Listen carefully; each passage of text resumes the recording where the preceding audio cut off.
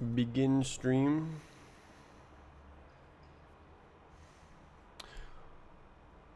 I've got a big jug of coffee.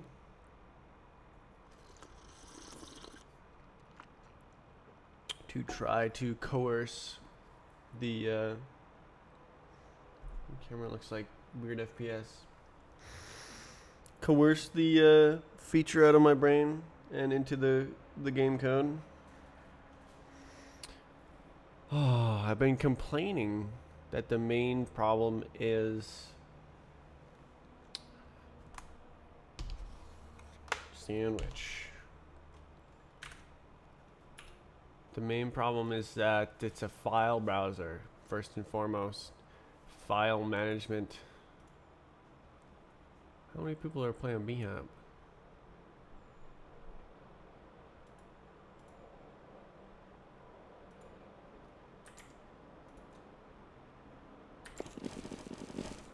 Oh, goodness.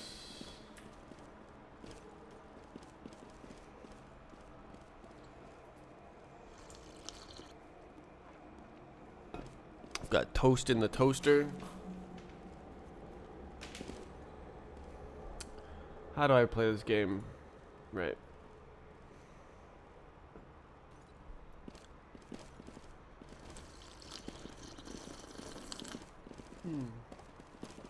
Hot.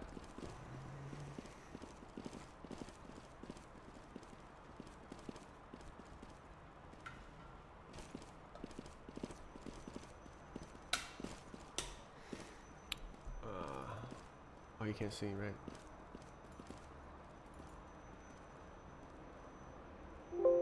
Why is there super high-pitched sound?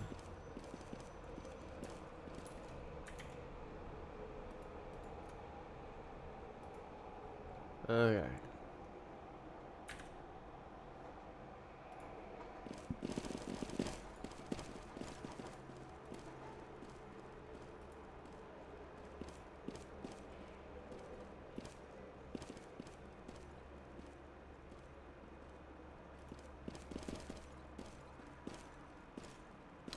And I wasn't on the right tab. Okay. Ruined. Professional stream ruined.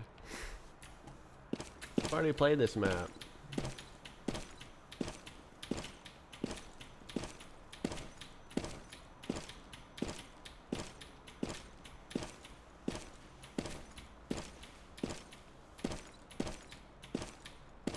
Oof.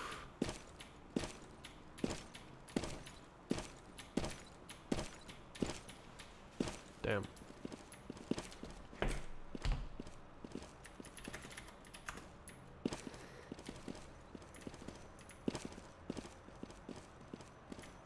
Sinsane. Player named Sinsane. That's a dedicated surfer. Apparently not though, because they're in Bhab.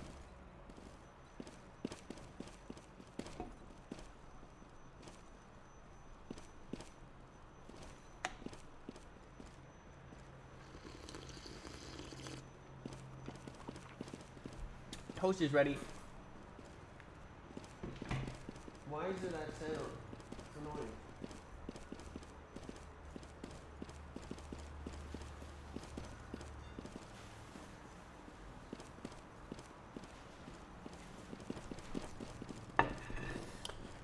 Did you know that toasters toast?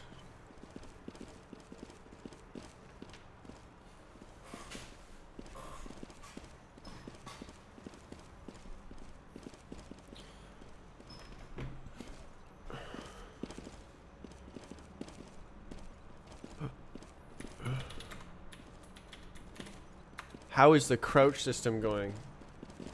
When did I say I was working on that? I guess I'm making a sandwich.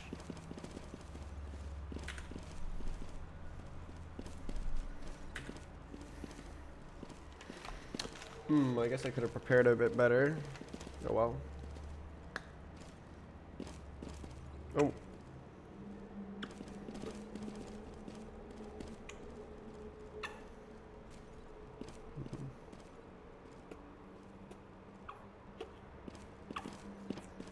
XD, okay.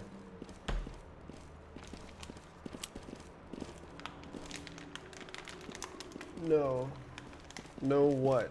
No toasters don't toast? Are you telling me you know better than me?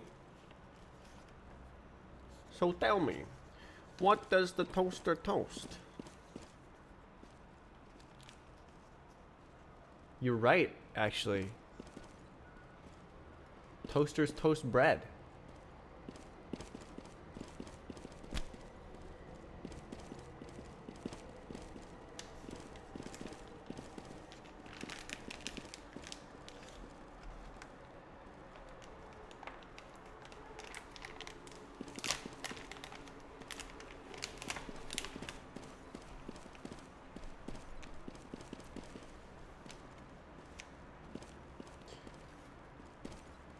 Punishment.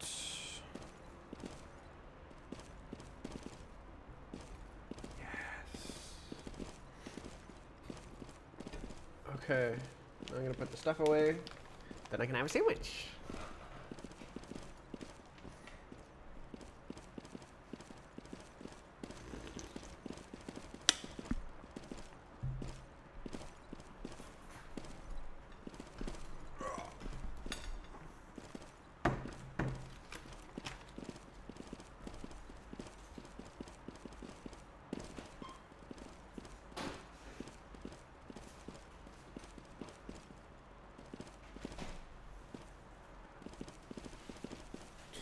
One sandwich ingredients remain.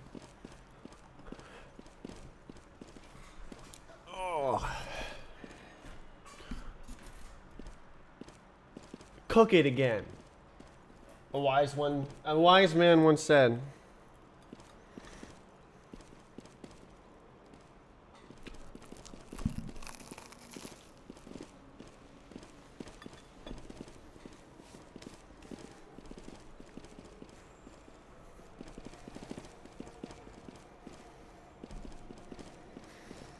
That's pretty good.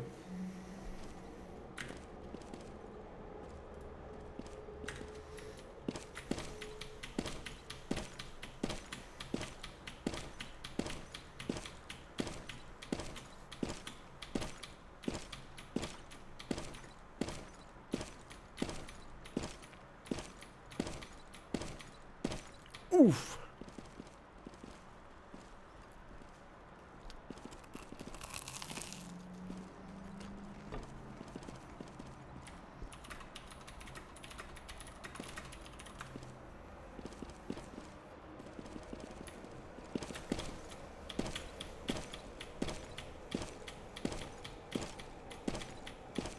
Hmm.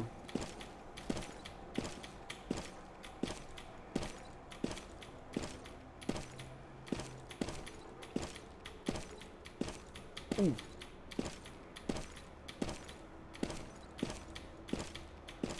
Okay. Really? You always eat two. Yeah, well, I'm a bit thin. I don't need a lot of sustenance.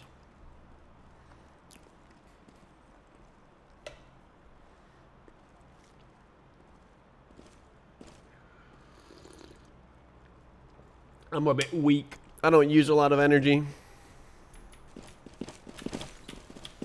You don't need a lot of strength to push buttons on a keyboard. How much energy does the brain use? Oof. Let's see.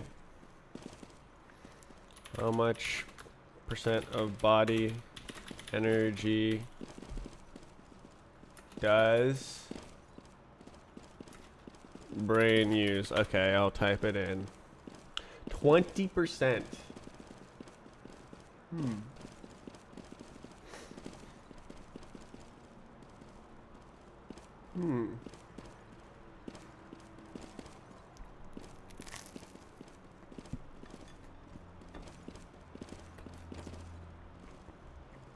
This sandwich is converting 20% into B-hop code.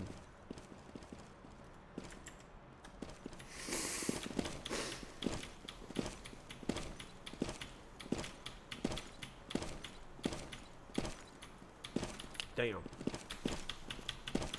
Can you just like go faster? Looks like it. Alright, is there any servers I haven't beat? Fortnite?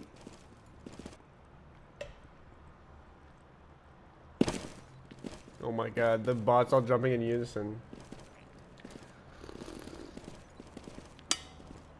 It still makes me think of the bears. Dancing bears.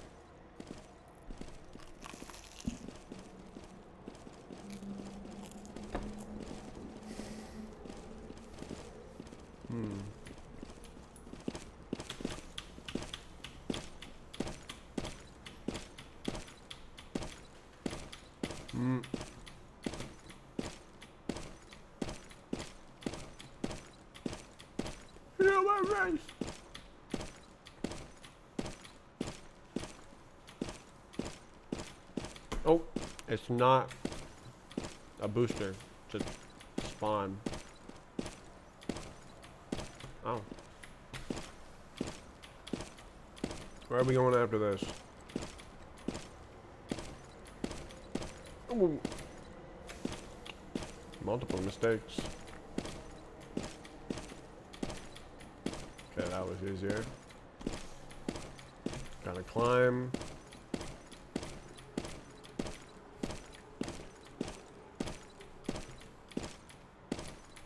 Ah!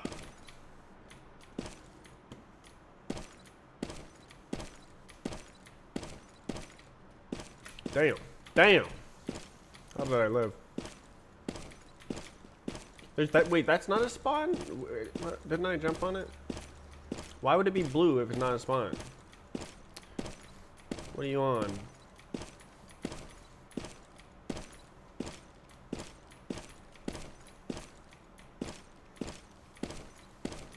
Oh, I see the end. Can you go this? No. Why is it not a spawn? Hmm.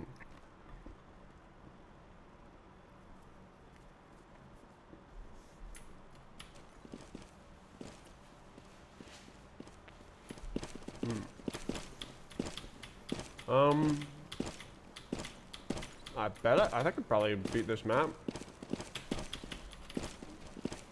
Do a little bit of grinding. Hmm.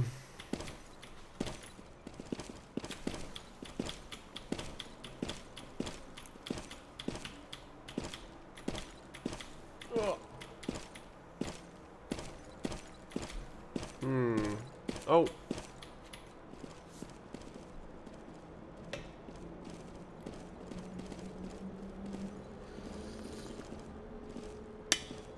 I keep thinking about Rust and making my own game.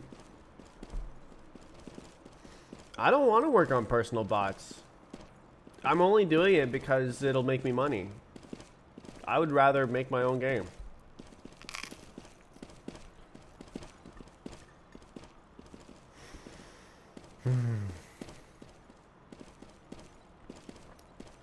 I mean, eventually I want personal bots, but I would rather work on the standalone game.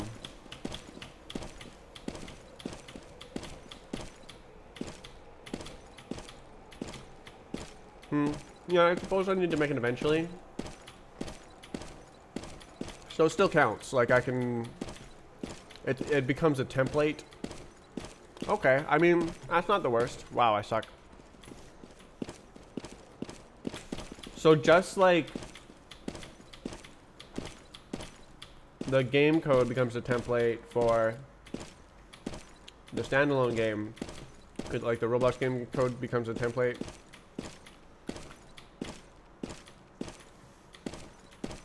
Same for the oh my god, wow. Brain dies.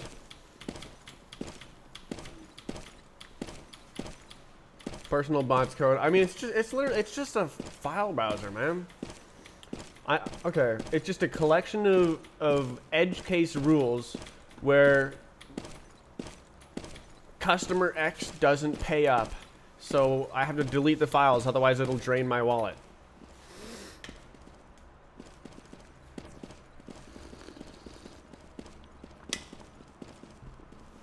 Alright, so I need a big disclaimer. Like, if you don't join the game for 6 months, your files will be deleted. Something like that.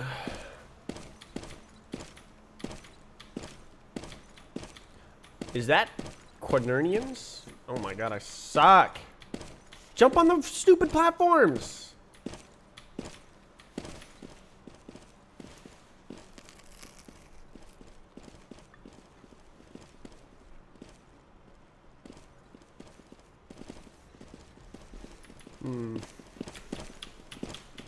Sandwich is quite good. It actually goes with this coffee flavor, which is a bit weird because the flavor is supposed to be toasted marshmallow. I mean, it's kind of there, but it mostly just tastes like flavor chemicals. Can I just do this? Oh! Goddamn.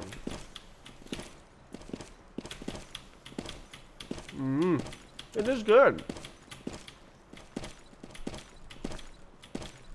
Oh, can I do this? Oh, nice. Save a jump.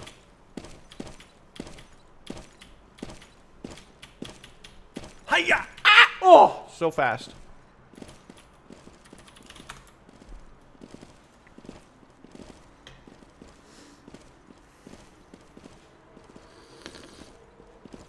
Okay, so in my mind, personal bots, the hardest parts are making sure you paid. It would be way easier to just enable bots for all times. I would just like delete one line of code and then the entire game would save times for everyone for all times.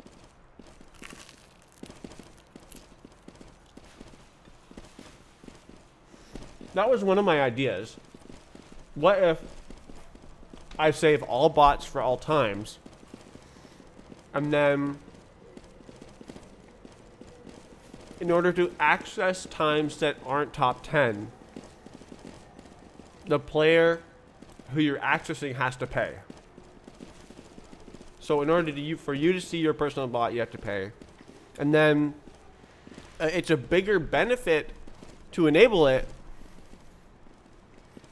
because you already have all your bots saved.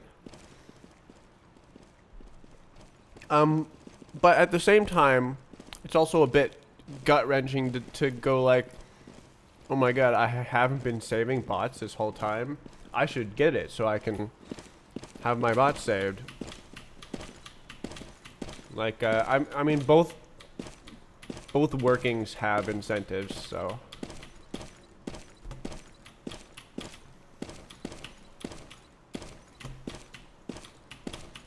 Really?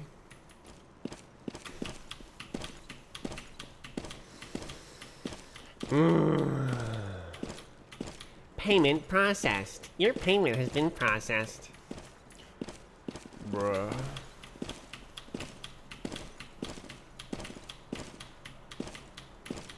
So, I saw some, actually, I think it was a Linus Tech Tips clip where they were saying that the majority of gaming revenue comes from a few individual wealthy gamers, and it's like, or not a few, but like per game basically. There's just a few that produce most of the income for the company. It's like, that's so weird. Premium for personal bot and paid for access to every bot.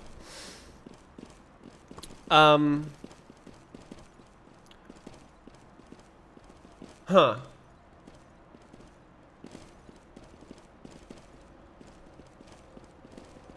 Well, why? How would you?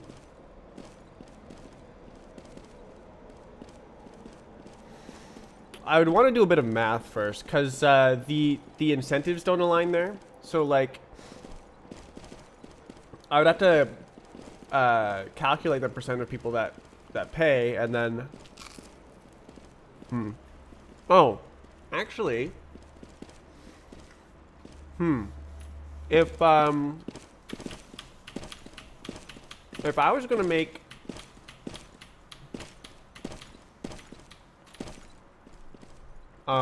every bot save before every time, I should probably implement fast bot saving, where you can't. That's right. No.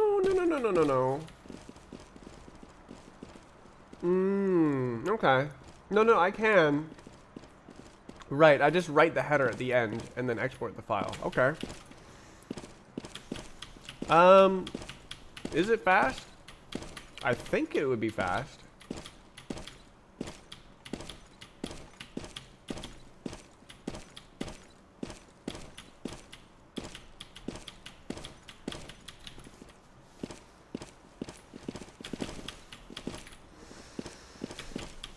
Because the biggest operations would be writing the header once the recording is complete, and combining the header with the file to make the final file.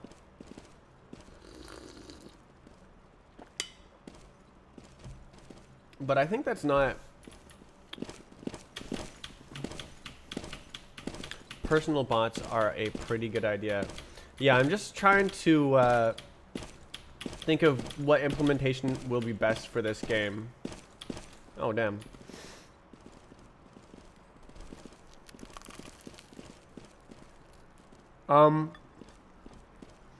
Personally, I'm a data hoarder. So I like the data hoarder idea, where all bots for all time are saved. And then it's cheap enough to save all the bots that it's paid for by the people who access them.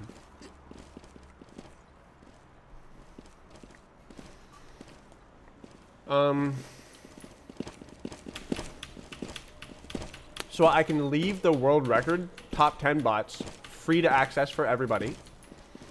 But then, in order to access non-top 10 bots, you have to have Roblox Premium.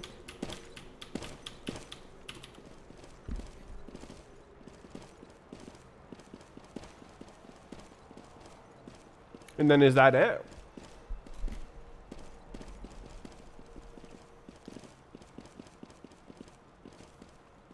The problem with that is that the storage cost just grows and grows and grows. I guess if it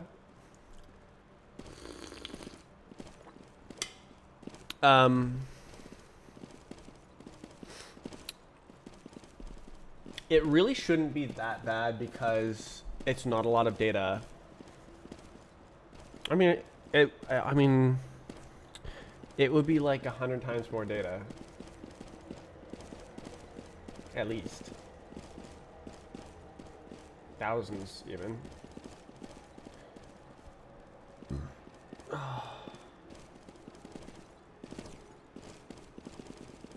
Yeah. Okay. Thinking that way, I think I can't do it, actually. I can't do it the data hoarder way. Because of...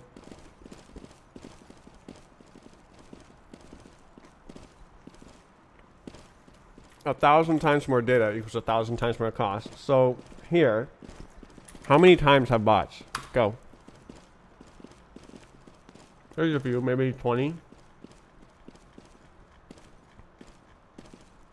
25 or something. Out of 500? Was that 5%?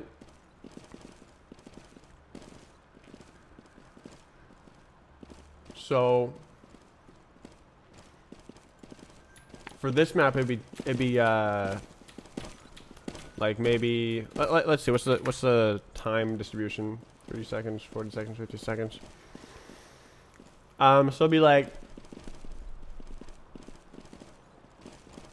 40x, because faster bots are smaller because they're shorter as well. So it's like multiple whammies for storing all bots.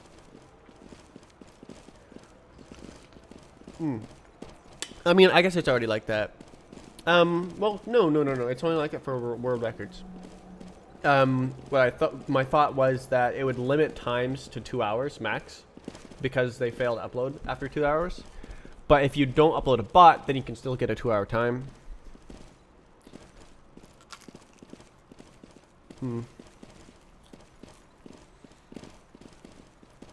Right, I can beat this map.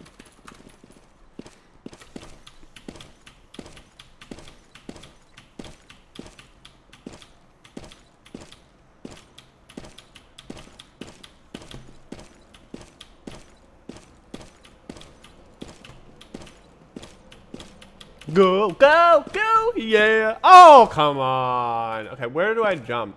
If I jump here, I was able to hit that. What? Do I go there next? That looks kind of right. I'll just need to figure it out.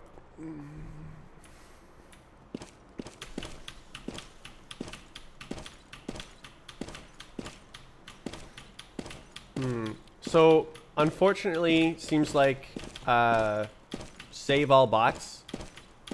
My ideal... Not. Oh, I made it. No way. That's my ideal scenario. I don't think it's possible. Because if it's if it's 100 times more data, it's 100 times more expensive, and I can't afford that unless enough people are paying for it, which is not guaranteed in that model.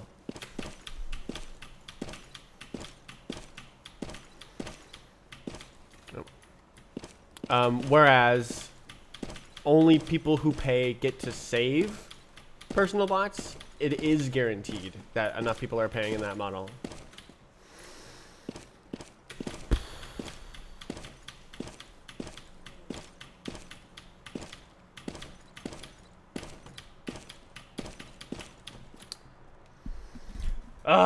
I don't want to delete files.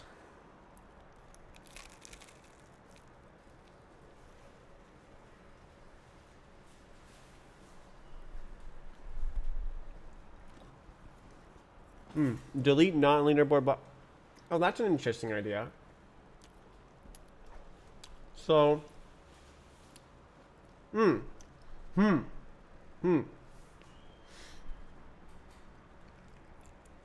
that is more psychological. So imagine you join the game, you get some times, and then the game has a pop-up like, your times will be, your bots will be deleted if you don't do this. That's the money grabbing approach, is to have a wave of deleting times every month, and then when the player joins, it's like, do you want to save your times? You gotta pay. If you pay, you get to save all your times.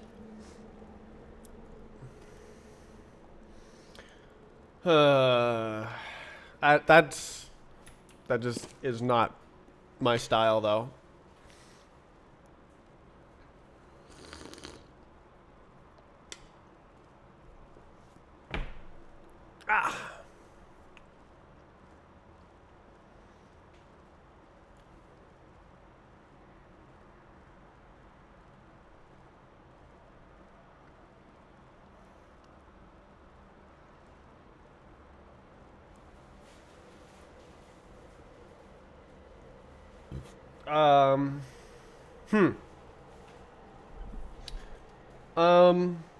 That's pretty cool. Non-world record times do save bots, but only last for a week. And you can access the personal bots UI and use the personal bots, but they're only free for a week. And if you want to save them longer, you have to pay.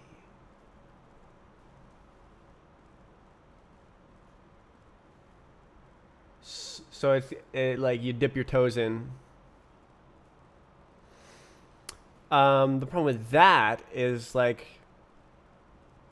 what if players don't need any more functionality? What if they're okay with the bots getting deleted? I'm not okay with them getting deleted, but what if they are?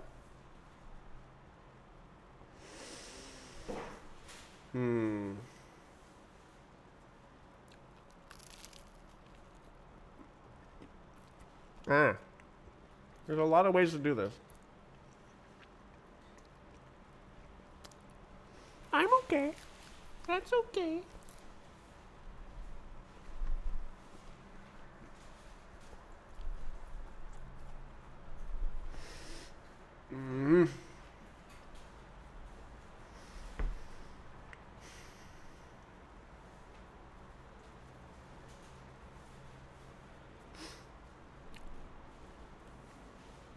So I do also want to have instant bots that are not saved at all, but you can still watch your replay if you stay in the same server. Problem with that is it uses memory. For that, I could delete the bot on the server after it streams to the irrelevant client. Only problem is if you want to share it. Right. Actually, I could. For that, I could just hook it into the instant spectate system, where you can only have one bot loaded at a time. And then when you beat the map, it replaces your instant spectate bot.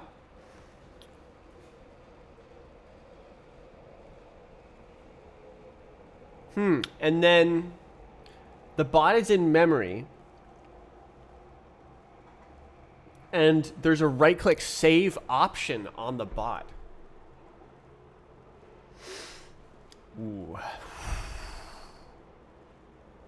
So anytime you get, it makes an in-memory bot that will vanish as soon as you get another bot, or you spectate another bot, you load a different bot, you leave the game, or the map changes. So it's a transient bot that only exists in memory. But you have the option to save it. Okay, but what about everything else I was saying? I think that the most financially aligned model is, in order to save bots, you have to pay. You have to have Roblox Premium, and then if you don't join the game for 6 months, the bots are deleted.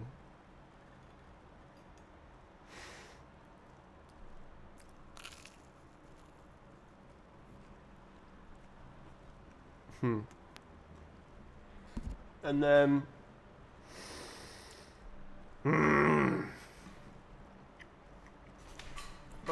I guess I would have to work with averages. The problem, there's another problem with Roblox, is that I can't track individual income from individual players, because it's a fixed amount that's given out in proportion based on how much time you spent in my game versus which other games you played. And I don't know how much time you spent in other games. I guess if I found out the amount that's given out, I could calculate what the average percentage of time people play in my game versus other games is. But like, that's still working with averages. I guess I could calculate per player based on the average. I mean, it wouldn't be exactly correct. Ugh, there's too much money stuff with this. Okay, my hands are mayonnaise-y. Oh.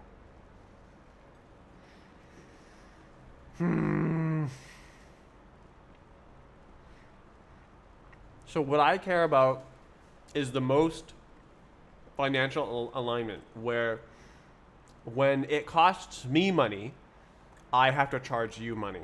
If it doesn't cost me money, then I don't need to charge you. That's my favorite, or my most the most aligned way of doing things in my mind. Median of their time played. Well, it would have to be average. But yeah. I would need a whole tracking system and it would be all complicated and everything.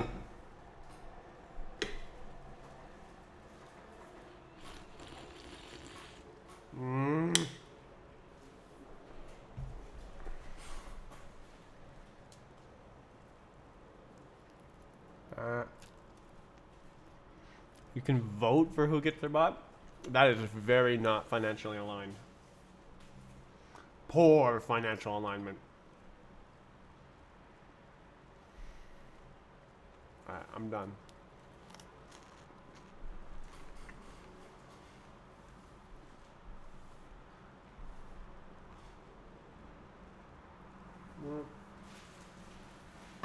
Okay.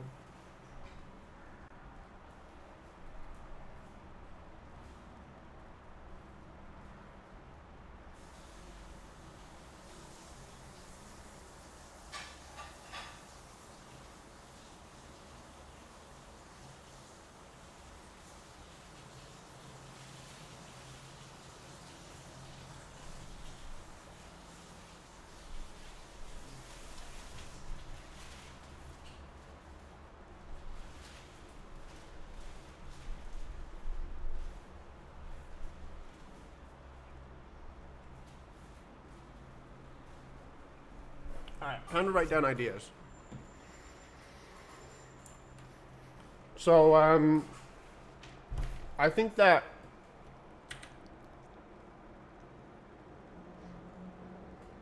the in-memory bot provides a great service for free because it doesn't cost me anything.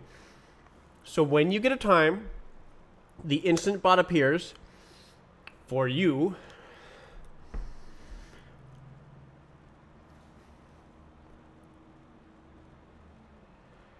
Oh my god, actually, you could, as long as you keep the bot there, with the current code, you could tell your friend that's in the same server to spectate your time. And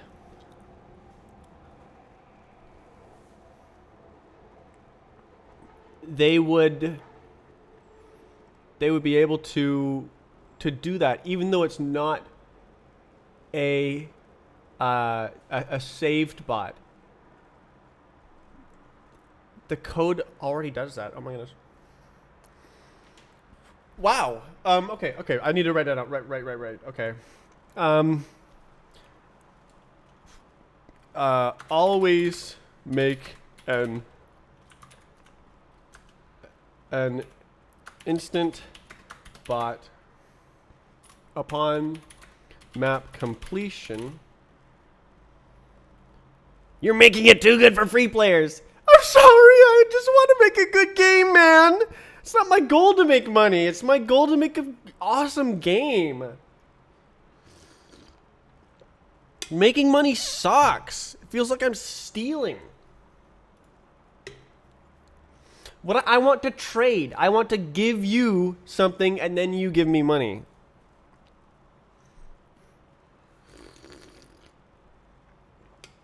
Good games should cost money. Yeah, I'm curious about that. So if I made a game and it's available on Steam or whatever, and it's literally this, but not on Roblox, do I make it $10? Do I make it free? Do I make it $20?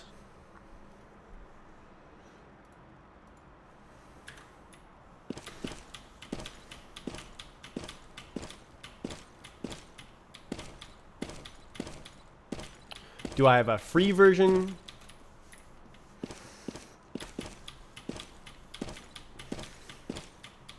Ad supported. No. Ad supported B-hop. No.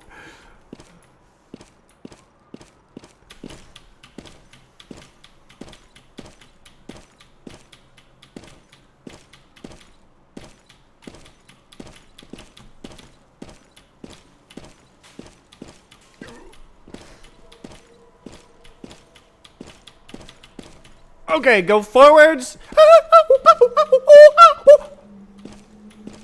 Okay. Hot potato. Ooh, I don't believe it. I don't believe it. I don't believe it. No, no, no, no, no, no, no, no, no, no, no, no, no, no, no. Okay. I'm moving forwards. Freak out. Okay. Touching. Good. 100, huh? Is there a skip? 34. Bruh. Let's see it.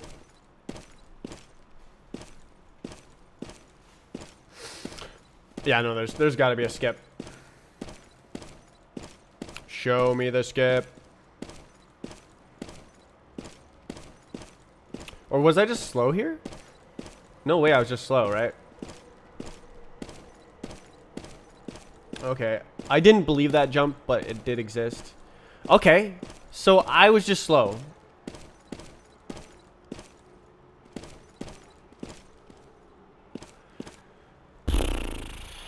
Okay, I have to write it down. Okay.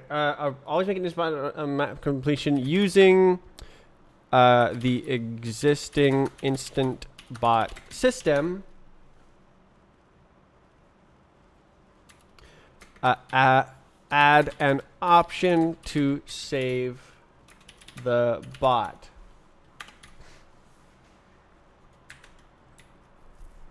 There's a skip on the map, but it's actually just slower. Oh, do you have to like speed gain in a circle or something? And it just takes longer than it does to just beat the map normally.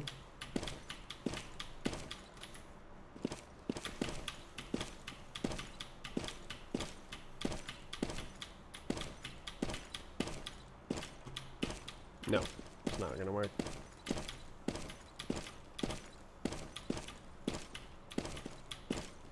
Whoa.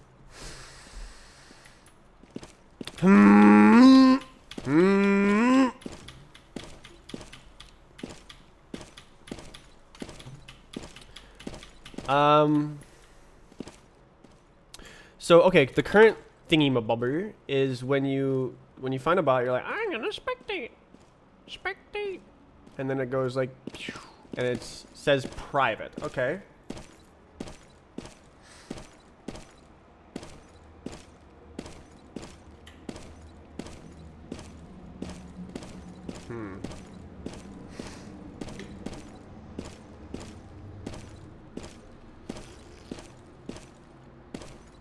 Really? I got 44 seconds? I was pretty terrible on this part. What, so you stay high all the time, and then you can reach the next parts quicker. Yeah, I can do better.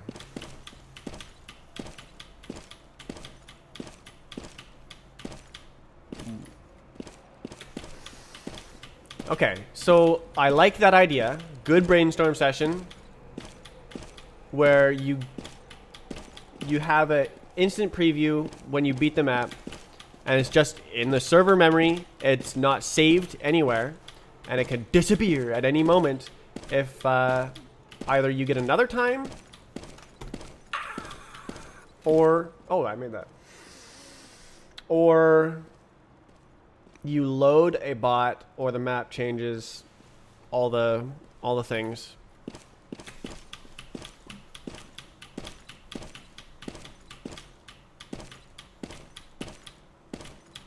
Very good, very good, very good. I like that a lot.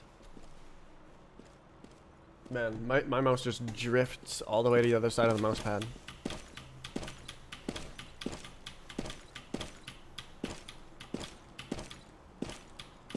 Go, go, go. Yeah, fast. Go fast. Uh-oh. Uh-oh. Oh, I made it. Okay. Up. Up high. High, very high. That wasn't high enough. I should have gone to the higher platform.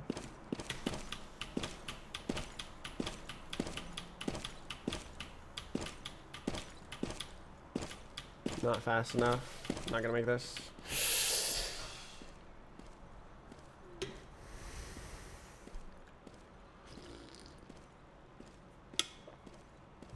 Okay. For which brings up a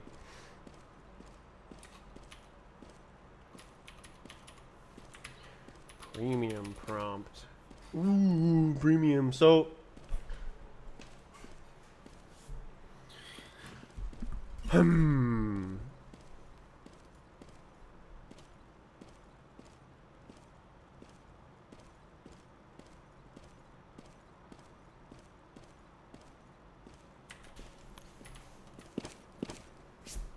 why are you posting this in the stream chat?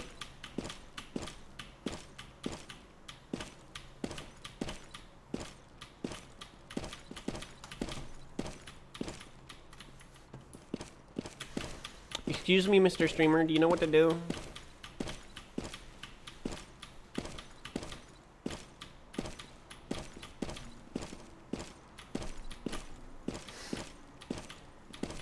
If you're serious, then call the police.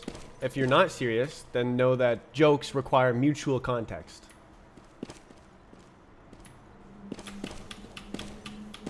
That's how jokes work.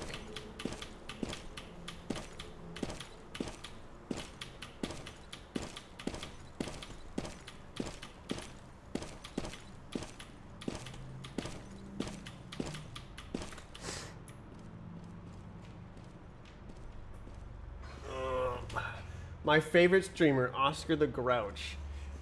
Dang. Am I really that grouchy?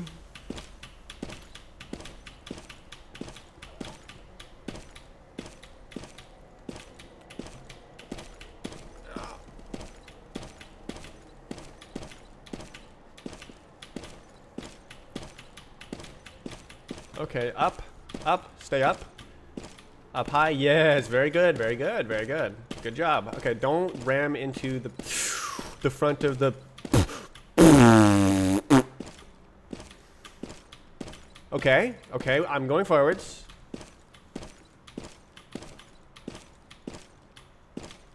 Just don't. All right, good, good. That's way better.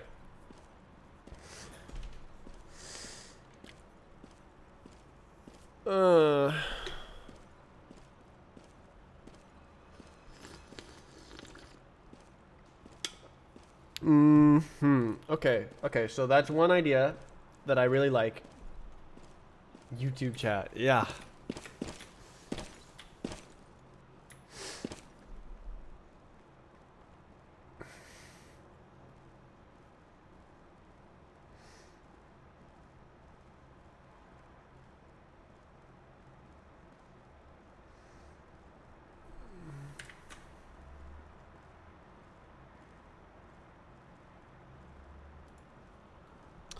Okay.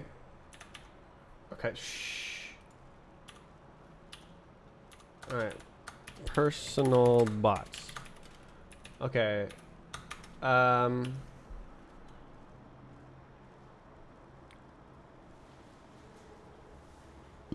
Excuse me.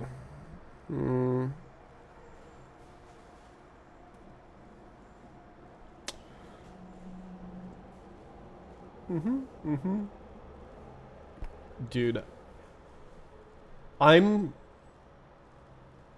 want to work on the game, and then when I'm done, when I feel done working on the game, move on and work in Rust. That's what I want to do this week. See if I can actually do that. Do multiple things per day. What?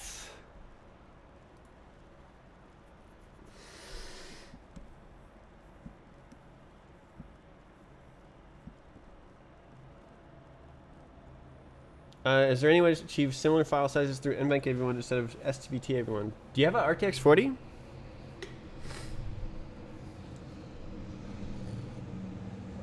Unfortunately, the answer is no. It's first generation AV1 encoder. It's only about as good as HEVC, the HEVC hardware encoders. They are about a similar level of compression quality. So it's not actually that great right now, especially right now, because there's no streaming services that support it. Like, if streaming services already supported HEVC, it'd be totally useless. But almost nothing does, except YouTube supports HEVC and AV1, of course. But wait a second, are you distracting me from working on personal bots? Yes, you are. I could talk about this for hours. Anyways, I assume that like Twitch is gonna add AV1, which will make it a better option, but only because you can't use HEVC. The quality is about the same for the hardware encoders, but the software encoders are way better, both for HEVC and AV1, but AV1 is better than HEVC. Tell us more. AV1, HEVC, AV1.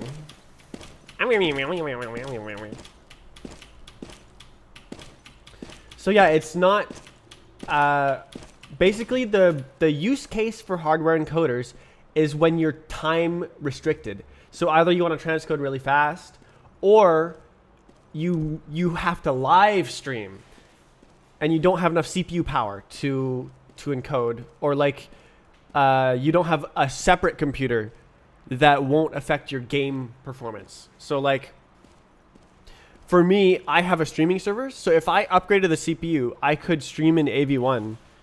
Actually, I might be able to just do it as is if I set that settings high enough. But not everyone has that setup. So the hardware encoder makes it so that there's not a huge performance impact on your game while you're streaming. And then if you're using AV1, it's more efficient and better, but it's not as efficient as it could be if you use software encoding. Software encoders are always better, but always slower. So far. Oh! Okay, up.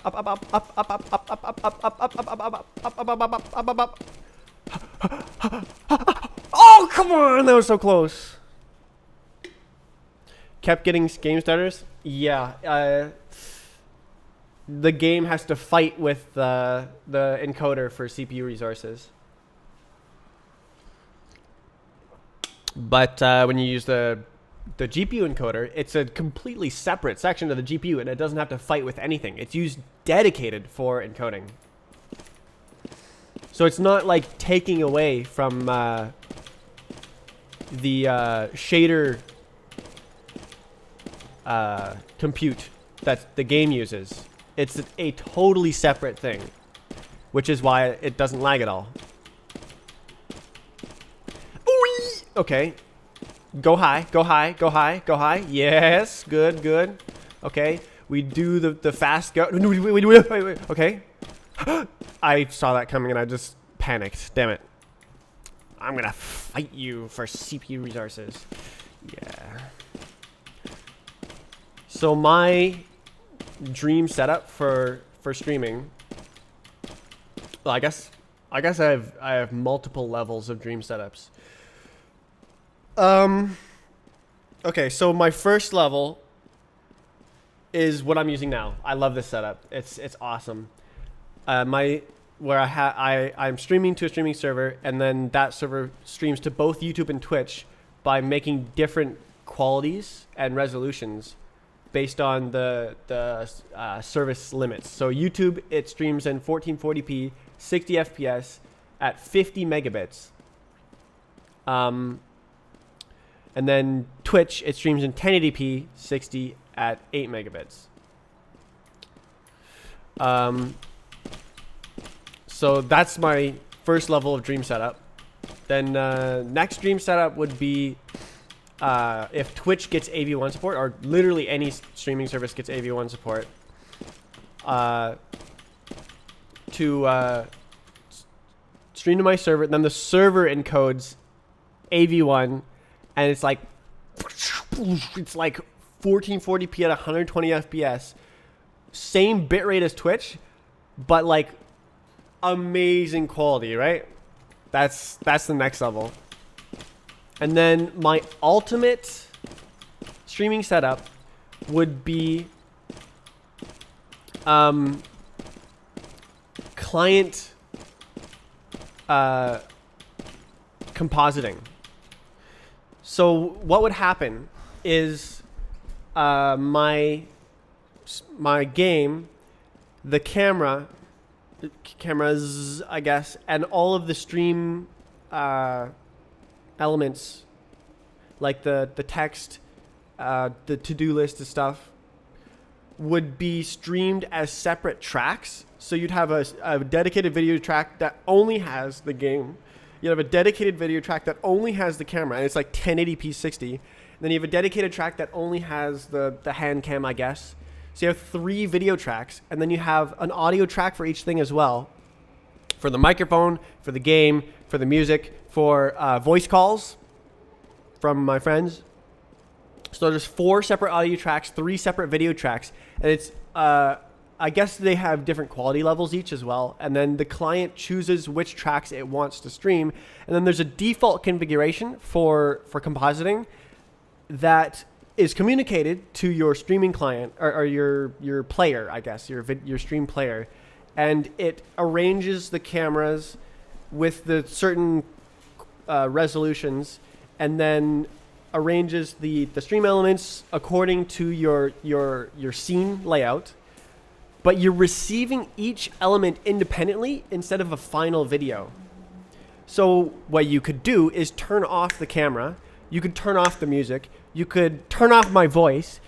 You could adjust the volumes of each thing individually. You could move the camera somewhere else. You could just like full screen the camera only. And it's like maximum configurability and like minimum data, erasing data, like whatever's behind my camera on the game, you can never see it. It's just some players in the player list, but yeah, that would be ultimate. That's technology that doesn't exist. Peer-to-peer. Peer-to-peer isn't super necessary, but it'd be good for like streaming to friends. So if you had that ultimate setup and you streamed to a streaming server, and then that was your CDN, content distribution network, and then you had a private link to your friends, and it's the exact same thing, but a peer-to-peer link, and then they can turn off your voice so that they can be in a voice call with you, and turn off your music because like that's annoying, and then just have like game audio. Oh right, and turn off themselves. Bruh, that is the pinnacle, the ultimate. You'd have to host your own site. Oh yeah, you'd have to make everything. None of that exists. It's just the vision.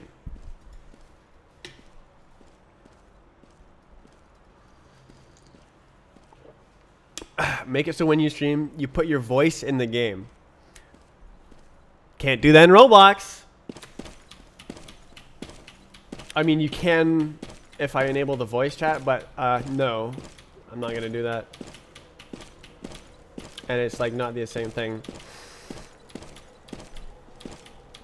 But if I had a standalone game, I can do anything if I make my own game.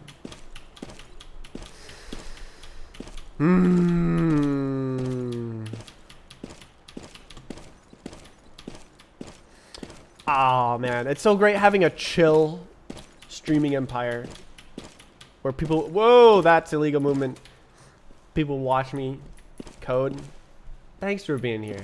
I really like having a small audience.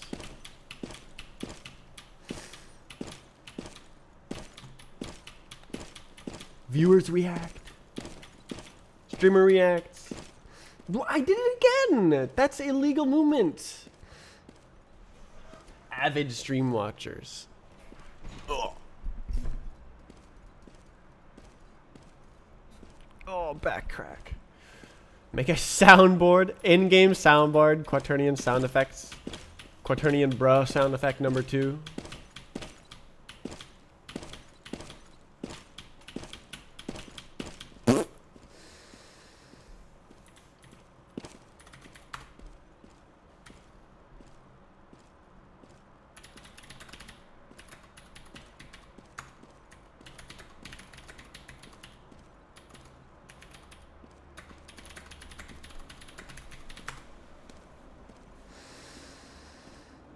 One day. Is there older servers in Surf? Any 2-day server?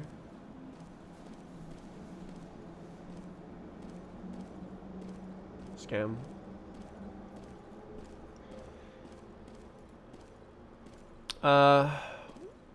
What server? This 30D 5-hour server. What? Okay, so this is the oldest server. Let's see. Maybe it's crashed, like the dude is saying.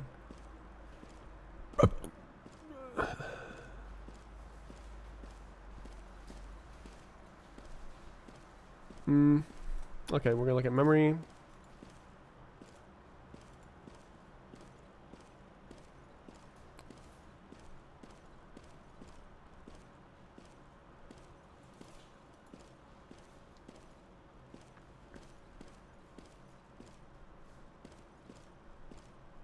Who reintroduced the memory leak errors?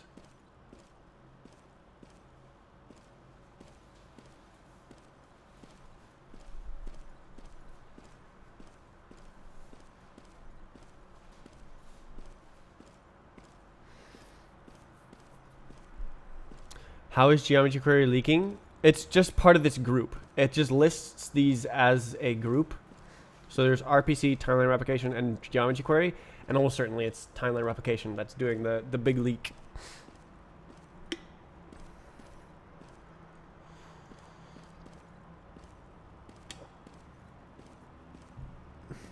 Group. I thought it was just VI perceive server.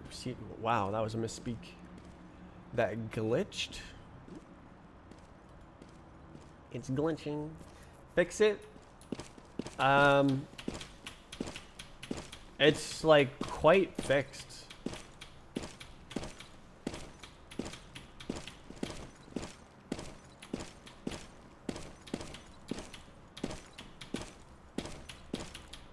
Ooh, very fast. Okay. Okay.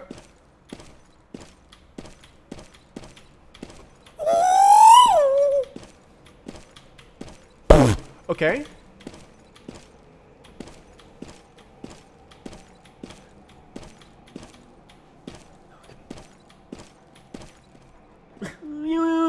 There's too much going to the other side.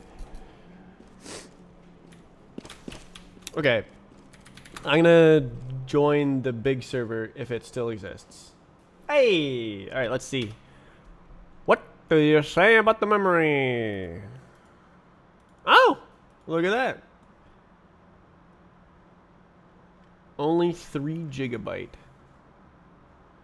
Whoa! This server is booming. 400 megabytes of play script memory after a day.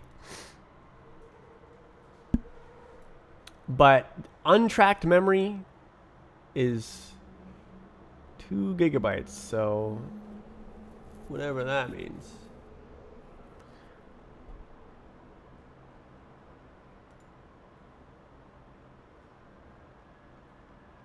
Untracked memory. How is it tracking the untracked memory? Why don't I have a time on this map? I'm gonna get on time on this map.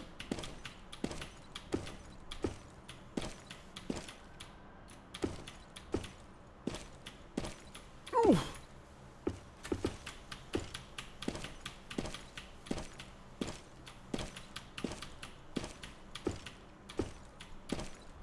Come on.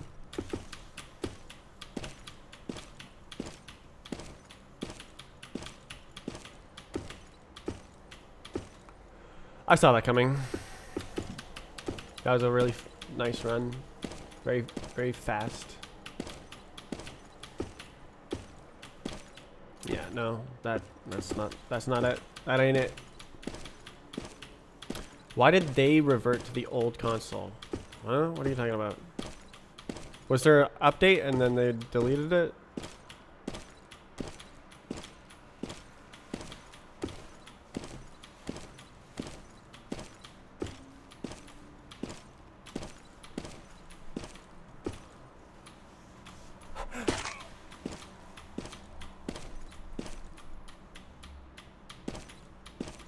Easy gaming. Oh, I do have a time. Okay. Sub 7-minute koi world record. I don't know the map well enough.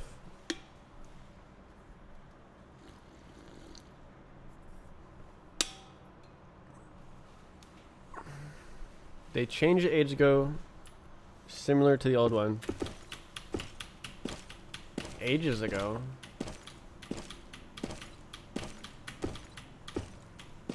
What am I doing?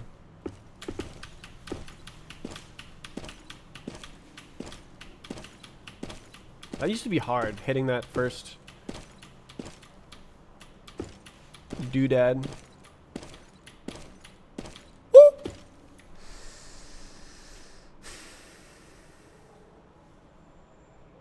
Okay, I already have a time.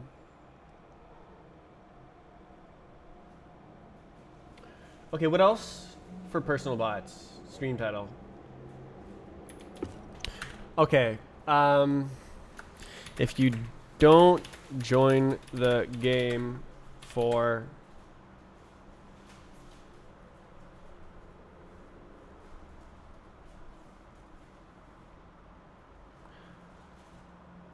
I guess 6 months, your bots are delete.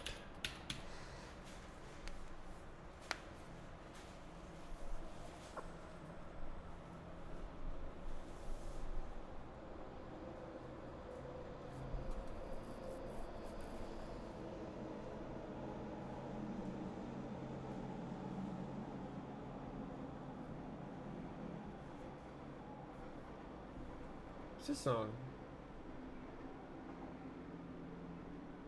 This has been caught on my head before. I've never known the song name. Nice.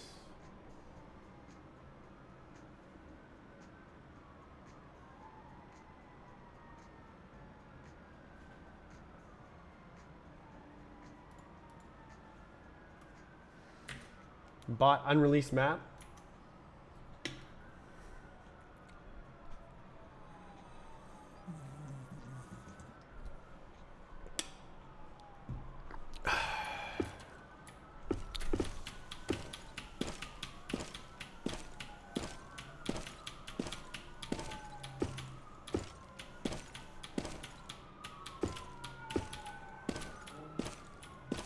Yeah.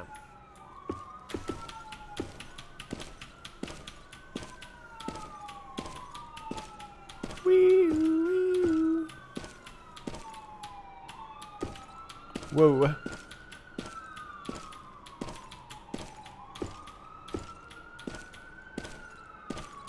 Ooh. I ran out of mouse pad.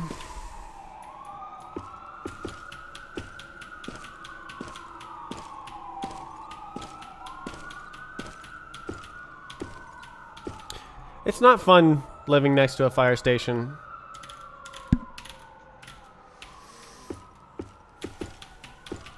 Same with the SkyTrain. I'm more or less used to the SkyTrain though. Don't really hear it anymore. You live? Yeah. Where the woods sounds. Wood sound. What is wood sounds? The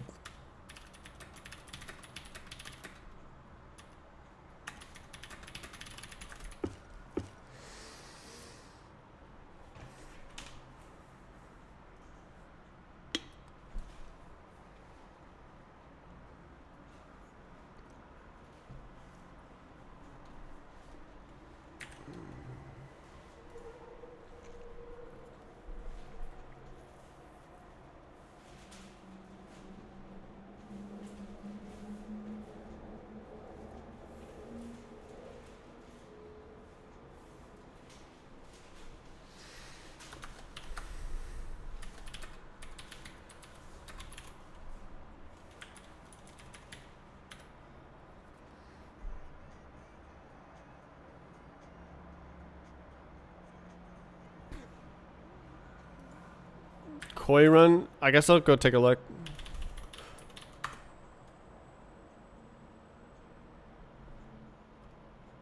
Alright, so I need a bot browser GUI as well. Should I write profiles? That's kind of a big job. Maybe I should not.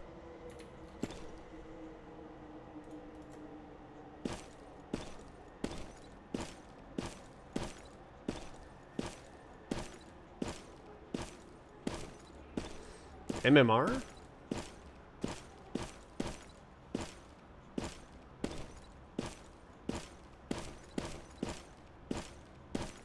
Smooth.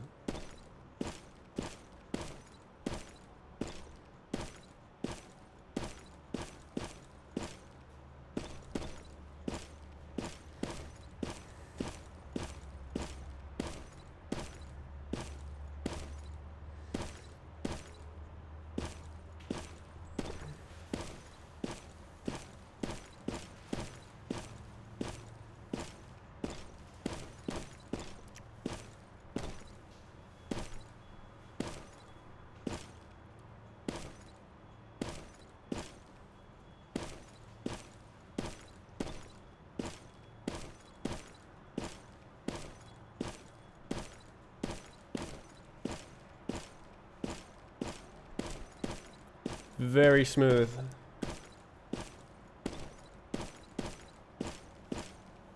Ah. Run over. Scammed.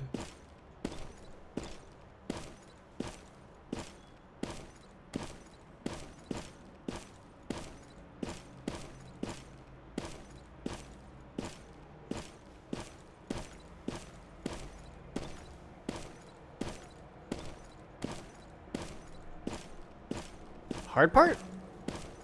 This is a slowdown. Zoom in.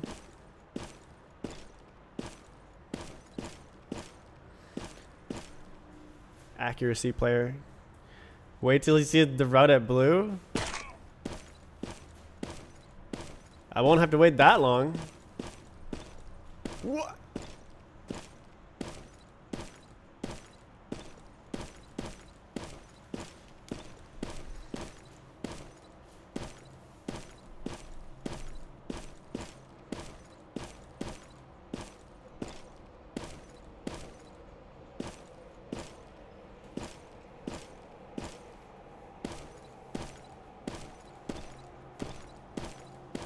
Was that an edit? The those head hits didn't hit head.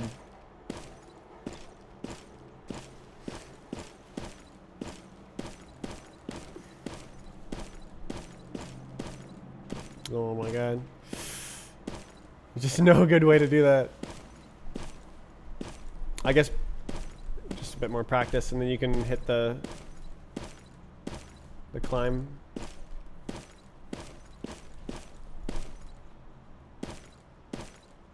But I guess hitting it in a run, pretty crazy. I guess not as crazy as doing an entire run.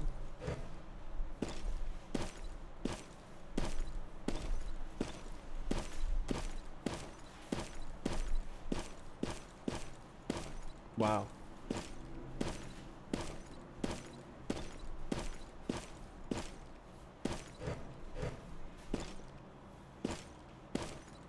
One day.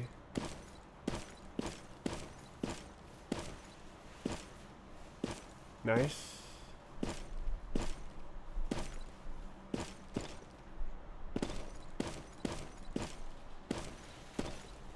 Whoa, that looks like fast. Why did that acceleration look so fast?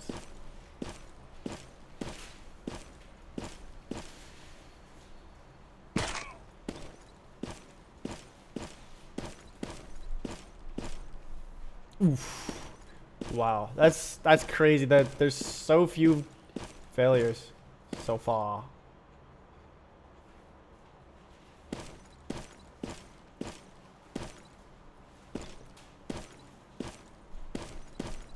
Skipicus Maximus.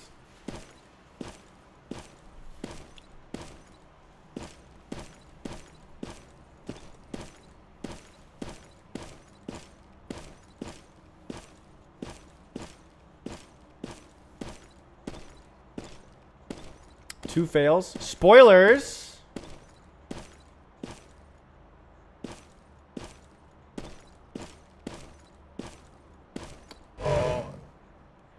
I don't know why that happens. Wow. First try.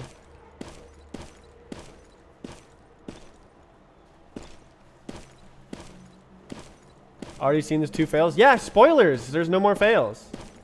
What?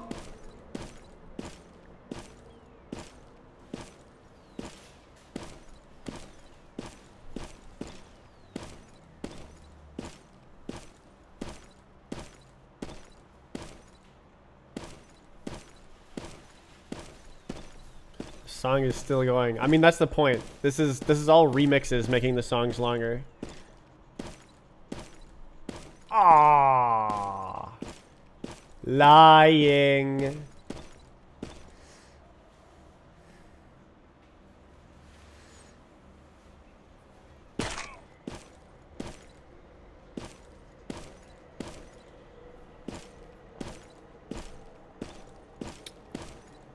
Could have kept a bit more speed.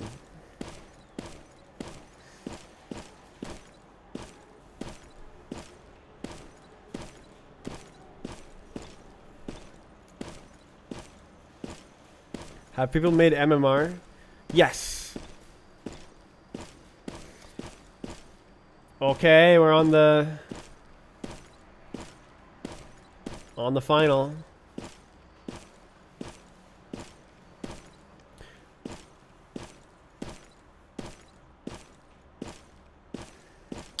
My game has finally reached the point where the only way to cheat is to beat the map in a way that other people can't do it. There's no, you can't. That's safe? You can't,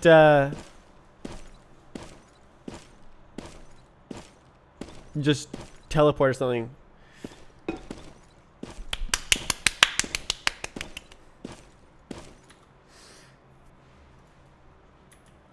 It's not safe. I see. Very nice. What's the next best time? Woo! Oh my god.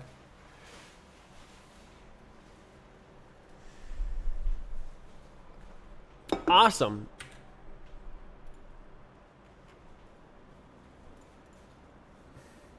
Why don't you play CSGO Beyop? Well, mainly because I made the game. Is my game.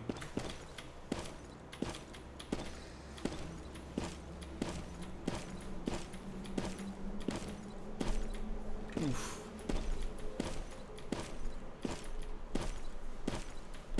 CSGO! No way, CSGO B-Hubbings! No way, CSGO my favorite B-Hubbings!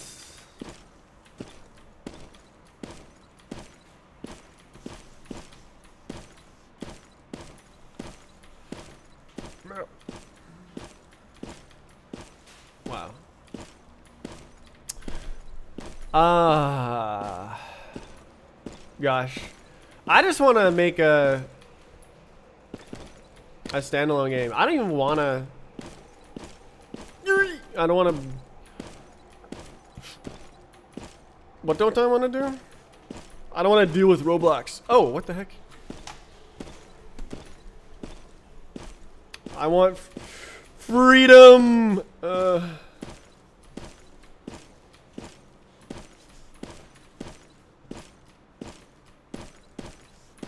I go up? Yes, okay.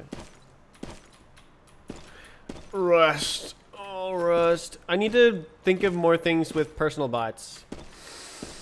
Okay, so let's say you do pay for personal bots and you go,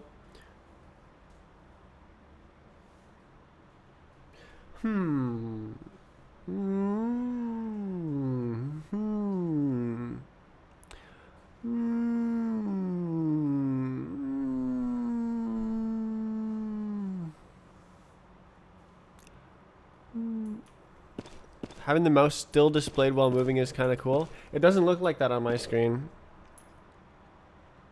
I just see the normal crosshair. It's because it's capturing a virtual machine, and it's using Shadowplay. Actually, does that show up on Shadowplay if you Shadowplay the game?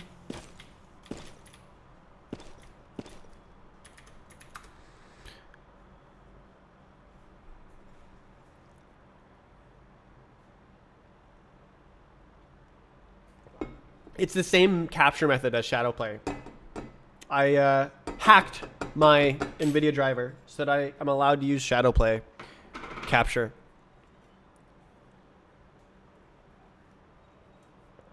For things that are not Shadowplay. Looking Glass. Yes. NVFPC. Correct! The technology. Technology! Alright, let's go to this map and look at the server. Memory server 5 GB.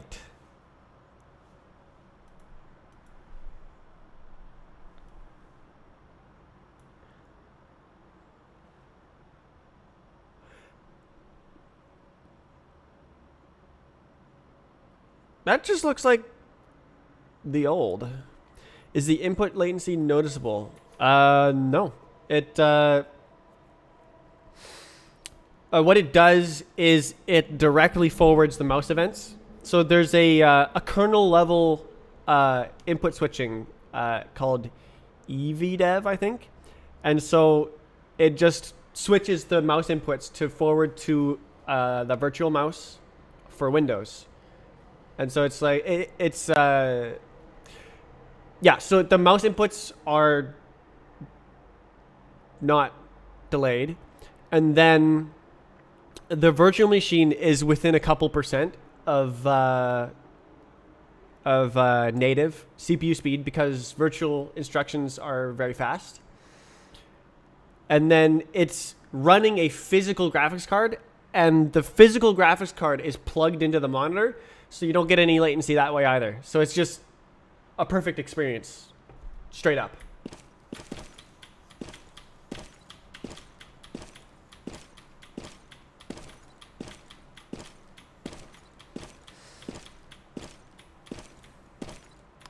Doing it on B4. What's B? Oh, Looking Glass B4? Yeah, they're on 6 now. Did it disconnect? Yeah, it kept disconnecting. Yeah. Yeah. So I'm using Looking Glass only so that the live stream can see it. I could probably use Looking Glass to play the B4 equals before. Okay, well, there's also Looking Glass B4.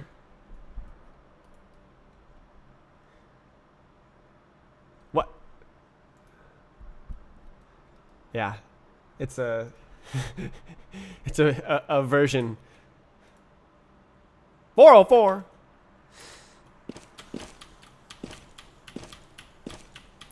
So yeah, I don't use it for actually seeing what's on the screen. I use it so OBS can see the virtual machine. But conceivably I could if I had a DisplayPort dummy plug. So in order to Okay, in order to there was no way I could do that. Stable and bleeding edge. You don't want bleeding edge. You want the stable version. B6 is way better. It all the problems stopped happening. So awesome. It would disconnect for me as well. Basically, whenever it was kind of random.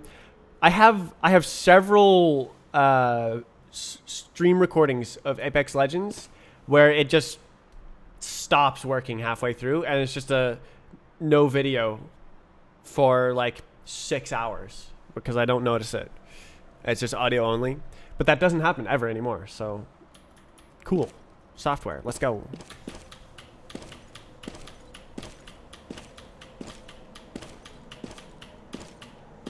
B6, very good.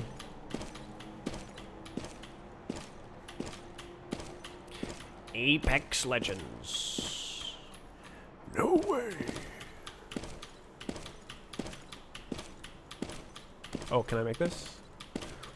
Nope. Oh, cool. Oh, cool.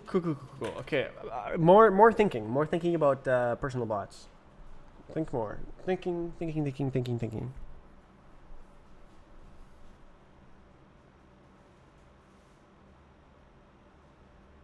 I don't have a dummy plug. That's only if you need to use the if you want to use the Looking Glass client. Basically, what happens if there's no monitors plugged into the GPU, then you can't connect. Windows doesn't make a virtual display.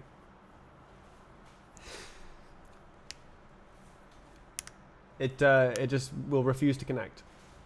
Maybe.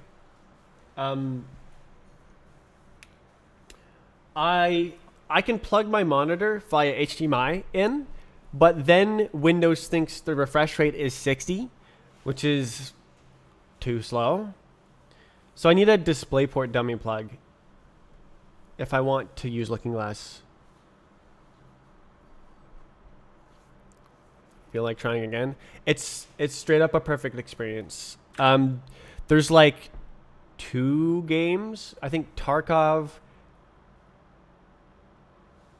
I can't remember. Oh yeah, Valorant. Tarkov and Valorant are the only 2 games you can't play with a GPU pass-through virtual machine. They both actually, I mean, I think that you can if you do some tweaking, but you might get banned if they change the anti-cheat and they detect your tweaks. It's pretty cringe.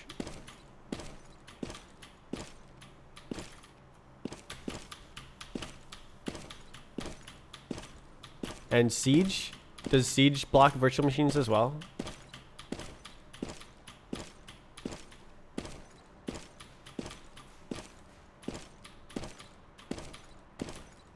No.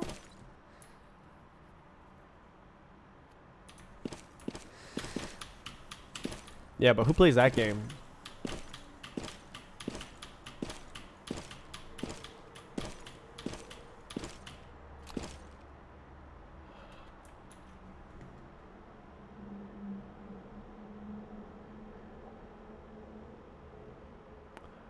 Right. Okay. So I also need to look. Bot collection query. RPC query. Bot.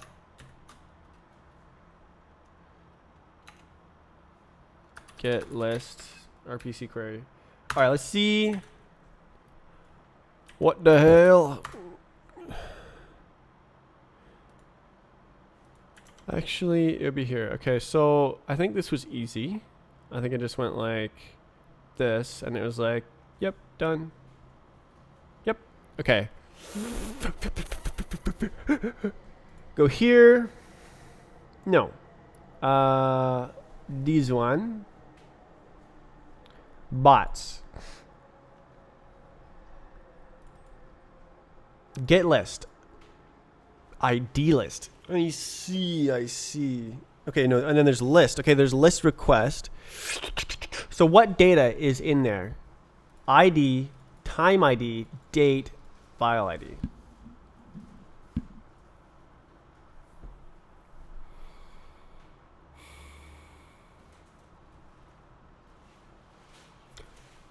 Oh, right. Okay. No. You can just do times.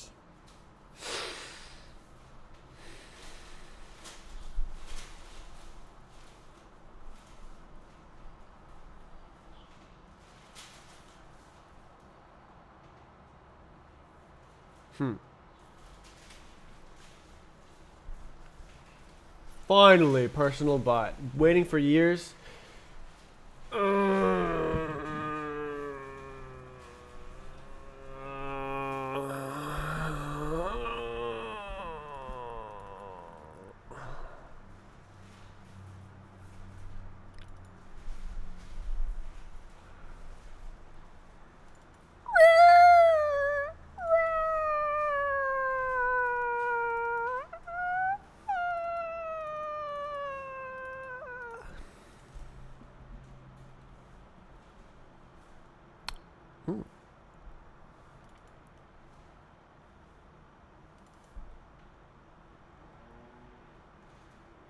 So I can't filter bots by player, but I can just grab their times, and it includes a bot reference, so it will know if the time has a bot, and then I can just list it like the WR. So basically, I think what to do is literally just use the withheld times GUI.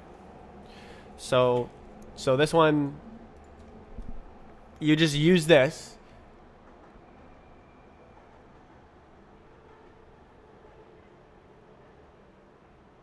And except not for administrate.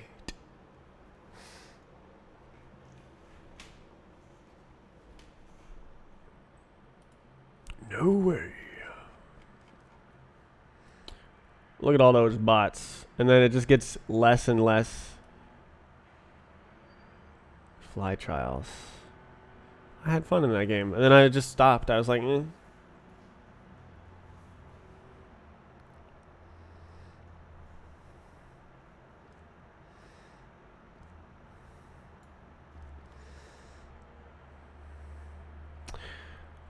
So there's no way to only grab times with bots, but the times are very queryable, and they know when they have a bot, so it's not super bad. Attention span is too low post TikTok. That's a big oof. Sit through a match. Bruh. Oh may.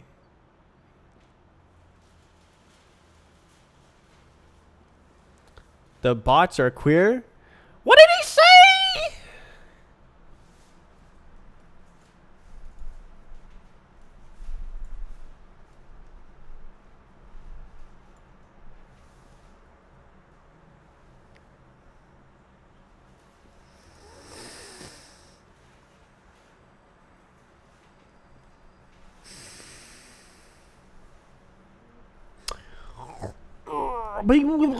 So Aiden added this this page thing to the it's my enter key to the moderation GUI.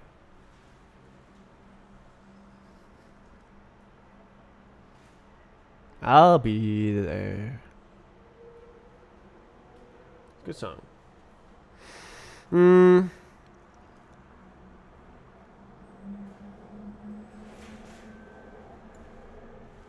Which is fantastic, but like it looks kind of weird. Like, shouldn't it be like, I don't know. Another thing I think would be good for specifically this update is having your time overlaid like, so if your time looking, okay, what map is this? Oh, it says right here. Okay. Do I have a time? Yes, guys. So 19 point something. So my time is right here. So while I'm scrolling, my time would appear at the bottom here, and then it would just go in, stay there, and then it would stick to the top. That's my idea for that. And then even if you're not in the top 300, your time is loaded at the bottom.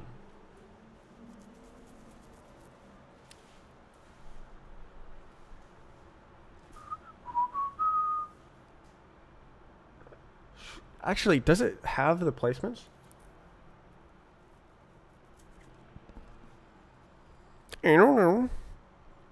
But that would be good for loading your personal bot, because then you could just right click spectate on your personal bot. Tommy, I looked into it and it was kind of hard, so.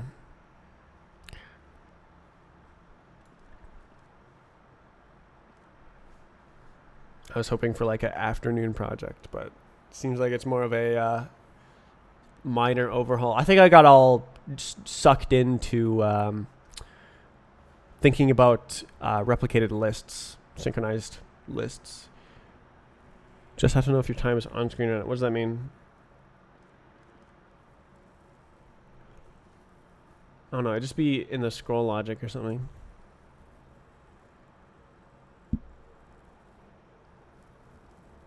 Oh, that's true, actually. You could just hide it. Huh. Yeah, no, you could have straight up have a completely separate element. Well, that's easy.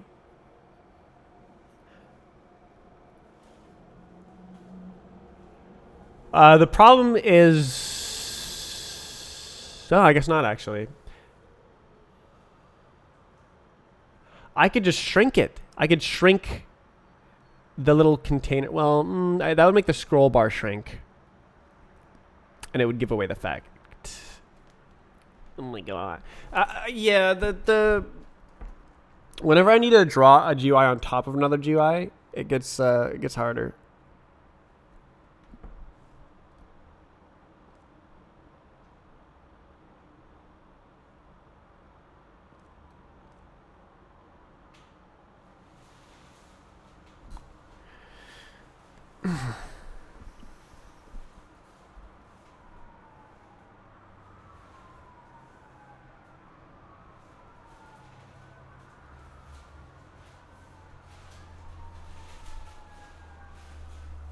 Qbox rewrite?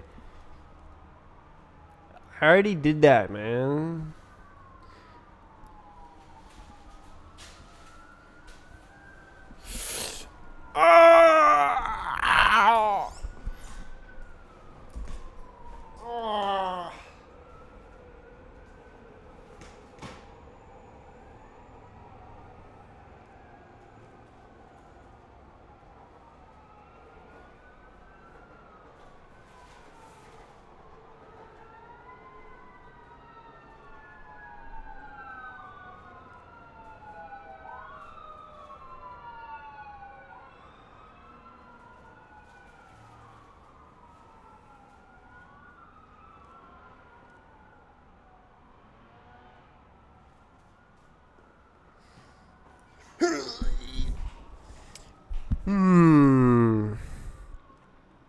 The relaxing sirens in the background. Oh, okay, so this is a fail. This little list item, X, don't work. Use time queries.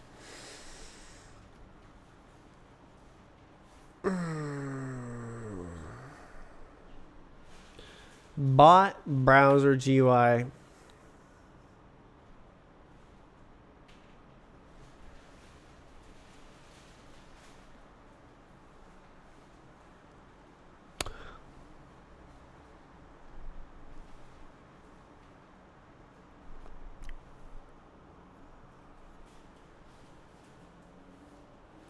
Good to see your rank at any time. Huh? Oh, you mean for the world record list, the placement. To see your rank, you can go /rank. No way. Rank. Scroll? Can I just do that? Unlucky. Okay.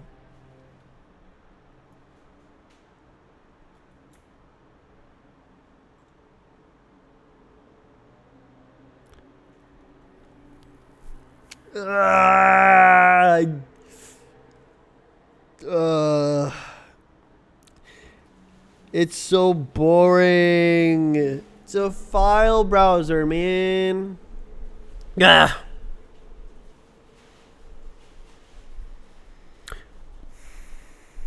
Right. Okay. Right.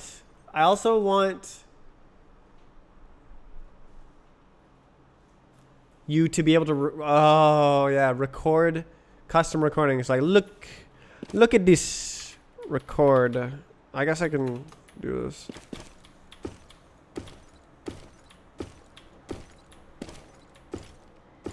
All right, watch this. Record.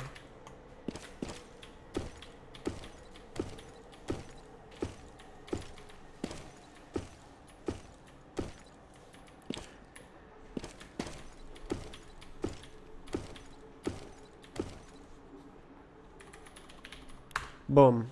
It makes a recording, but it doesn't know what style I'm in. So it thinks I'm in the ground. So I would need to fix that.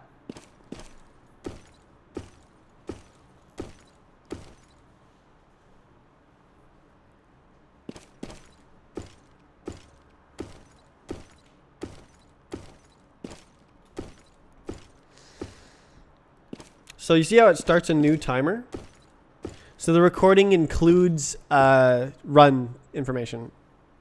So it knows that my timer is already started when I start the recording. And it knows to start a new timer in the middle of the recording. So the timers are not like hard-coded if in the bots. They are dynamic. I thought ahead. I thought about this. The problem is that it doesn't know what style you're in.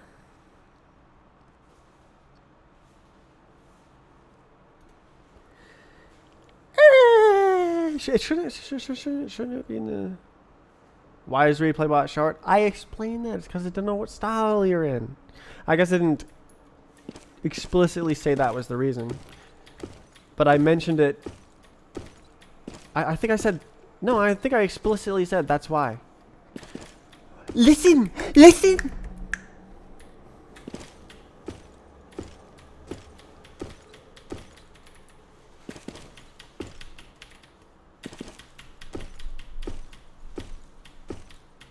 What?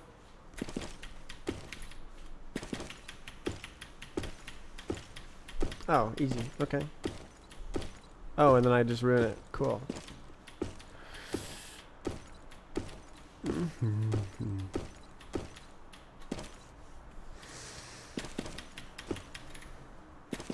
So there I was, recording a bot, when suddenly, the recording was really short. What am I supposed to do about it?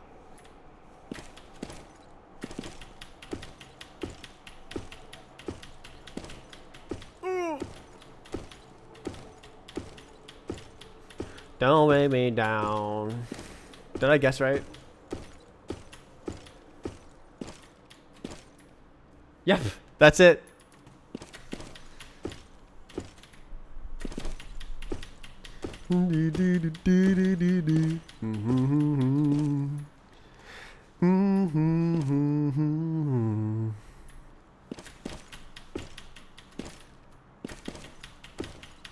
How did I know?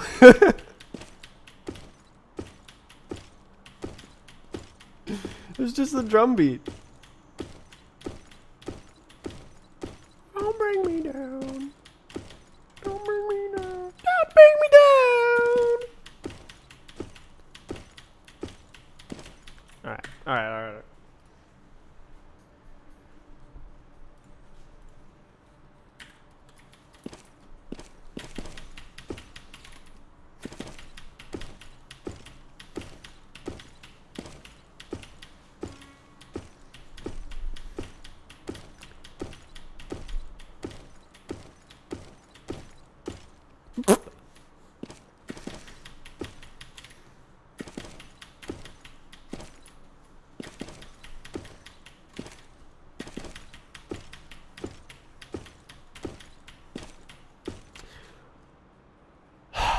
Strafe maps be like. This remix is weird. The lyrics are so quiet. Oh.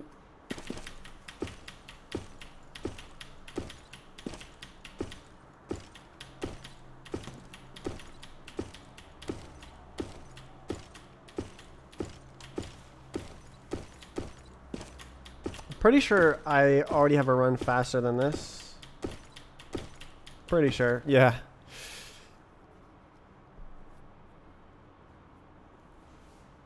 Could not tell you how.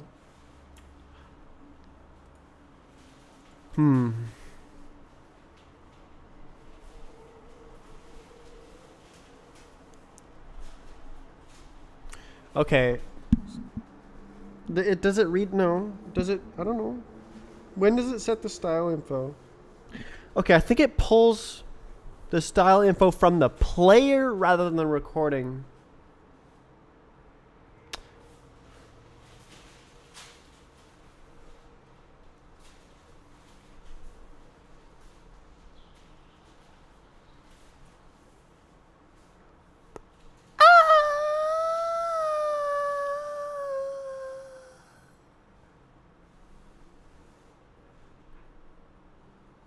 That's work. I have to do work. God, I have to do work.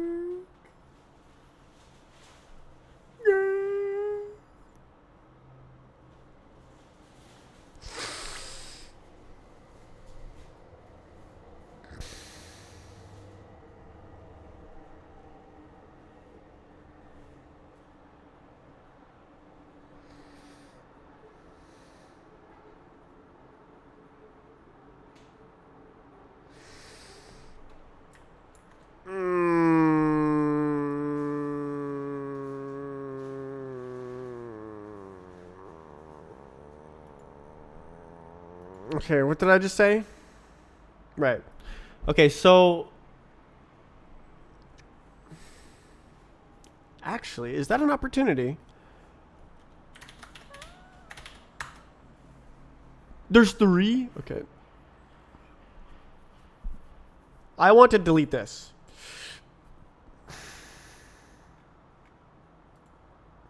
And this.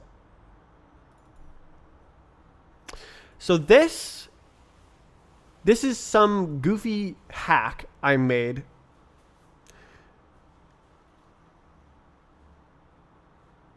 To plumb the style ID into something somewhere from something somewhere. So if instead of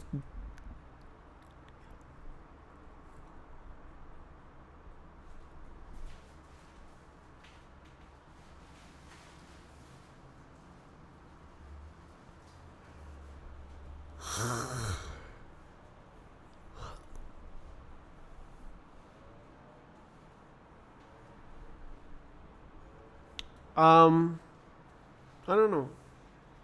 Does it have to know from the beginning? I think that's the problem, is it has to know from the beginning? Maybe?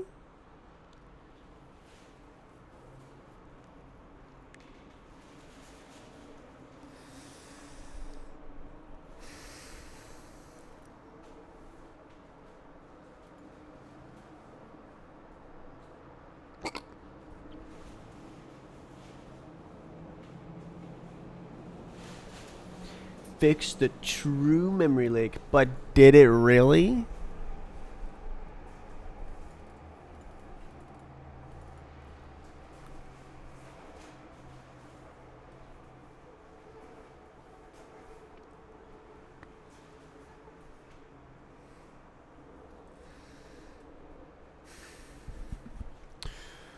Oh, my work ethic.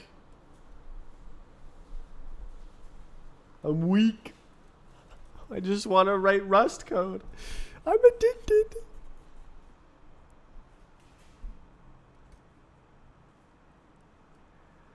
But that's not financial progress. Oh my god, bruh.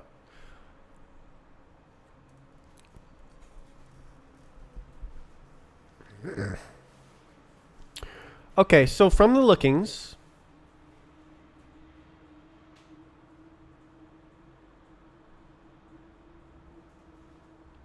what if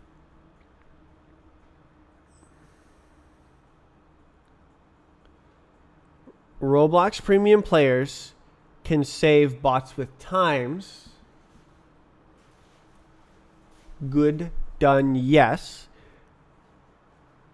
But then if you want to record, you have to pay for those separately. You're still in the software and game development category? I mean, it fits.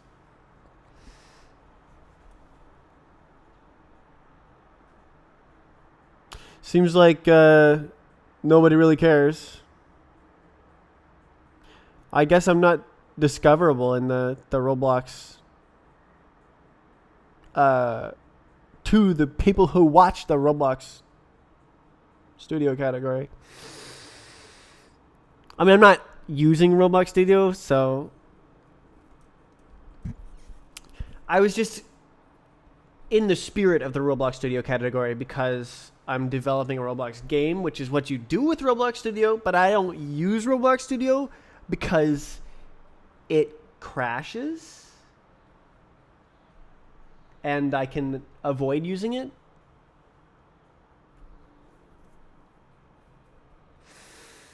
Okay, how do I get rid of this jank? I would love to get rid of this jank. I would love to get rid of the jank. The jank!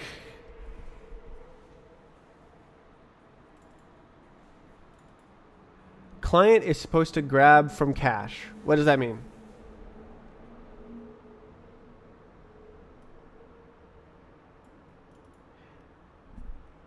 F. Whole word. There is literally one caller. Is this the same song again? On the beat. No, it is not. Control A backspace. Oh, thank you. Finally. Now we have this look at this great change. Lines removed, 393.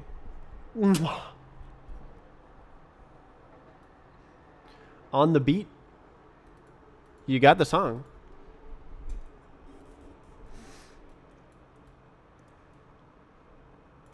Did I say it out loud?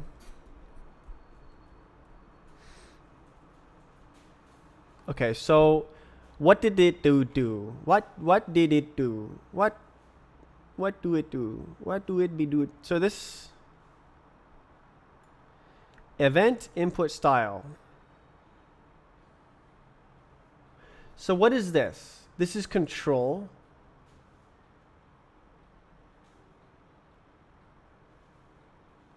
Why does it need that? I don't know. Okay. One way to find out is to delete it. What breaks in the game? What happens when I delete it?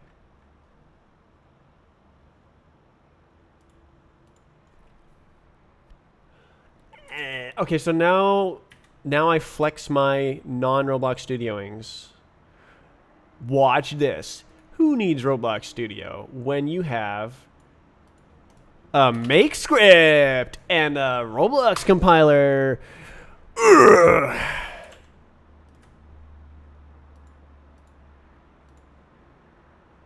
Anybody in here? No. Okay. It's built. It's uploaded. Just like that.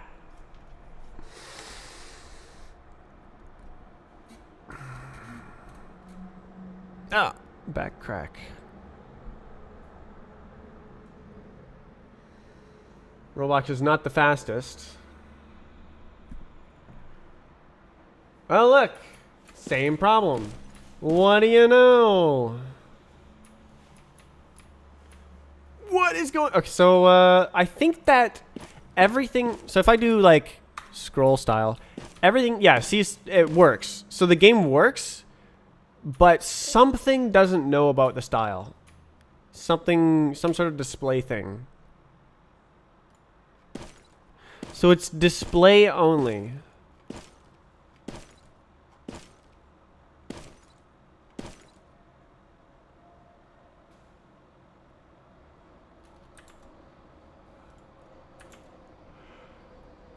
Oh my god, bro. Okay. Ideally, gone. Ideally, gone. Ideally, gone. Where's the last one? Right here.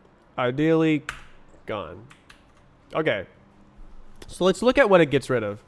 Playback context, handle data.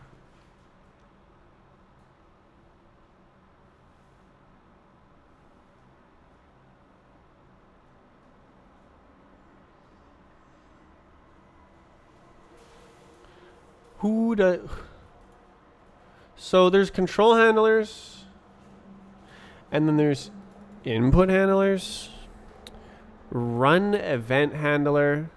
Couldn't I just like watch the run events? Because it has the style explicitly set there.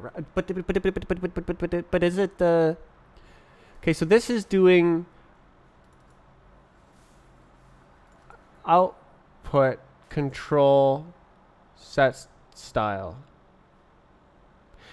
Okay, so that's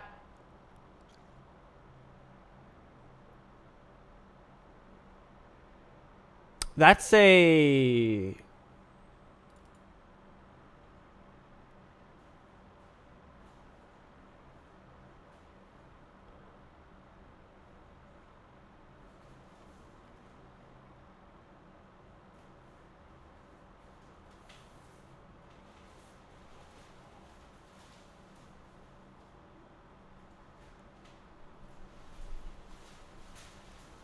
How does my game work?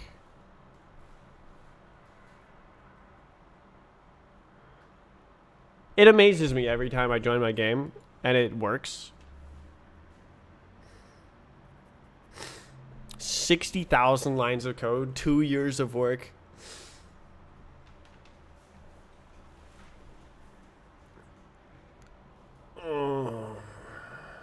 Okay, so what does this mean? This is control hand. This is something.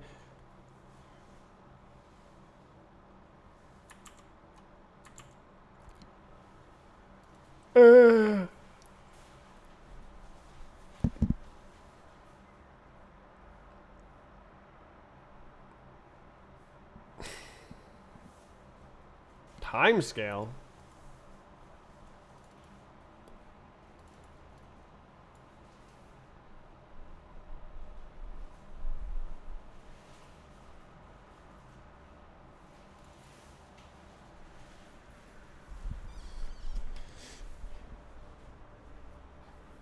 What?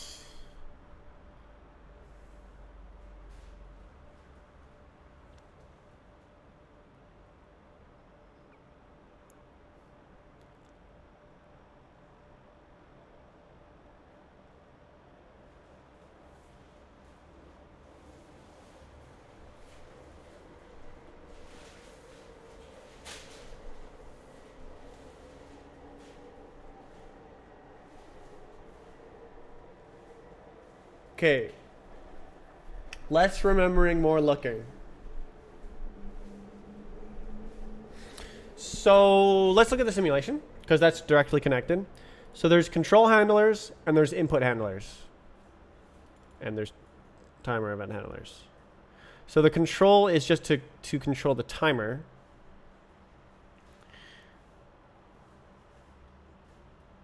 And the input controls the input and the control. Oh, what good naming. Wow, there's control and input control. There's control timer and input control. Right, right. Why not have timers here too? Yeah, why not? I think it's because I wanted separate timelines because like the baba doesn't need it. So it's the simulation director on the server is controlling the playback contexts on all the clients. It's saying like this player has paused, this player has changed style, but that's through the aux. But then the input events and control events are internal simulation doodads, such as load map info, set style.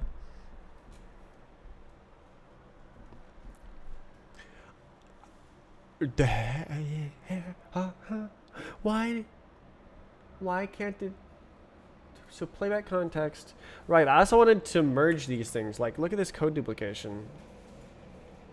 It's literally the exact same code.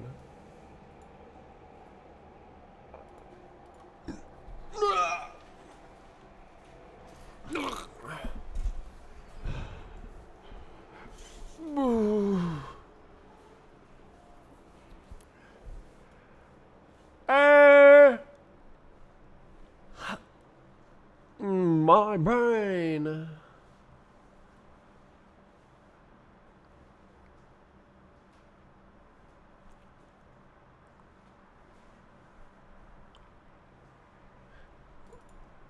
Looky.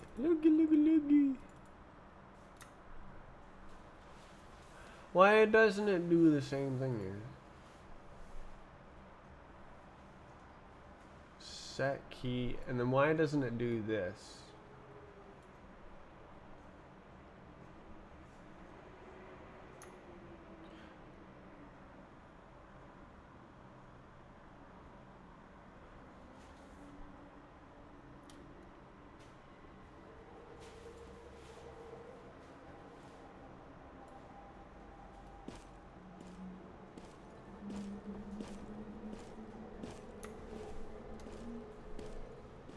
Did I seriously hack it in differently?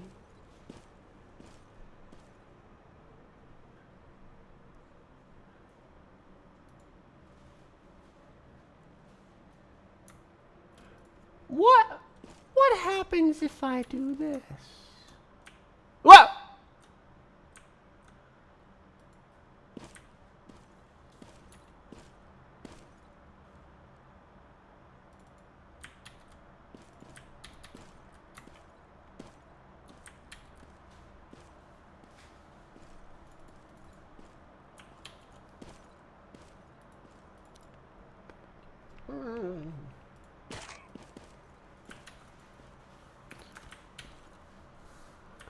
Whatever. Just relax. Okay. Did I do that here? What does this? This is a player context. Player context is on the server. I'm thinking it doesn't need this.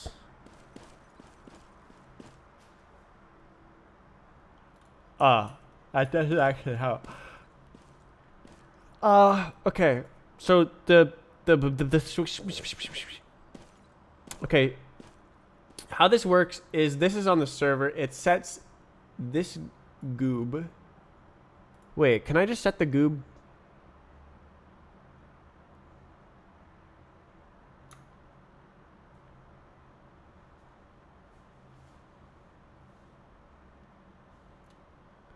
What if I set the goob?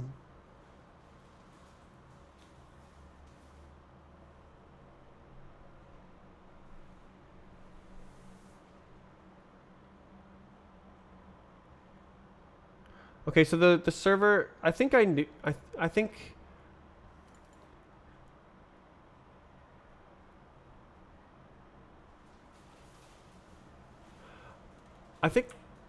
I might be able to do this. Wait, time. Oh no. Oh no. Oh no. that's not the same time. So I can check if it's setting the style. And then set the whatever the hell this is style. What is this? Handler's data?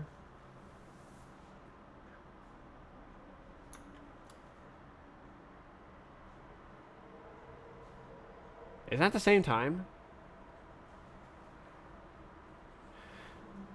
What is this? Data handlers. What is this? It's this. Wait, what? Come on, bro.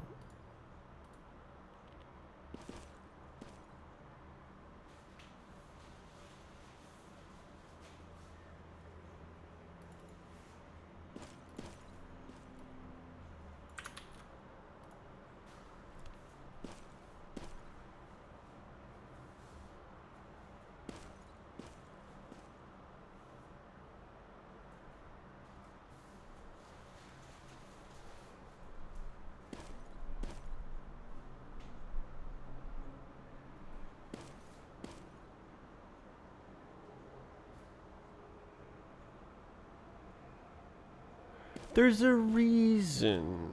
Trust me.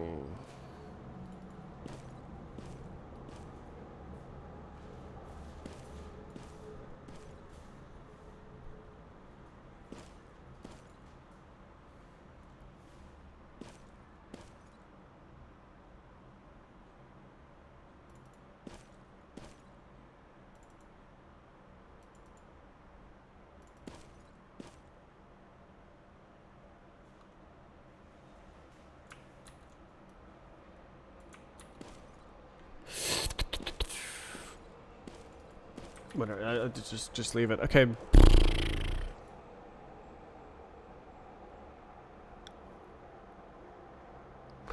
What happened when I do why I do that? What happened? How does this is this like handle data? Like what are you doing, man? What? It's a separate thing. I don't need it. I don't need the other one. Why does it matter? Why is it different? Why? I don't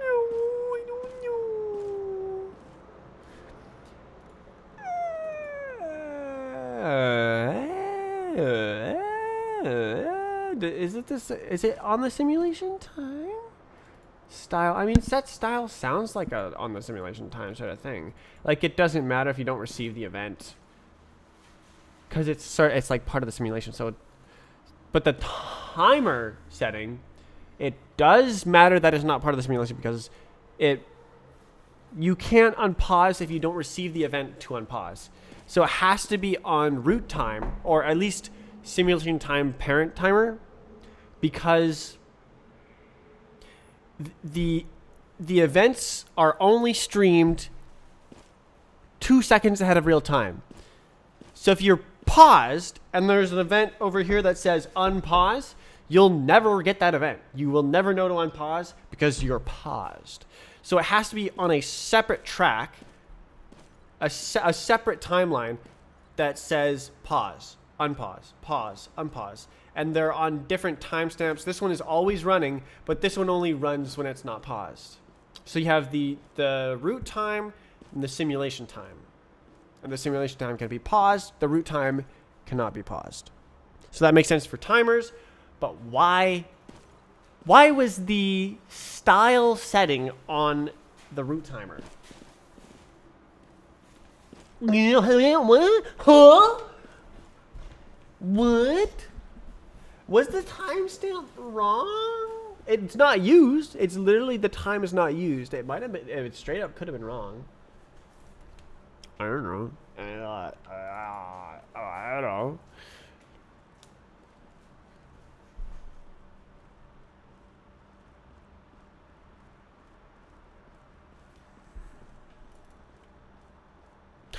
Okay, I did a thing.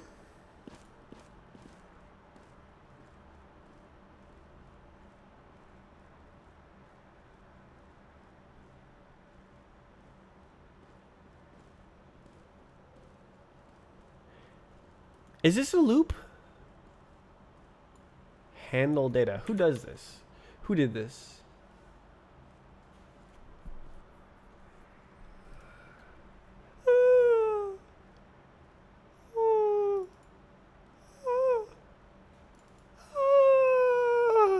Okay, so if it gets called... Okay, this is an infinite loop. I guess.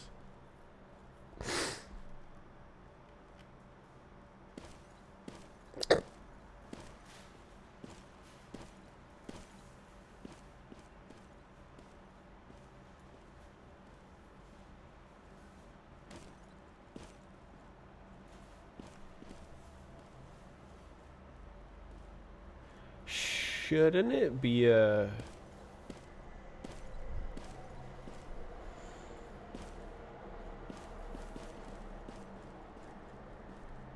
output? I've been using the multicalls as outputs. I think this is backwards.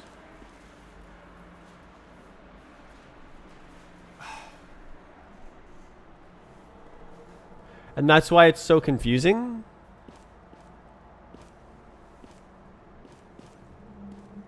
And that's why I have these two separate objects, playback context and player context, and I can't merge them because they're designed terribly. Period. What's this? This is multi-call register, playback context, handle data. What are you talking about? That's already... Oh...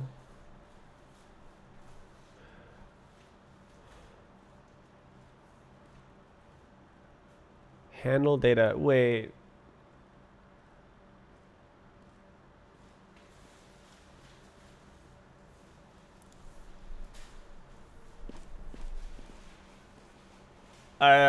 Arga. Barga. So this.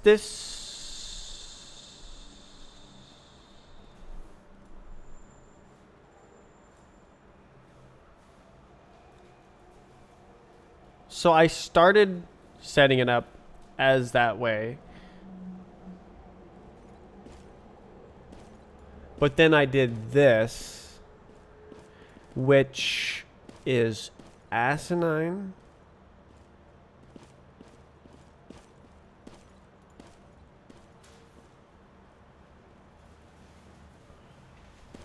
I'm working through it. So all hooks should be external. And all calls should be internal. Who hooks the data multicall? Did I already search that? Is it called the data multicall? I'm freaking... Alright, let's do a little search. Searchy search. What's up? What's down here? What the heck? This one doesn't have one.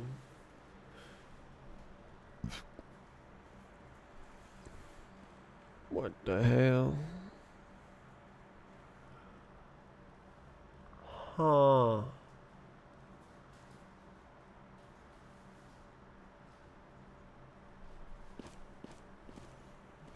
Yeah, how does this game work, man? This is Roblox. Yeah. Oh yeah. Oh, I'm in scroll. Yeah, this is what it looks like when the game is broken.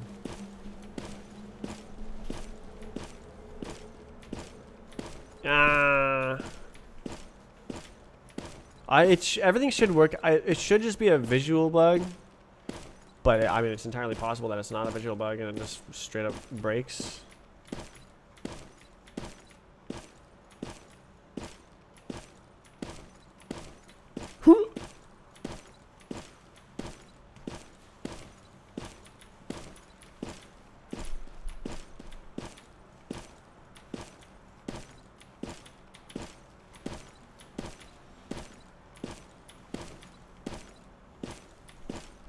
The heck? How am I so good at this? Oh, that's a... Oh, it's not.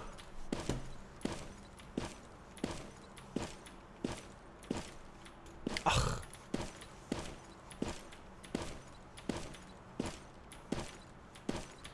Like, I don't practice scroll. Ah!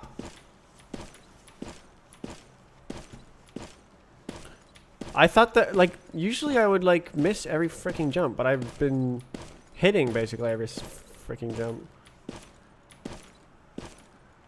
This is, like, really not disco, but it's not super offensive, so...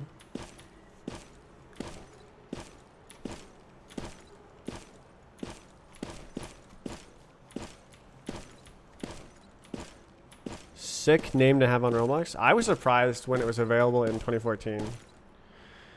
No way, you got the world record. No way. So if I spectate this bot, it's also in the ground. Oh, it's not in the ground. Okay, so it's just completely recorded correctly, which I expected. Log client. Okay. Yeah, okay, so it is completely a display issue. This stuff seems very all wrong.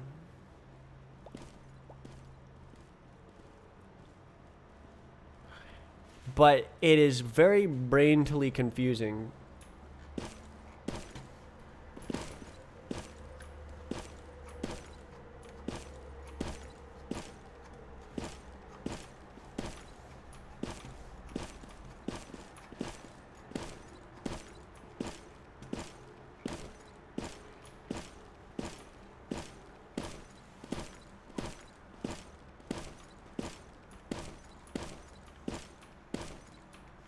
Brain. So I think that the key is that data index, the data multicall, and how it's called both internally and externally. It's not consistent, and so if I make a consistent API or like internal whatever freaking the program. Are you haven't tried the style be part of the run itself or something? It already is. The style is included in the run prepare call. Oh, that's not it. The run man. So in run prepare, it straight up includes the style because I needed it at the time, but I think it's probably a good idea. Because there's always a run prepare available.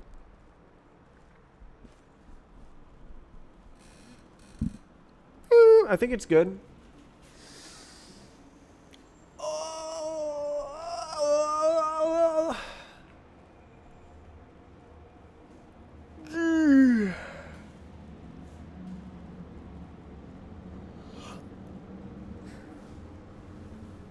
So I'm thinking that the problems stem from this guy right here. Data multicall.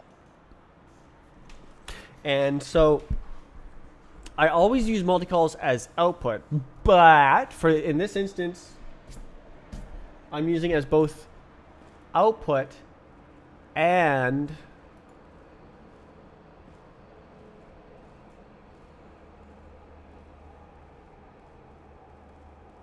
did I search for it? No. And F. Oh.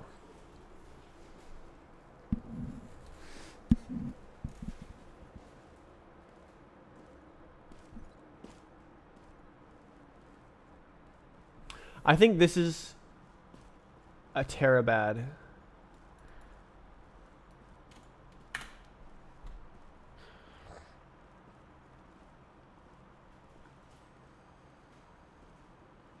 Because then I can't do this.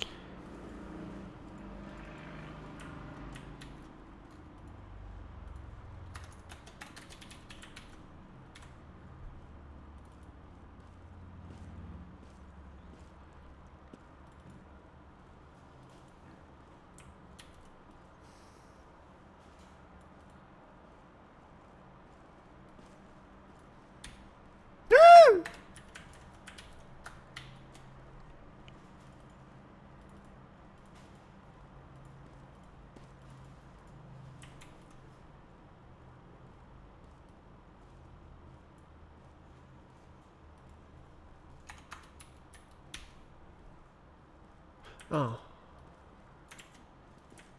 Okay, what happened? Did I make a thing happen?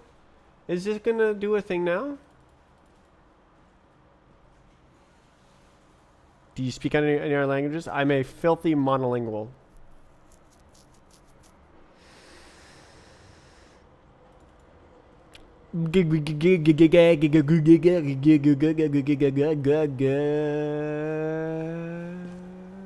I don't know what I just did, but I just did something, so.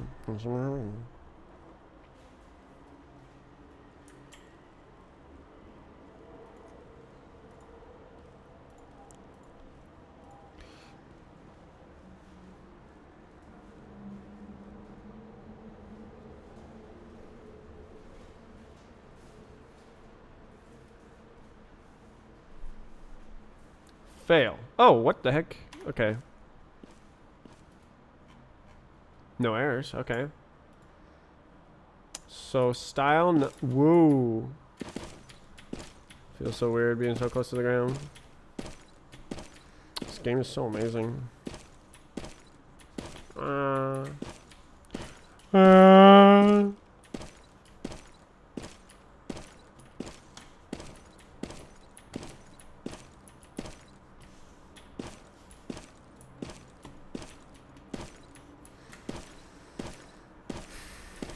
It feels like I'm accelerating like crazy. This was a really fun map to run. Took a while.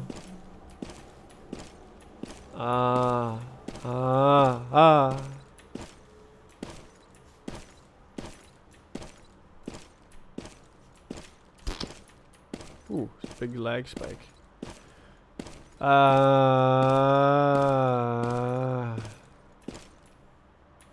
Wow.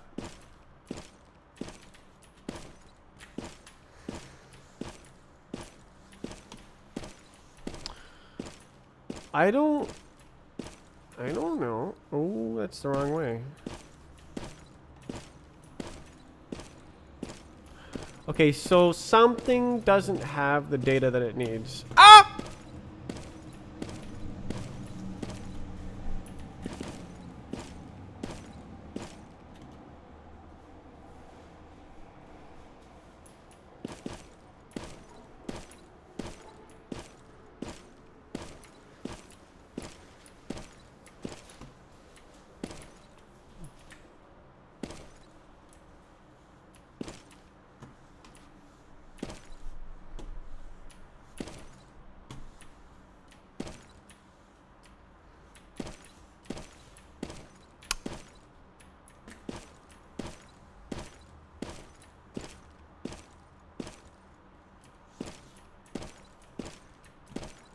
Woo!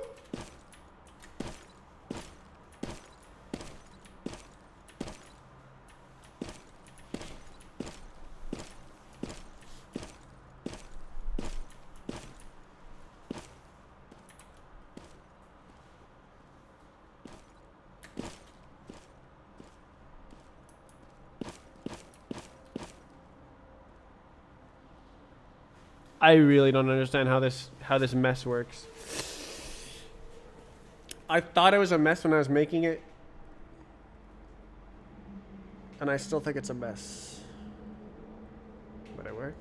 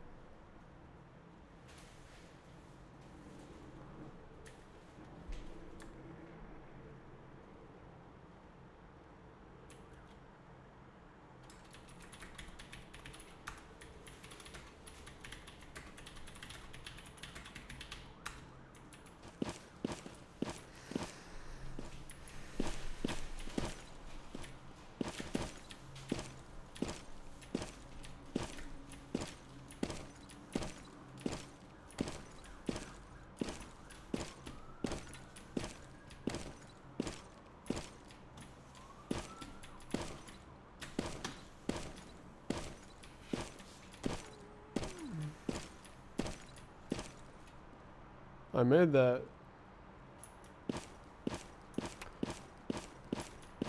I'm so confused and distracted.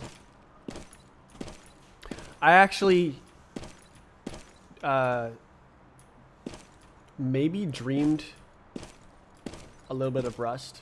Either dreamed or visualized Rust code when I was close to dreaming. Pretty crazy to do that after like a day. Already it's like wormed into my brain. Rust. What? Play it for 1 hour every day, except for Sundays. You have no life. What? What? Bruh. 1 hour, you have no life. That's actually insane.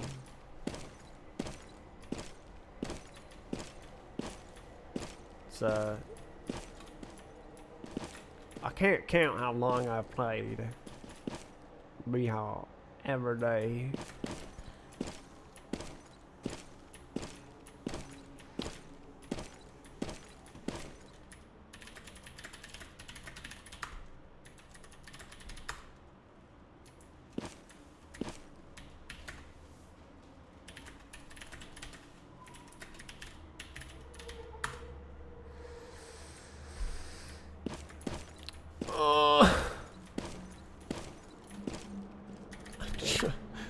Wait, are you guys actually real?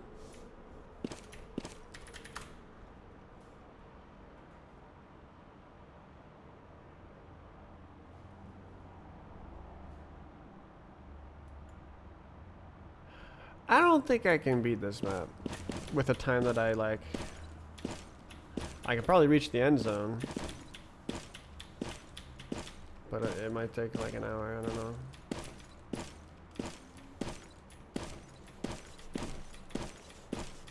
What is that sound?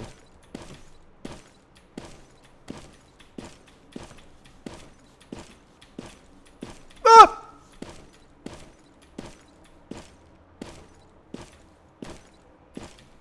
Is that a real platform? It is. Oof.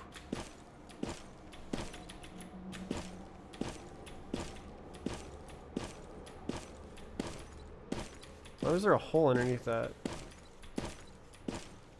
Very nice. Oh. Ah, it's too far. Let's go. Oh, it's this. I don't know where to hit. Ah! Ah!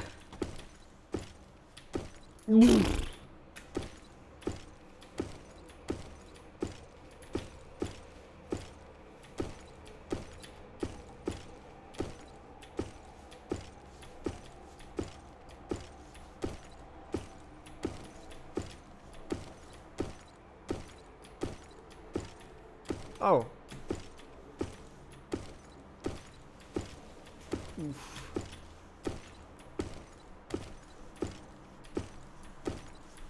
I'm not used to jumping on these without skipping. Wah! No!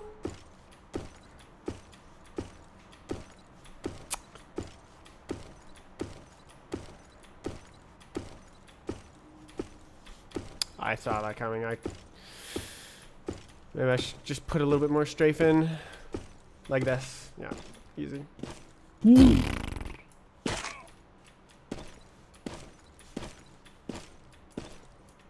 Ah!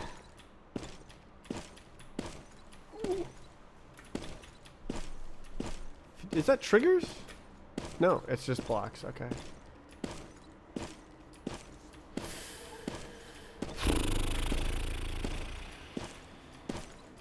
I did some pretty good thinking about personal bots. I had some new ideas, wrote them down that I never had before.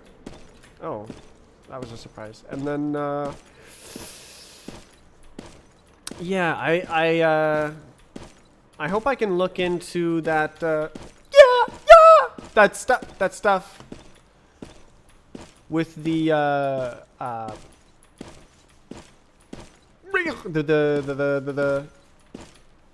code that's duplicated.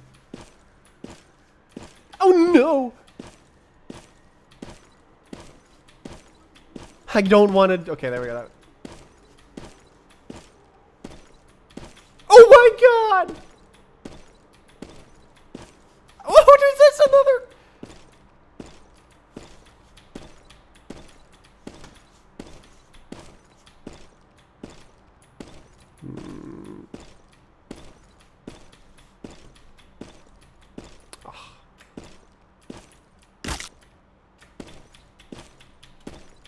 Ooh, I've hit R. Oh my god.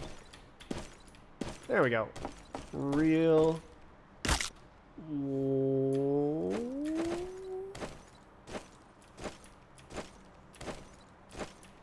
Is that supposed to be a trigger down here?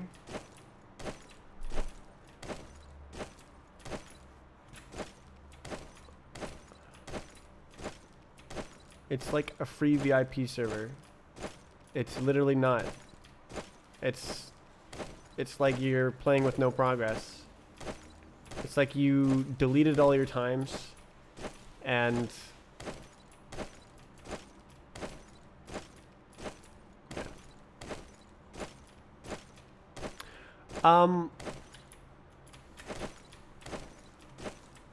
where's the trigger? How am I supposed to get back to the map?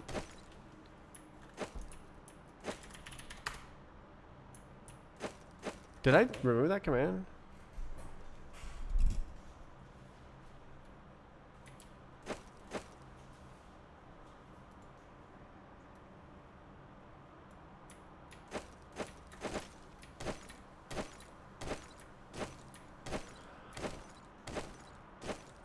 Is this a bug? Am I soft locked? I was gonna beat the map. That sucks.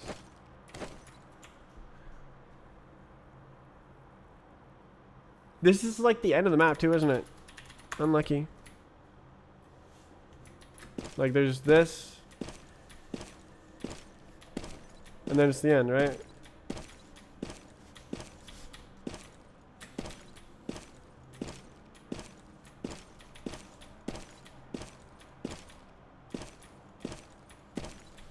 Yep, there's the end. I was that far from the end and I got soft locked.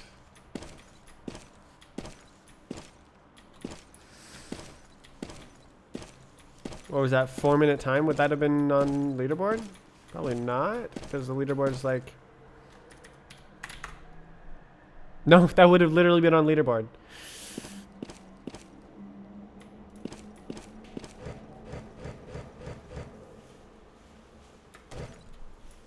What?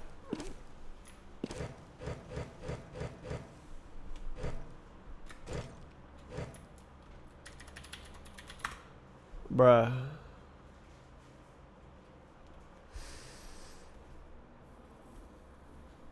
Why, man? Just don't soft lock. Sucks.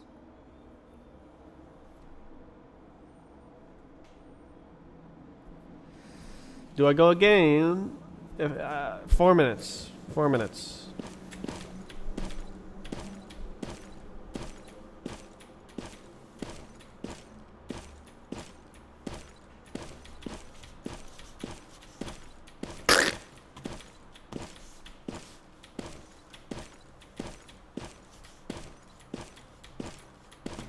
No way.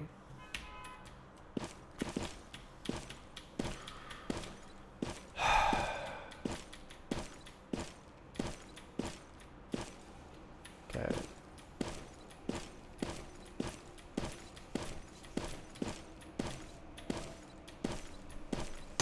Nice. Smacking onto the computer. Okay.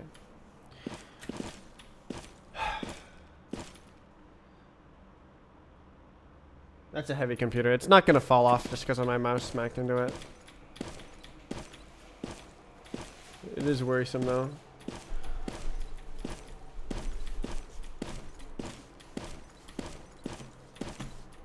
Yeah. I'm upset that I got soft locked. That's a map bug, map issue.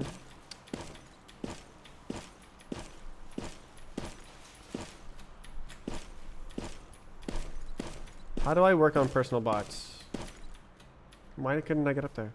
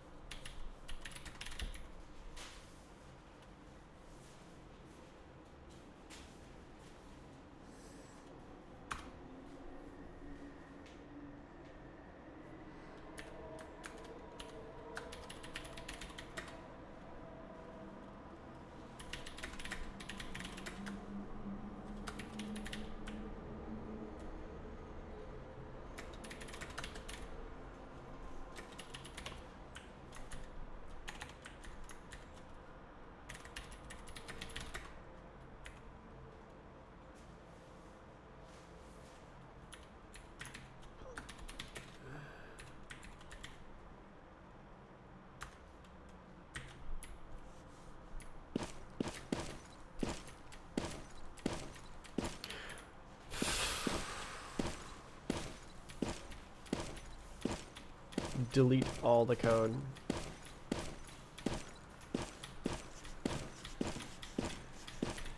Okay, I almost died again.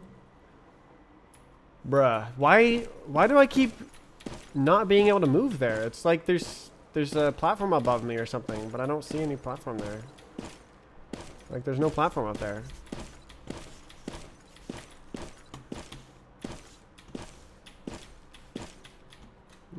I can go to the left.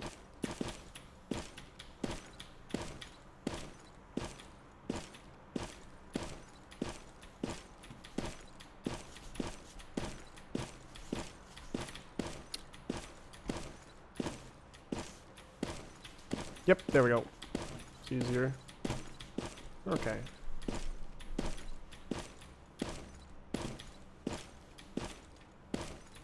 Ah!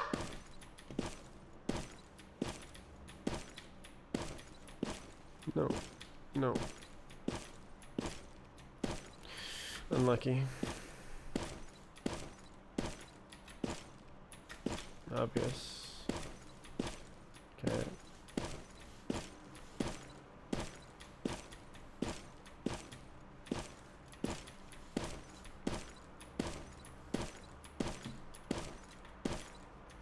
No. Oh.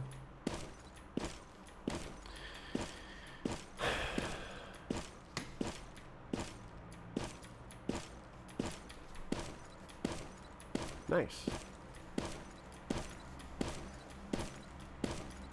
Oof. Oh.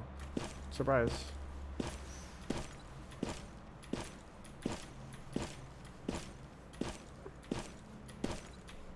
Oh, I can actually make that.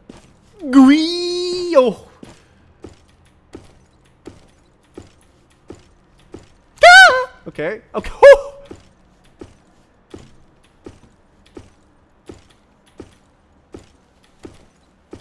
Fast. Let's go. Just go straight. Map experience for the win. Oof.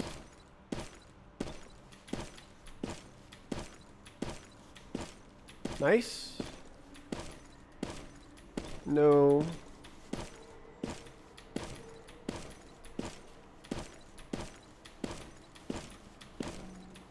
Nice. Did not have enough speed for that, and I knew it. And I just didn't do anything about it. Now I'm taking idiot routes.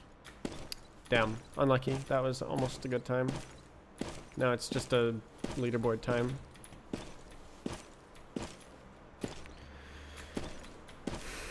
Getting worse by the second.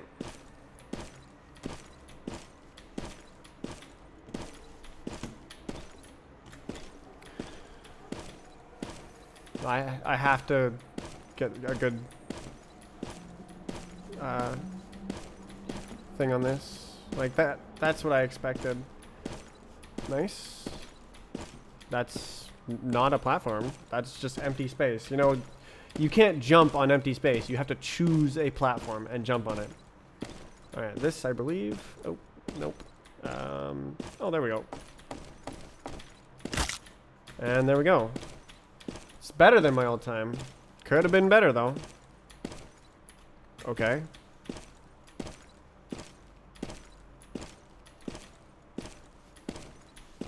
Don't even think about it. Don't even think about it. Oh, okay.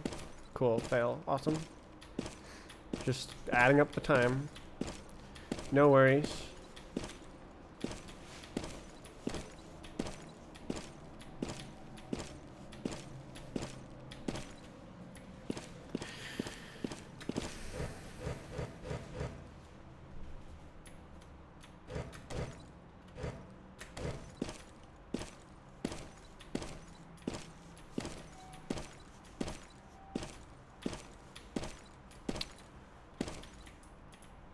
It's shite.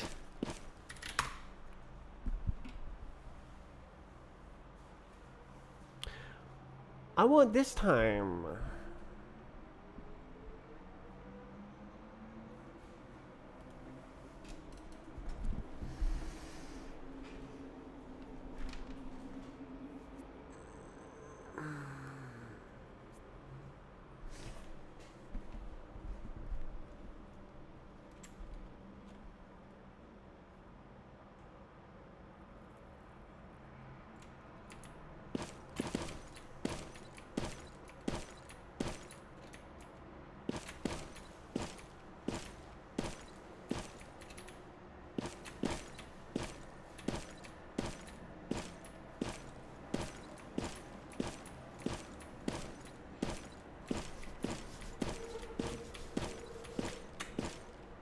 Why did I let go of spacebar? That was so dumb.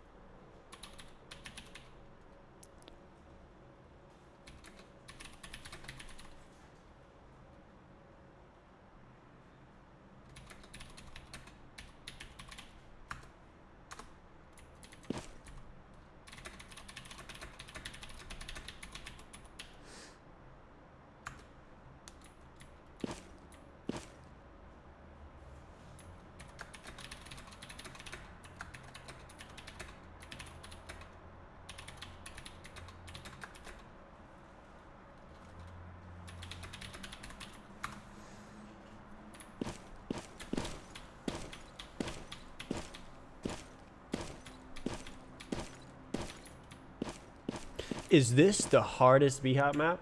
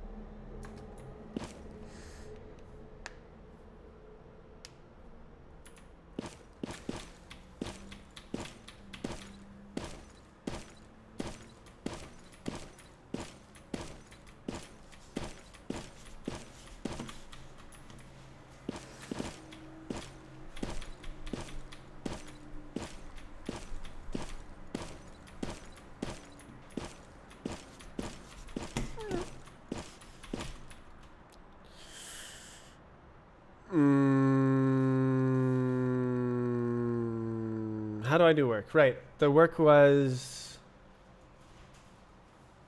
Did you leave? Yep. Lamau.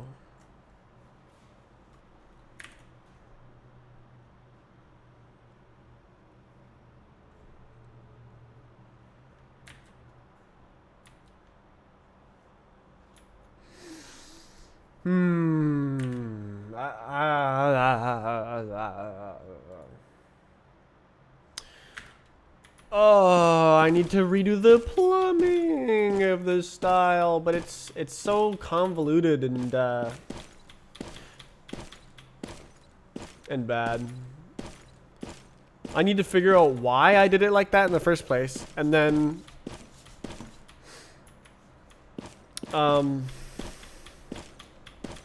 figure out a way around. I think that the design is probably different enough to do something about it. Why did I do that? Why did I do that? Okay, that was pretty good.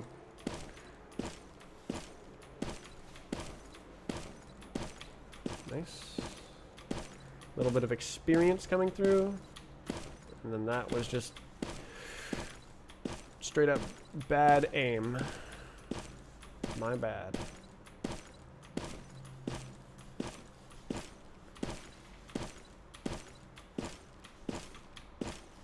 No!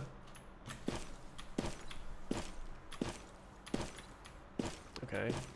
Bad aim.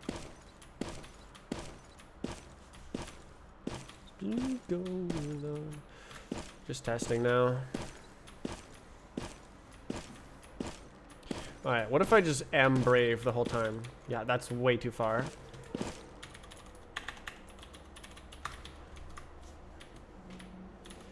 Okay, so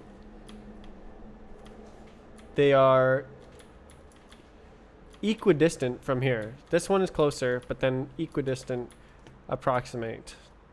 So I make this jump, and then this is a farther jump, and I need more speed.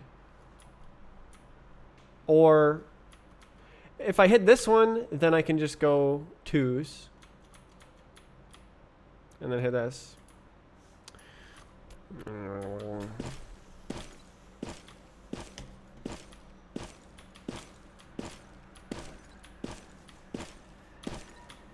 Nice.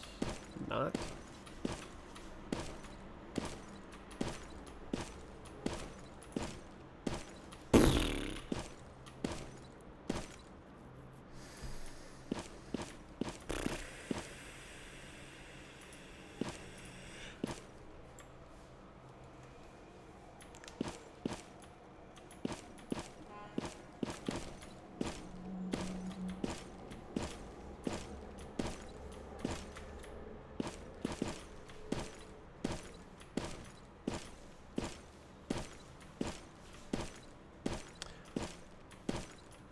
I think I've made progress with the update on sort of the opinions of Source players, because now they say this is terrible instead of not playing the game. I don't know, like they compare it rather than not comparing it. Nah, the values are the same. So it's almost unnoticeable. So I think all I need to do is just make the tunables the same, and then it's like, oh, this is a BHOT.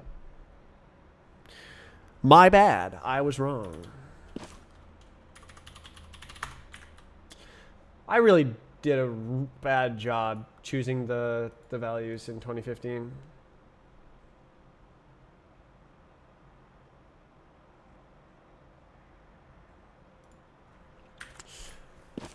Scam. Okay, I need to stop playing the game. Oh my god, it's so disgusting. I hate this code so much. Like, get rid of all this. It's so bad.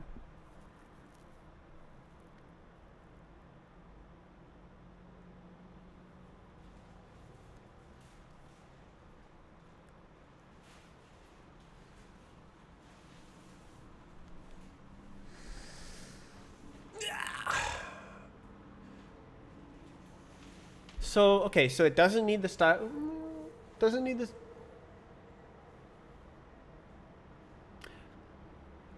Right? Doesn't need the style on the run. Or the style should come from the run rather than coming from whatever this data is. I don't understand my code. What the hell is the aux? Data multicall. So it was calling the why do I keep spitting? It's calling the multicall on the aux. I spat twice. I'm gonna clear my little coffee cup. Be right back. How long?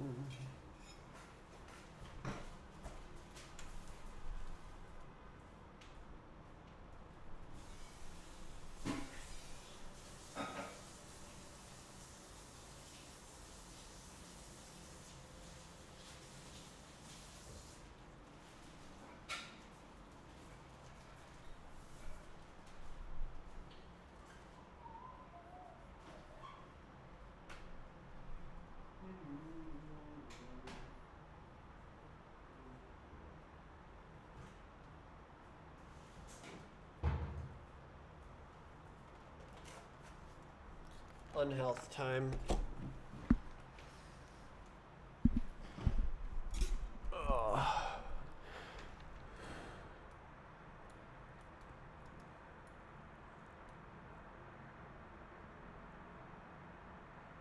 I see. So it's set style only in this.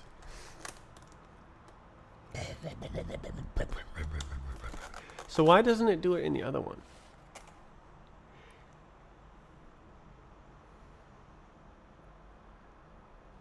Okay, I'm gonna not have this actually.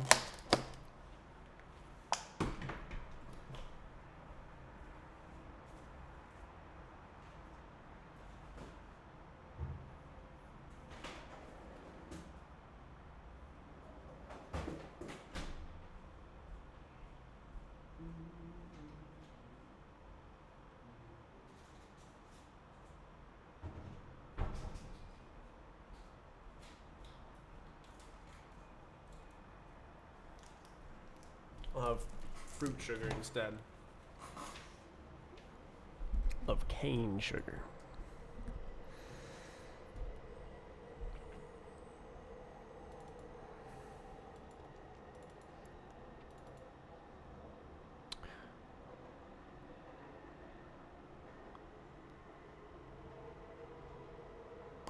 Okay, so looking at the code, this is where the source is. Set style. So then this is output control set style. I think I understand.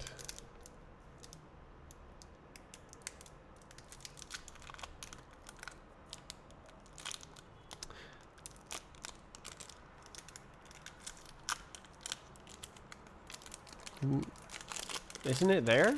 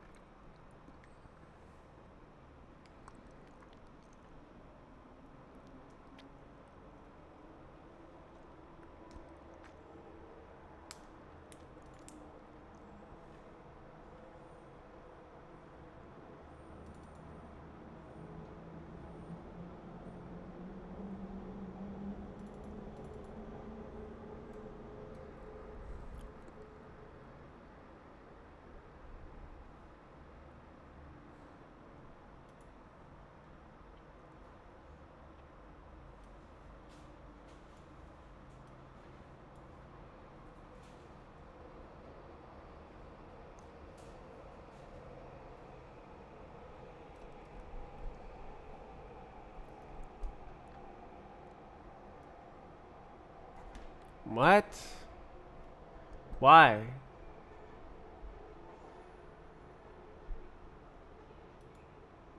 I do not remember why.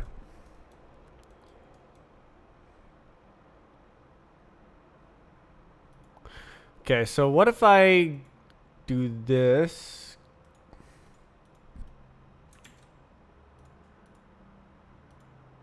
And then data.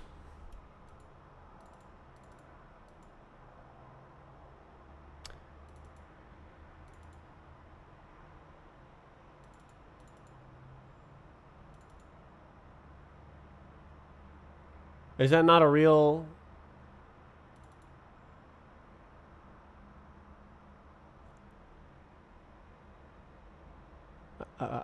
I have no idea. I have no idea. I have no idea. Let's try it.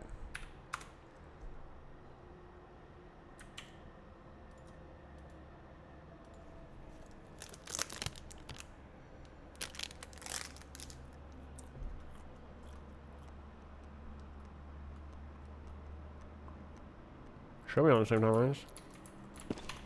It's not. Bot knows what's up.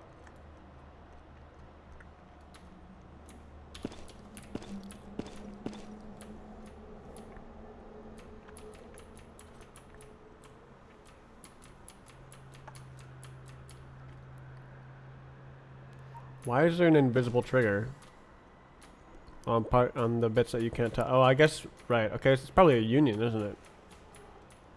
A little bit cringe. I suck.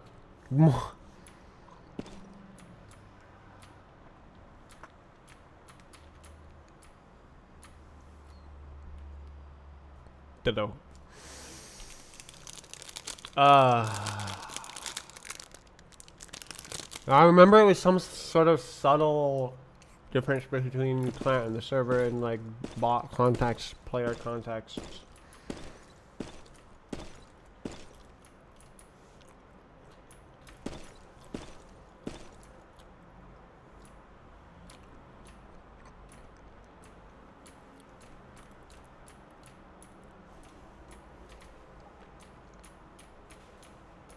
Suck.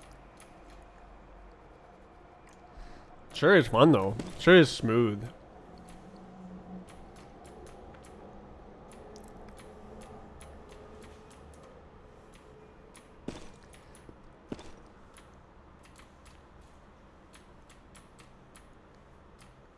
So much work. Just to get something smooth. Come on, oh my god.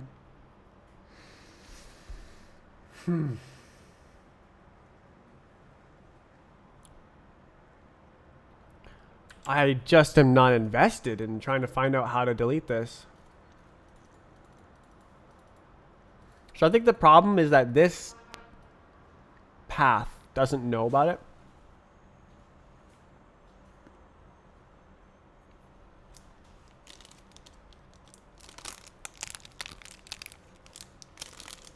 So on this guy, it goes through a different path. I don't.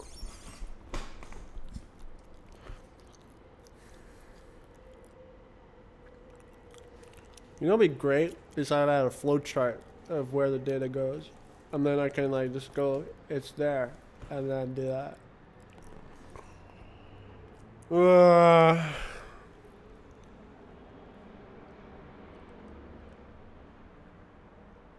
Michael Jackson.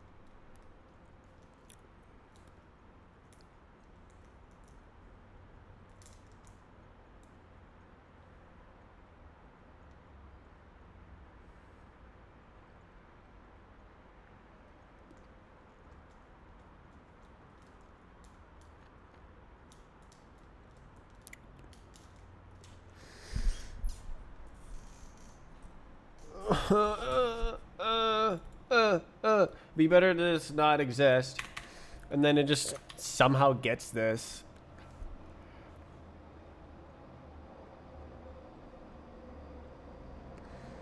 Alright, if we're looking for register. Call.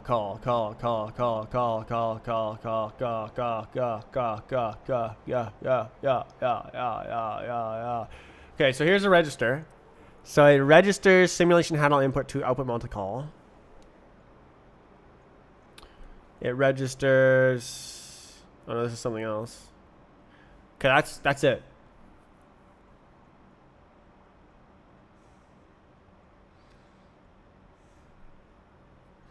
Is that why? Is it because I didn't want to hook the player context into the simulation output multi-call? It's fine to do that. It's just calling like 100 times per second. It's like nothing.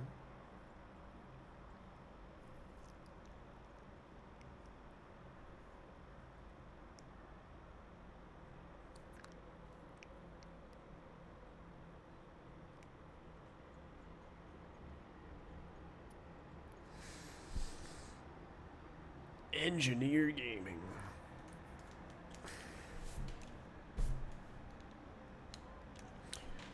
Oh.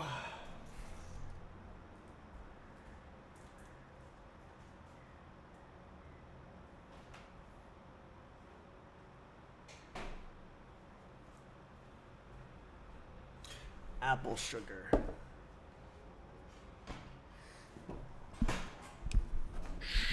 Sugar.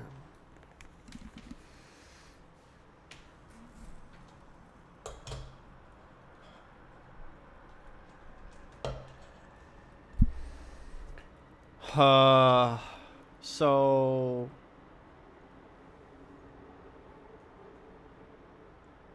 it doesn't know about anything? Is that the problem?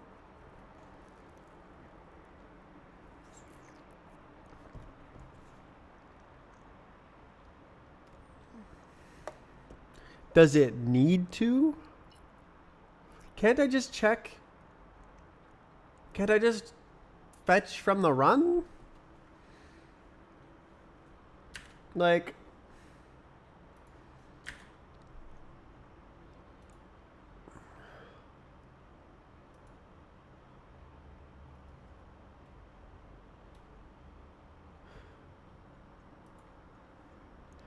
Okay, so let's say it doesn't exist. It doesn't exist. This is bad as well, but I can just leave that here for now.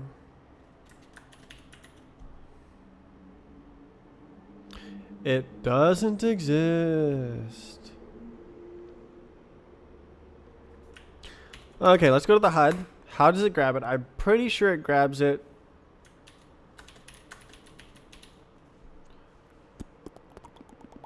from your dude. But I could just simply... Oh.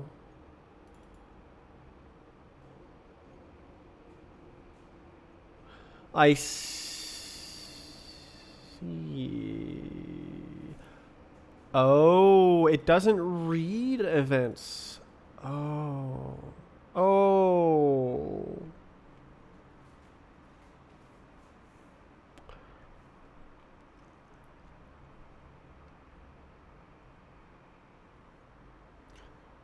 Oh.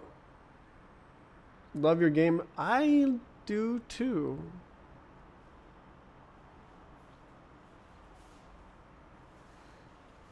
Monitor key. Really? Okay, so where's the style? No! What? Oh my god.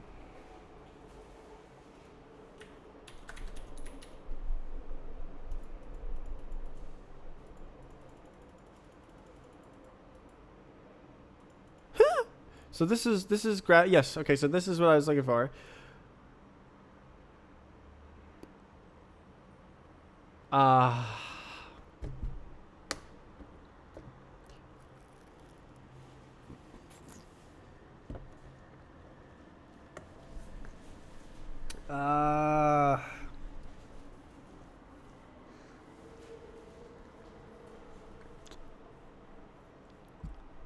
Run. No. Right. You can actually. Oh. Right, because you can change the run or change the style without. Right.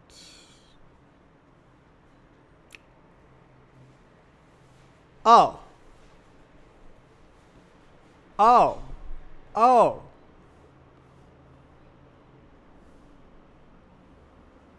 Oh.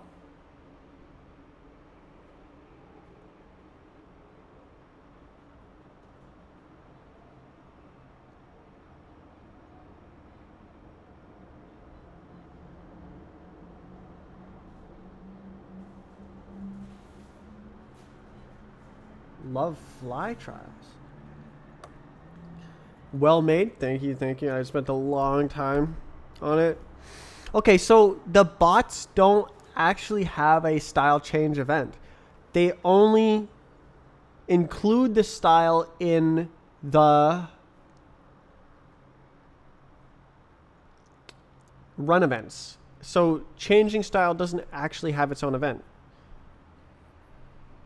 Should that be a setting? Should it be in the settings timeline? There's a settings timeline. So, setting. It would fit there just fine. It'd be setting ID style.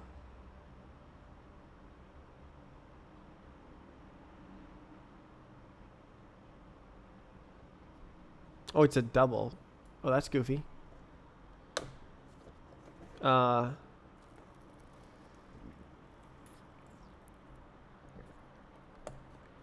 YouTube says you're streaming Skater XL. They have been last stream. It said Gary's mod. I think they're trying to use AI to guess it, which like that's pretty ambitious. Running AI for every single video in the world, like holy. I gotta go be help. This server. What?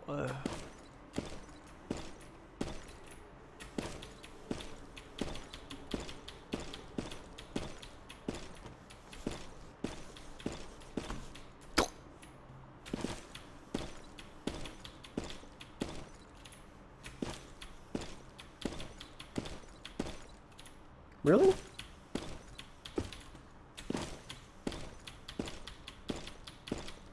Insane. How did I make that so easy the first time? What?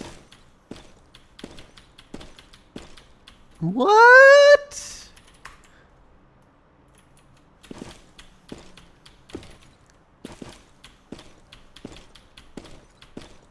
Crazy.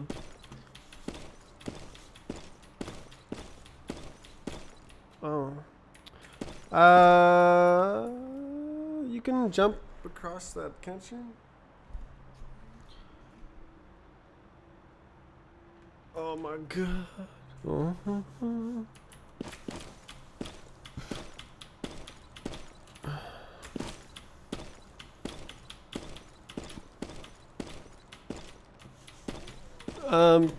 Can you like, oh, I need speed.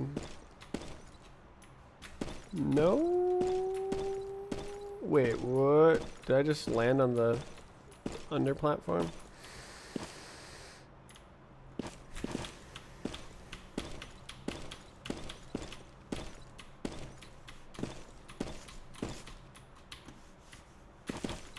I don't know the route. There's probably a trigger skip, isn't there? Okay, what about like this? Ah, no, you do that. Okay.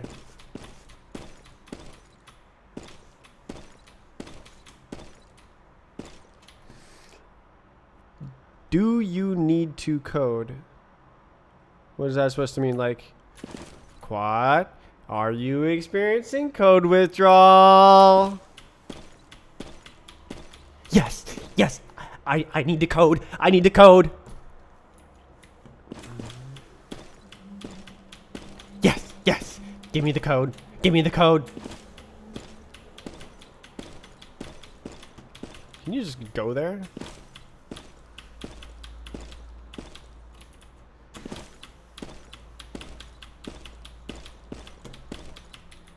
Looks like you can if you're good.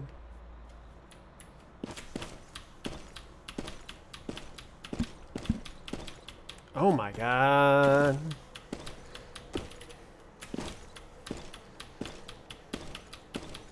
Not making that.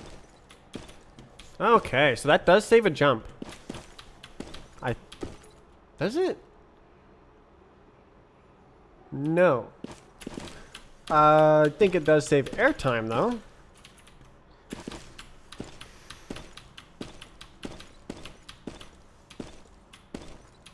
Can I just make it to the second one? Probably. Oh,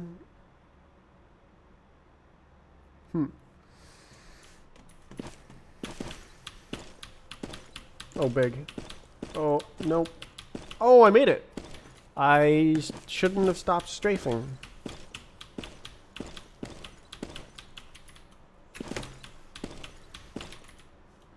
Have you ever changed your avatar? Yeah, probably like 5 years ago or something.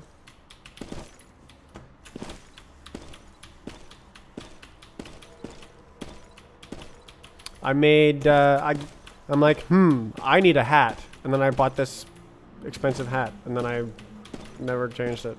So, yeah.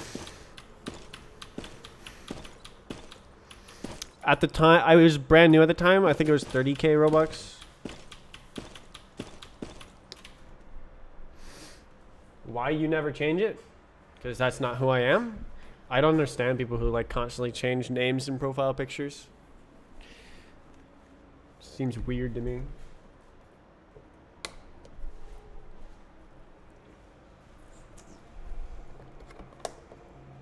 I'm totally fine with my identity.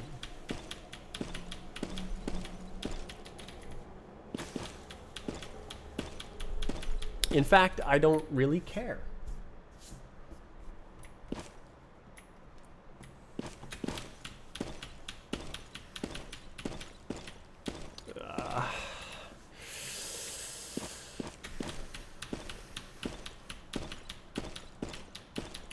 So far.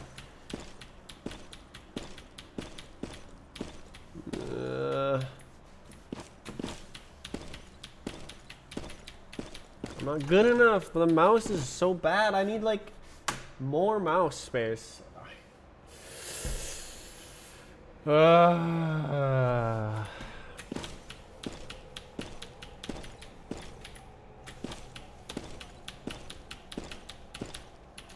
Wait a second. We already heard this song.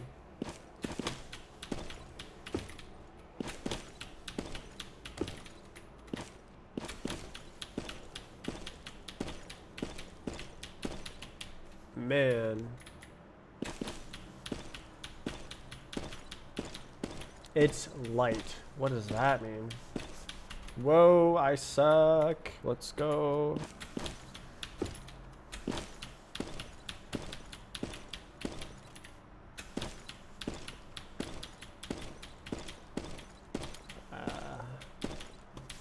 I didn't even try.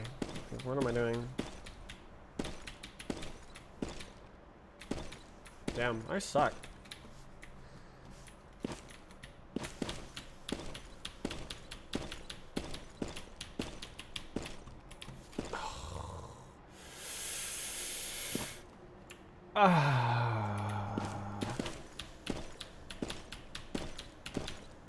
No. Do you have a Discord server? Me? I like to imagine that it's unofficial. It's basically official. I didn't make it. Not my server. I didn't choose the mods. But it's the one. You can find it on the Roblox Beehoppers.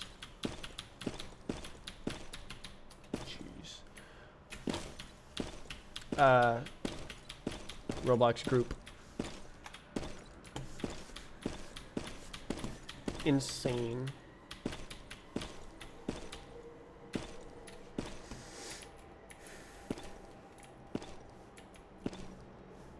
You can't make that, right?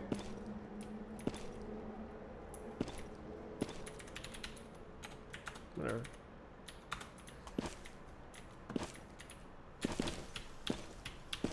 What was that lag?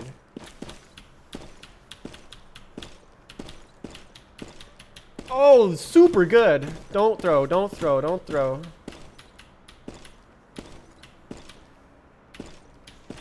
Oh. I don't know the route though, so. What? Oh my god.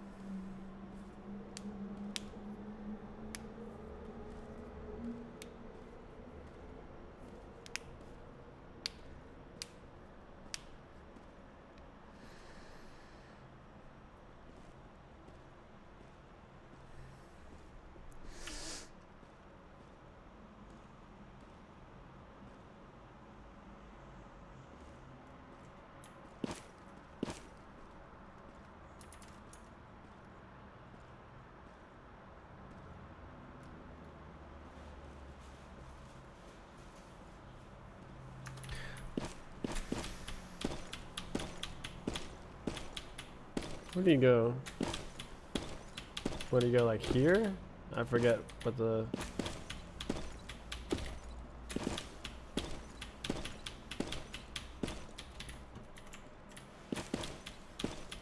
Yeah, I just don't know where the triggers are. Knowing where invisible parts are is against the rules. So this map is both against the rules and garbage.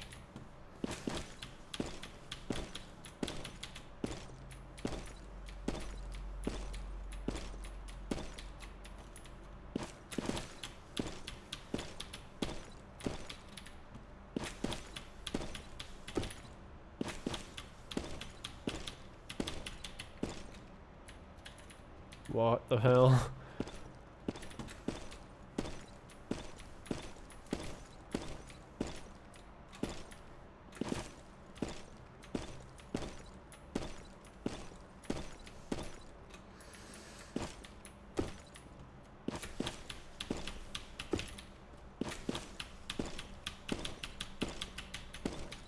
Okay.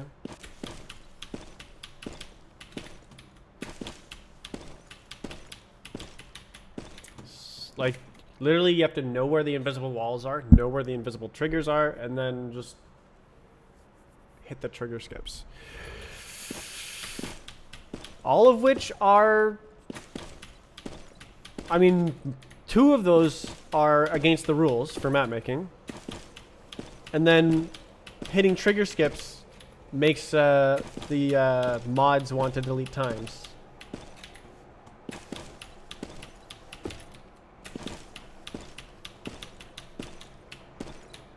I forget.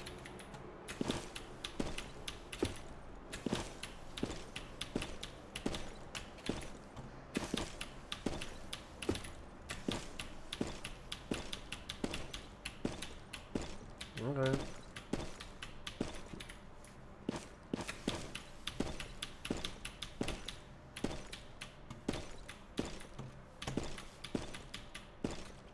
Sanity.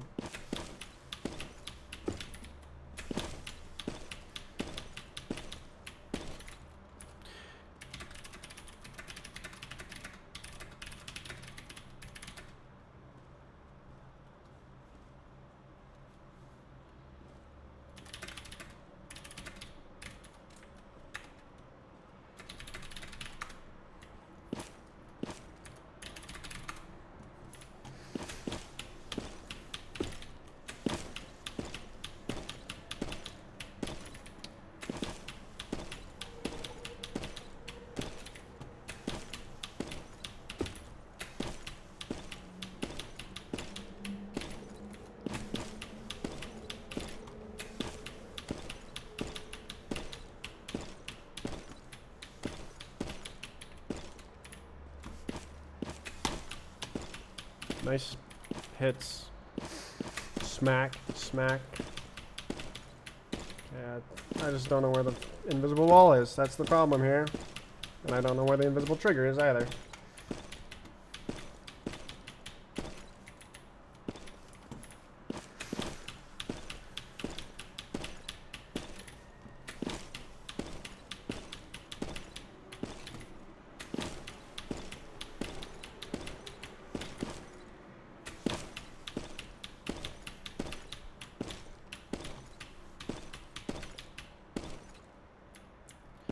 Am I not hitting the right spot? Like...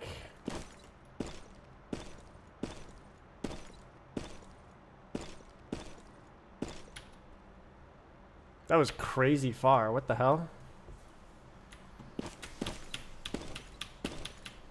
How is that possible?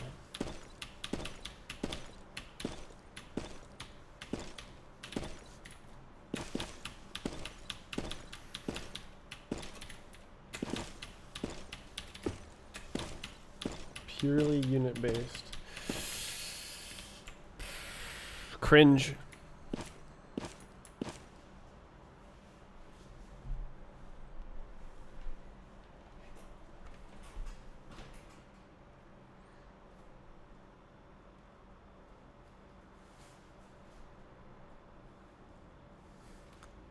Definition.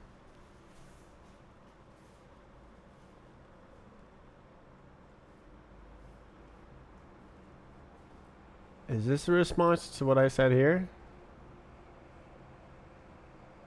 It's not really.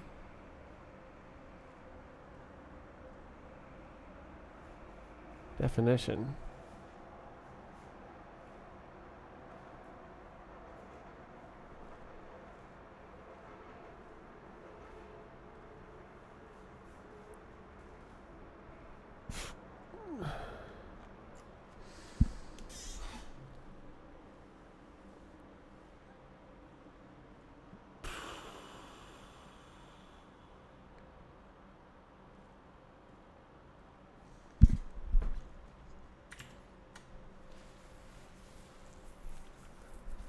Do I need style changes in the bots?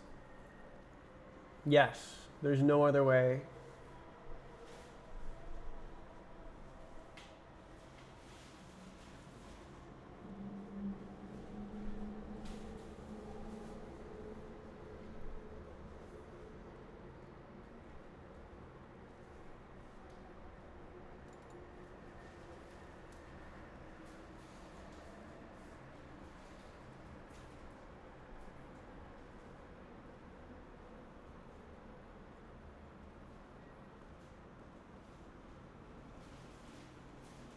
Explain how the rank system works.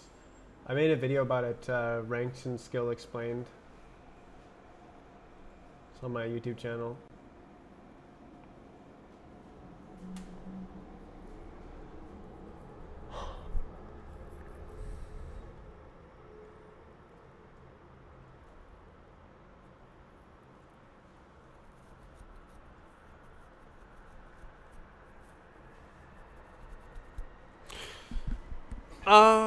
Should I count the run prepares as style change?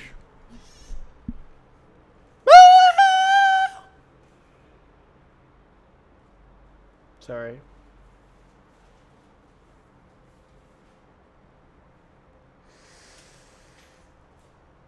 The style change event presumably would be first, because it's like on load and on like actual style change. I guess it would be like really close.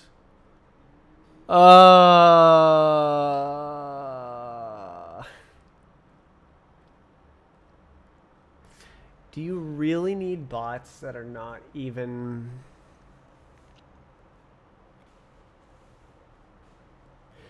If I want to support arbitrary recordings, I need to change the bot file format.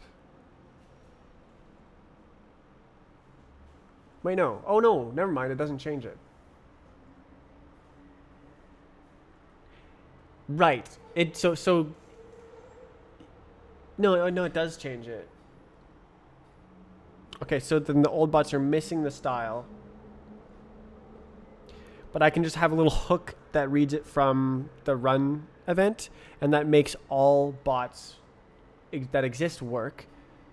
The only thing is it needs the style in the setting. So the mode is tied to the run. The style is totally its own thing.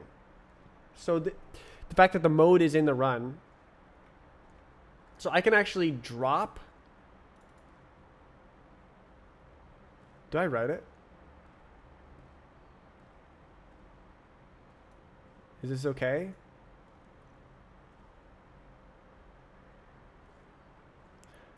This might actually be the first.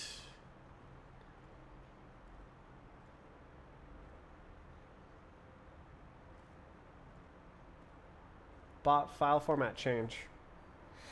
I might have to make bots v2.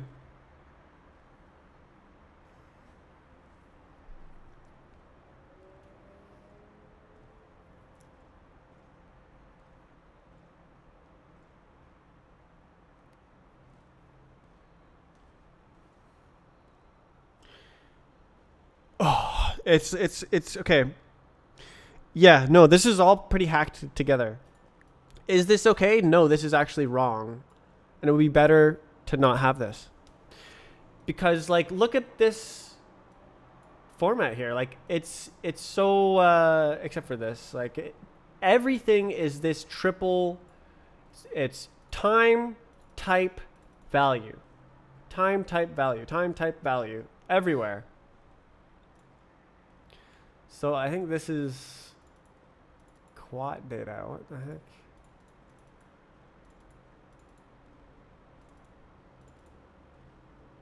Oh, vector 3. Oh, disgusting. Oh, disgusting. Okay.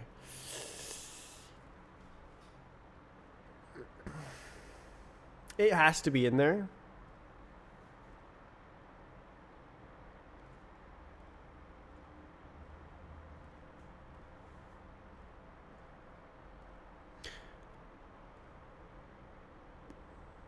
Setting? I feel like this is a setting. Maybe it should go. Well, no, the settings. No, okay.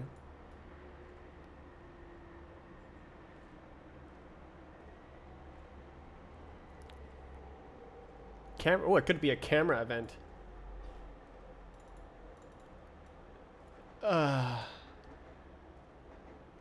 It kind of is though, because it sets the camera offset.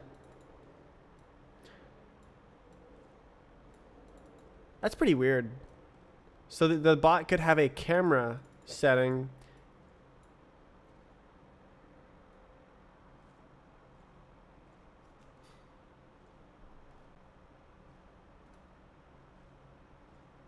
Wait, I don't have the camera transform?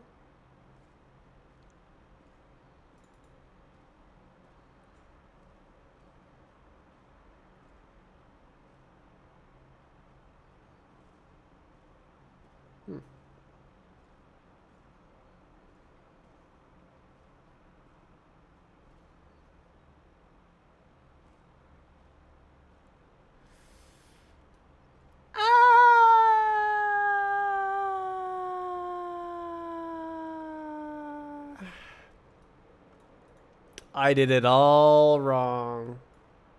No, I did it a little bit wrong, and I'm gonna need to have 2 bot readers for backwards compatibility. Oh my god! So,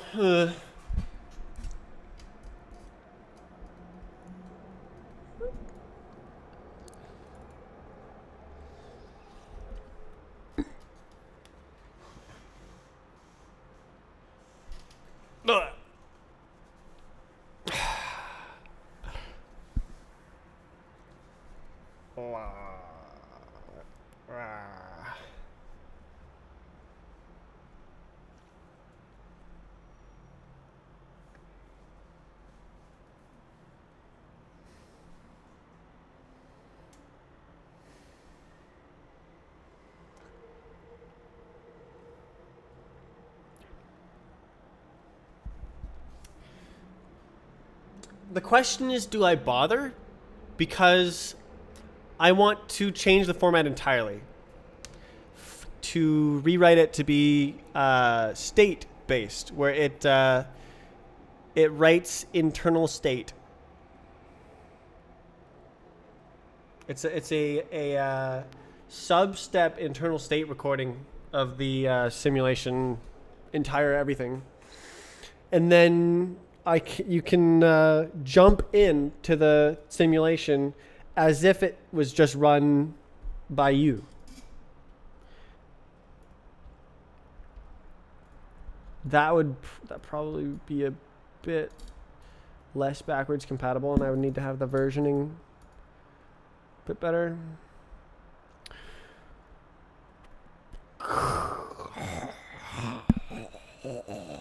Okay. Personal bots v1. No custom recordings. You do a run, and then you either save it or throw it away. You must go from the start of the map to the end of the map.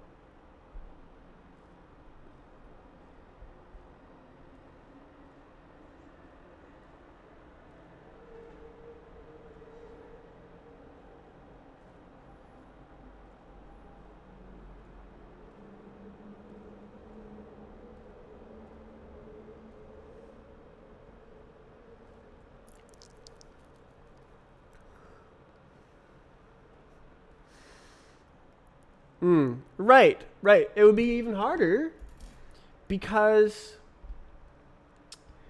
there's no times. So in order to have custom recordings, I would need to have a custom location for the custom recordings that is not queryable.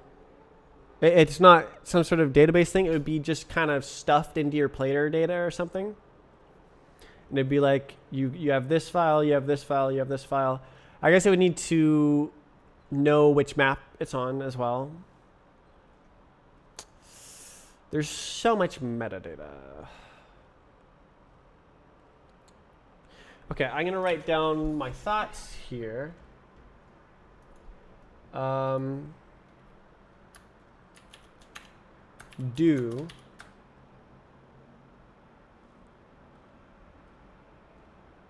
bots of complete runs don't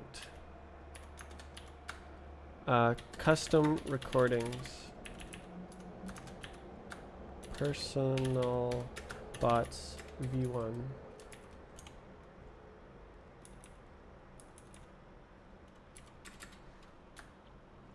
bot file format would need to change to fix the style plumbing. Move map start pause to camera timeline just because data fits.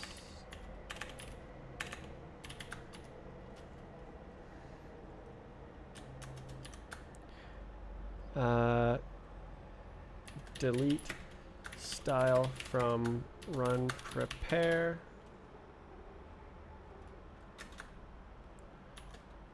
You move style from run prepare to settings. Style settings. No, it can't be settings because settings is double. Sound. It's not a sound.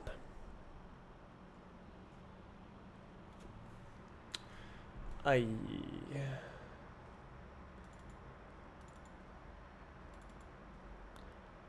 could keep it as a run event actually.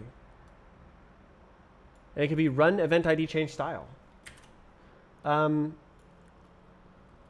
Change style is its own run event ID. That would fix it. That would do it.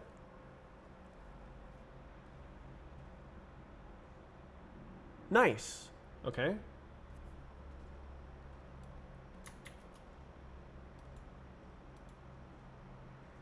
Instead of being tacked onto run prepare. That is excellent. Although problematically, that means you need to keep the style event from the very beginning of time. And the run clean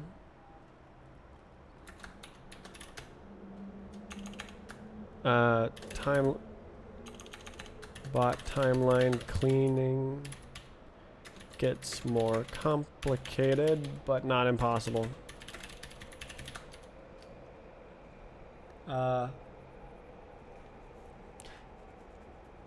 Yeah. Hello, Rapid. So I'm thinking for the first version of personal bots. Oh, I want to fix this. I'll write it down. All right. To do. Delete. Stop tacking on style to run prepare and give it its own run event ID for run set style.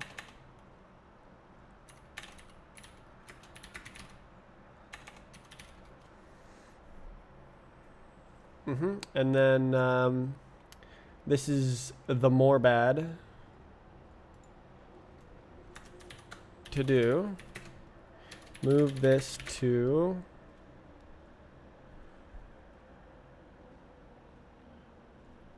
camera timeline because I sneeze.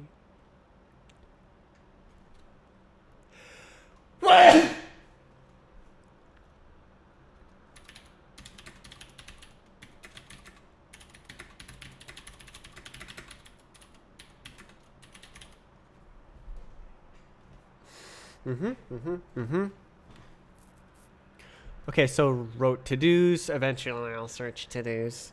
And then that removes quat data. Set time has to be a double. That's somewhat insane.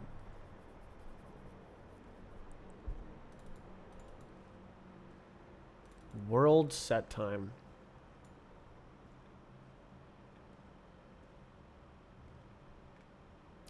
Who's got double doubles?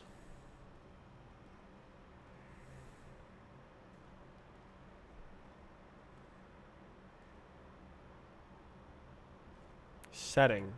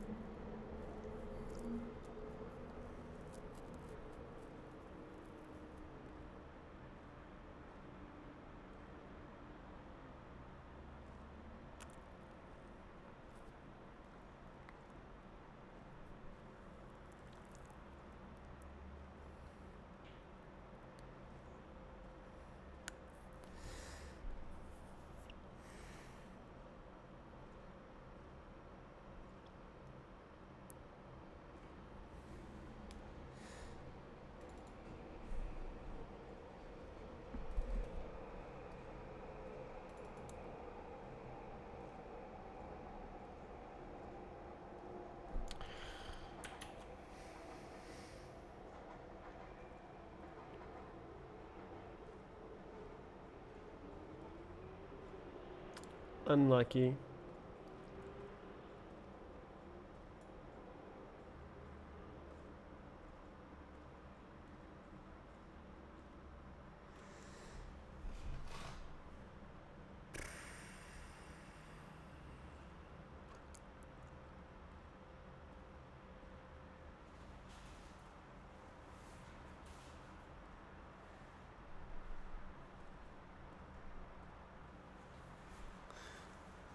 I had to change this to a double because it is a double, and the value was had some latent bits of data on it, and it was like a little residue, and it would like mess with the writing. Very interesting. So I could have a bunch of math to turn it from a double into a float, but.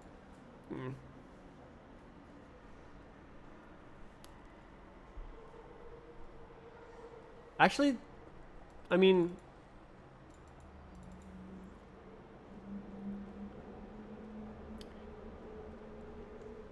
it's supposed to be less than 86,000.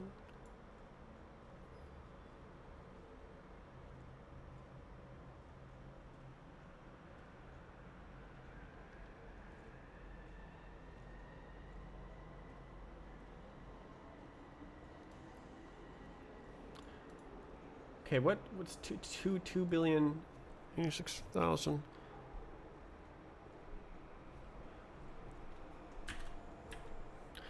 I'm wondering if I could do like integer microseconds. Let's see. I don't think I can. 86 million? That's milliseconds. Quantity 1 day unit convert to microseconds.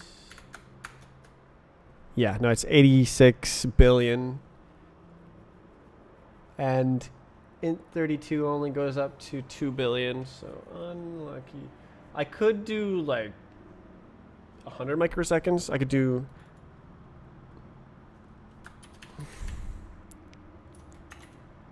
10 milliseconds. Oh, actually, I couldn't even do that, could I? It would have to be milliseconds. I'm gonna write that down. Could write int millisecond instead.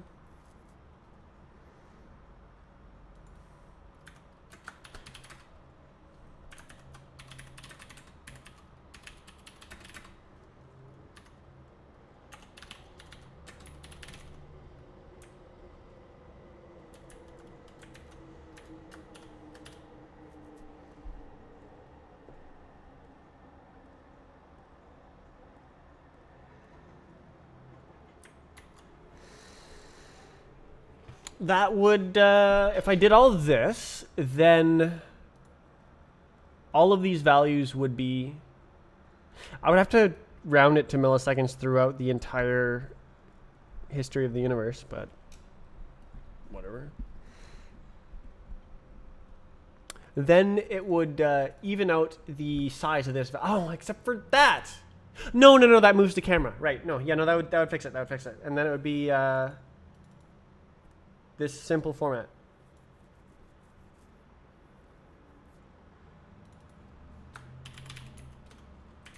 Okay. Bot file to do's. So simple. I want to avoid if statements. It's bad if I have to write different types of values, but it's not the end of the world if it's the same width.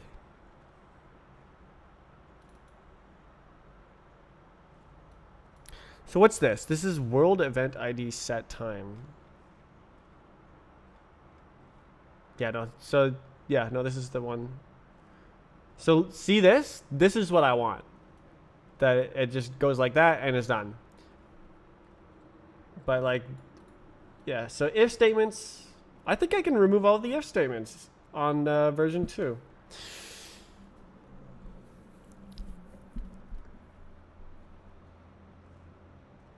Ugh. That involves doing everything correctly, though. So much work. Oh.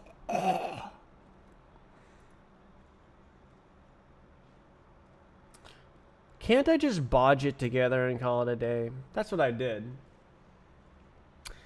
Plumbing job, man.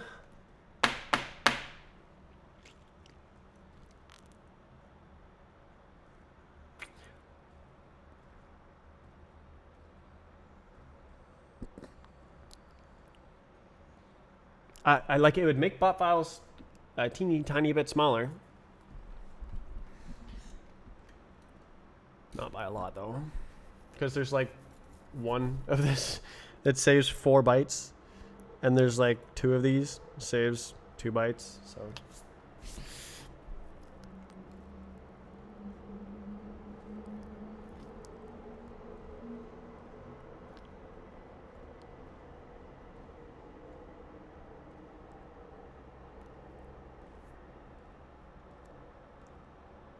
very interesting. Ugh.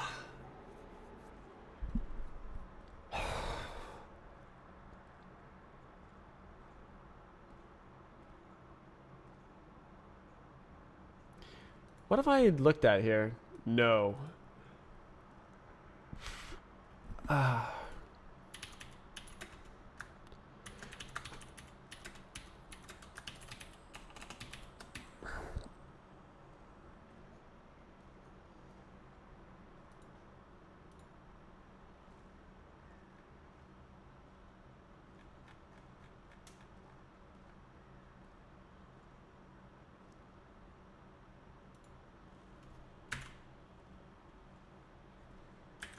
It's behind?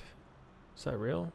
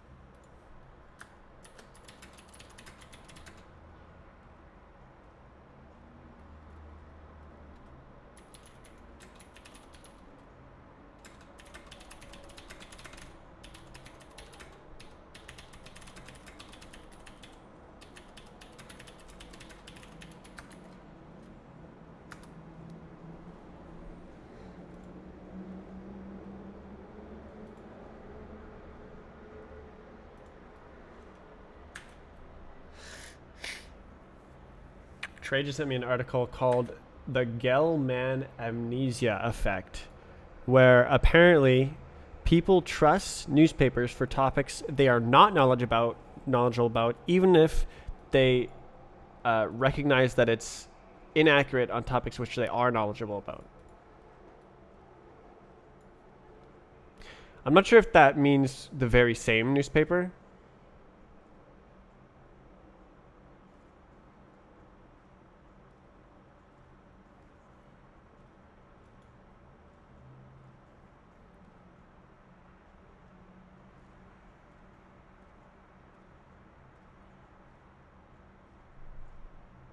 Written in the same publication.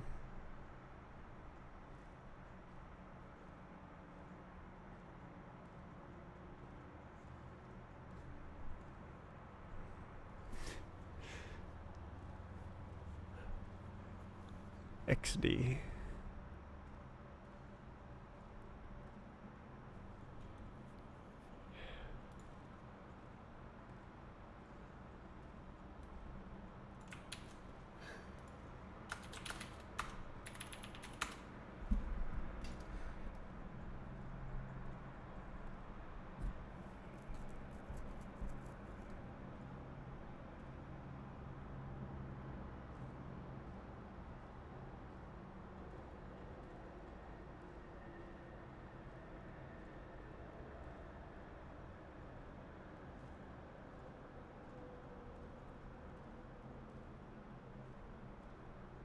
Huh. Yeah, no, it's the very same.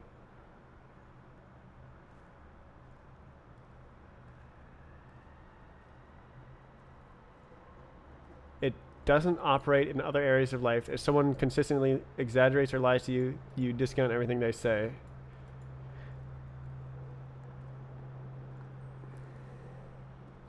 But when it comes to the media, we believe against evidence that is probably worth our time to read other parts of the paper. When in fact, it almost certainly isn't it. XD. The only possible explanation is amnesia.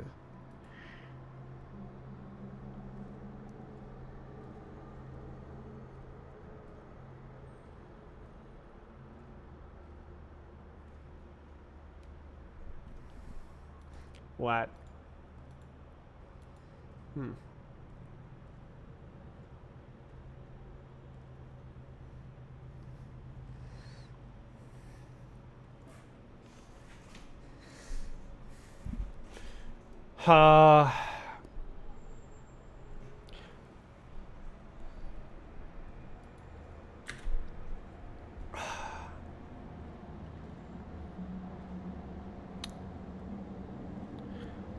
Uh, so I think what's going on is that the style data does not pass through anything that can set the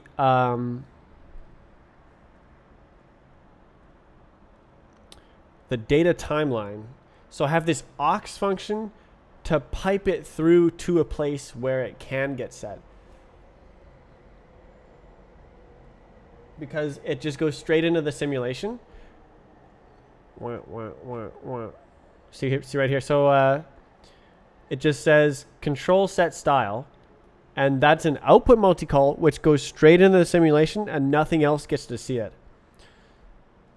So either I subscribe the, I make another input handler, subscribe it to the control multi-call output, whatever, and then it only reads the set style, or I have this secondary aux timeline that that's it. Maybe it's related to the frickin' bugs where some people don't have a style. Did I just leave the game on? I did.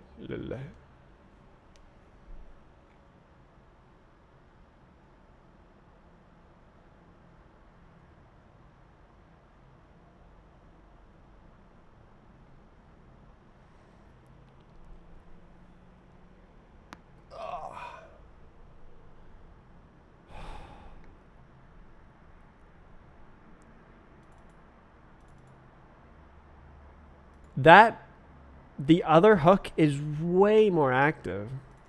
But does it? Yeah, no, it monitoring that hook.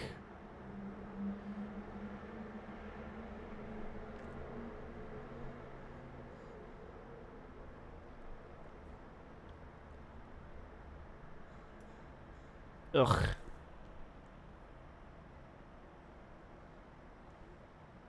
Ugh.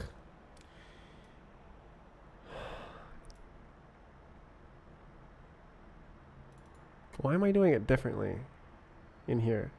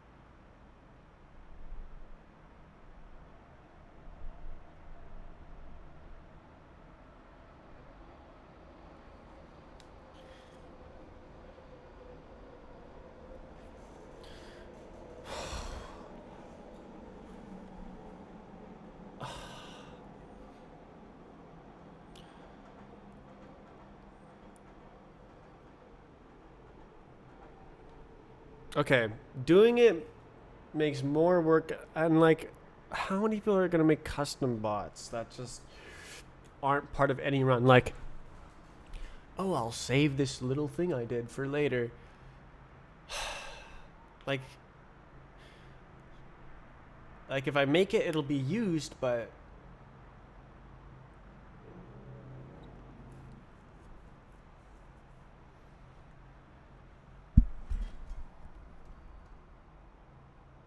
ay.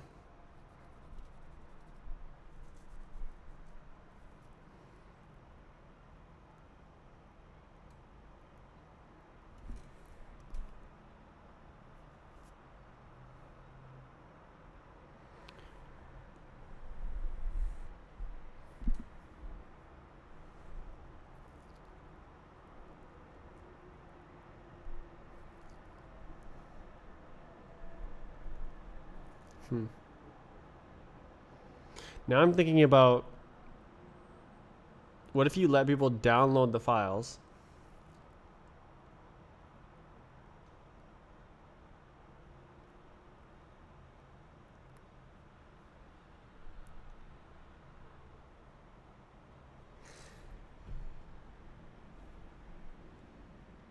But then that would also imply you want to allow them to upload it. But maybe when you upload it, it doesn't go into the database. It or into the the bot file storage. It just produces a temporary link for the game to load the file, and then it evaporates. It's like poof, it's in the game, and then you just like upload it every single time because it's like a megabyte.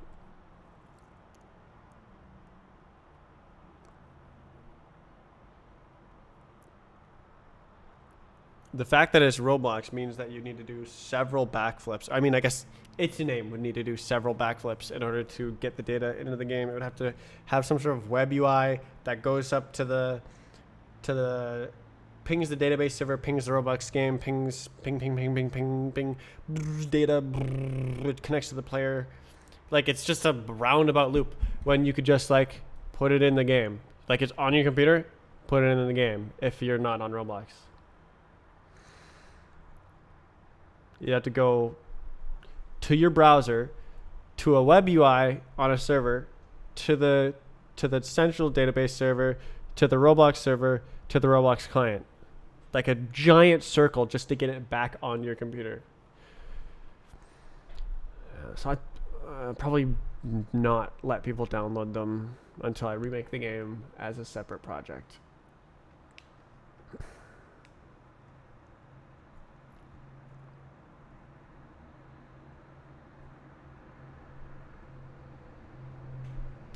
Okay, so I think my plan is to ignore this problem entirely unless people specifically ask for it and I make a bot file v2 in which I can fix several other things at the same time. Ignore the problem! If you don't hit the bug, it's not a bug. It doesn't exist. Oh my god, bro. So, alright. Don't care. Just put all the garbage code back in. In you go. In you go. In you go. In you go. This could be done.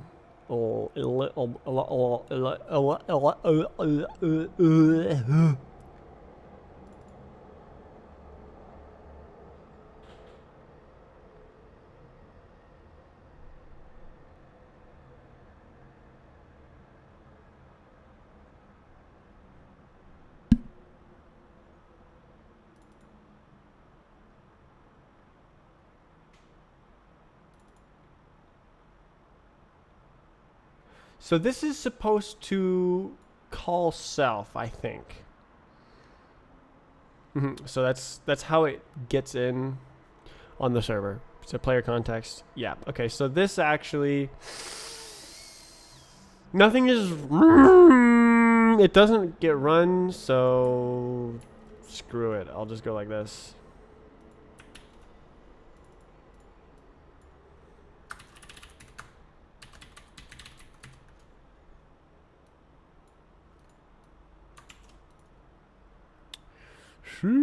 Then I go like this.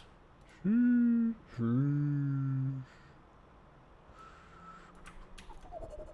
I go like this. Oh my god.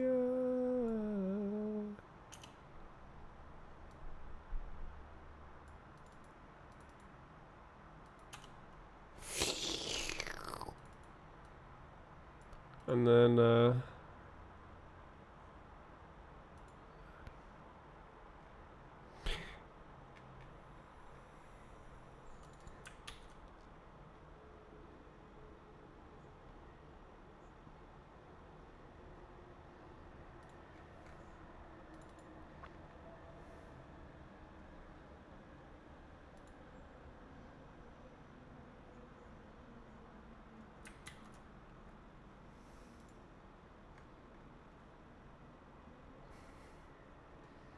no.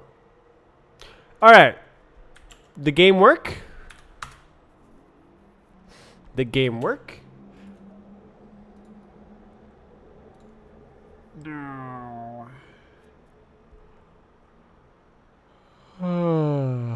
Maybe it'll work. It'll probably just not load. Oh, it loaded. Ah! 91.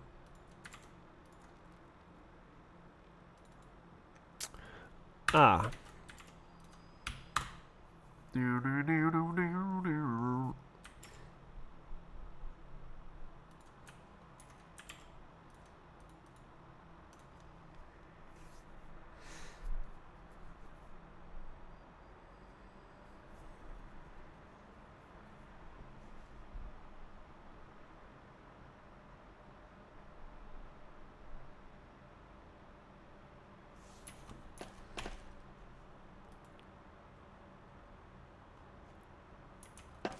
Uh-huh.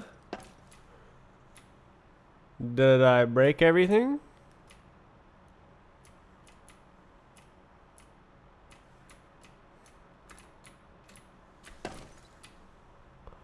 Alright, what happens if I beat the map? Do I get a ball? Do I get a time?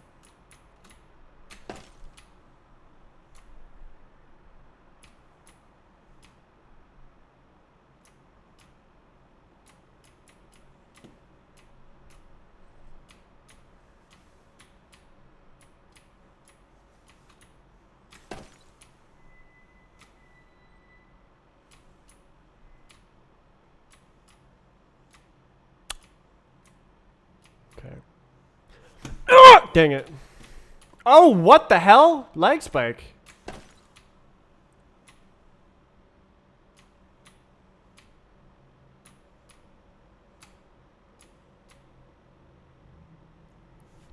Oh, I'm so bad.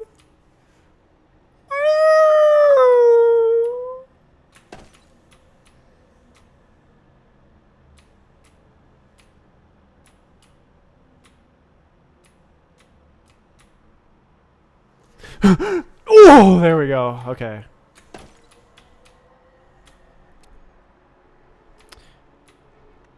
Only took 3 tries to do the easy move that I should have done first try.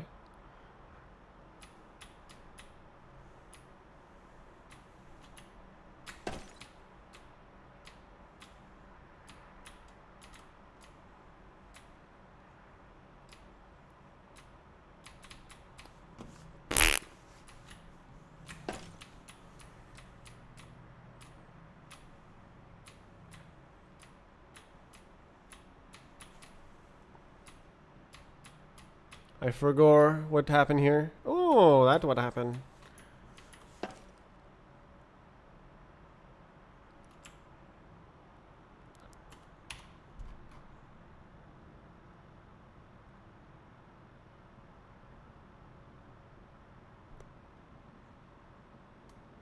CC7.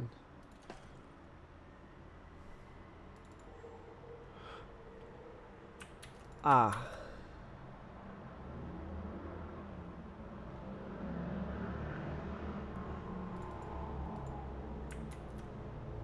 Oopsing. Okay.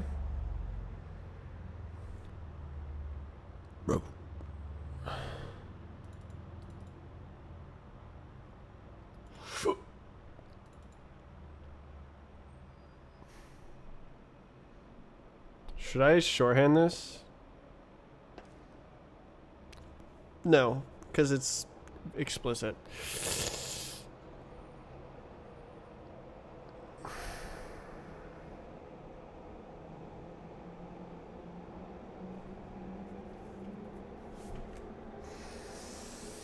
Okay.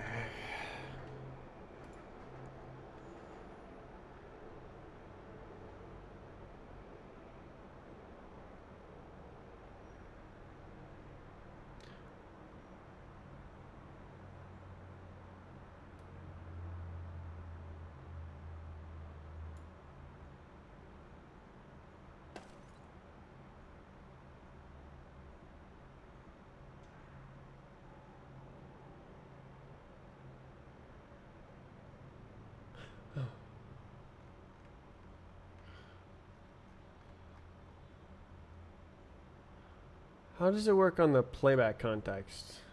It doesn't. Okay. No, that's right there. Oh, okay, it's different. Doesn't it go... doesn't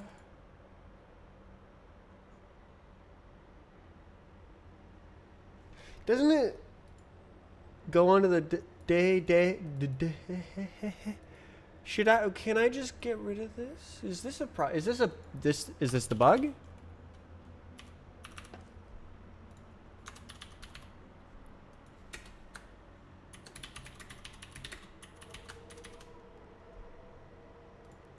Because like this is from the server, it kind of doesn't need to exist, but this should be replicated, right? Is it replicated? I think it's replicated. It's a data timeline.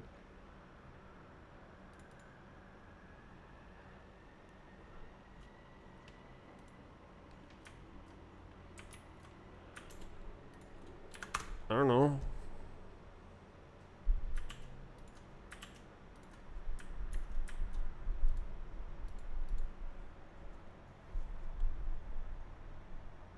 Okay, what do I see on the bar? At the bar list. Okay, so my style's there. Ah, okay, so it does it for something funky for your local player. Okay.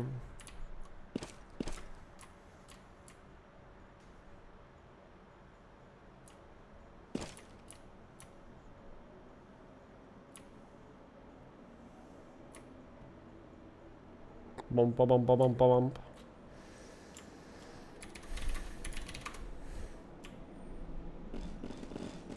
Look at all those tall guys.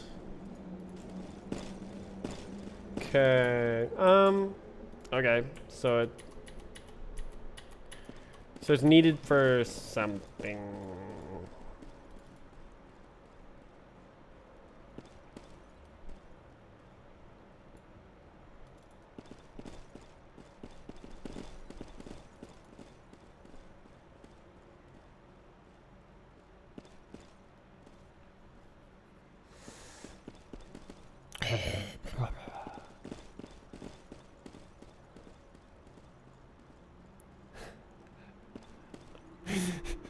Don't ask me how it works.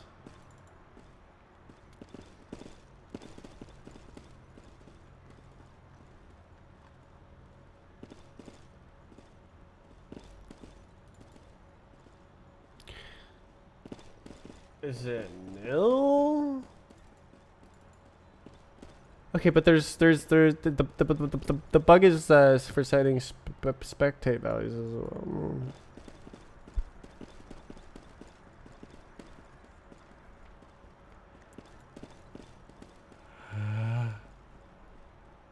Okay.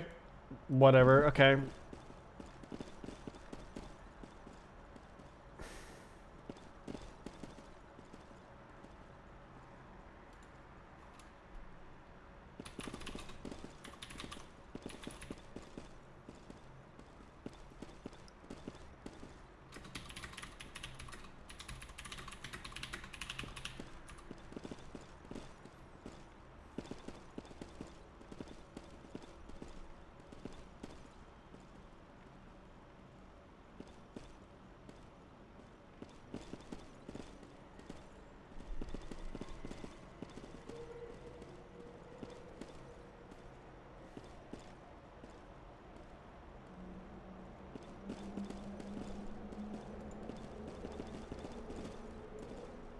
Okay, what if I do this? Good.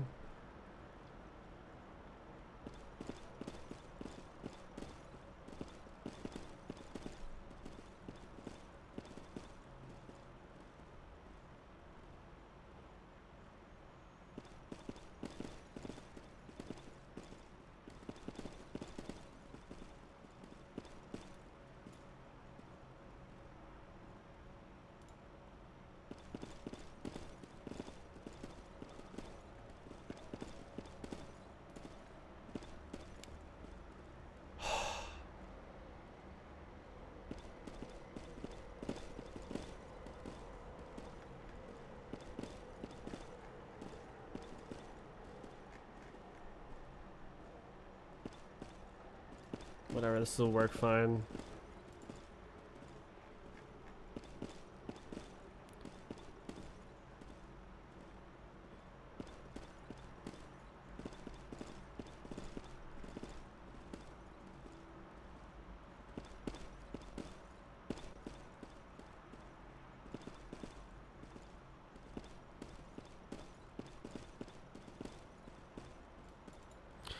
How does it work before? What did he say?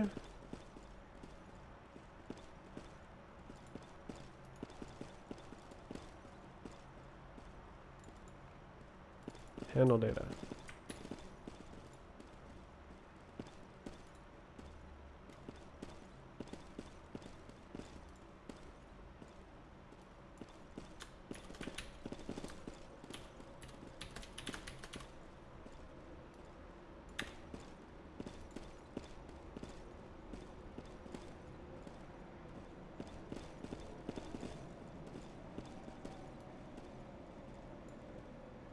Maybe that's a bad idea? I don't know.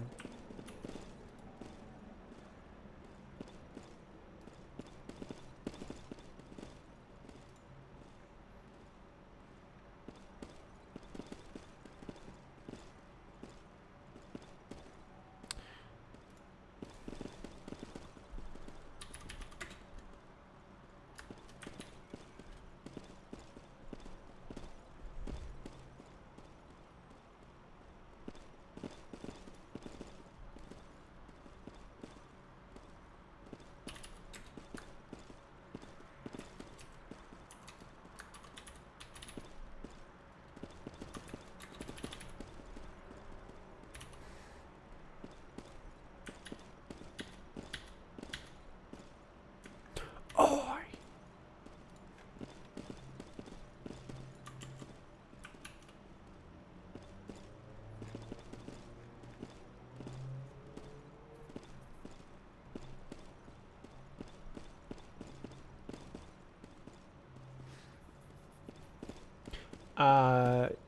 Yeah, yeah.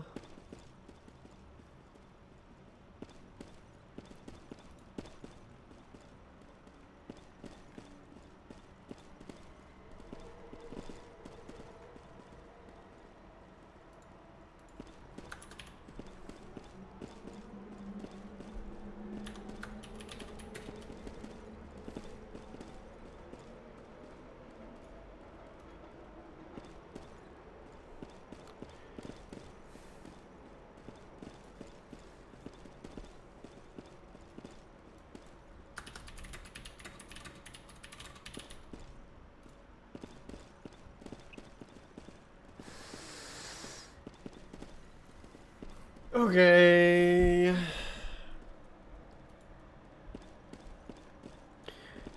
Supposedly, do that. Okay. Should I call?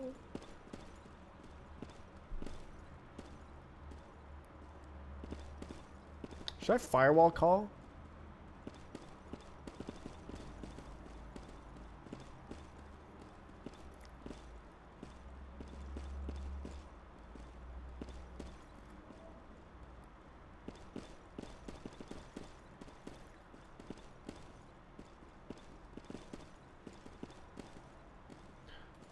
Oof. Oh, but it's just Roblox fixes. Okay.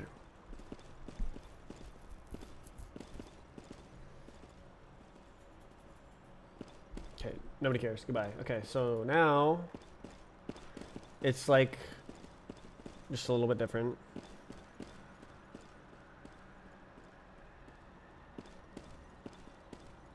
Sorry. Did I? Yeah, okay, let's try it.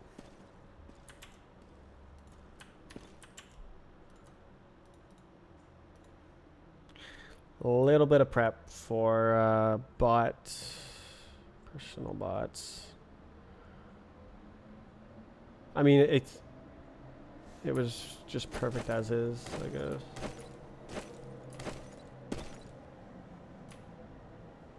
Oof. Sucking. Wow.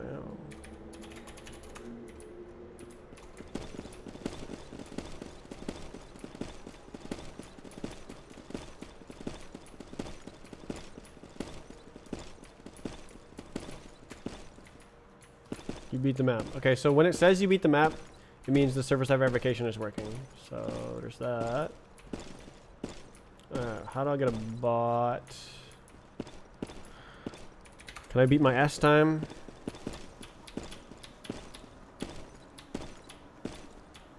Probably not. Nope. Very close.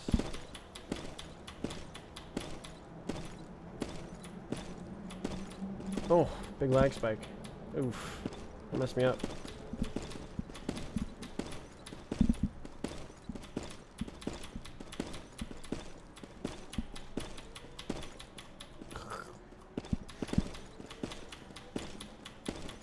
Nope. That was bad.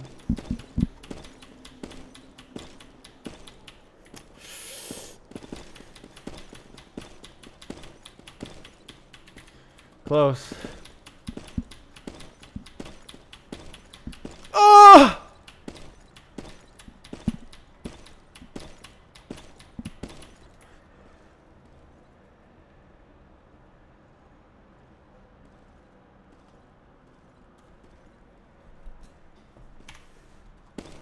Okay.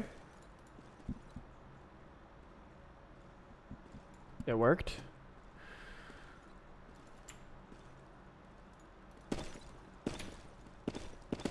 Game isn't broken. I mean, there's some server-side stuff. Maybe the edge cases are different. I mean, I wrote the code to be exactly the same, so I guess it's like a little bit different. It could possibly have some bug fixed. The design is like 0.01% better, but it's built on trash, so.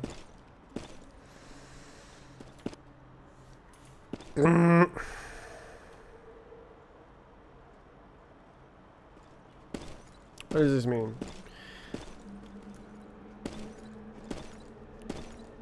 Means I thought about personal bots. Okay, so what am I gonna use? Okay, so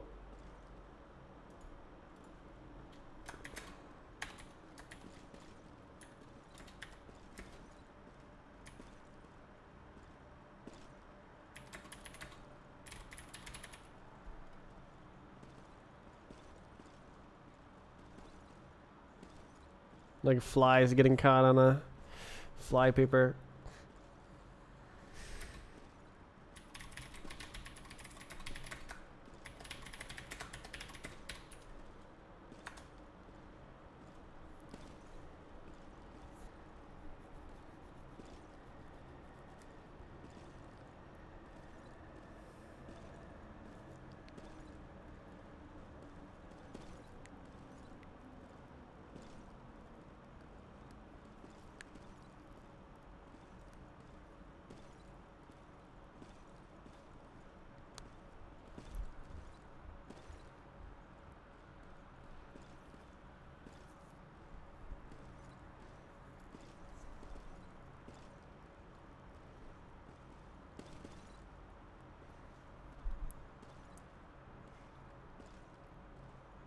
Right.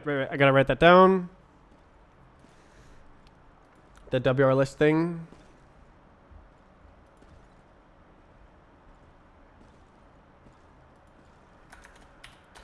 Edit WR list to always show your PB. So it's loadable.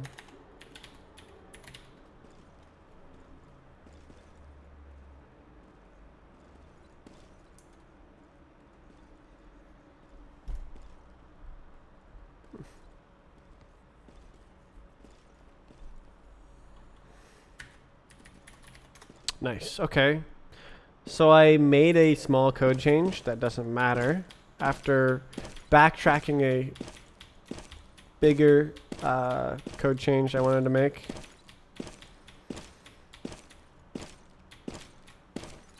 Nice.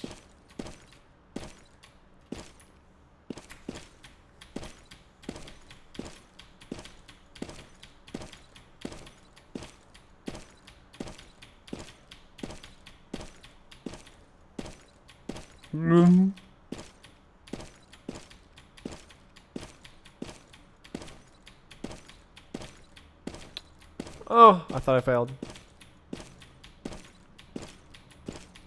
Damn.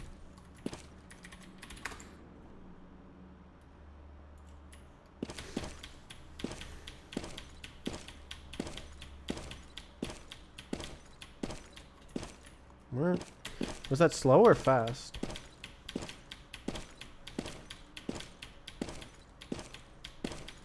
Oh.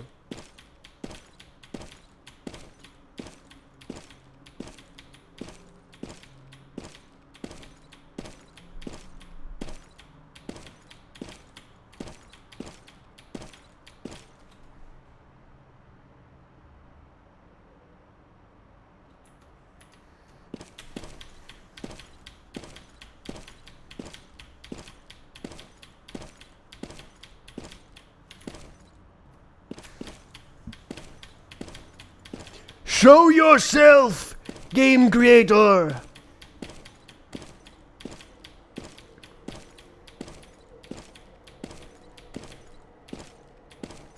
Oof, that was good. I should have ran with that.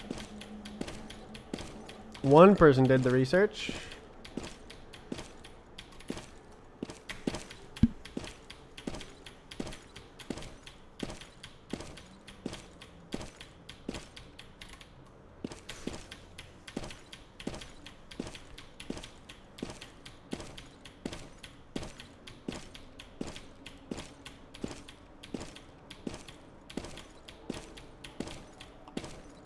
Nah.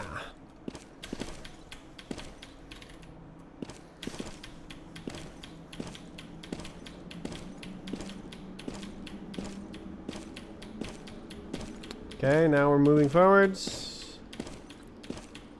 I think I've already got this time though.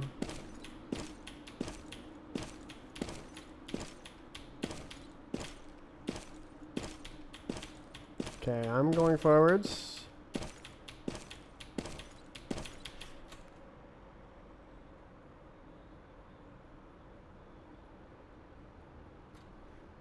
That might have been my time if I hit the edge of the platform on the right.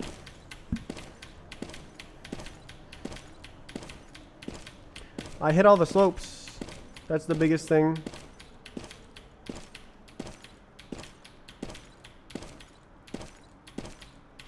Okay.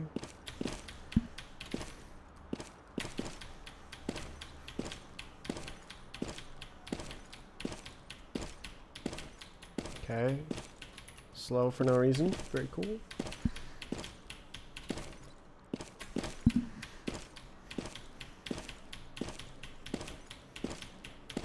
Slow for no reason. Very cool. My strafe's gone. Am I just hitting the keys bad? Yeah, it's gone.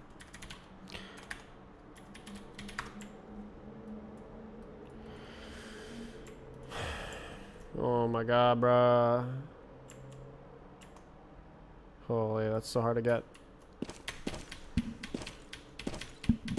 Why are my GUIs like this? Hmm.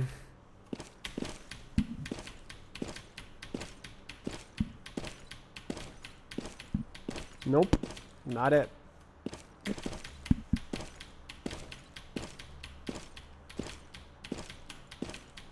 Okay, this is it. Oh no. Okay. I'm late. You haven't really missed much.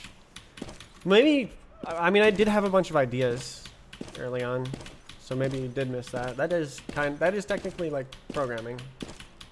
Not fast enough. Where did my strafes go? Why did I get like 3 good runs and then I died? And I've never got a good run again.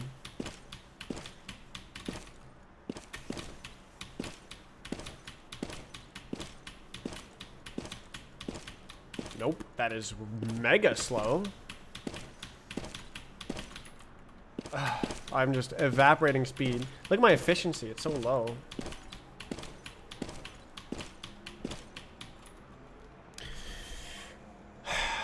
What are you trying to do? Stream title.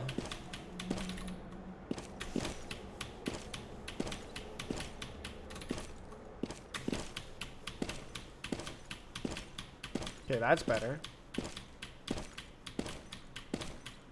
Oh, deleted. Unlucky. Yeah, nope. It was okay, but then I deleted it. With a bad key press. Nope, that's not it.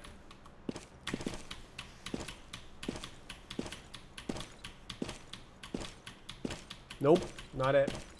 Mega slow.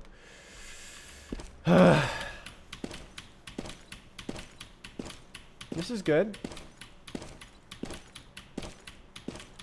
Nice. Not deleted. Slow. I need to reach that. Which game is this one? This is my game.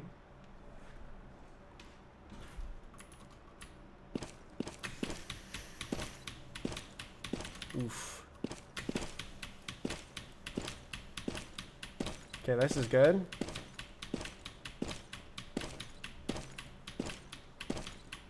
Strafe, good.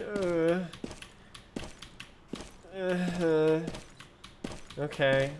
Yeah, no, I didn't hit that last one there, so bad.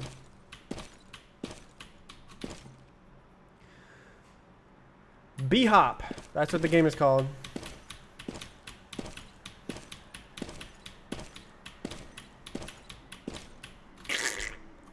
Choked.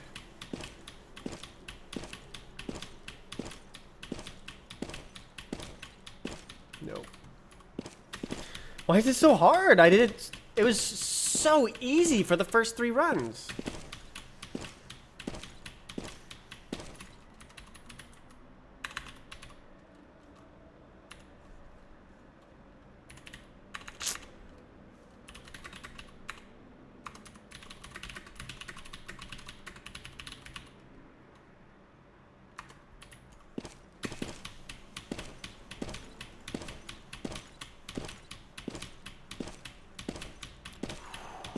Smooth. This is good.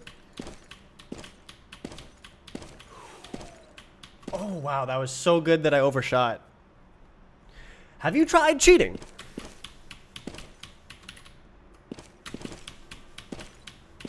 $13 million visits. Most people like Surf better. That's it's under the same group.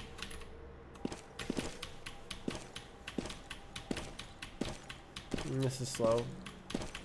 Yeah.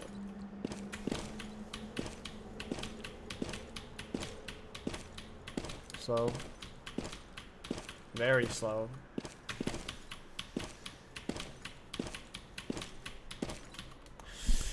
It's gone. My strafes are gone. I had a couple good runs and then my strafes were gone.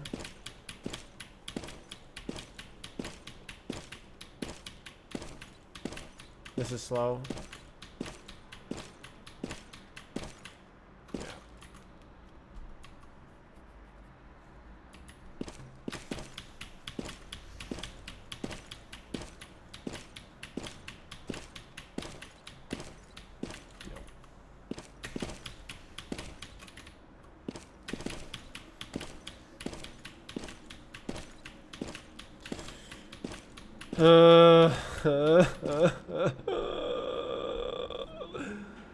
Where did my skill go?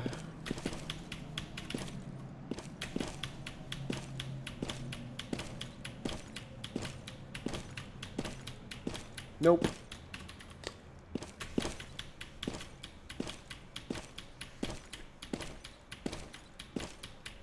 Nope. Okay, this isn't it. I just don't have it. This ain't it.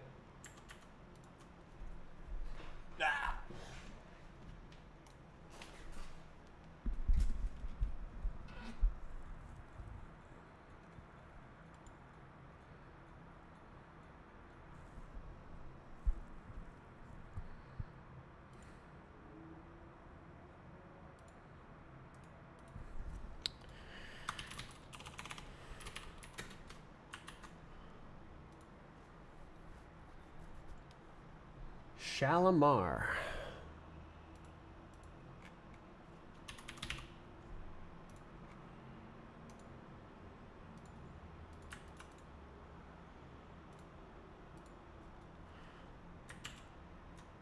I need a tutorial. There is an in-game tutorial if you type /tutorial.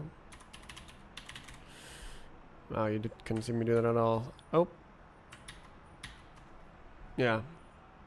Also /? Works. /help, I think, is another one that works. I also have a video tutorial on my channel. It's in the game description. But the game is very hard. Don't expect to be able to be a master on your first day. It's pretty hard to get into. You have to learn how to play before you can play seriously. But you do go zooming.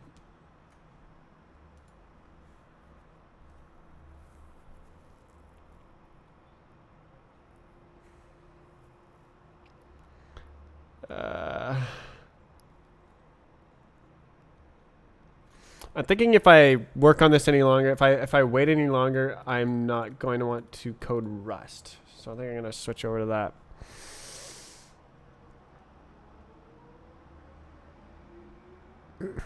This game is very hard. I'm giving up.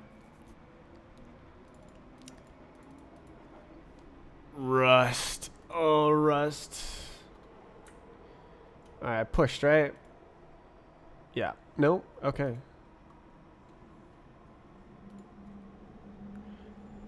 Let's see all the to-dos. I probably have 600 million trillion to-do. Oh, I thought this entire thing was to-dos. I'm like, ain't no way. Okay, 31 to-dos. That's less than I expected.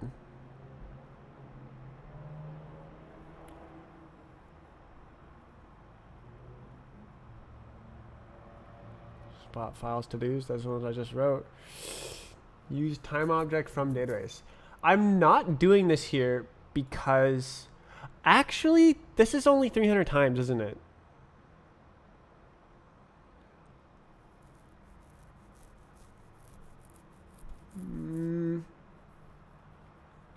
Should I do it?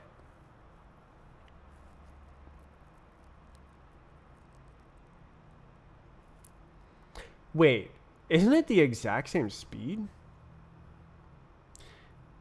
It's just a couple function calls, isn't it? I mean, okay, it works, and I don't want to touch it. I shouldn't even be scrolling through the to-dos.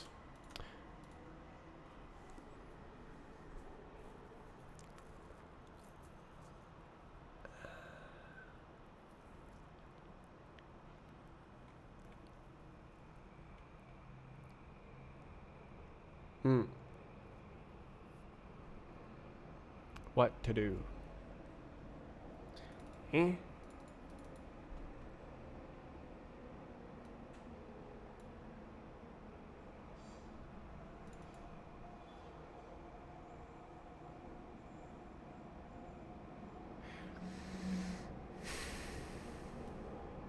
Whatever.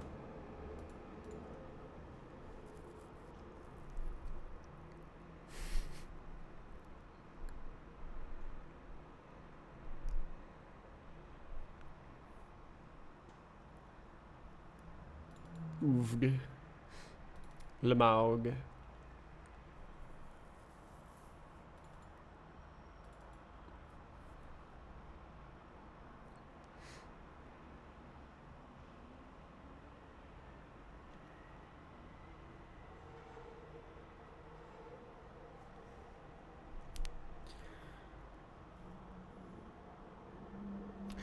Yeah, the double index.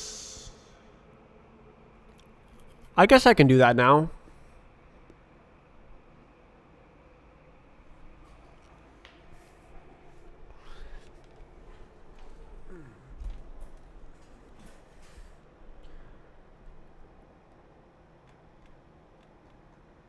Alright, I should be able to go like this.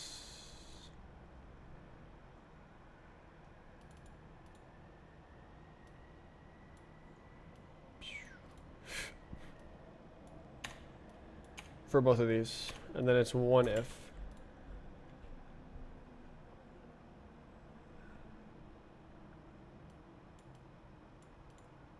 So in love. Ugh. Okay, and then now these tables, I have to populate them at the bottom.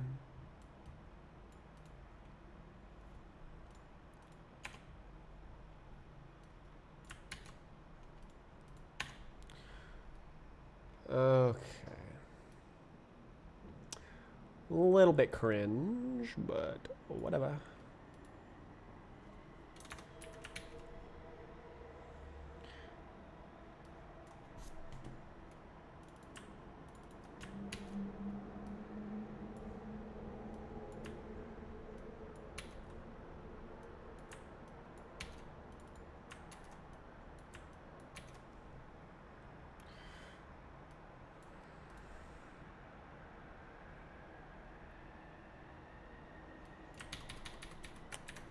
Camera class dot no dot. How does the freaking class work?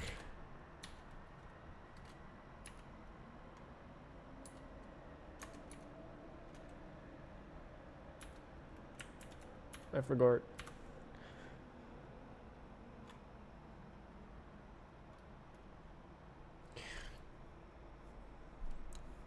Okay, who does it?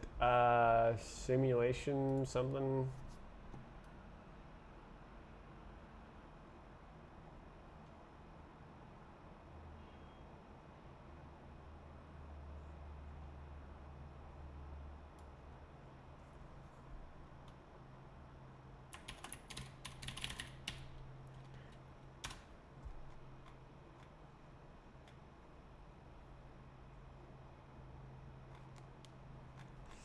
It's not there.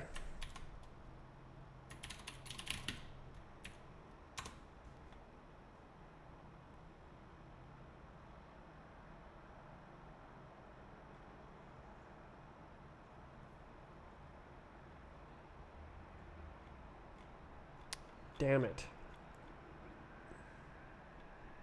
Okay, class. Just read the source code. Okay, it's meta methods. Okay. Where was I?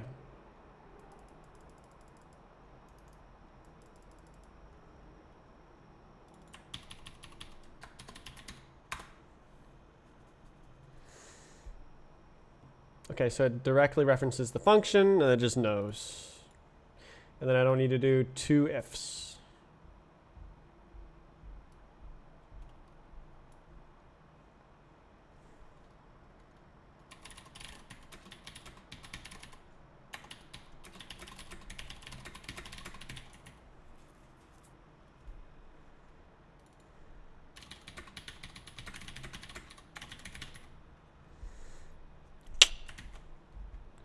I did a to-do item! Woo! To-do! To-do! To-do! To-do! To-do!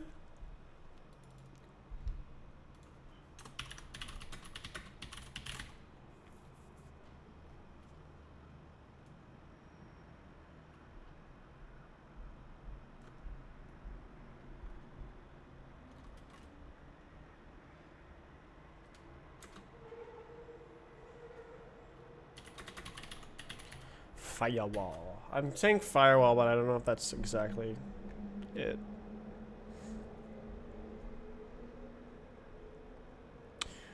Need a burrito. So this is all function definitions. Very, very cool.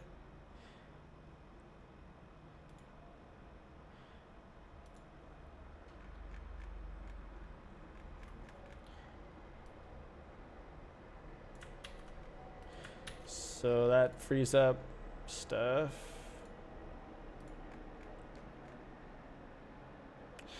I should probably test it, you know, test things. The game looks dope. I worked very hard on making it good. Okay, I'm gonna scroll through the to-dos and see if there's some easy ones like this.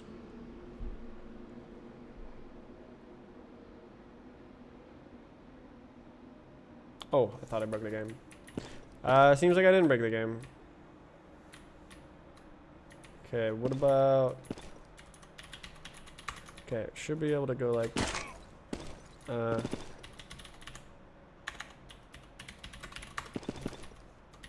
Okay, camera events work. Server. Yerp.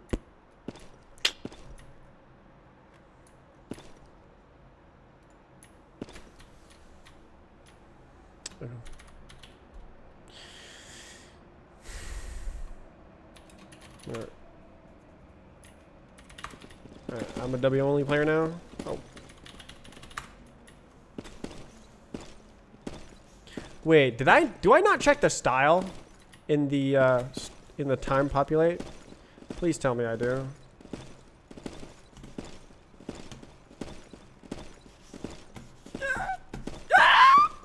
Am I so bad? I'm so bad at this.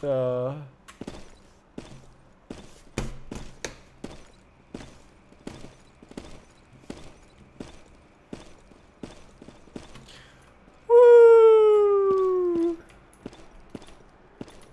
Okay, got a time. No bug and error. I guess there was literally no...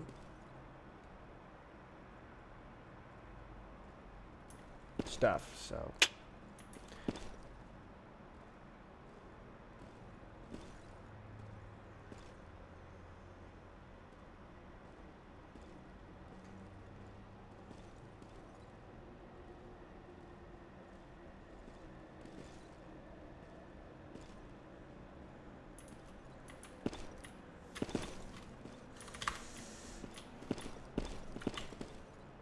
where's that code?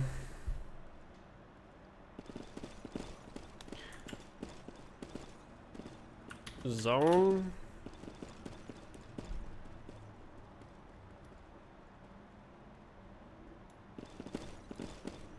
Load.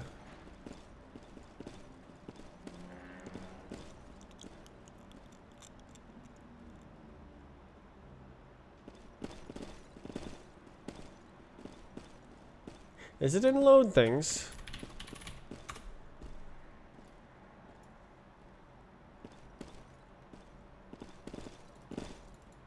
Monitor key times, maybe?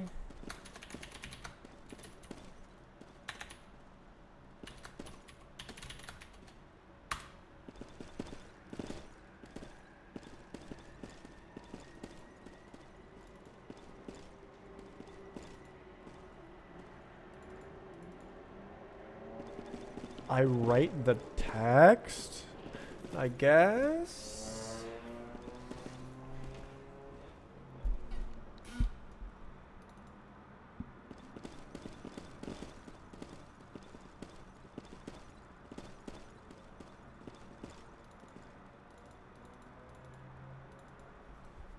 Huh?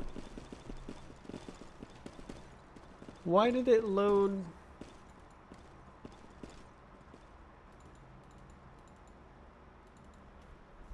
What? Why did it load the wrong thing? Whatever, man. Visual bug, visual bug.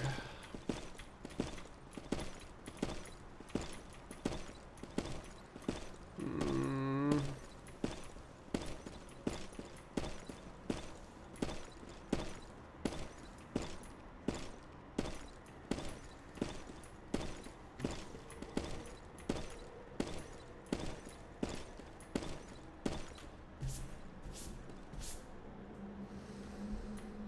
Okay.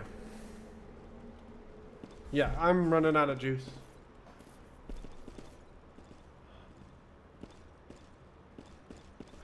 I'm gonna scroll up one more time. I'm done. No, I was gonna look at the to-dos. I did it to do in the camera right here. Fix transparency getting stuck when you change spectators. Wait.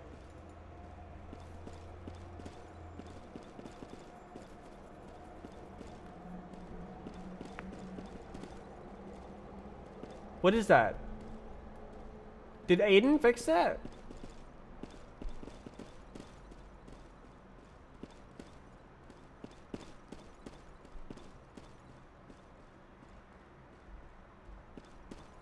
Is that is there still a bug?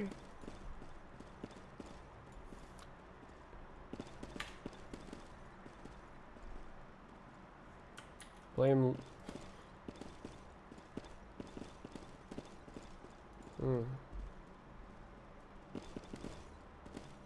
Luggy. February, I was like, eh. Can I like go to this?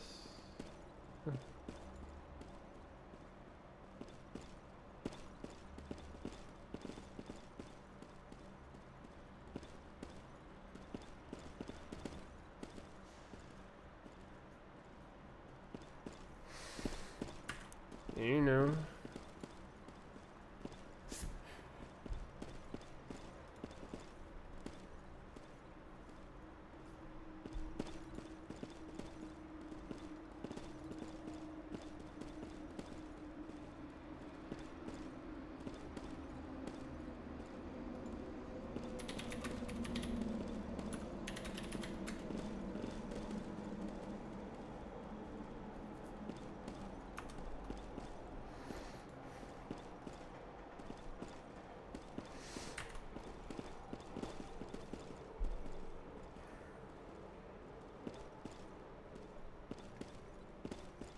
Not touched.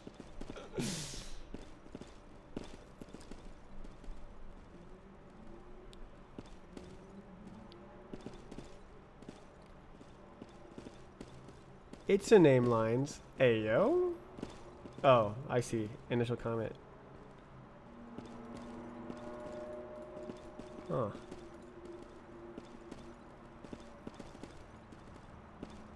Well, that's pretty cool.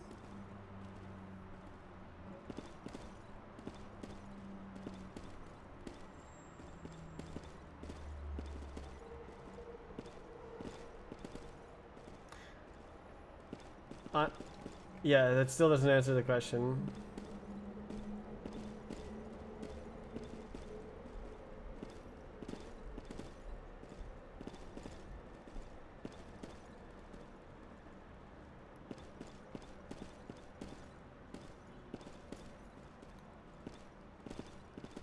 More lines written? Are you sure about that? Let's see.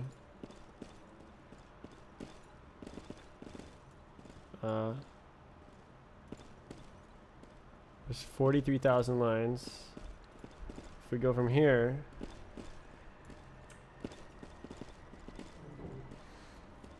ooh.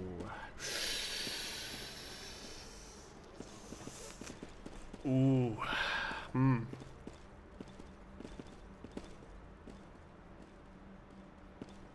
Hmm.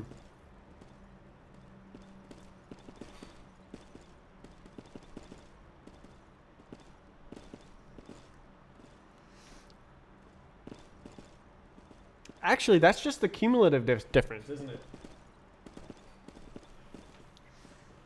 I guess like line by line ownership, it's probably still. Well, no, line ownership, it's deleting most of the old stuff, so definitely still. Oh, it's like 50,000 lines ago now, isn't it? It's like 43 minus 21 plus 28.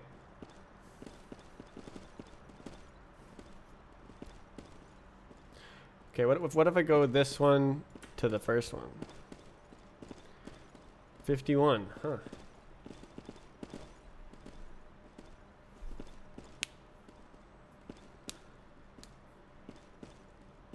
I've been saying 60,000, but 10,000 of those lines just got deleted.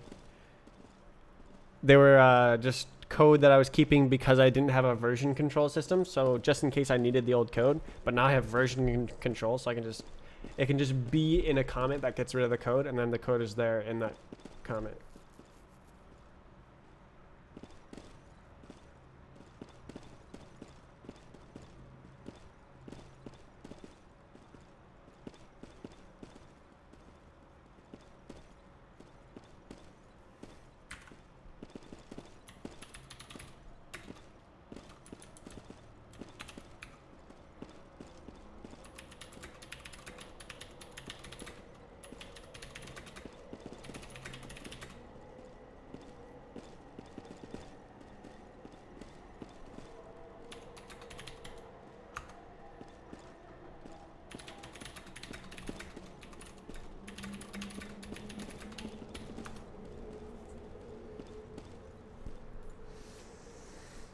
Okay, happy about the game, but I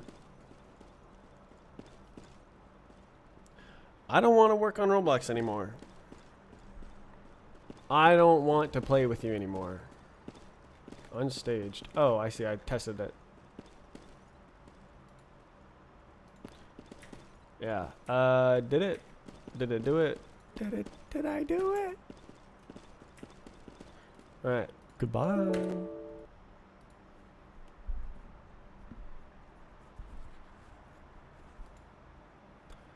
Okay. So now I need to muster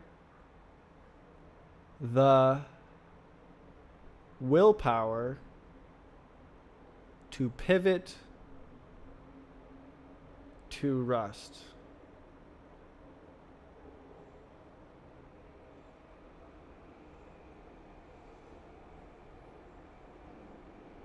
And make the stream longer.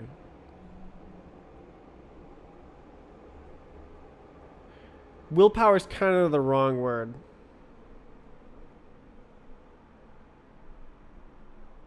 I know I have the willpower. It's, do I want to spend it on that? Okay, well, the question to that is yes. So there it is. Okay, well, let's do it.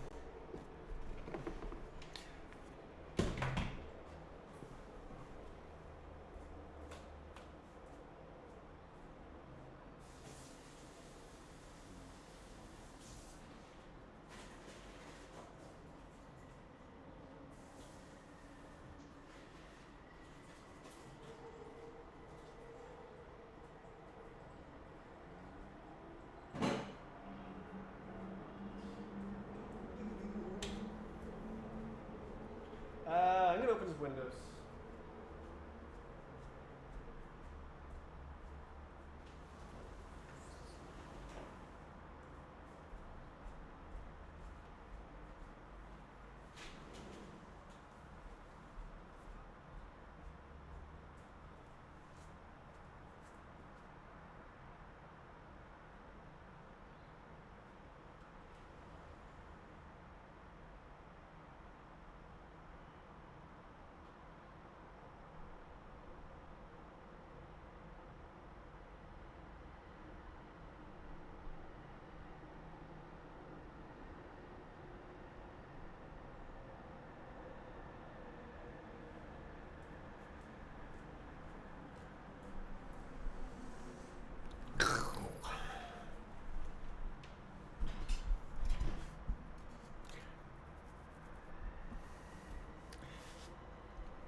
it supports me. It doesn't need to be pretty.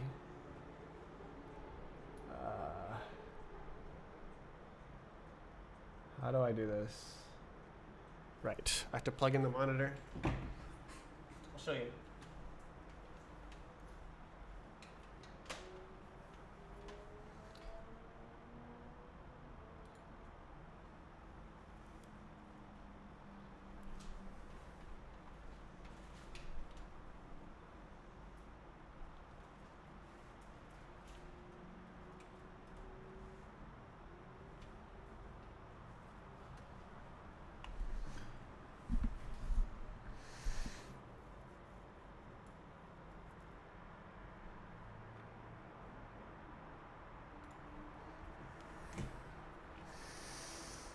Two GPUs. I'll have the side of my computer off. So easier. It's much easier to see. Look.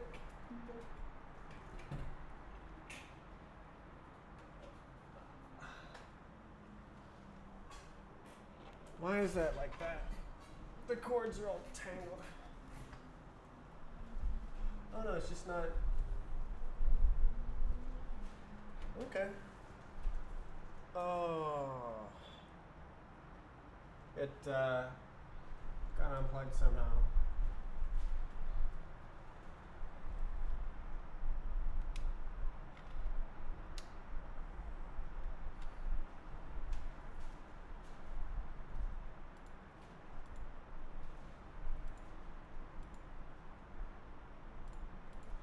Oh boy.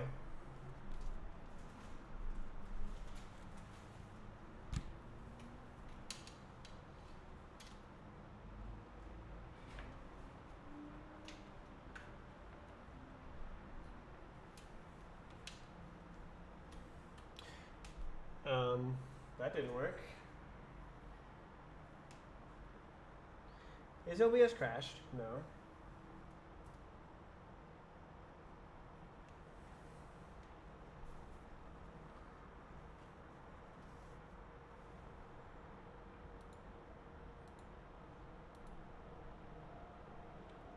Thank you.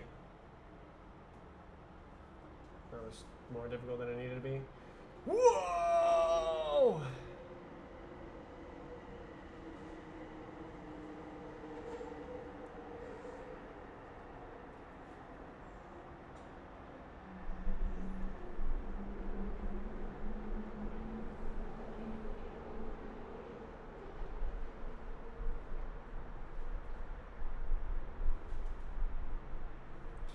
Computer!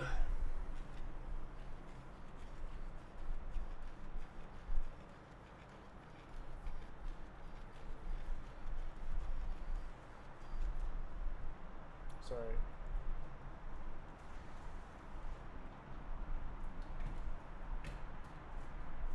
The technology is too powerful.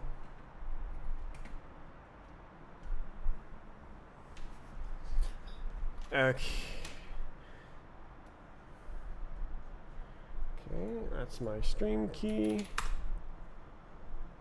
That is the chat.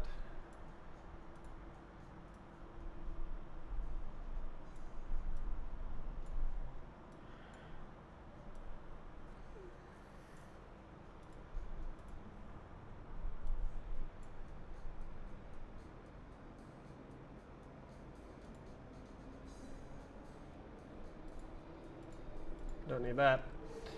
Okay.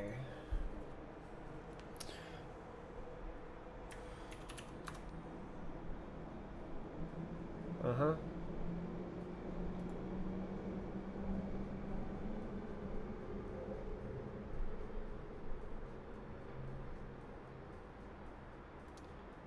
Yes.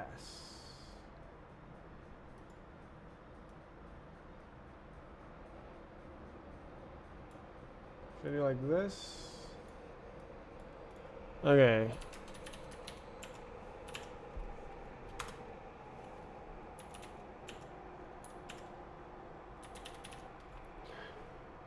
I gotta go to the...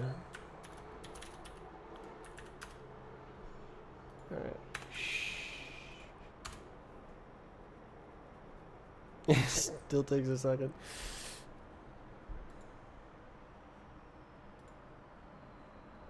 All right, traits. We're learning about traits.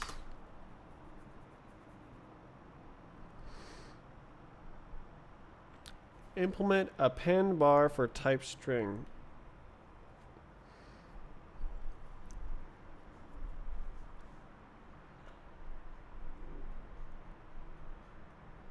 Is this like a function? Why is this 4?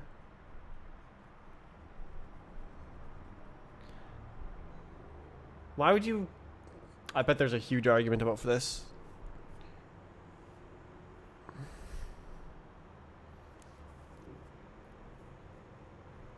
Before doing the exercises? In each folder? Well, that probably helps.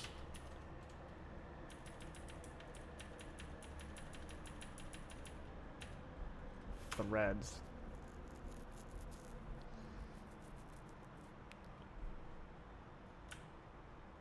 What?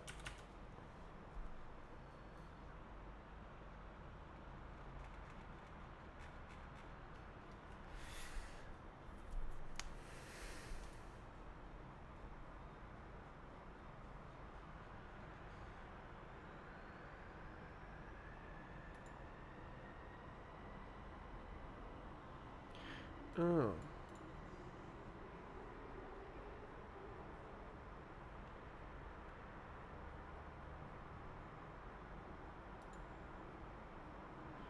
Well, that actually doesn't help.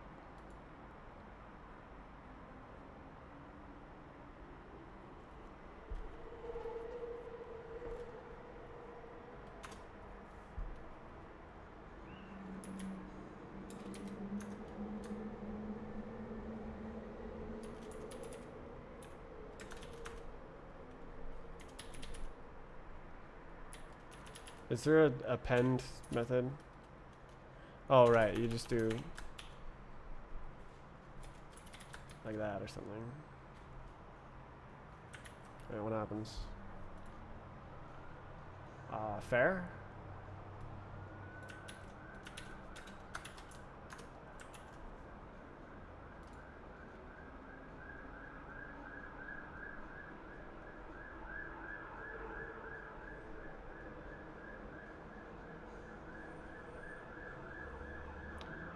Really?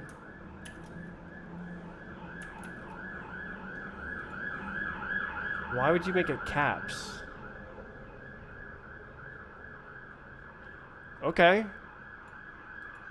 Straightforward.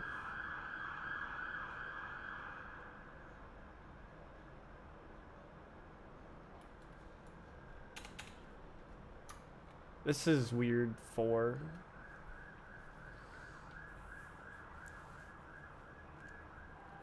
Shouldn't it be like in or something? I guess that's a different keyword as well. Like toString.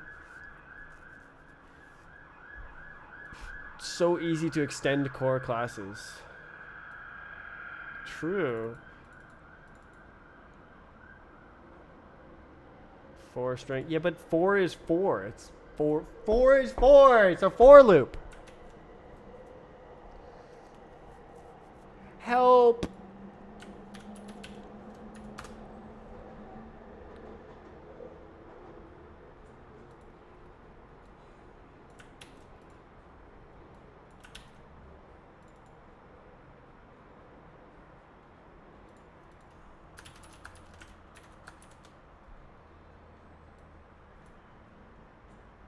What did they? What did he say?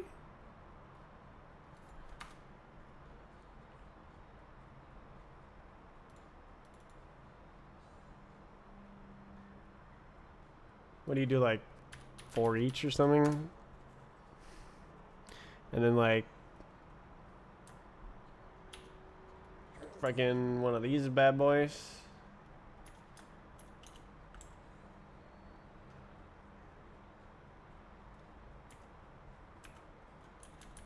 Go like this.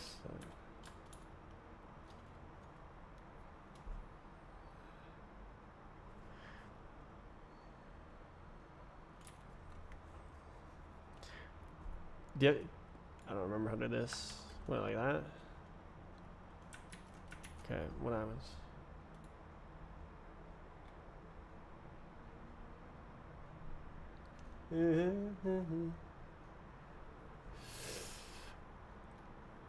Oh. None. Oh, it wants it back. All right.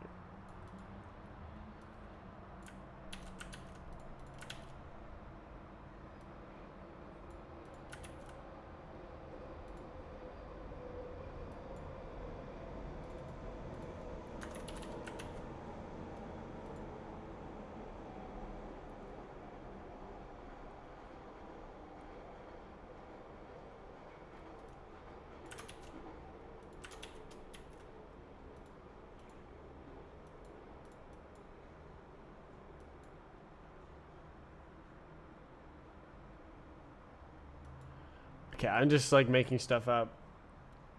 Alright, how do you string?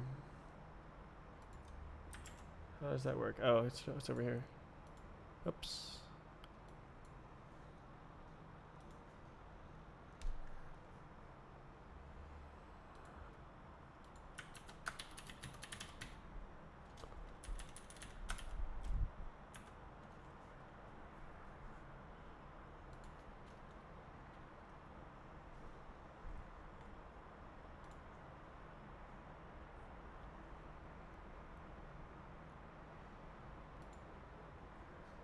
Yeah. So Rust vector for each.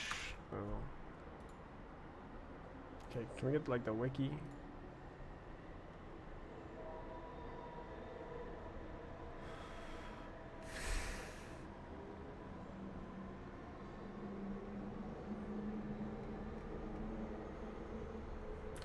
All right. Let's just ignore it and do like 4.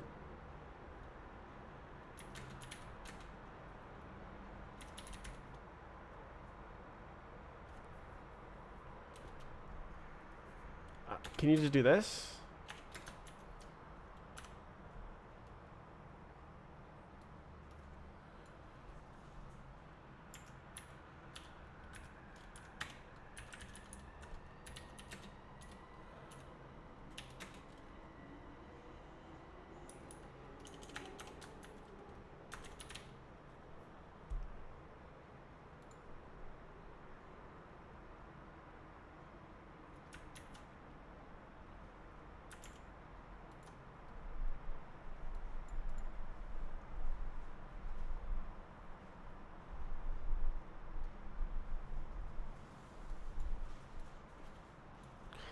What happens like this?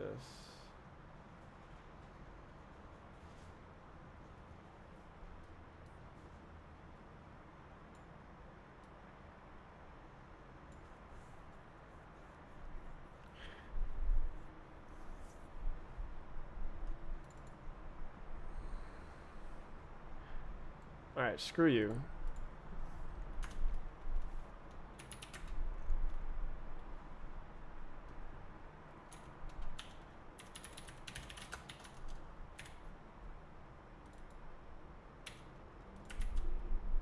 Oh.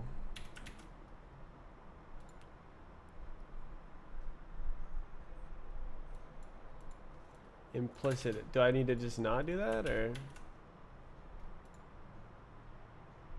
Okay, that doesn't seem like I just need to edit each one. I'm not thinking very hard here. I'm just kind of fooling around.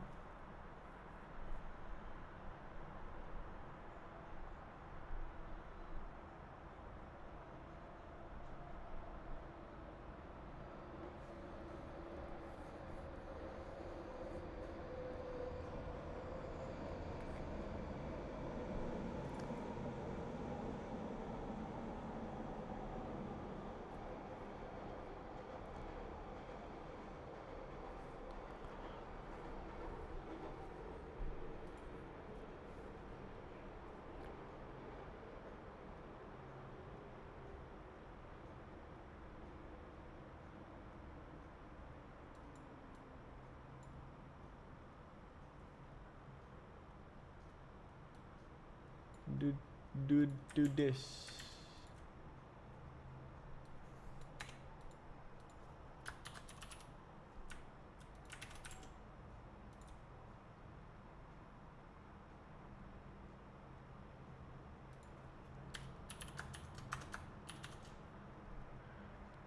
Wait, what do you mean?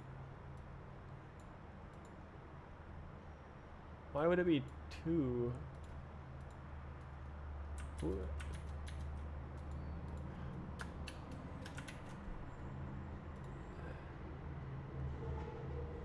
Isn't it a mutt? Oh, just do like this.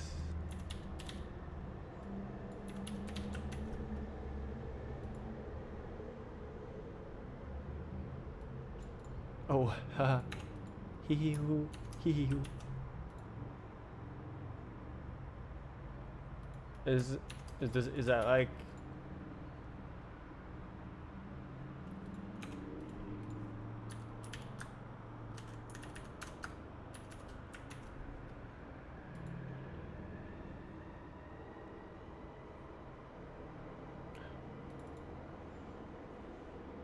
I see. Well, let's put that back then.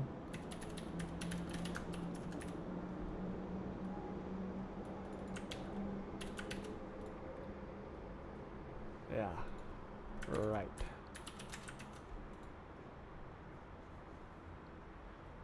Ugh.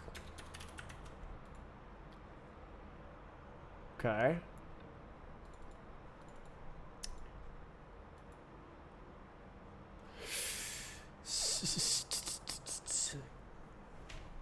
Okay.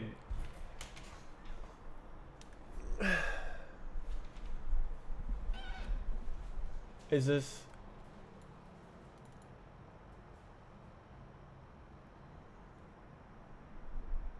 Oh, they don't want me to go through each. Oh my god, dude, I didn't read the instructions.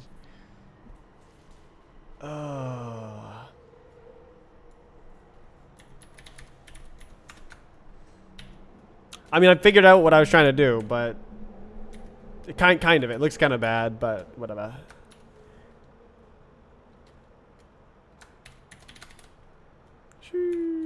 Does it return the vector? Nope.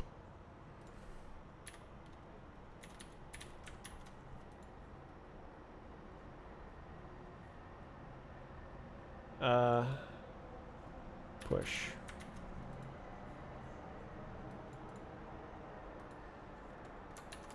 Does that work? 2 string.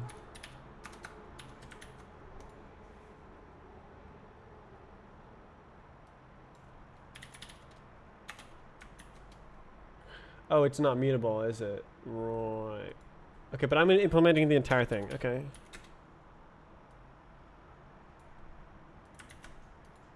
Two string. Okay, so 2. What's the difference between 2 string and 2 owned?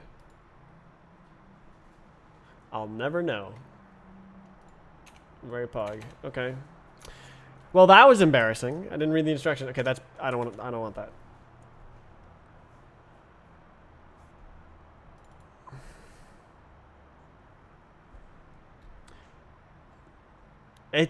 It's crazy how like you just like can just ignore all the rules and not know anything, and then the compiler's like, put mutt here. And I'm like, okay. But I guess these are small examples, so.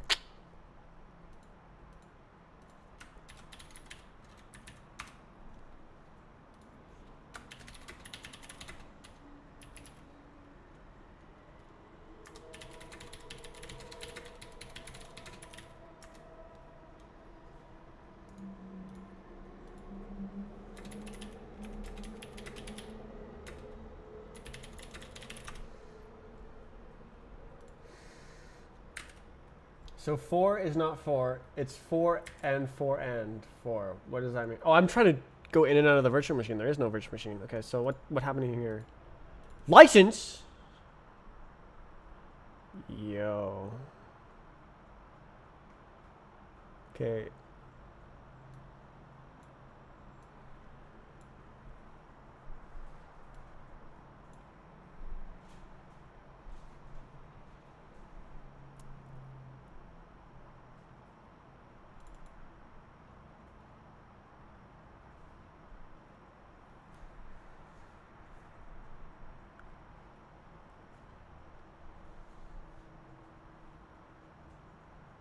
So what is it wanting me to do? Licensing info.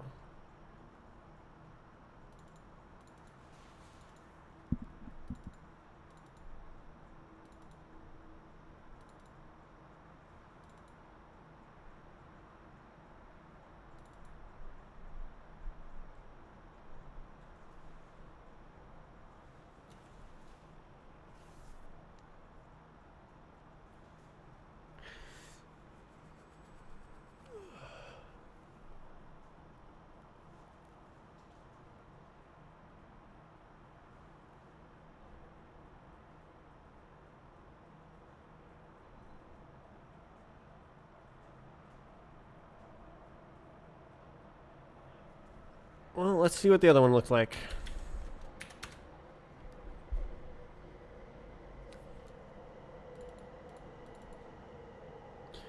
So it's useless. Okay. So I have to look at the hint. Or the docs.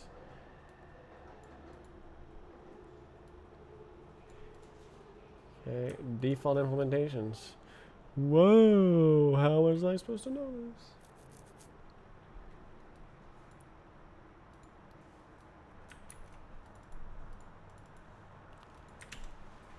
Okay, so literally it's like... Oh, you just do it here. Okay. That's what I was wondering is, do you just do it there?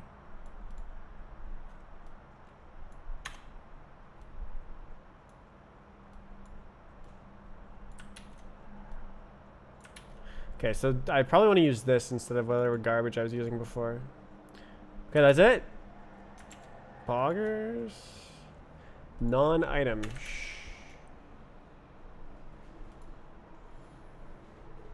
Alright.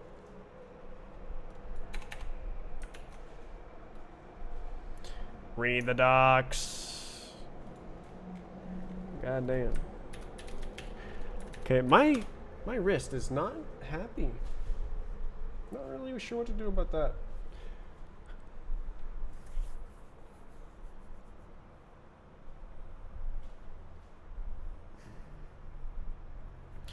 Question mark, question mark, question mark.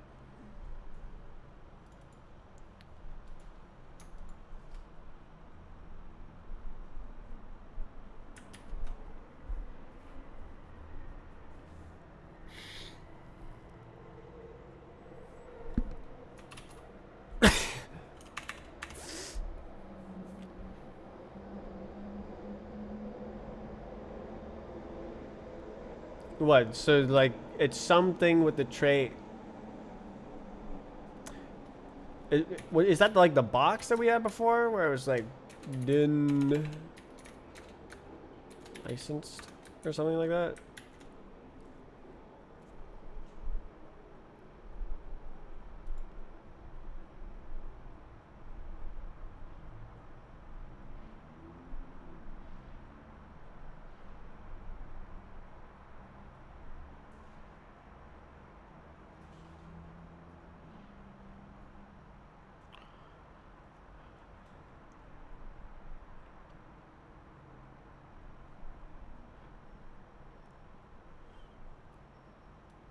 Some licensed object. I don't remember the example that was in.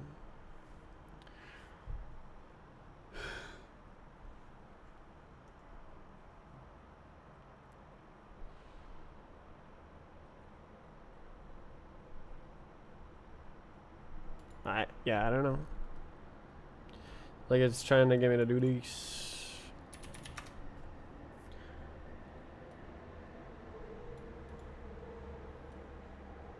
IMPL.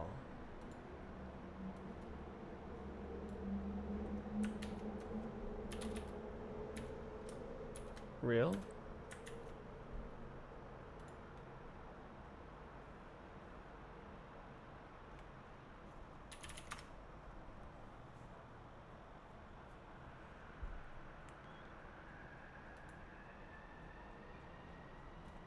Do I need both?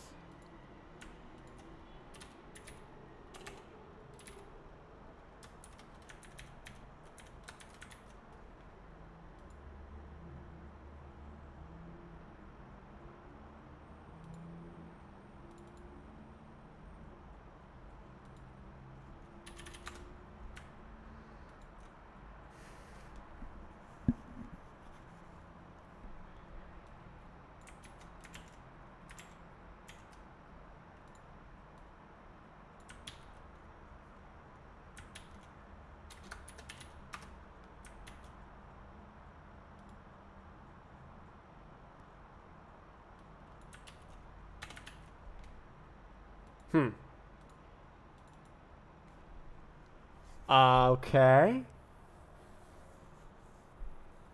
So impl license means that it's something with the license implemented.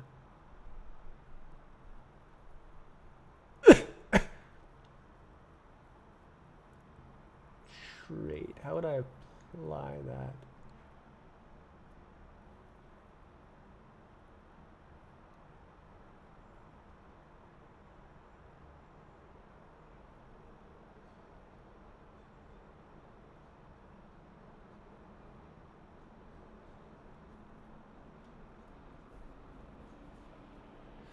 So what? So could I have a trait on the functions that check the arguments? So it's like check args function or trait for each function, and then I guess it doesn't have to be a function. It could be the action or whatever.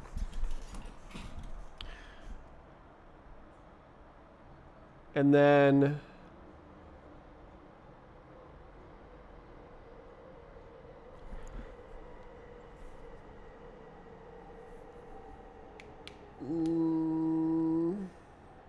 so let's take a look. Let's take a look. Let's take a look. Oh, wrong one.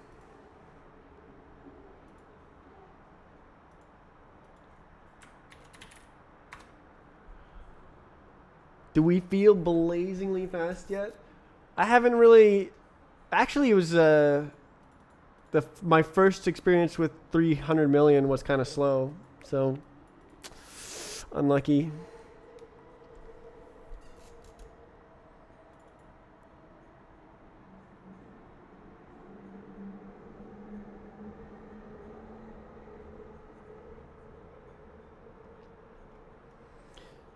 So basically, I would have traits on these functions, and then it'd be like, instead of like this, it'd be like,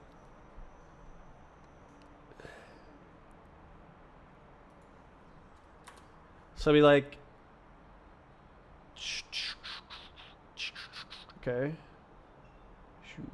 Okay, so it'd be like, I guess I can switch them around.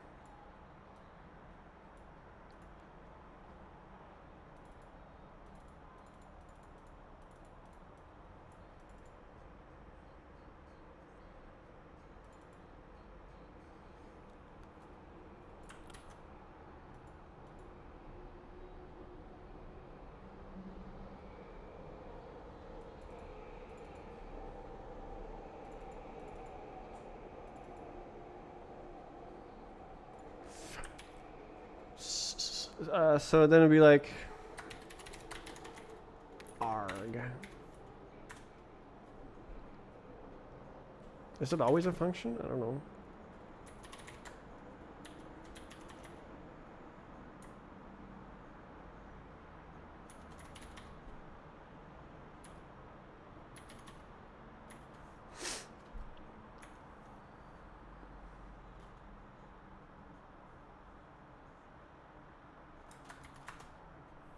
Maybe it'll return something. I don't know. And then you just do like,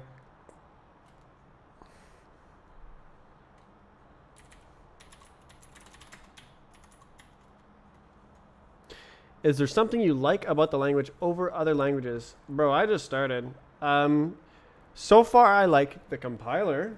Compiler is freaking awesome. The syntax is close enough to like programming.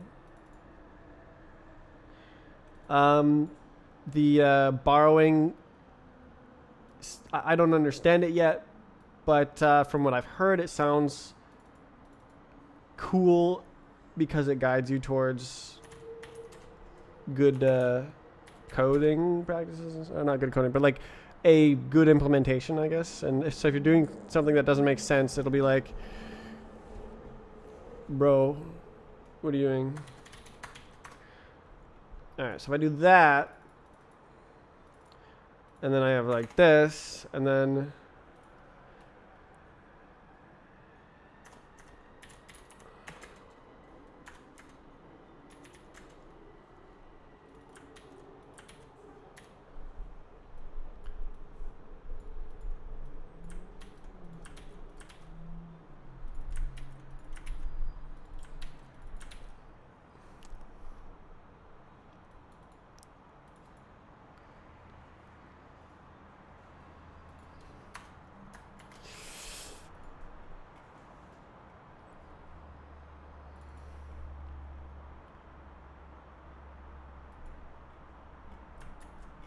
All right, let's see what it says. It's gonna say you're a stoopy head, but that's okay.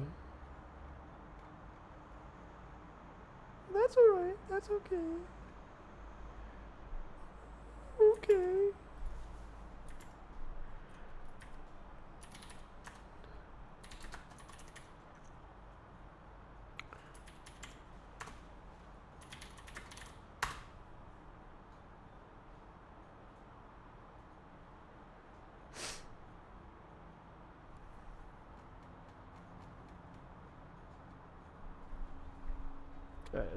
Yeah, just that's not real code, so just relax.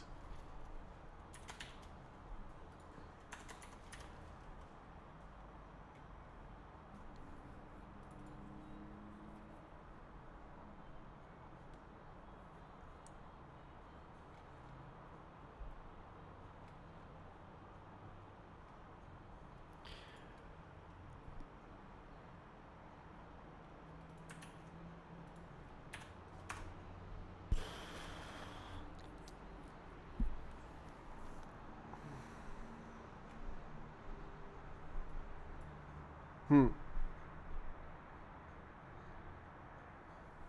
Okay.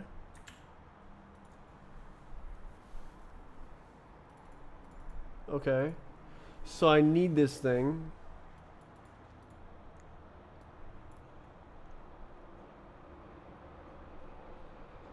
What are you trying to program?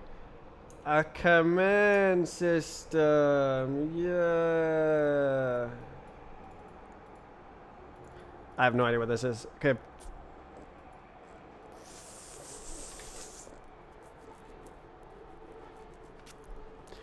What? I have no idea.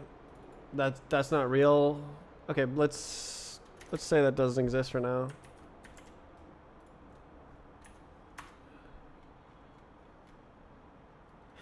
Yeah.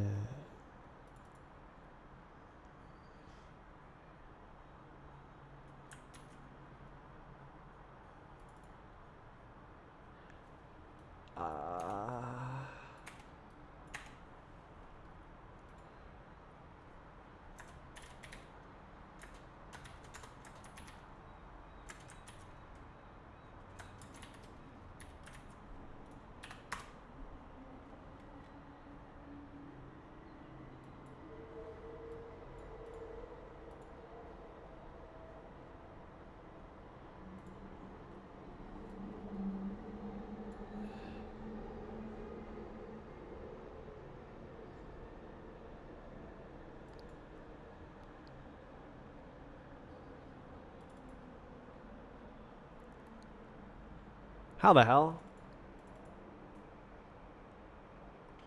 This has to be like an array of just literally anything. Okay, it's a tuple. It's a tuple. Tuple. It's a anything tuple. It's a anything tuple. Omega lol. This is typeless thinking. I'm thinking with no types. I don't know, I'll just throw all the values around.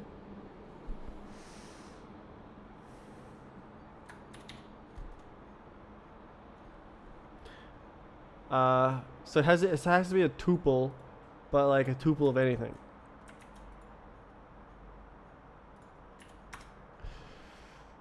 Yeah. Okay, just relax. Okay, just relax.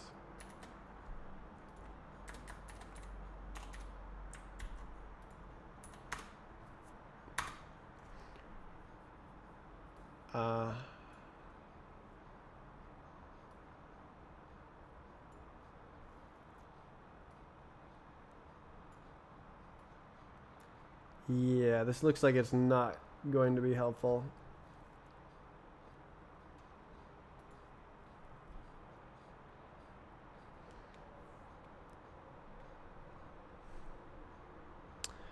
I need to think of a way to do it that's different, or use like, I don't know, indexes or something. Use a double hash map.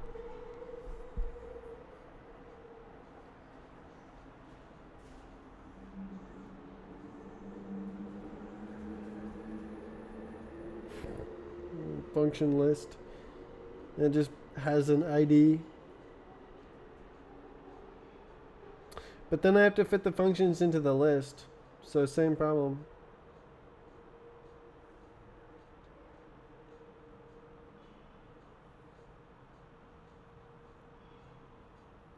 Why does the functions need to be in a list? I'm trying to parse out some arguments according to a set of parsers that should be used to parse out the arguments, then have an argument list, and then call the function with those arguments. So it already knows what arguments the function takes, and it has a set of preferred parsers that it wants to use to parse those arguments from a string input.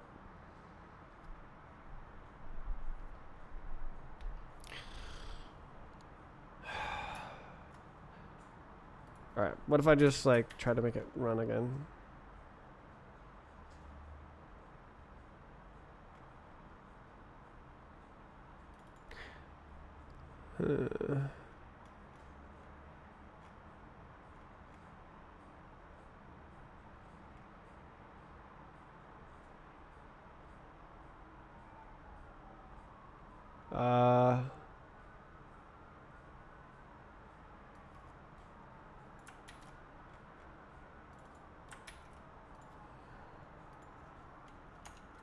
How do you make a function type again? I don't remember.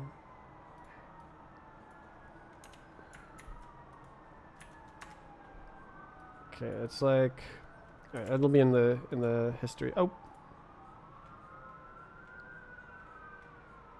Yeah. There we go. Can I just do that?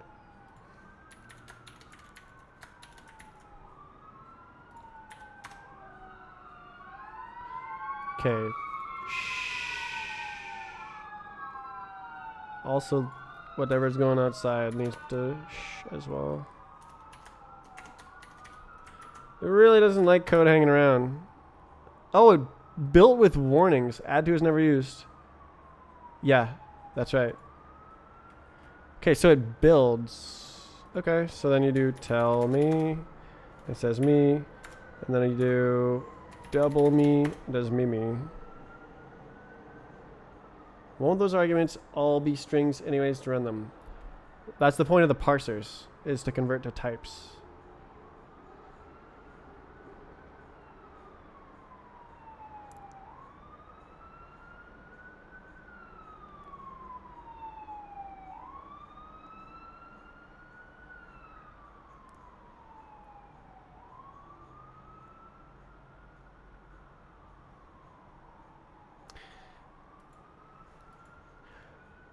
Yeah, I'm trying to avoid boilerplate within the functions that do the stuff.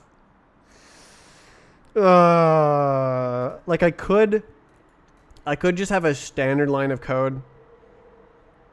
I could have like a list of type enums, and then the string input, and it could like parse them out and then do that, and then what are you trying to do? Yeah, XY. Command system. So you see what I did here? / double me. So what if I do teleport player 1, player 2. And so it locates the teleport command function, whatever action thing, and then it sees that it expects a type of player and a type of player. There's just two arguments, player. And then it looks at the parsers and it sees it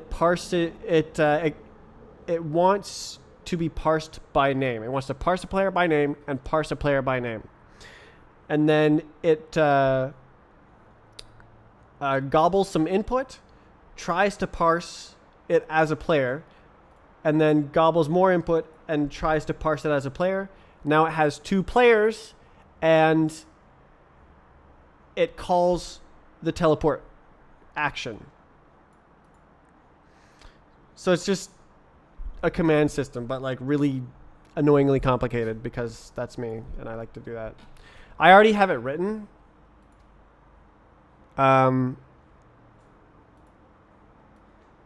but in Lua. I did it a long time ago. So basically this is how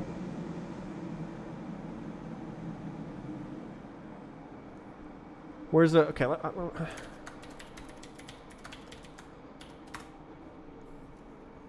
come on. Oh my god, a whole word. Shh. Okay, so yeah, look. So slash pause, no arguments. Pauses the game, pauses or unpauses the game, and then slash pause Boolean to like choose pause or unpause. Like it's just duplicate stuff. But then I have world time offset, and you specify duration. Whoa, 1 day. Whoa, it's an hour. So it's a so in Lua here, it's a named parser that converts the input to an argument for the function. So the function arguments always match the input parsers. But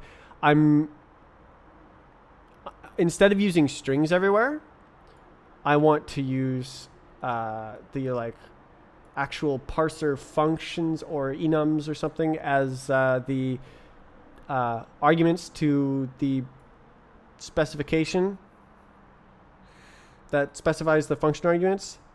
But then maybe I'll also have the ability to leave it empty, and then since the function arguments can be discovered, the function argument types can be discovered, it can know all. Okay, you're a little bit loud. It can know all available parsers and just like go through all the parsers and try to generate arguments automatically. But I think I won't use that, so I'm gonna not write that first. Complicated, dumb, spinning everywhere, annoying. But like I'm trying to learn Rust, so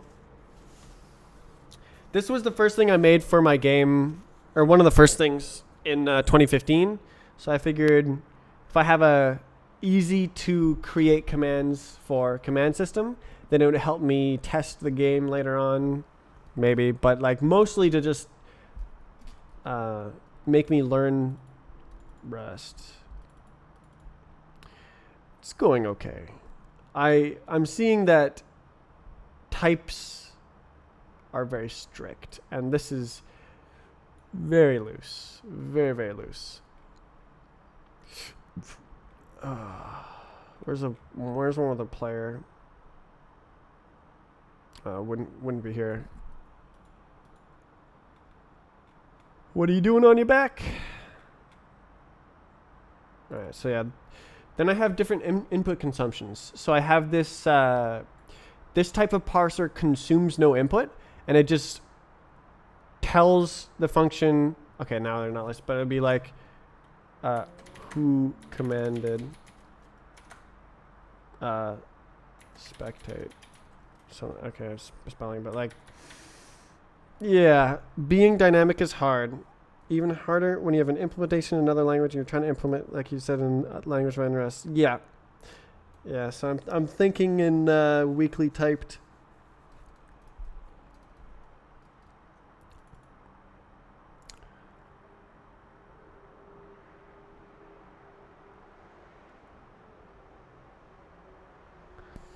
So I did think of a way to implement it, and that would be to run the parsers multiple times. So instead of having types for the functions, I would have boilerplate for the functions. Woohoo! Boilerplate! And then, well, how would I do that? Anyways, it would be like,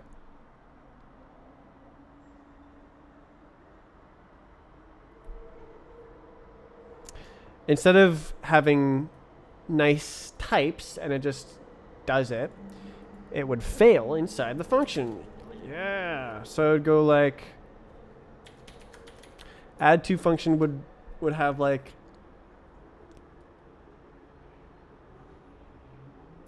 it'd be like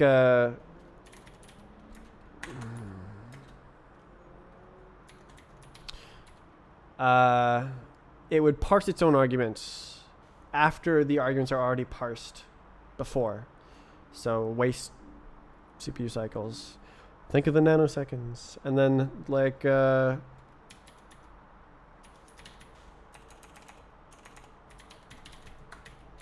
then this is like, how do you make a list? Array. Parser, I don't know, whatever. Is it like this? I don't know. Rust arrays.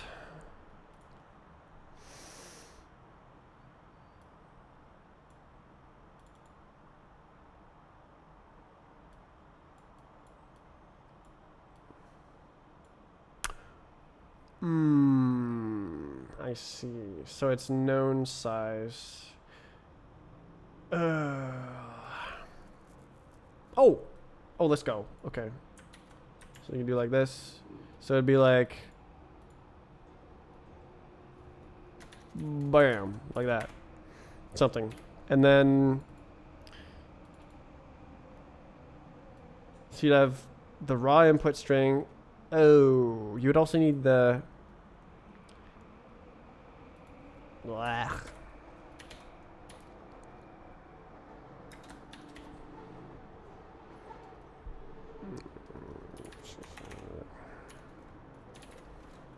String something, and then like, and then you'd have a thing that oh, could you even, would you need to write that separately for each one? Ugh. So then I would do like, instead of just having like this, it'd be like, yeah,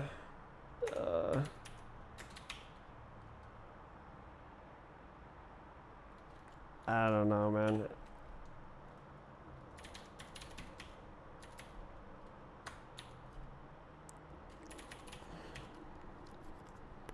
Ugh.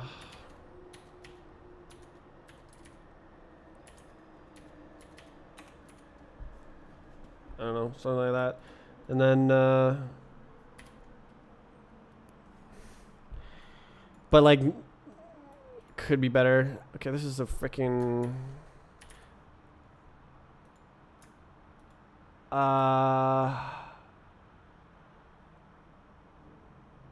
parsers. Oh, well, now it's a new problem because the parsers are,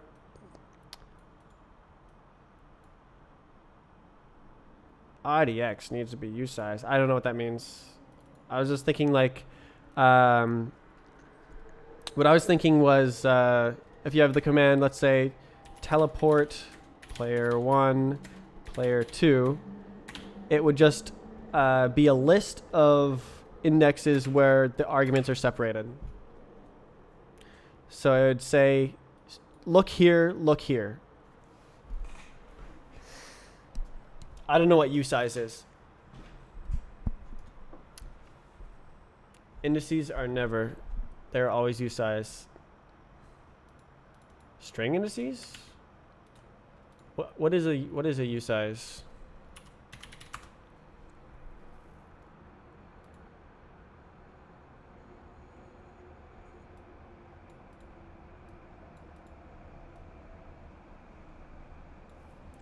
Location in memory.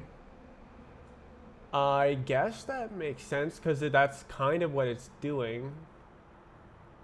64.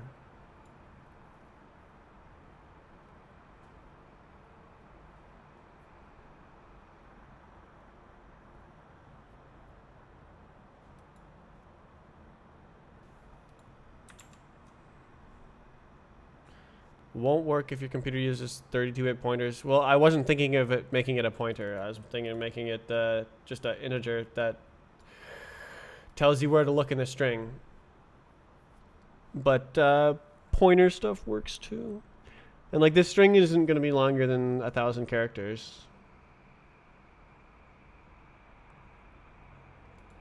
Unless a player pastes gigabytes of data into their command line, or not command line, but like in-game command prompt. Because like, ooh, I'm making a game engine. Add. Yeah, I don't know.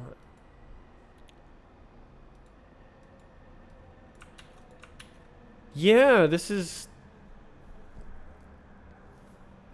one, and then to the end.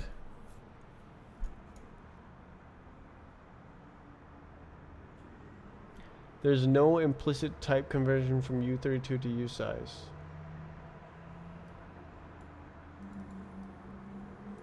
You telling me you can't make a range out of integers and then get that string slice? Because like, that's literally what I'm doing down here.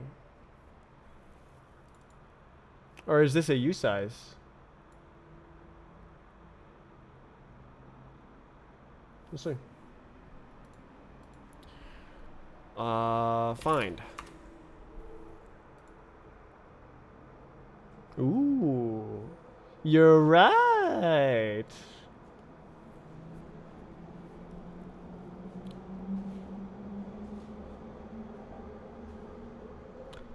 Huh. I don't understand. I understand that there's like 32 and 64 bits, but I don't understand why you couldn't use a 32-bit goober to index a string. Is it because it's a pointer? Pointery instead of like just like a number that is indexing it?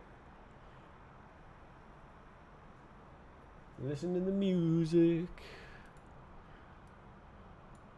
You can, you just have to do it explicitly. What, like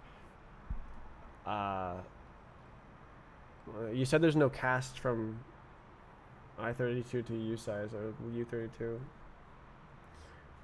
explicitly. So even when I do that's so like extraneous to what I'm even trying to do.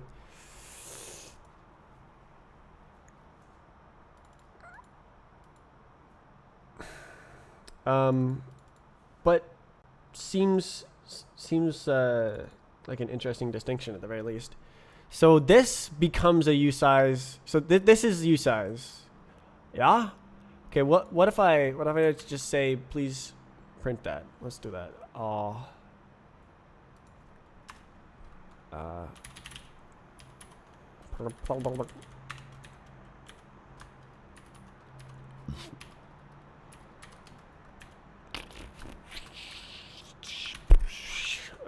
Oh, Lua. Okay, this guy, go away. And then, this guy is not used either. Stop making bad. Okay. Ooh, okay, so... Ah, okay, it didn't tell me anything about it.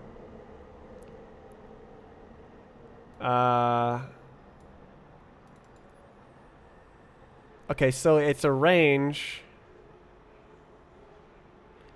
How do I print the type? Okay, I guess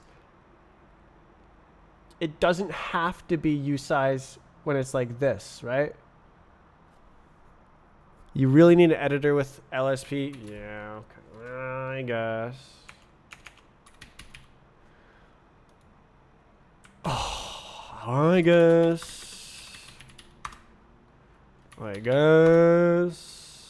Oh, it's called this. Okay.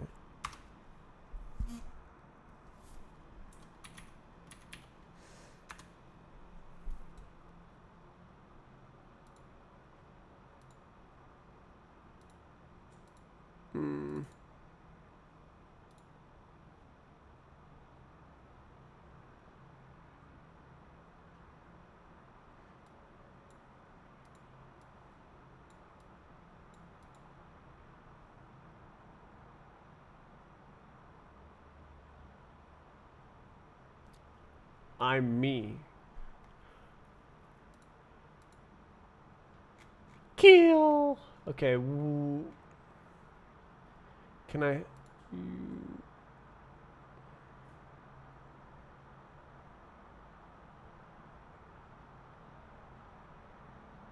There we go. Oh. Can we turn that off?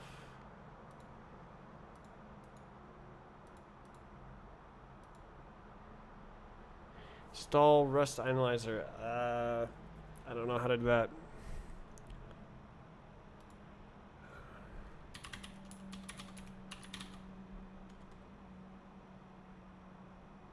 That one. Do it.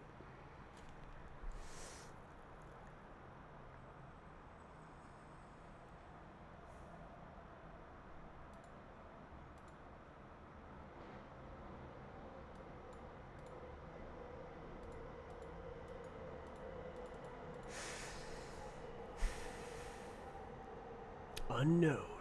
No way.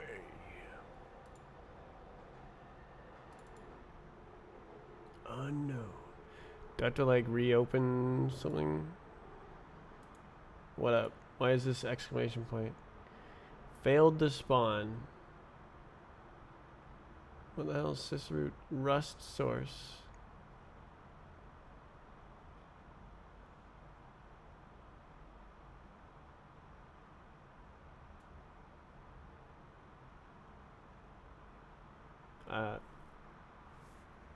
Is that a real thing?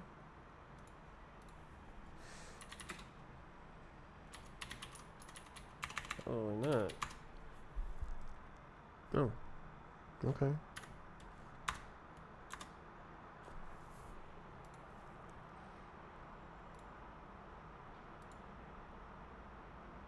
Now what?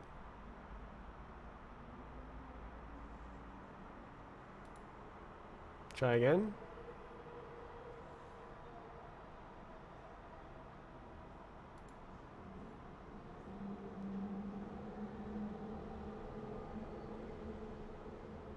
Ooh.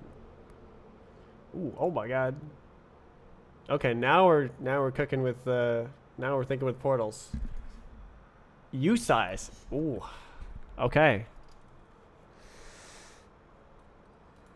Why is this everywhere? How do I make it go away? Oh, is it just displaying the implicit types? An implicit. Okay, I see. So this is like these are implicitly what's happening. Dot dot dot. Oh wait. Okay, so I was saying you could put this here.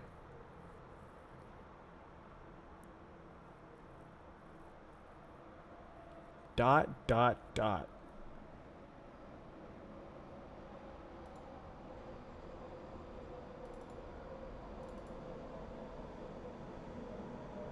Why did it say dot dot dot?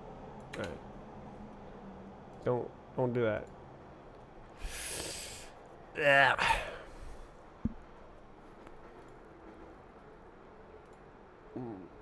God, it's so messy looking. Oh, I am so not used to this.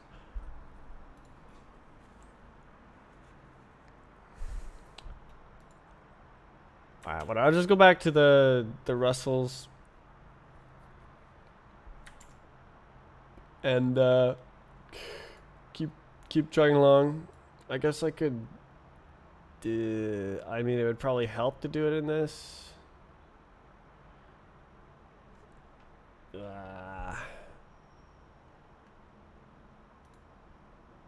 Goodbye. Okay, we're gonna rustling. Really? You can't open multiple? Yeah, go ahead. Okay.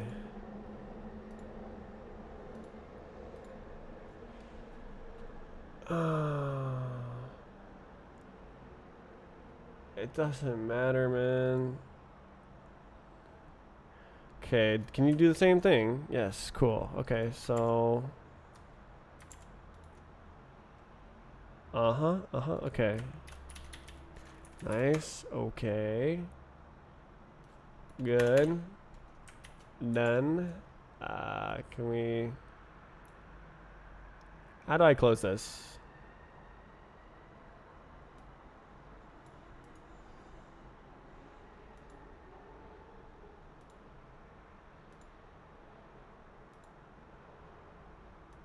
Control B. It's not like build. Okay. Okay. Number 5.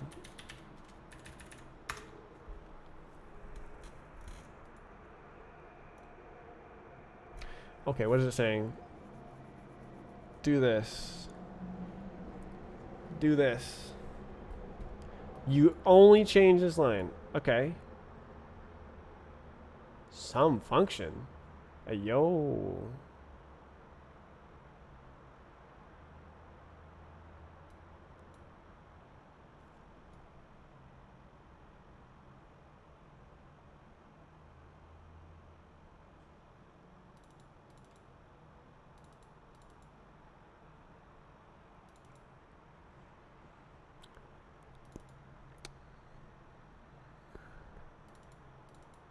Okay, so it's I need to say that there's 2 traits, and I don't know how to do that. Okay, let's try just smashing things in here and see what happens. Hello, how do I select multiple lines?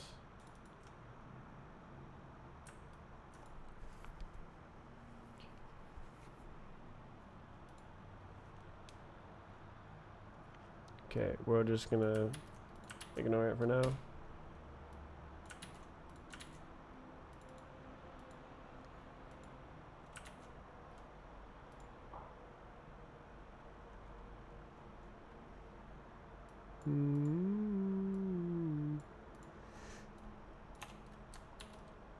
Okay, probably not, but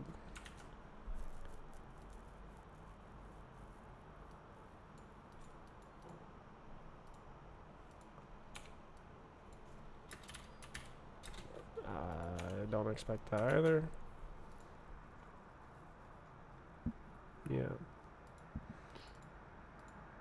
Maybe like plus or something. What? Did it?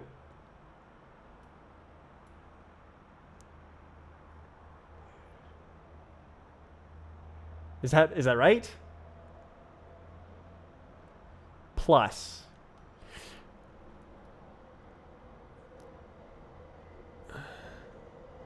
Rustling's LSP.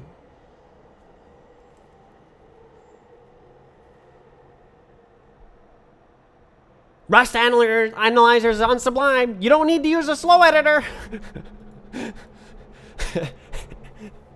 Stop using a slow editor. It's a slow editor. But that is the reason I don't use it. Is because like you click on it and then like a second later it just does stuff. Just figures it out a second later.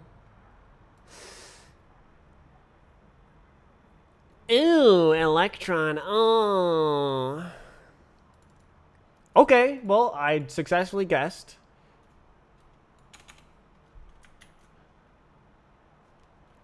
Disgusting. Alright, why don't I just see if I can get it on the other one as well. Alright, we're gonna put the Russ. Oh, I'm about to rustle. Oh, okay, so Rust. Okay. Install Rust. That one?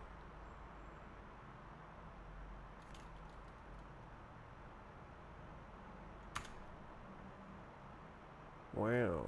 Okay. Who's this guy? Quiz 3. Quiz. Look at this. Do you like my solution?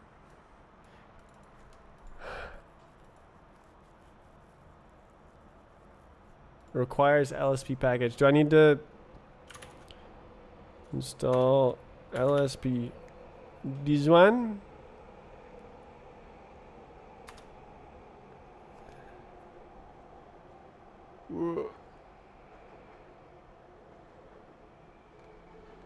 Wow.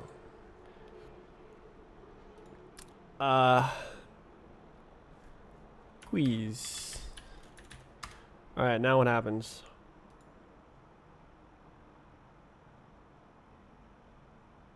Did it work? Requires restart. Wow.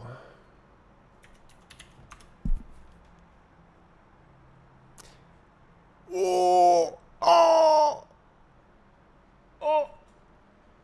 Oh. Boy, it's blasting the CPU.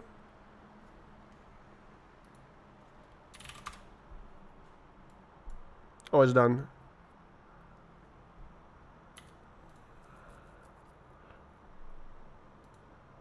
Do we get like cool looking hovering?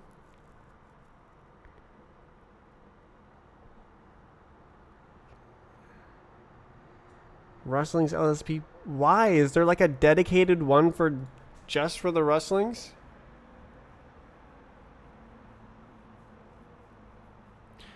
Are you mean like this guy? Oh. Okay. What, like this? With a T?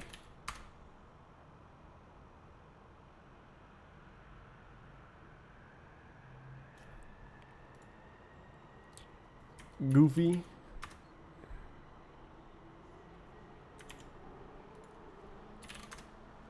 Do it.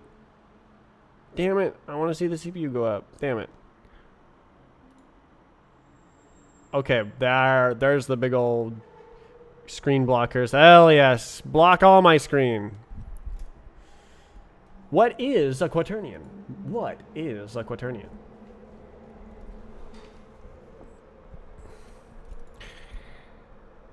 Quaternion is a four-dimensional number that can be used to describe an orientation in 3 dimensions. It has 1 real component and 3 imaginary components. Follows many rules.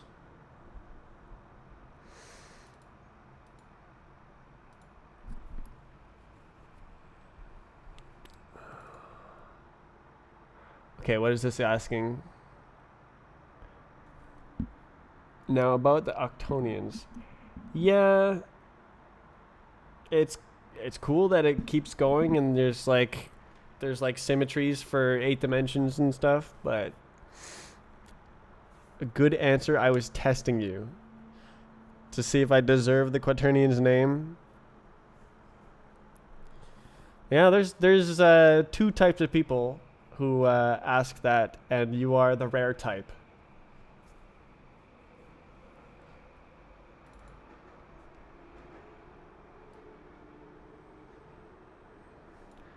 Oh, I didn't have quaternions in my game for the longest time. But now in my camera code, I have some messy hard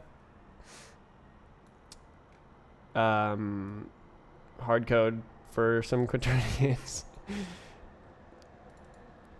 Just to do as little math as possible if the angles are 0. Yeah. So this camera has an angle punch.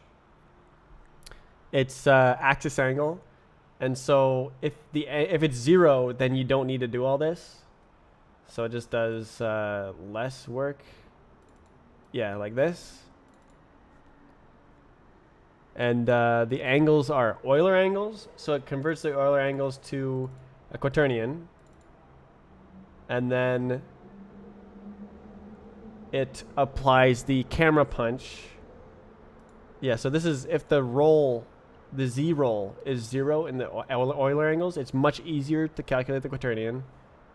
And then if the blunder, aka the camera punch, is 0, then it doesn't need to do anything. Otherwise, quaternion. So, woo, if statements, yay, hard coding.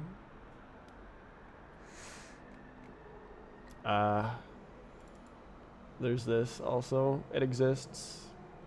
Let's go. Shortcut or short circuiting. Don't look at my code.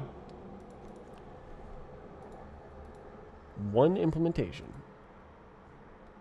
Would you like to see? There it is. Okay.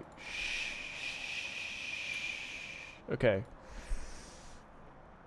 I shush things that appear on the screen a lot. So having LSPs flash things like this. Oh, string. Oh yes. Oh yes. Go away. That's why I never have it installed for Lua. But I know the Lua language very well. Been using it for 13 years, so need it less. You can disable that. Yeah.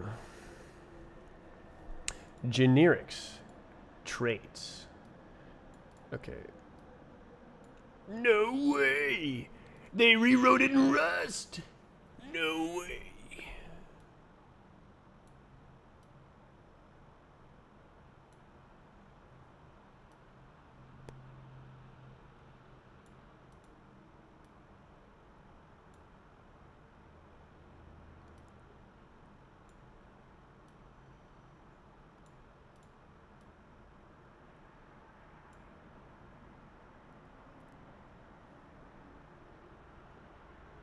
Generics. Okay.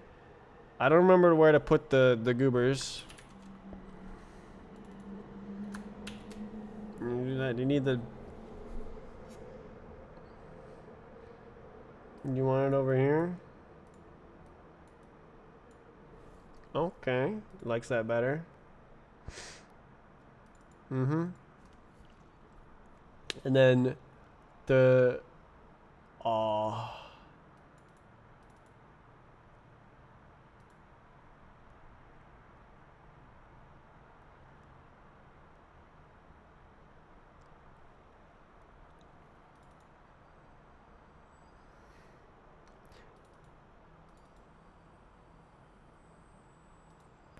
Would I go like...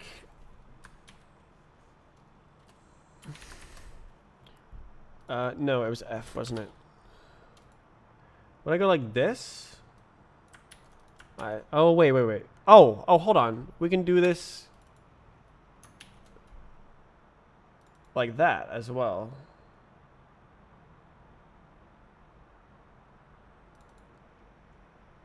And it would just work. And then it says change the...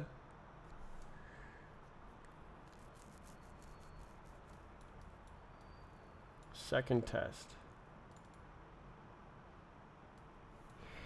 A+.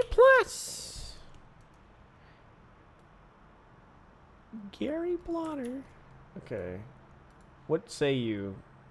Uh-huh. You're like, do this. Okay, I'll do that. Just paste it in more places.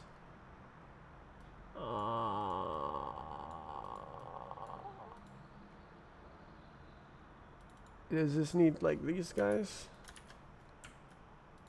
X. You cannot do that.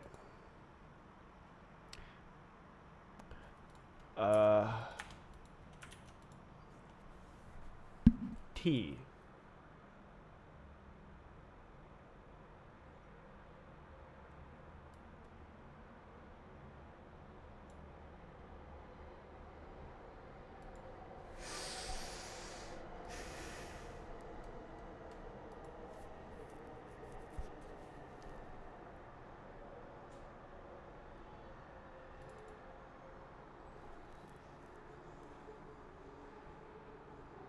It tells you the answer.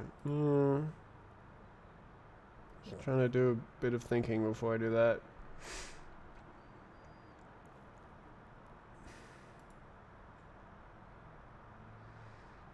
So it's saying T.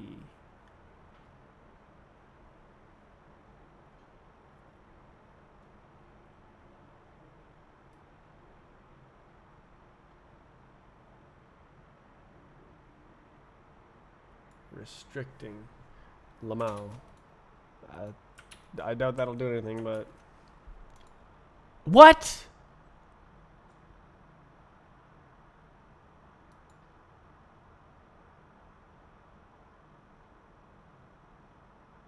So it's totally generic, but was it? Oh, Oh, does this interpret this differently? So, okay, so I think what was happening is this is a string slice, and it was like, ah, yes, T, string slice.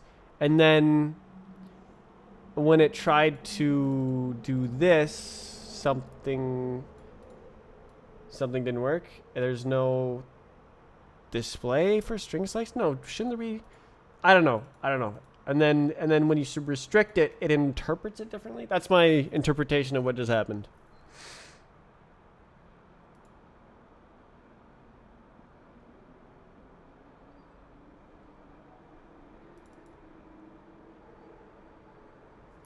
Only exists. What extension did you add? I might as well hop in. I searched for Rust-Analyzer, and LSP Rust Analyzer came up. Installed that, and then LSP installed that as well. Aw. Only when it implements T. Yeah, but why did it fix the compiling? Is it interpreting this value differently? T. Oh, it's a T. Oh. T was completely generic. So it's like an internal language issue where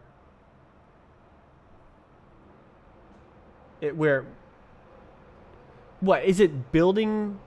When you do a generic, does it actually iterate over everything, or does it only generate the ones it thinks you'll need based on your code?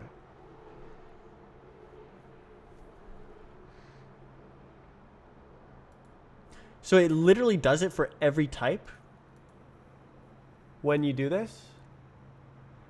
Monomorphizes. I do not know what that means. Simply monomorphize for every type you use. Yeah, that's I'm what I'm asking is, does it minimally implement the generic types that you use, or does it generate it for everything and then use the ones that you use? Because, like, why would you need this restriction if you only use types that implement display? Or is it safety reasons where, like, you might use a type that doesn't have display even if you didn't? See, it seems sort of either generating too much or pedantic, but pedantic is good. I like pedantic. I'm very pedantic, so if the restriction is there, then you couldn't print it. I mean, it's more like you can't compile it. Isn't there, then you couldn't print it. But I only use, but it's only used with types that implement this already. So why would this restriction make a difference if everything that was used meets the restriction in the first place? I'm probably thinking about generics incorrectly, but yes, but you have to say that. Pedantic! Pedantic!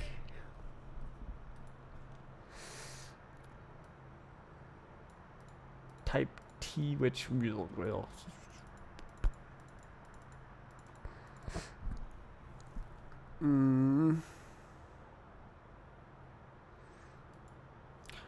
Well, I don't get it 100%, but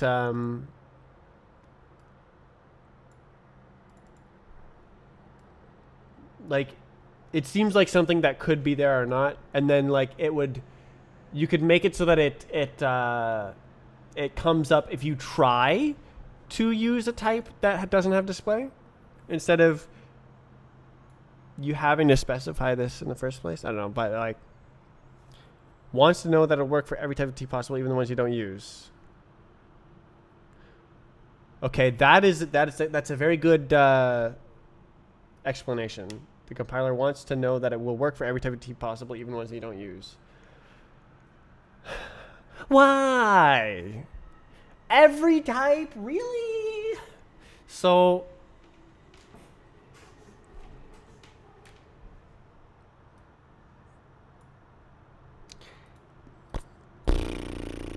that seems excessive. Like, why wouldn't it just like pay as you go and like check as you use types? Come on. Libraries. So it's so that if something else that is not like in scope right now uses it, then it's also going to work no matter what. Okay, so it's like, okay, so it's a simplification like that makes sense to me, where it builds it all out and then it compiles the program and it's like it uses this type, it uses this type, it uses this type, and then when it's finished, it throws everything else away. And it's simpler than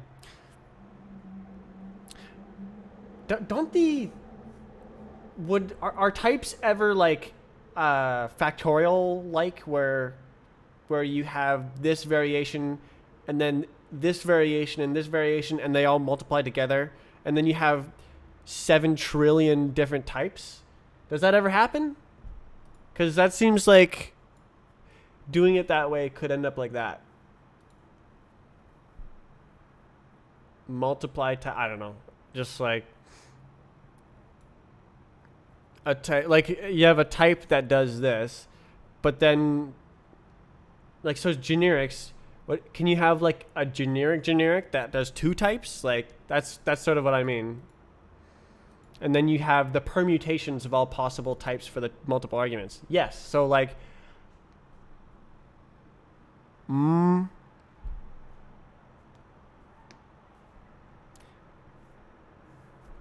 you're getting, now it gets out of hand. So like that implementation, I'm sure that's not actually how it works, but like that has bad sizeness, O of n, for bad. It has bad big O for lots of, for generic of lots. So it's like, oh, T U V W X Y Z, oh, and then it has to go through every type times every type times every type times every type times every type times every type times every type, and then now it's too much. You can alias types together.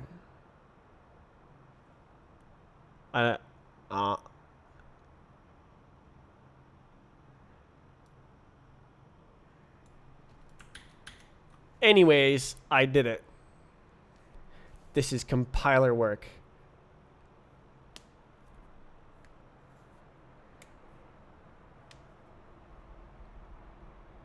Okay. We did it. Yippee! Lifetimes! Ah!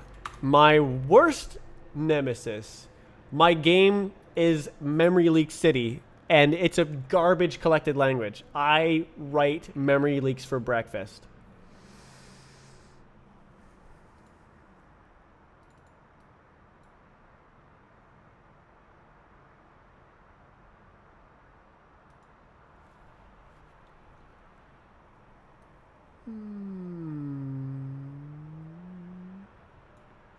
Okay, yeah, okay, because it's a string slice. I've seen this before. It's like, hey man.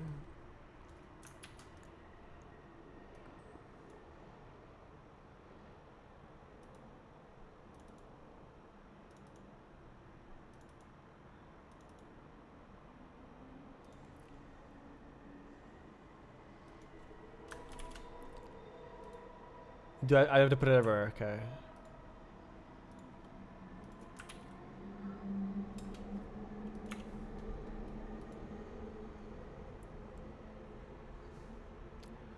Is that it? Unlucky. Okay, what was the message? What did the compiler say? It said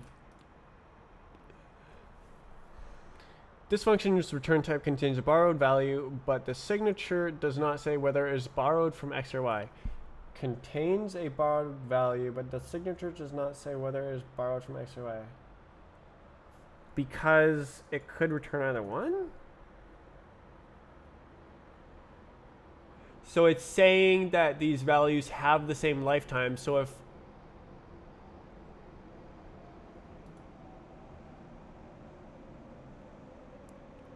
one of them dies, the other one dies? That doesn't sound right. What I think it's saying is that the function has a named lifetime, and then these values live with the function. But then this is a result, and then it goes out of the function. So I don't know if that's correct either.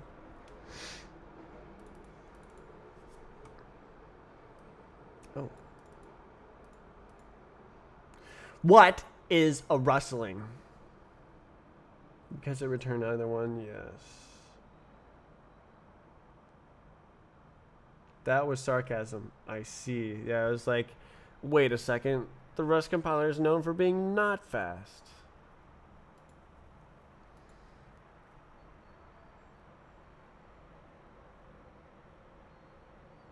Has a lifetime, it's just implicit.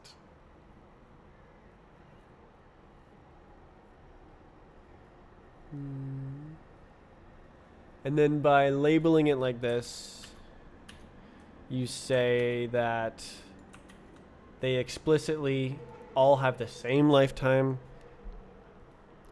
So is this then copying the value? Is that what's going on? Or maybe it's copying the pointer? I don't understand pointers and stuff. I never actually wrote real software in C++. I only took courses. I'm a script kiddie, basically. A professional script kiddie. A weak programmer. Weakly typed. How long do you think it would take to learn Lua? It would take as long as it takes to learn programming plus learning Lua. Lua is one of the easier languages to learn, but learning programming is hard because you have to rewire your brain to think like a computer. But it's not impossible. It's hard, but you can do it. You just have to try very hard to learn programming. But Lua is on the easier side of programming languages to learn.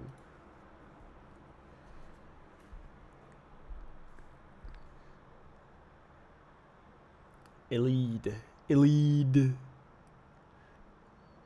More than 2 references.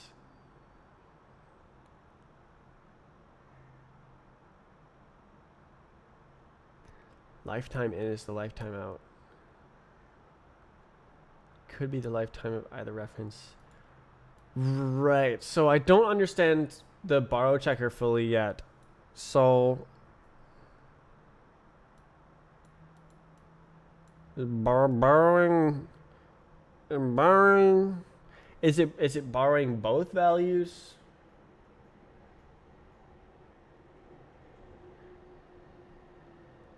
Yeah.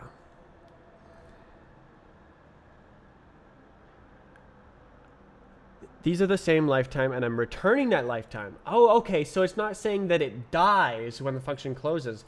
It's saying that it should die together. Wait, so it's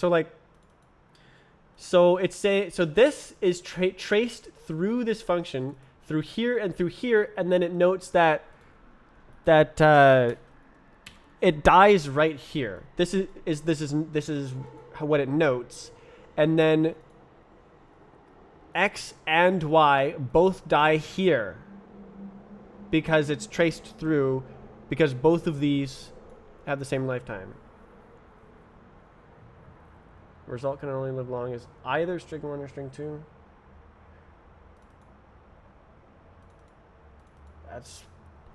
That seems very fancy.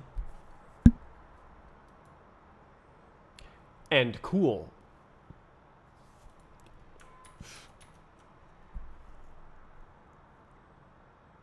Okay, so saying this does not mean that this dies right here.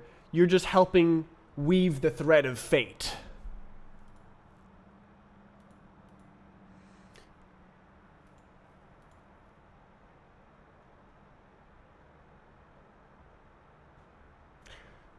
Ugh, that has all sorts of complex implications for like the compiler and stuff, and you're like merging and splitting branches of lifetimes and stuff. Wow.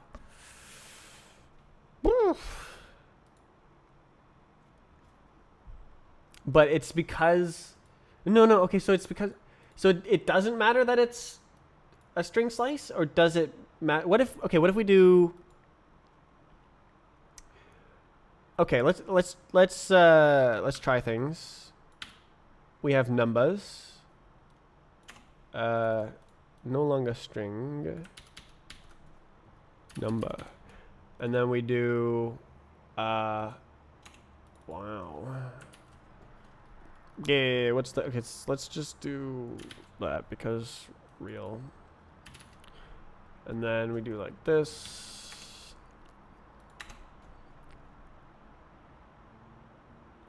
So the numbers don't have lifetimes because they're not cool people. Oh. What do you mean?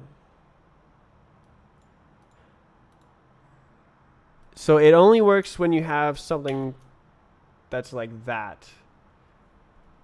Oh, you can do that? Number. Then you have to do here as well.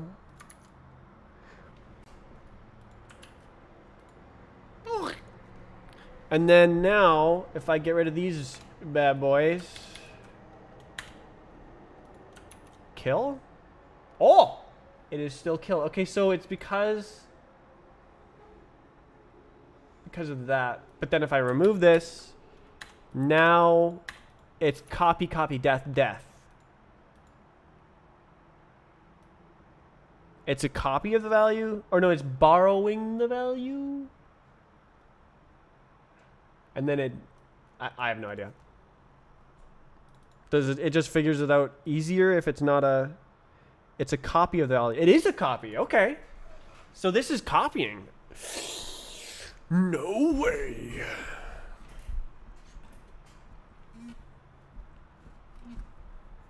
Okay, I wasn't sure about that. Okay, so that applies to that as well. Very cool. So it's copied, so it just goes away, copies again, and goodbye. Implements the copy straight. That is very explicit. Thank you.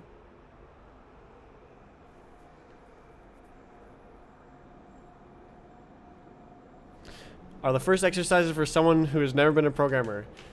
Delete this comment.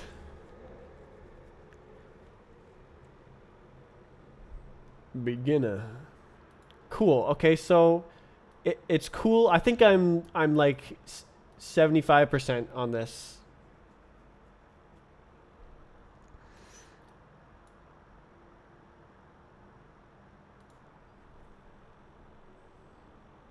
Number 2. Change the lifetime.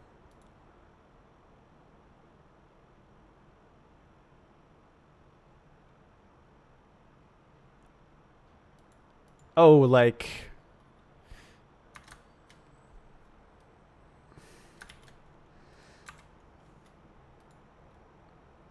and then is it gonna be like you're insane or something?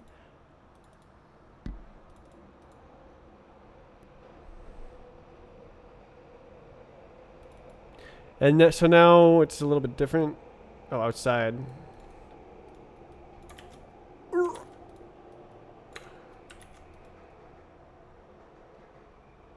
Okay.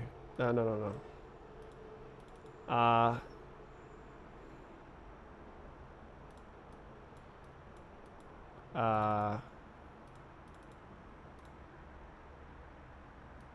I guess we can go like this.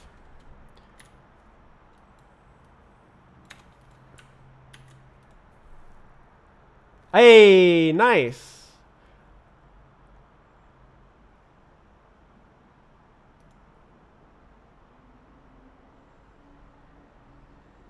Very cool.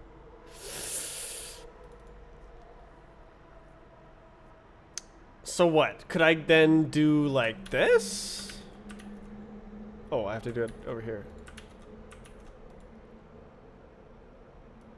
Ah!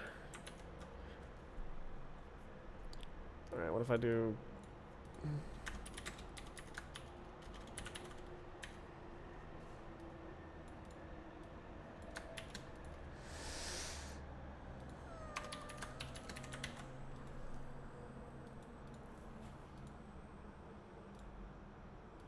Oh.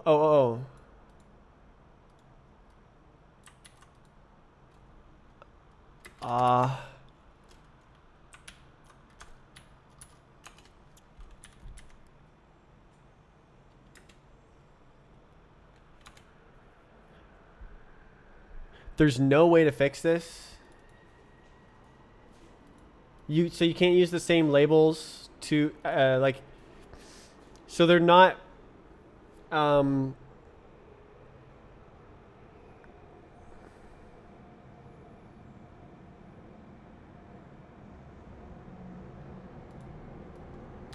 They're not global. Like A isn't a global lifetime throughout the whole script. It just is on the same line or something. Can't escape the code block. Really?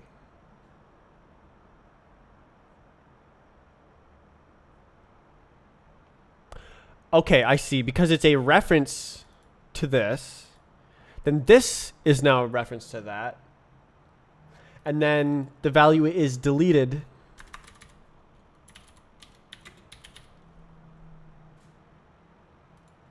Then the result is now a value that doesn't exist anymore.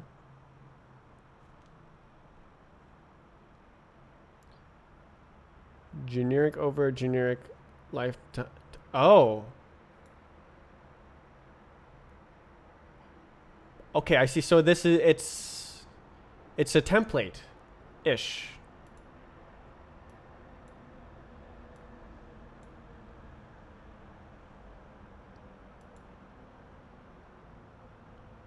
So yes, it's just a one-line thing then, and you don't put them anywhere else. Yes, I do see that it's the same syntax. The weird single quote. That's so weird, bro. Bro, why are you making single quotes, bro?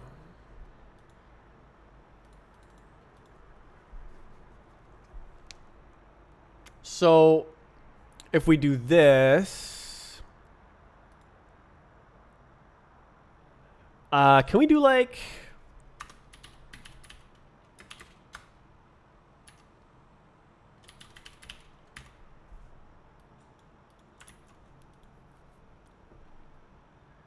Oh, I see. Okay, it's a different type.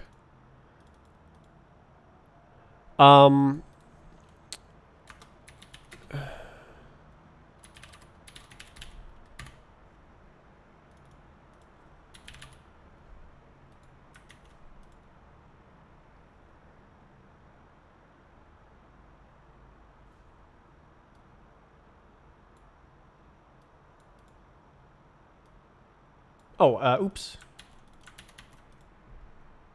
Cool.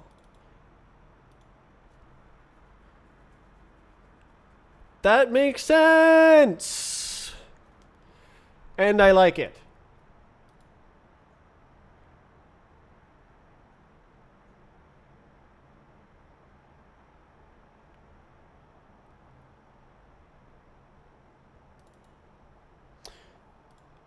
Oh, so I could also straight up go like this.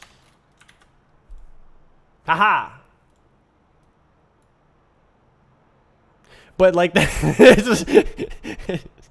What was the point? Kind of. I mean, I have no idea. I don't have a lot of experience with compiled languages.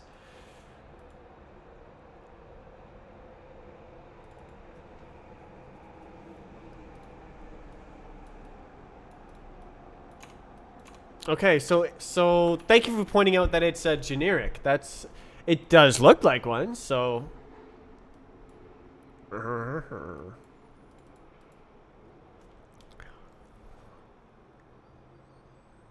You start running into problems when the type doesn't implement the copyright. I see. Okay. You can't just dereference it. Because so okay, so if it doesn't implement the copyright, then you also can't do this without the references. Fair.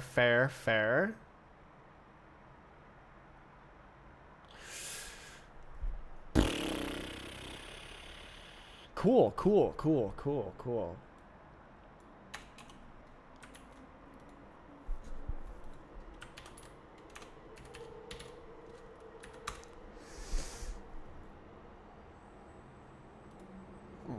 What did he say? Volume does not limit long enough. Oh look!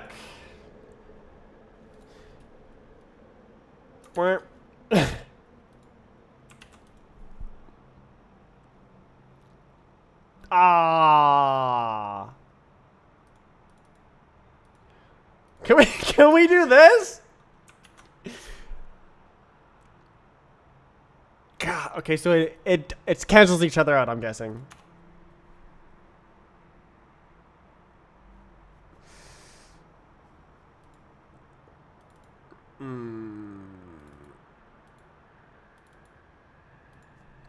So this is a freaking stir, dude. Okay, but it.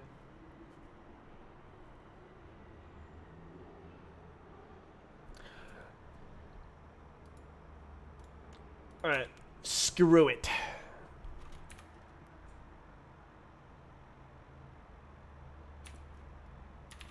Can you do that?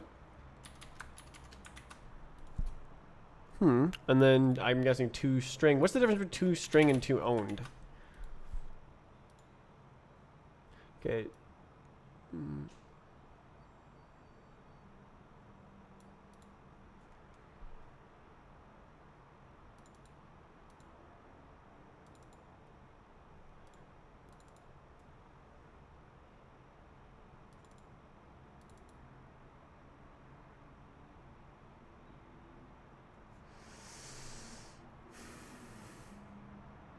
Longest 2 string. Yes. I wrote 2 owned first. I don't know what the difference between 2 owned and 2 string is. 2 string is for the 2 string trait. 2 owned trait. For Anster, it's the same. Oh.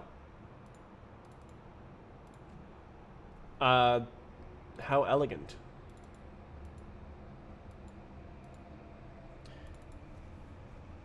So what if I do like string and then like, I don't know, like that? Does that work as well? Yes. And then you can do this guy as well from. Okay.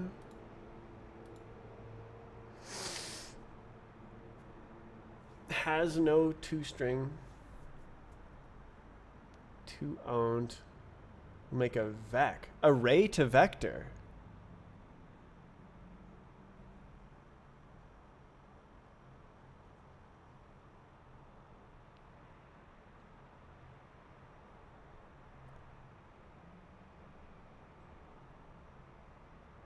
And then vector has 2 string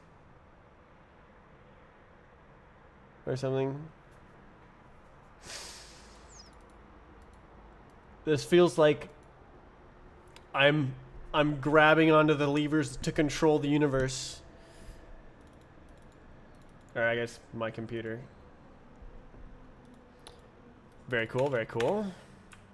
Has no 2 string? Okay.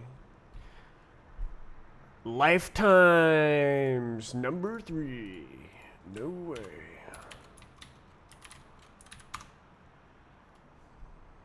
Okay, without looking at the compiler, what's the problem here?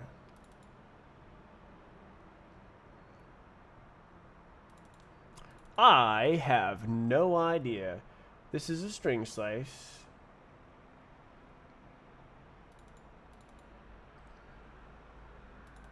Oh, is this the? This is the problem. There's no display or something. Oh, expected lifetime. Oh, because of this guy. Okay.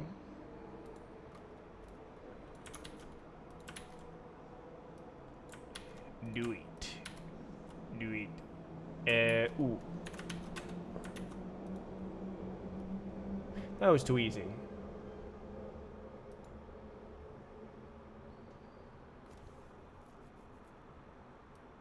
Those ansters. String slices, always needing lifetimes. So it's just borrowed values.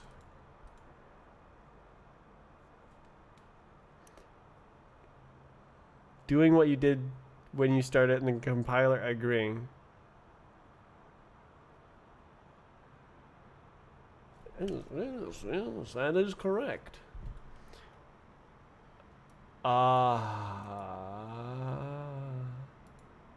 Okay, so what was the old error guy said?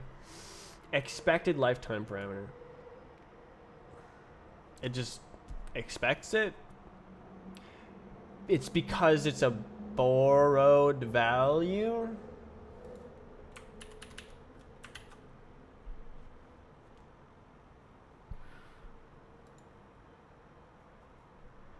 Okay. Test. Ooh, tests. Ooh. Ooh. True.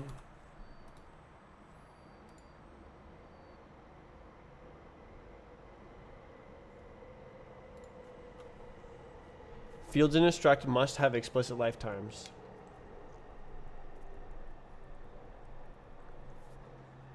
And the only way, okay, so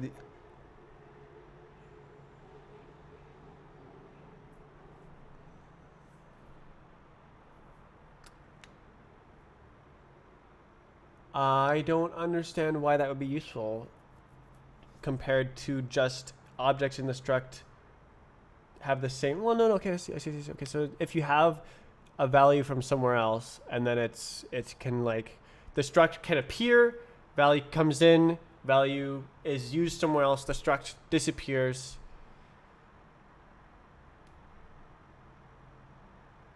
Then the lifetime of the thing has nothing to do with the lifetime of the struct. Fields letter references.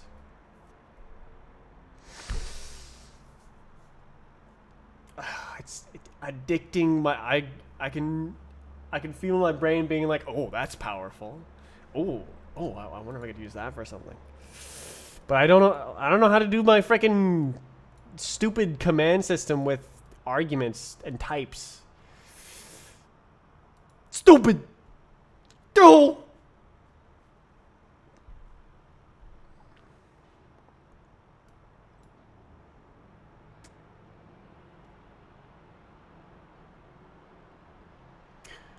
Oh, I did it. Okay, cool. Wow. I can't wait until threading. I think I've actually never done multi-threaded programming.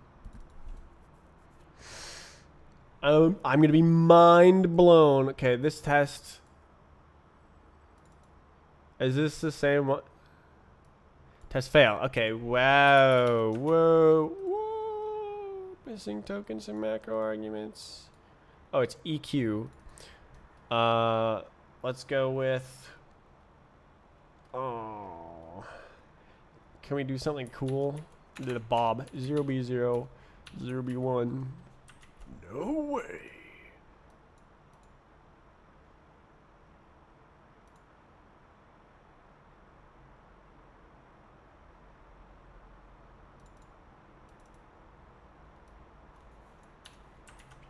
I like this notation. Make the test fail. Okay. I get it. What, like, there was a lot of stuff with tests already in this. So it's kind of confusing. I guess that they are going back to this amount of basic. Uh,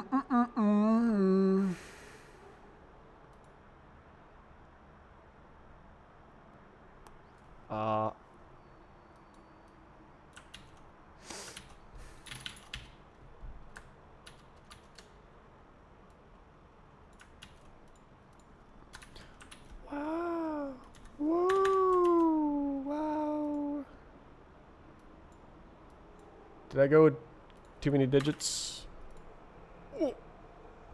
If I set that number to 1, put it back.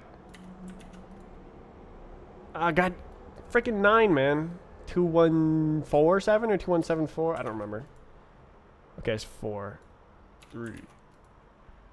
Nice.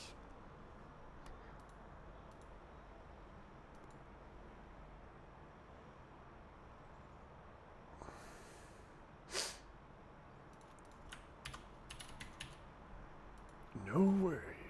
Oh, I have to do the thing.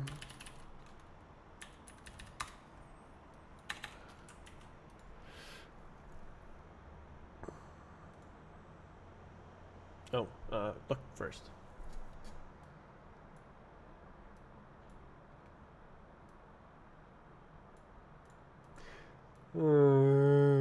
Unit test, no. Okay, so this is... Okay, yeah.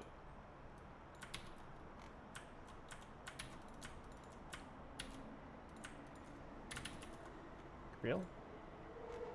Fail.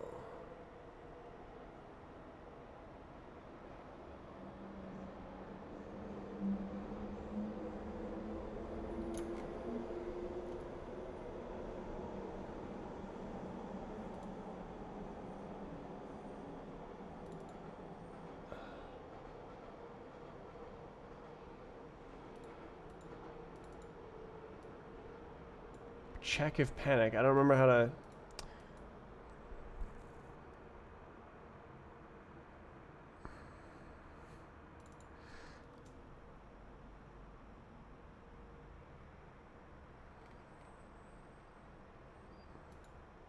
I don't remember what it said on the old tests I've already seen.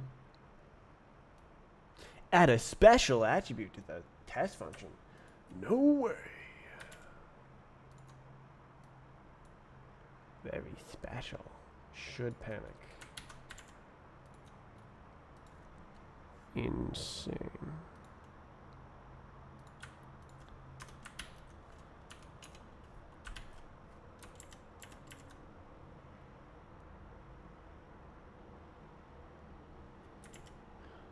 Okay.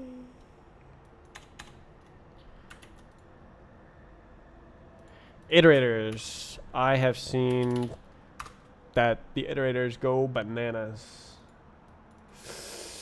Reference.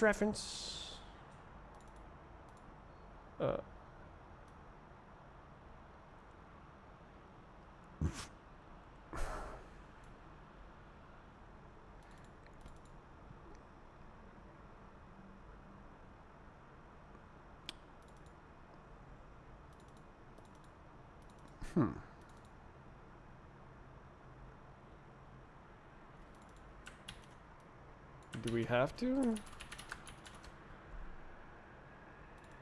Oh, no, well, like that.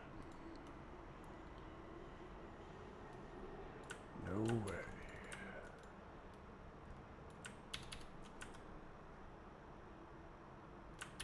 way. Yeah. Why would it? Okay. Sure.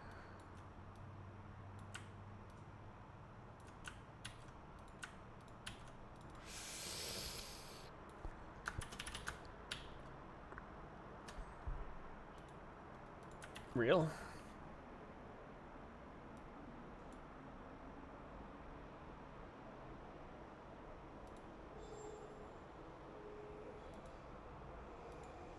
Oh.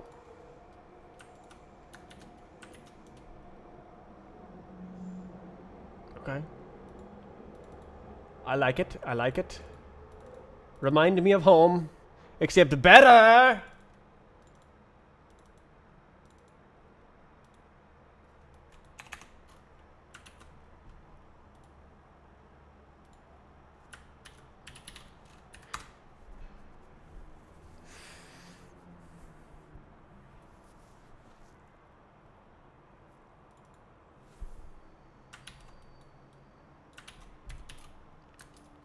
ba.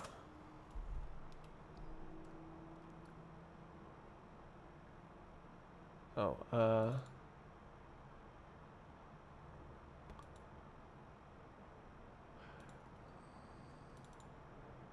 what if I do like this?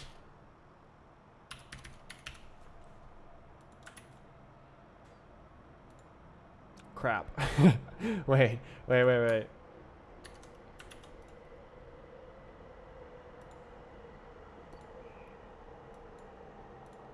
Can I? Oh, it's a char. Wait. Oh, it's already doing it for you. Oh, okay. I guess. It's an iterator.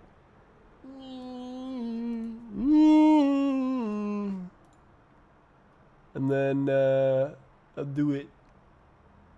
Function to a slice of string indices. What the?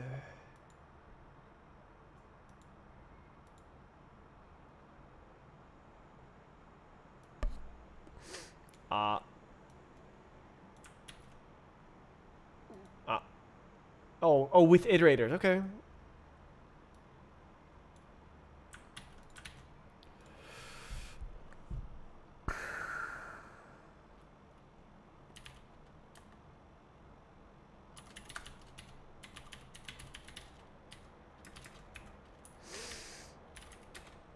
Mutate them.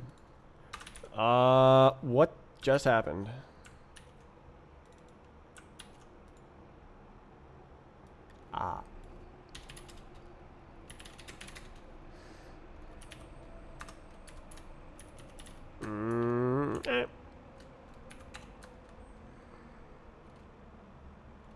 Like this.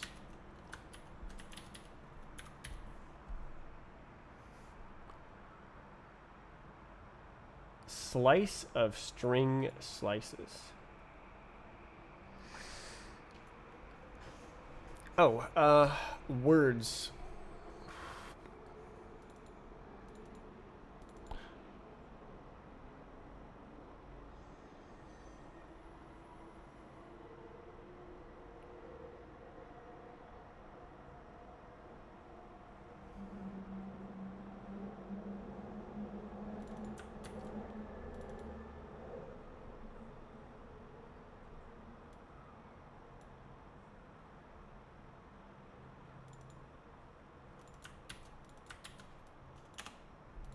But it's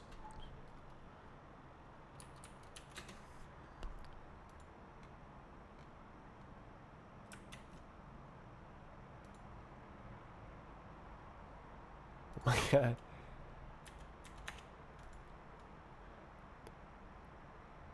Why are okay, it's so that it compiles, I see. So that's why they did that.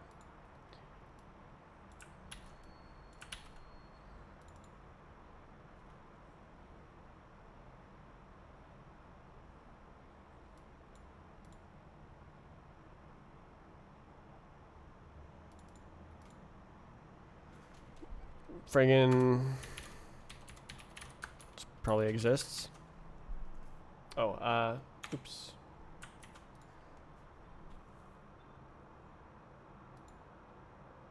Okay, I don't know what that is. String.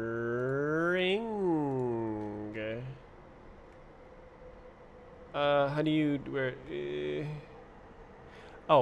Vector would be a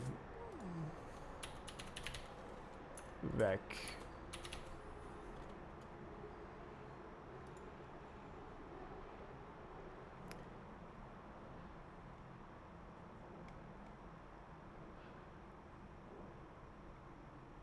Join. Oh, I see. Did I not type that?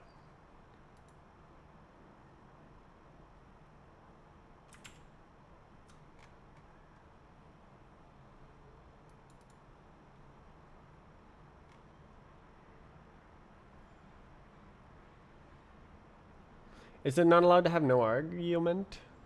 Separator.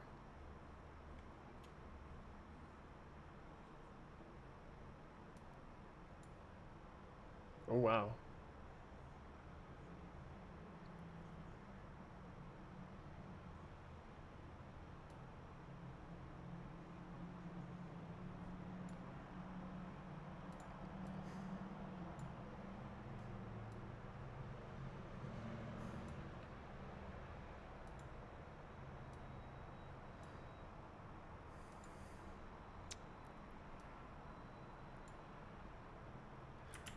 Uh,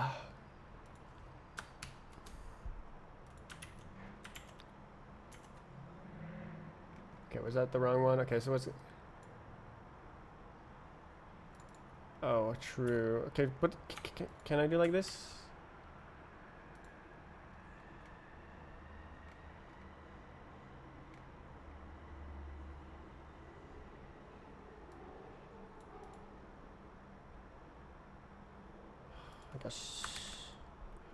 I guess not.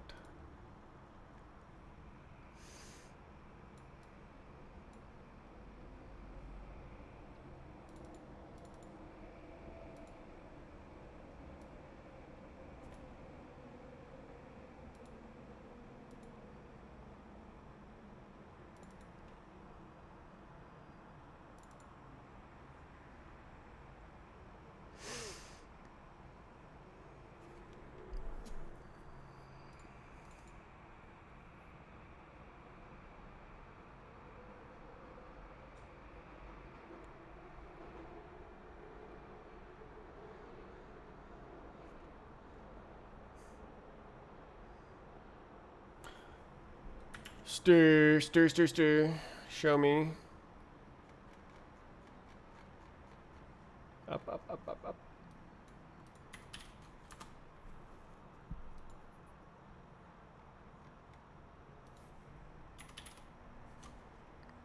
Please.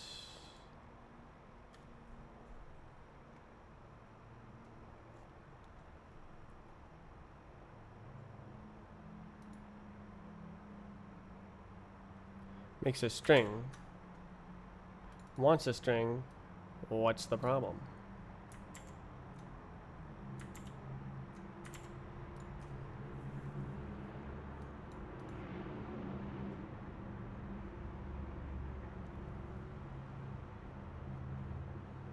Is a char.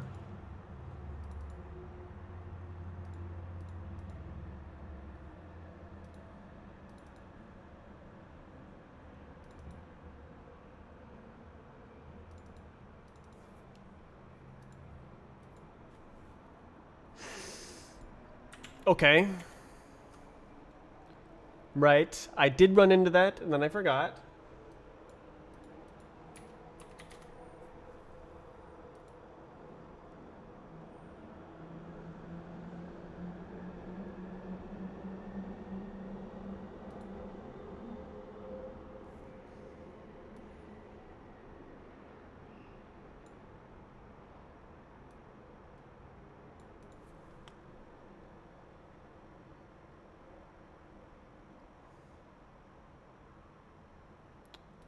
So...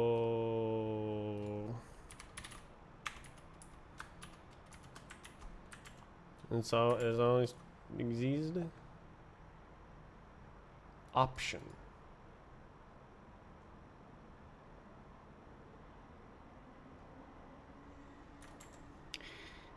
Fair, I guess.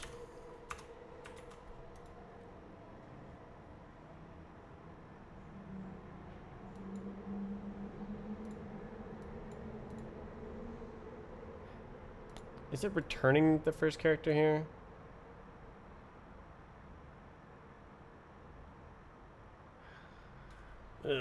Iterator. Uppercase of a char could be more than one.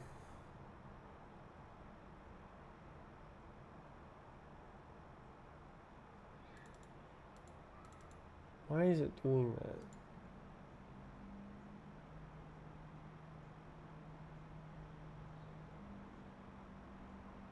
Uppercase of a char could be more than one. How could it be more than one?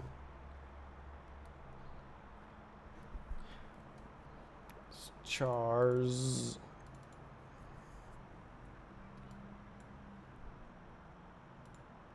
So this is like saying what's the first character, put it in here. Then this is the first character. And then is it like a reference to the list and then I can just like edit it in place? Oh my god, really? They're friggin' keeping German? Oh my god. Bruh.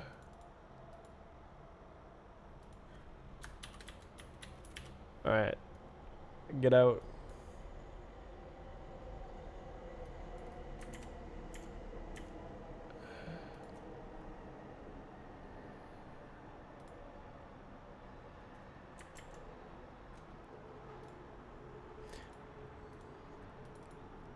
So this is just going to return a char if I do this. But that's not helpful. Is it like the other way around? Make to, yeah, no, it's ASCII first.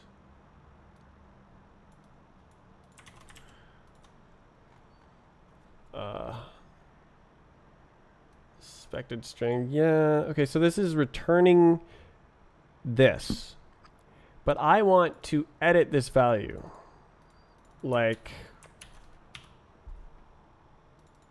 that. And then not return that. Return input.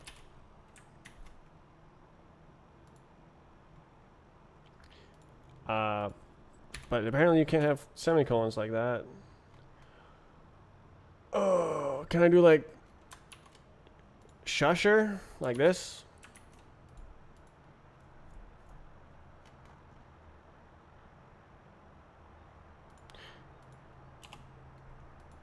Yeah.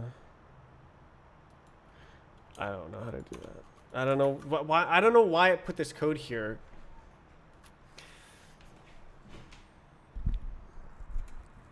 Why not?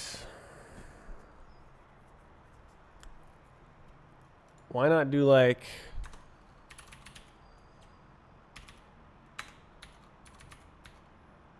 to uppercase, and then you're done. Except, does this return anything?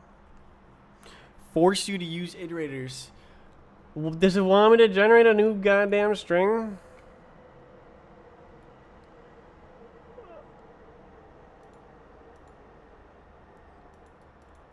I don't want to copy data when you can just edit it in place.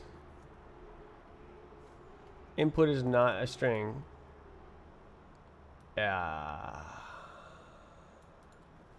Oh, and then they do like input.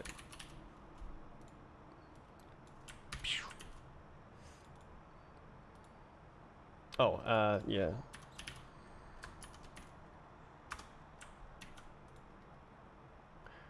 But then I'm not using iterators.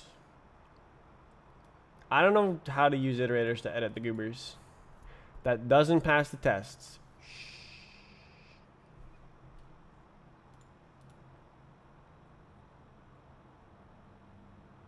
Is there like a, are you using a new string test?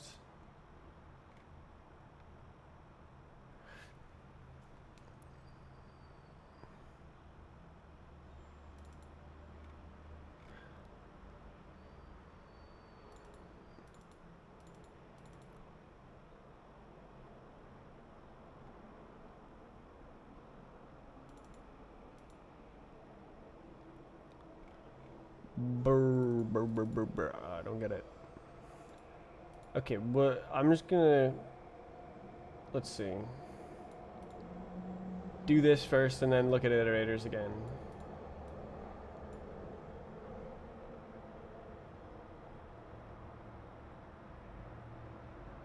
Uh-huh.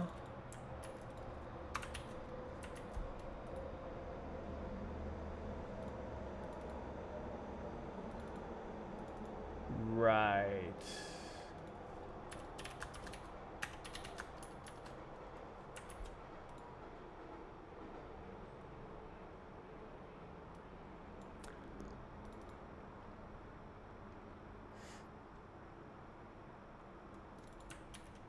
Can I do this? Ah!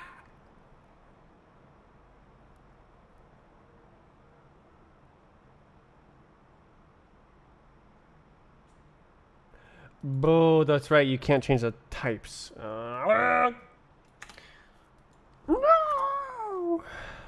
Okay.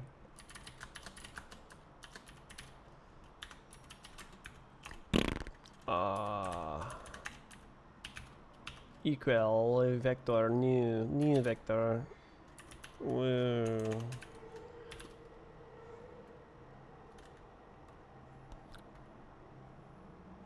I don't actually know how to do this.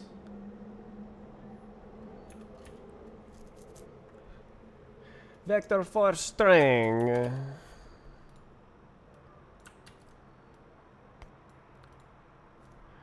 Wait. Okay, it would be oh.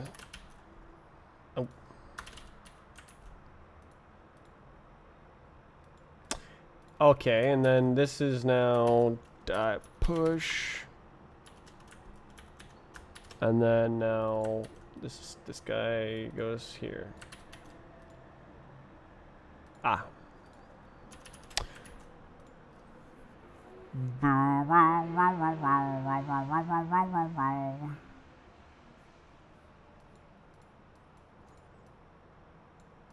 Oh.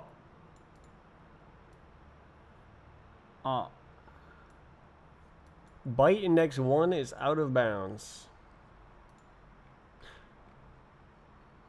Ah. Is this guy?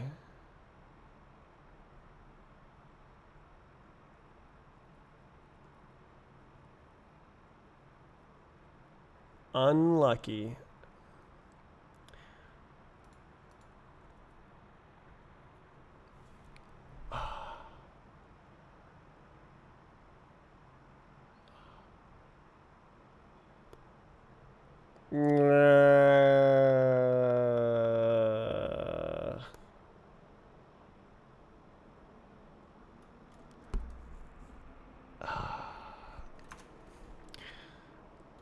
Alright, I'm just gonna do fixings.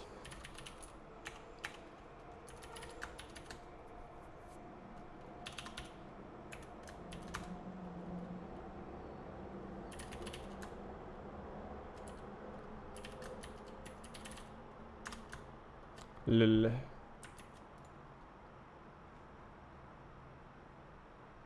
Oh.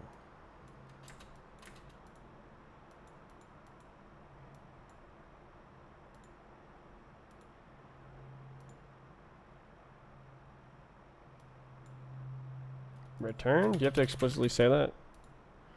Is empty. I guess that looks nicer. Empty is okay. We're locked in. I mean, there's probably a better way to do this, but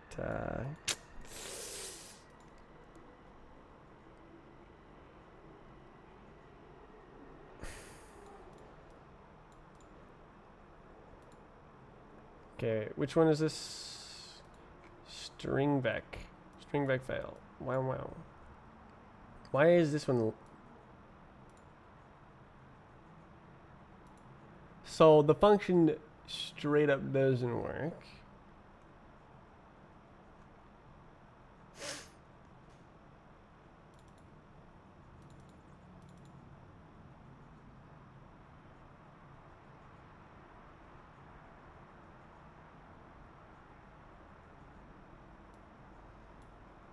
Oh. Why did it let me? Okay. This, okay, it says, does it self-modify? Bruh.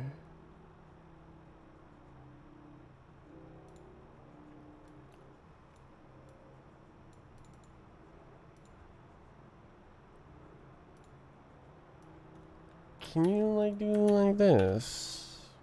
Is this making new data? I'm imagining that this function self-modifies the value. I don't know why I'm thinking that.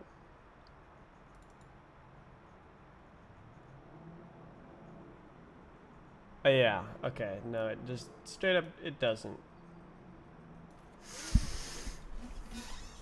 Oh.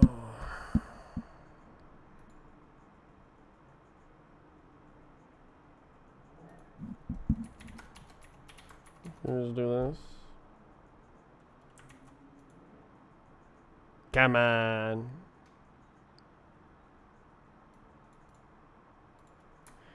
Come on. Do it. Do it. Do it. No.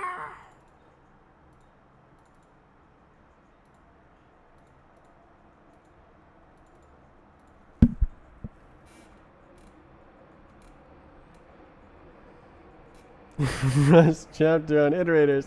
What? We're doing iterators? Come on. All right. I guess. Make a new damn goober.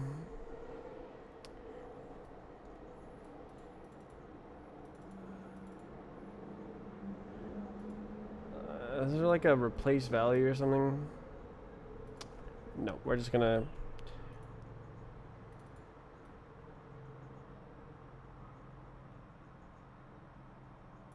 All right, tell me.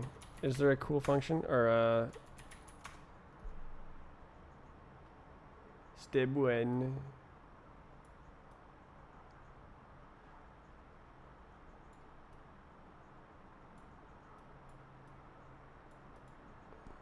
Oh, so just okay. Well, that's boring. So it just wants this.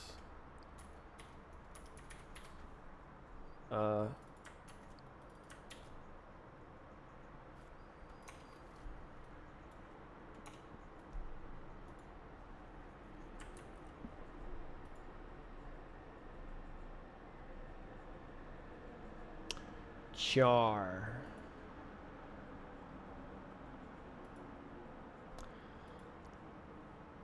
Can you like? To do this guy.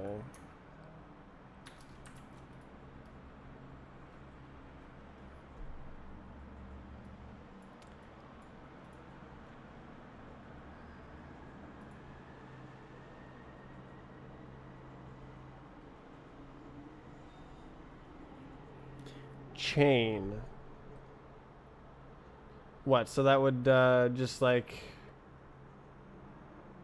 Holy.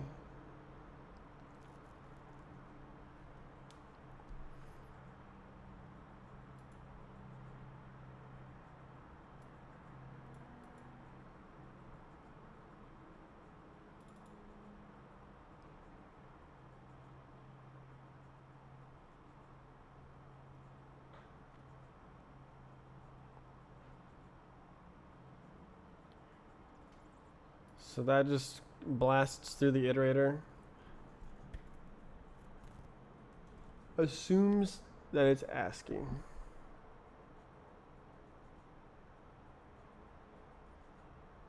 Oh no. I can't. Wow, my gosh. Insanity. Works? I mean, clearly it doesn't work, right? Because the test failed. This one.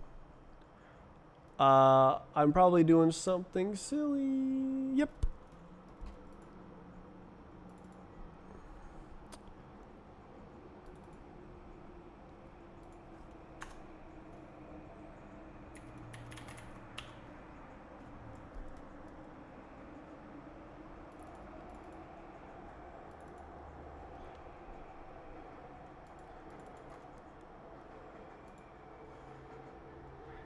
Aw.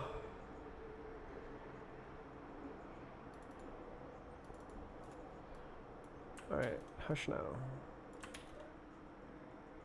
Insane, okay. Hush.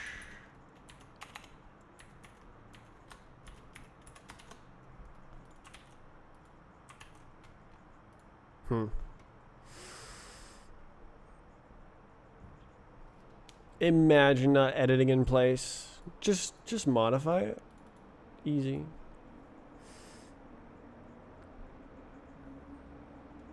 If you write it the iterator way, yeah.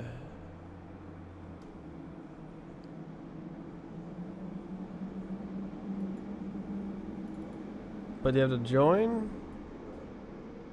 Because it expects a string out. What the hell?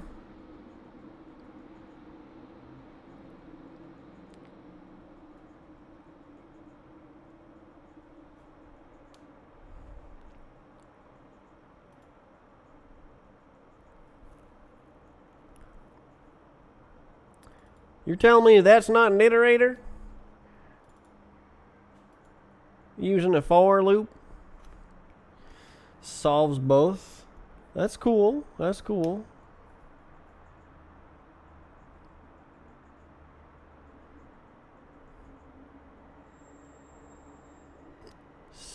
Man said. Nerd. We're all nerds here. Well, I'm looping, but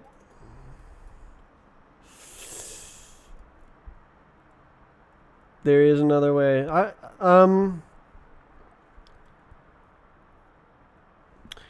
Like, that's cool to write with the iter map capitalized collect, but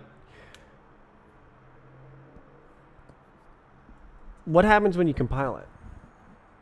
Is there extra checkings and stuff? It's actually just as fast.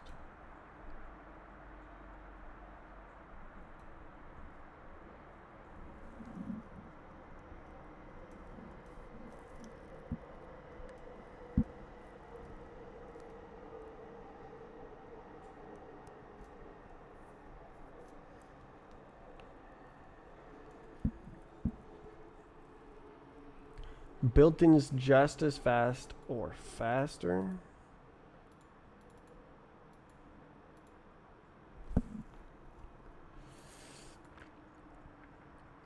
Ugh.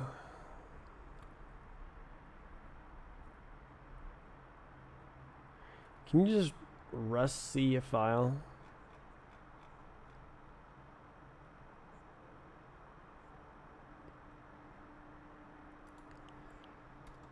Mm.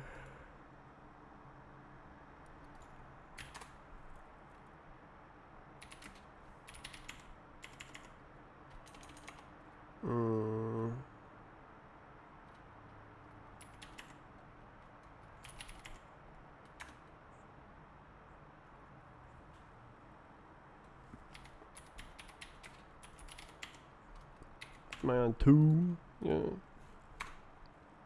Oof.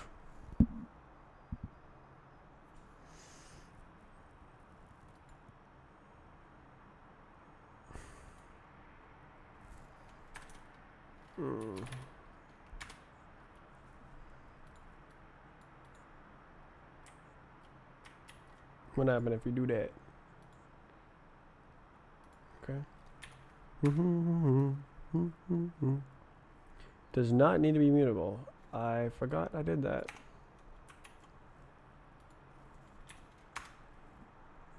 What happened? Oh, I didn't press enter. Okay.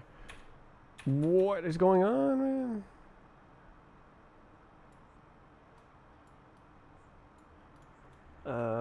Oh, okay. So it's there. Okay, now. Cool.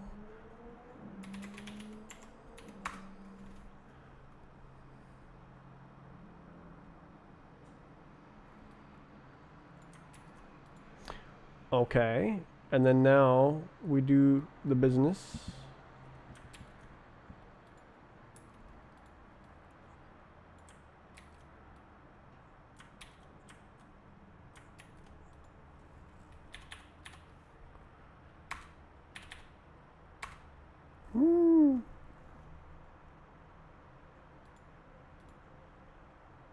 Damn.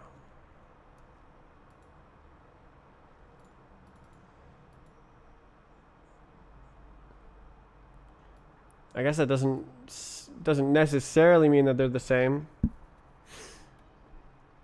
All right. Frick.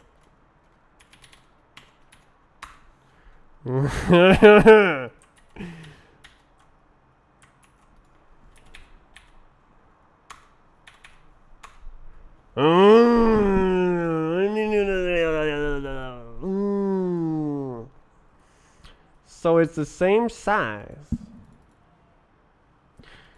I actually don't know how to look any further than that. But that's cool. Okay.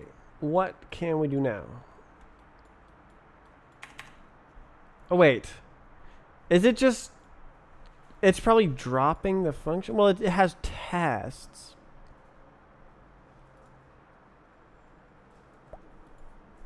No idea.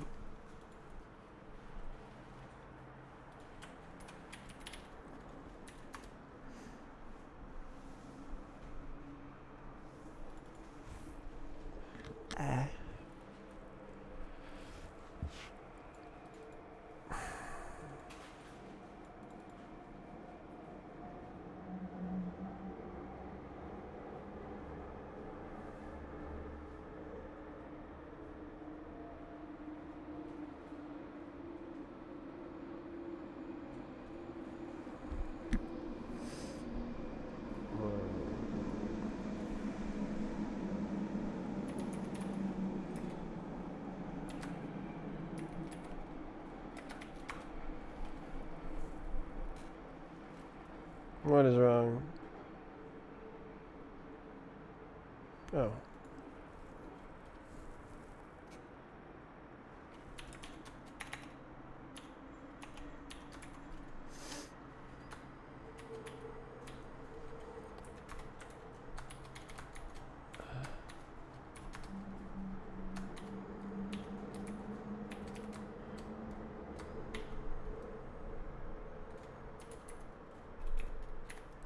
Oops.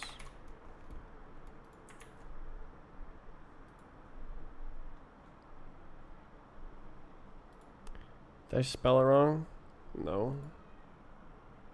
What up? Expected value. Oh.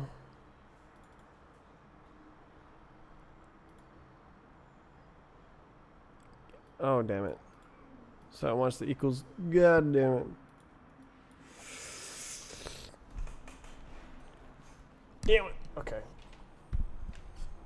What is that link? Is that a code dump?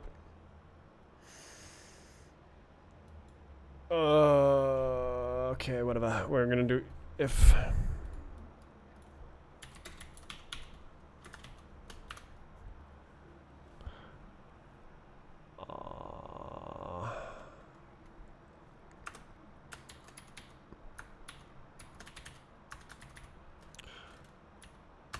Yeah.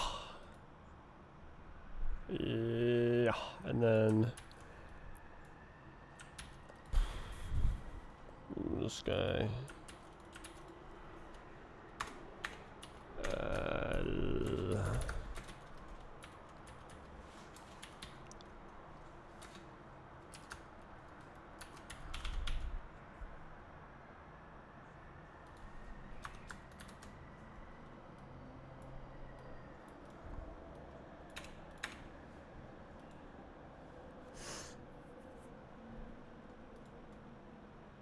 Okay.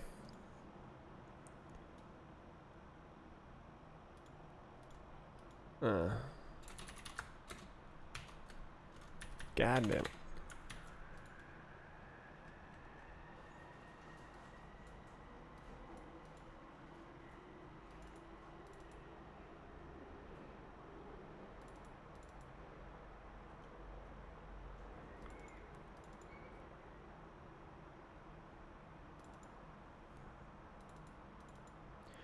Bro, what the hell?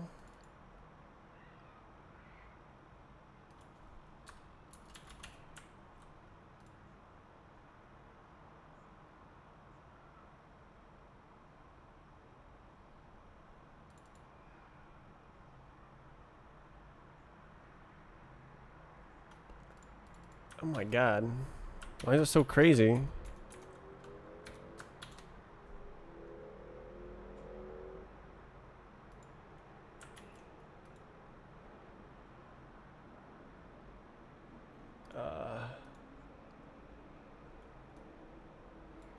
Thanks. Super.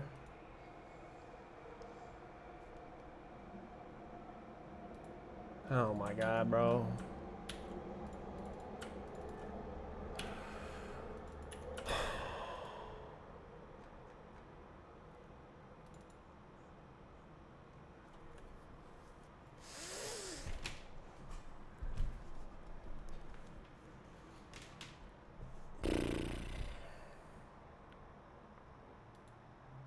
Why?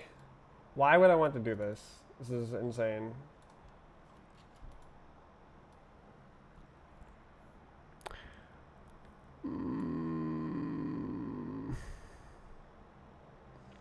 Okay, I see.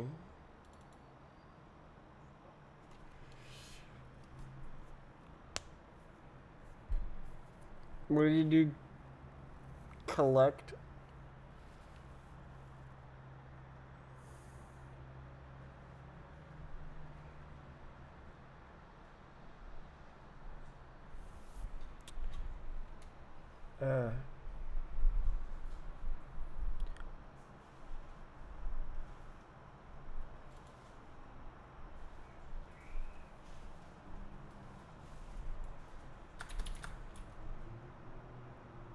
Uh. What is this one gonna do?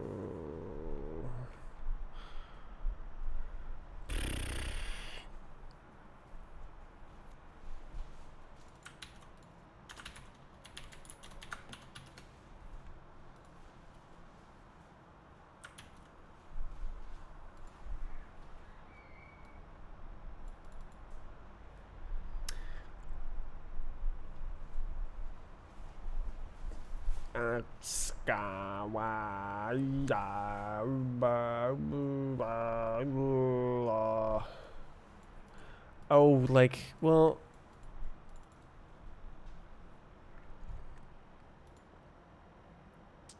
this expression, yeah.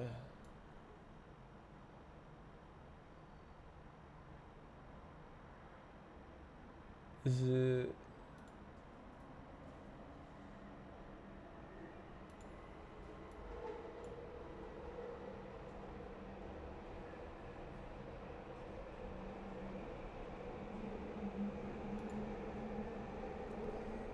Okay.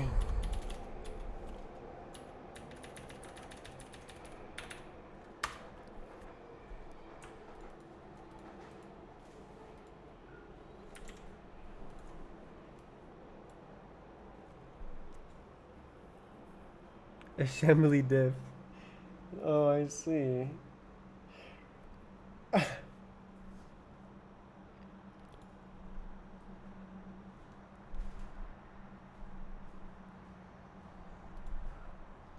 Ah.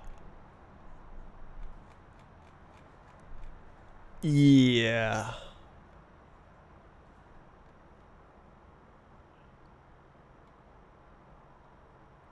You really typed it all out? Like, I guess you have the rustlings file. I mean,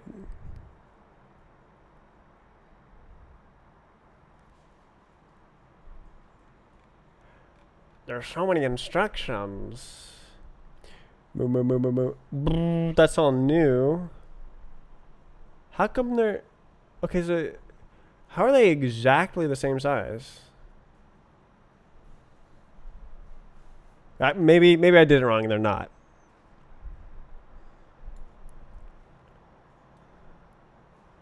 Which one is the green one?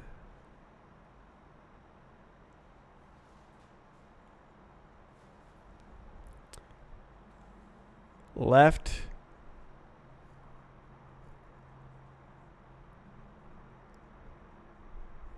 I assume left is number 1. So the first one is fewer instructions, which Says nothing about performance, but it's fewer instructions.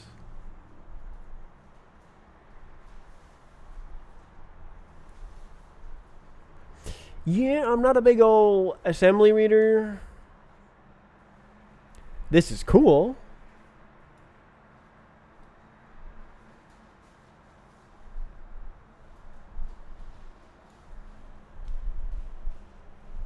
Is that a comment?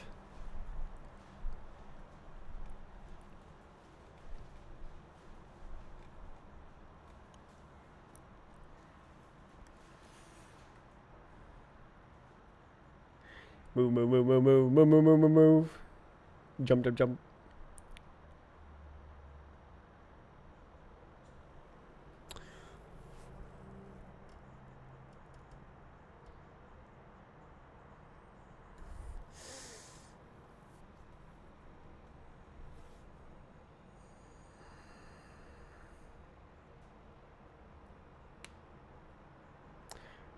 Slightly faster because it allocates the right number of elements for the vector.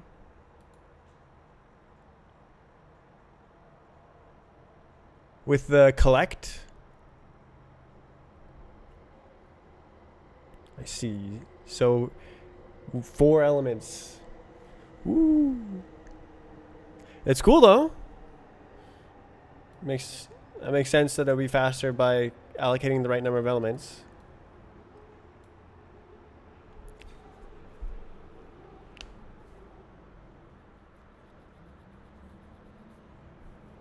Hmm.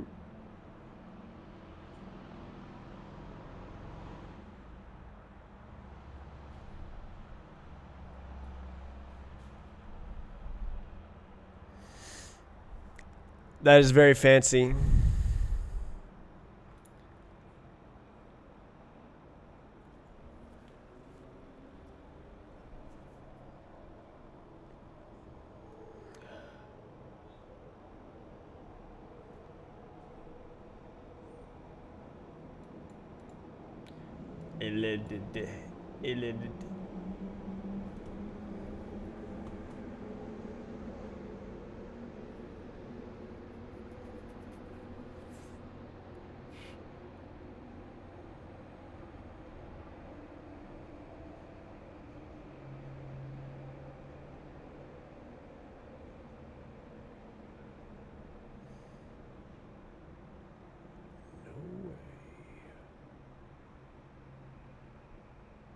So nice.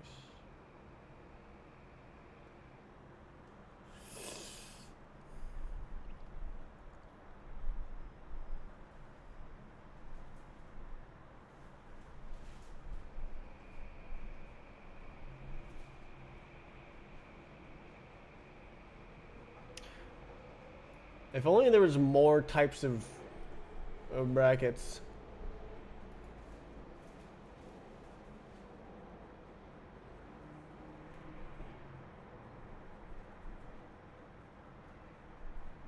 What happens if I do like bitwise operations over here? Bitwise or.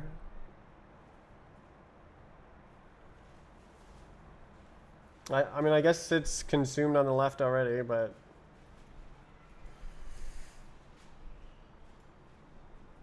Filter expects you to return a bool. Yeah, so you could convert the bitwise doodad to a bool. I guess then you have brackets and I don't know.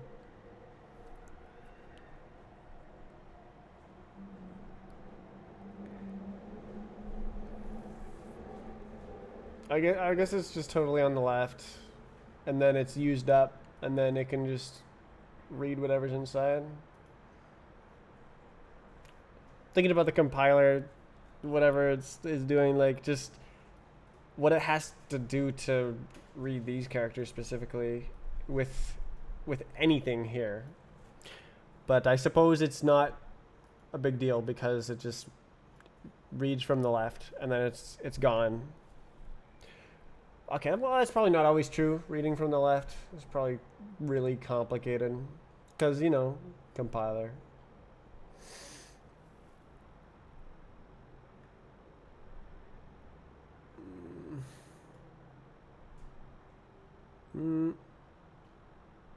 That's it.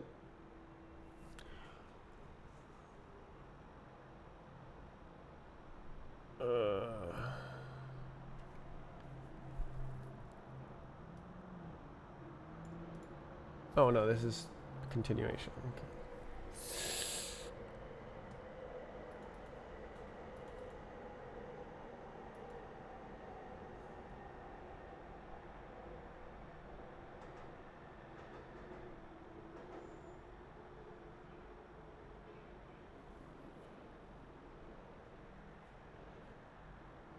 No way.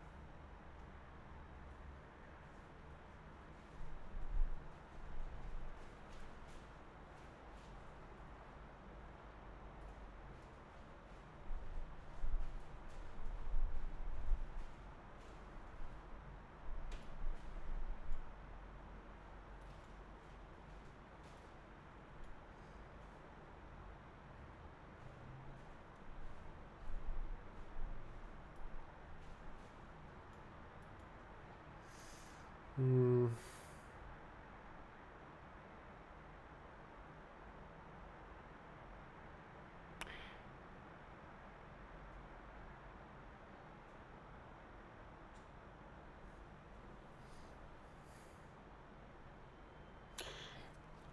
Yeah, this is not the most clear. I was hoping for like a list of functions like this guy.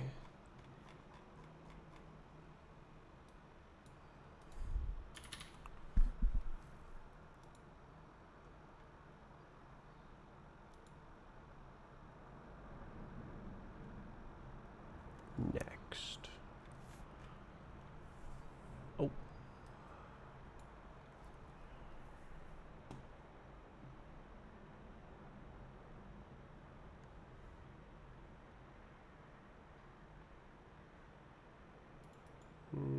Yes. Okay, well, okay. I see. Okay.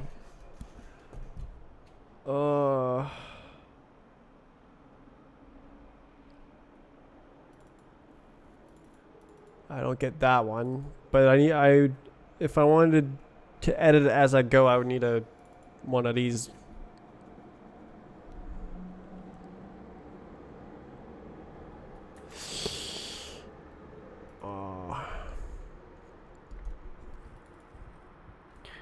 Oh, well, now it's using that.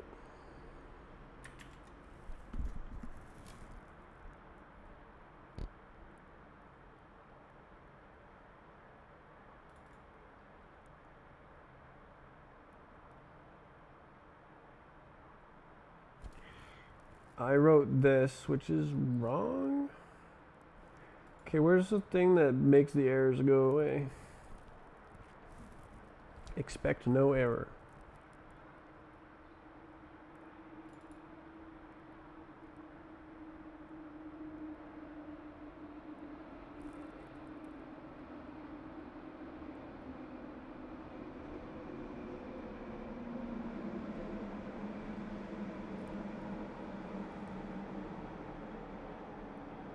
Loop.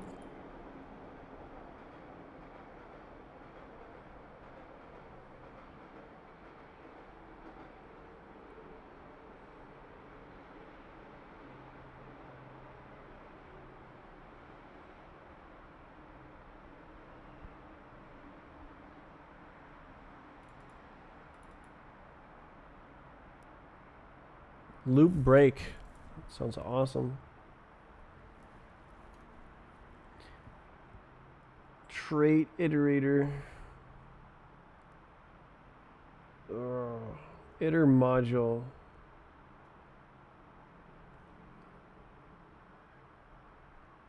Is that bad? Not the trait. Yeah, I want to know know about know about these guys.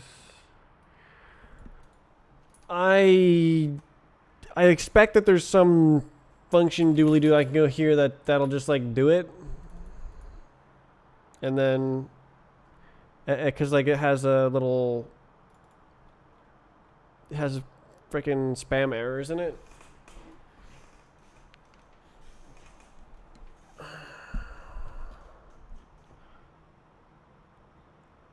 But I just don't know the Rustisms. All right, what about like this? To be more specific to what I want.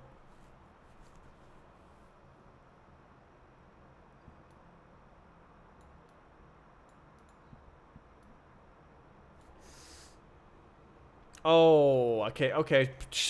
So this makes more sense. Right? And then it's a goober.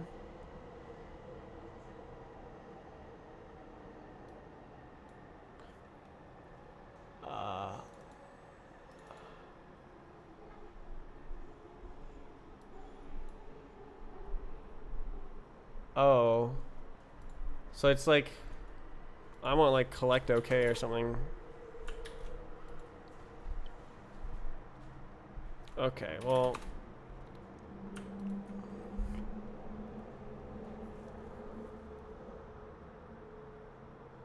where did it go?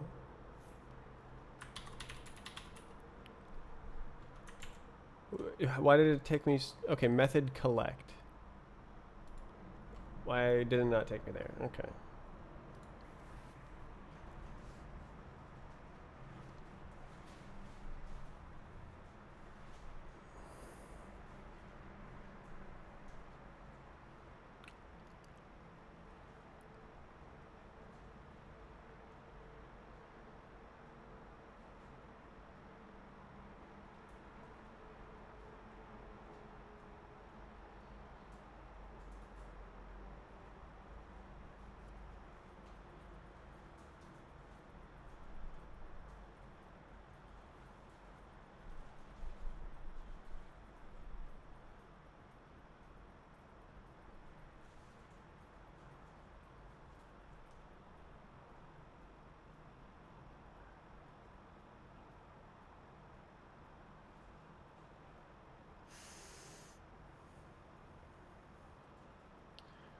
Okay, how to make go away?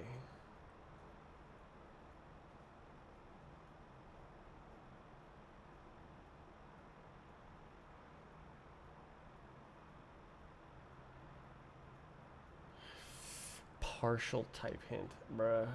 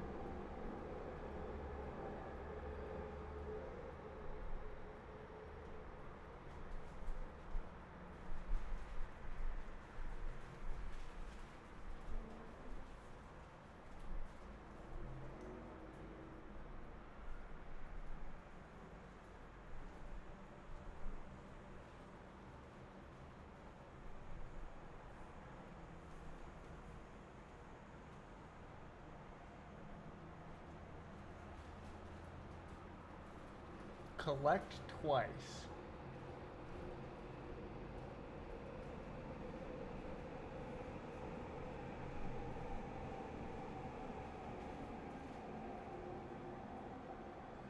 What? Is this like... Oh, so it, wait, is this the partial hint thing? And so because this is hinting to here, it's an error, but then because this is hinting to here,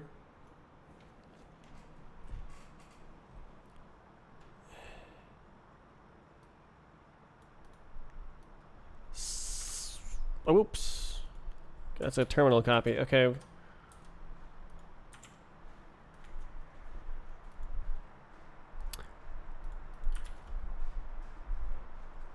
So if I put this goober over here,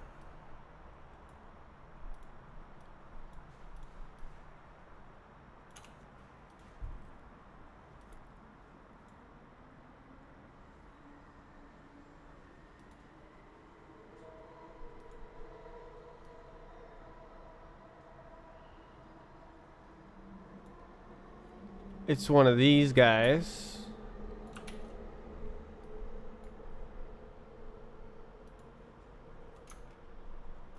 What happened?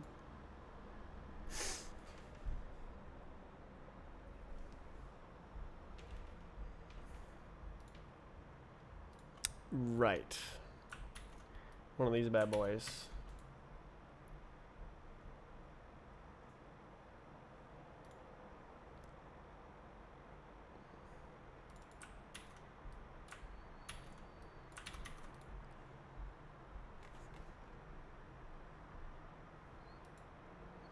That was the answer.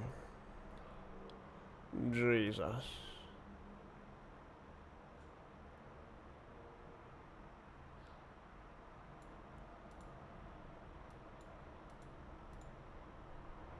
So this one you're saying collect twice because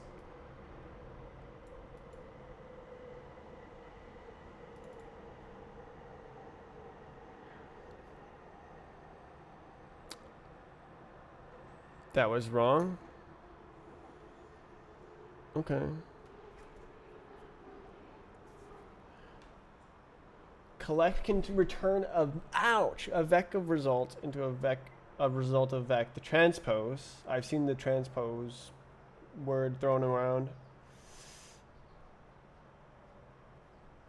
Collect can. And so by specifying that it knows to do that, so it's like the same. It's like a. So I could put a little type hint here, and then it would just like know to do that.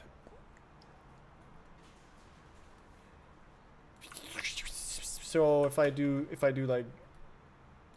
like this.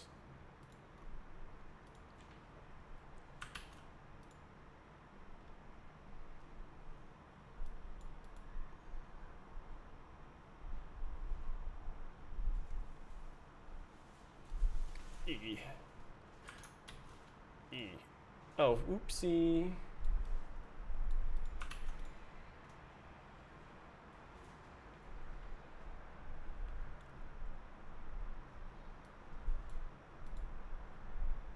The types are so crazy. Okay, I just trying. Oh, I didn't freaking collect it. Like a goober. What? That compiles.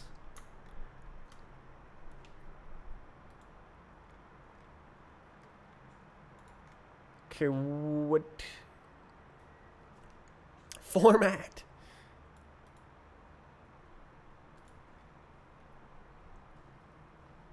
Empty.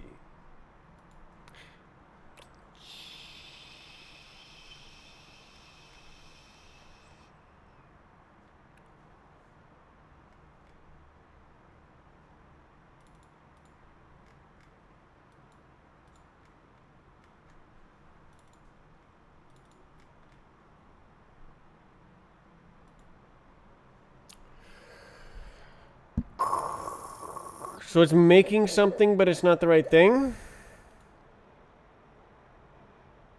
It's making nothing. Because I did something crazy. Okay, so it's trying to collect only these? Is that what's going on? I specified a type, and then it's like, oh, I'll collect all of those type. You didn't define. Oh, look at me go. Thank you. And I also didn't return it.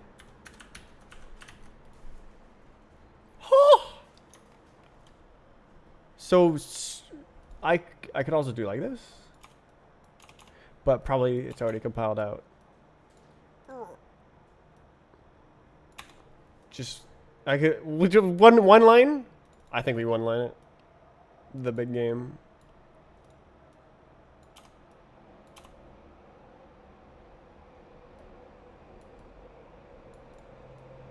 And just the return type.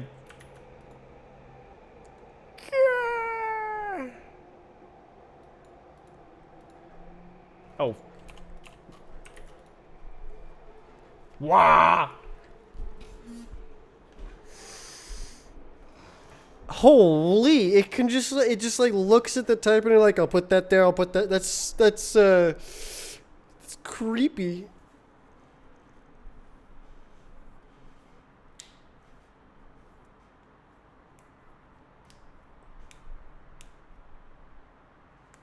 Ugh.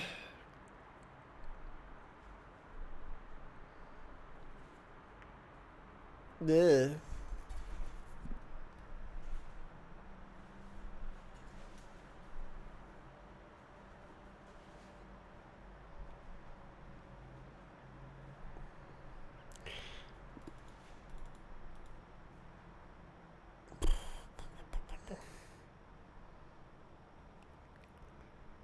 I don't really get that, and like, what are the limits, basically? Like, can I say like, put it in a, I don't know.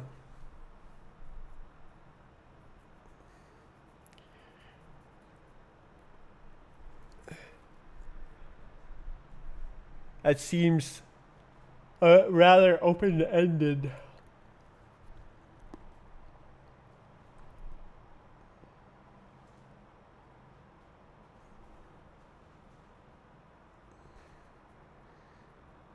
Like, what if it's multi-dimensional lists and stuff? Like, I guess it would just, you know, okay.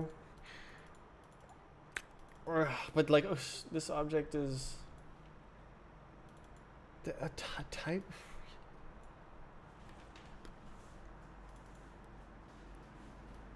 Eesh. I don't see how that is always uniquely defined. If like it's just going by type, then everything has to have a different type. Like, what if there's a ternary result, or not result, but like some other type that's ternary is the wrong word, but like 3 values in this little type hint list, and then like does it? Okay, I guess no, it doesn't. It can't be a different order. What does that matter? I have no idea. It just seems insanely open-ended, and I don't get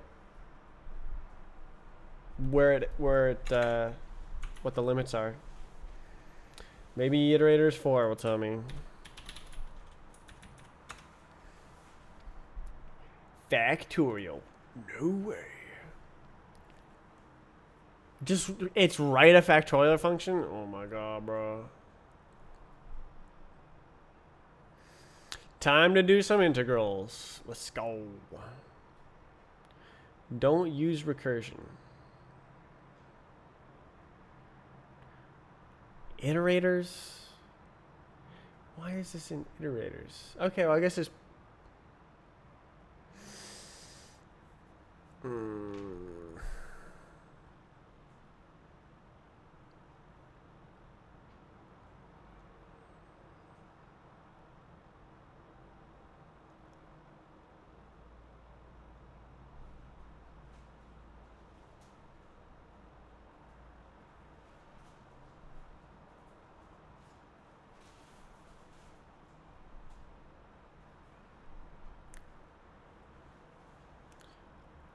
Imperative stylus for a while. I see.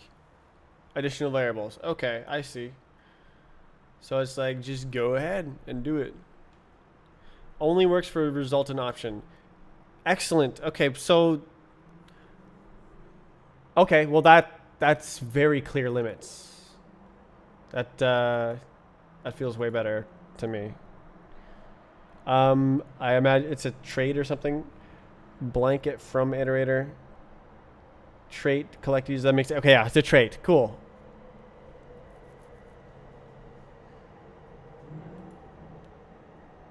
Thank you.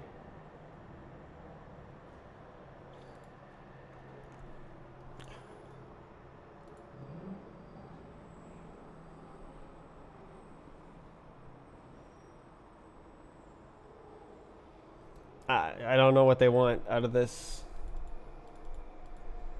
Like, there's a lot of ways to do this.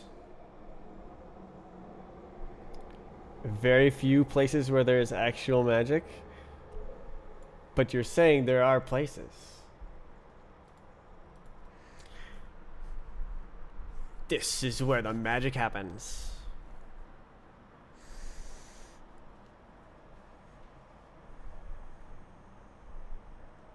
The local binding. The binding. Bro used a super generic word.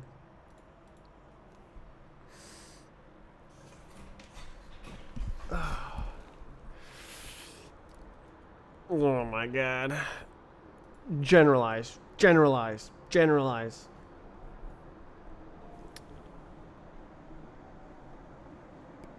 Okay, I don't know what they want from this. Fold and R-fold. Okay, so that's what they want. So it's like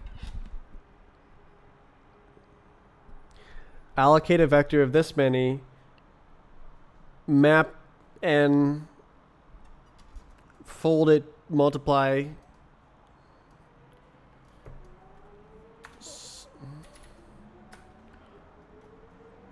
How do you...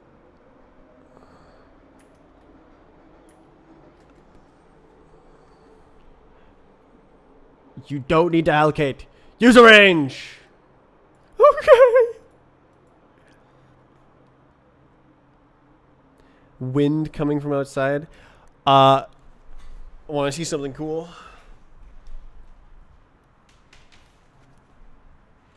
It's my apartment.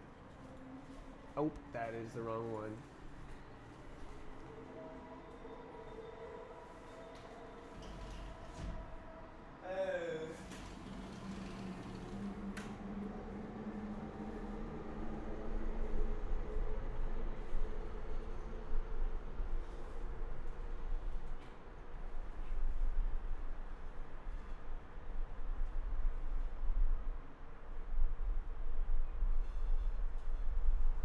So yeah, there's a nice view of outside over there.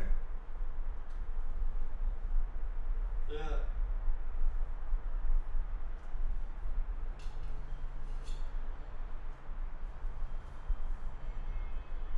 It's very nice.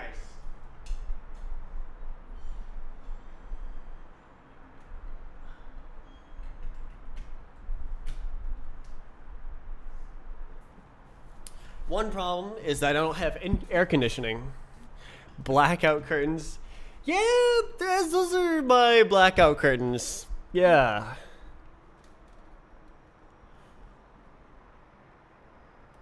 Wrong one. That one. 90F. What's up, F? I'm Canadian. What money are you gonna buy those blackout curtains? The money in the bank, of course. All right. Reallocate. I don't know. 4. I don't know. 32 seat. That is hot.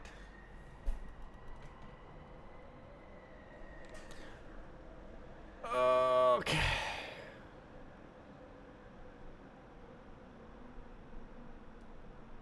Range. What? So like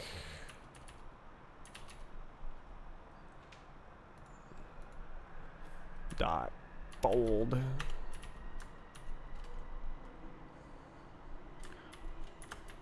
Ah. I don't know. What? Multiply. I don't know. Okay. Inclusive range.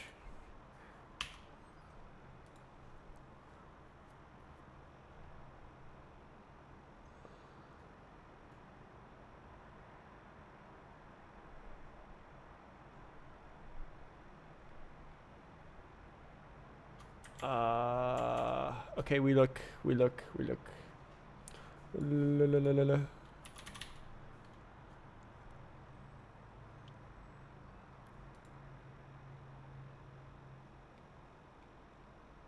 Hash.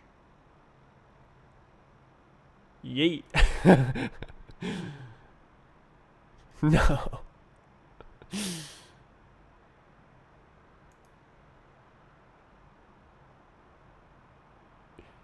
What's a yeet? Yeet. Recursive fold. Okay, where's like, yeah. Accumulator. Oh. Applying a result. So you have like, okay. So it's like, product, we'll go N because we're cringe, and then N. How do you initialize it? 1? What happens? Okay, fair.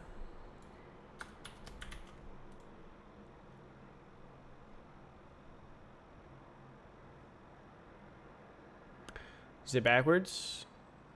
Self, init, mutt.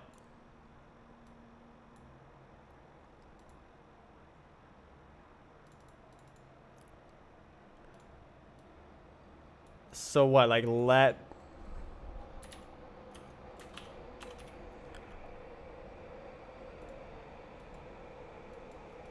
I have no idea what I'm doing.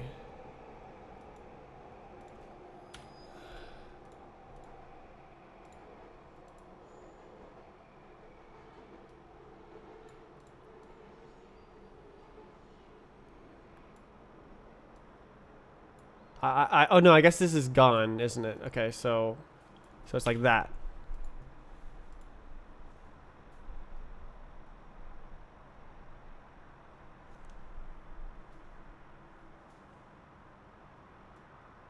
Self is the thing to the left? Yes, okay, good.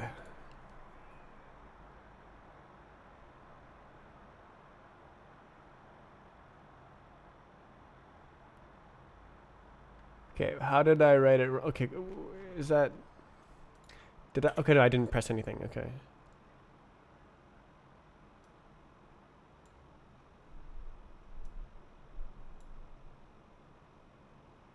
Arguments are incorrect.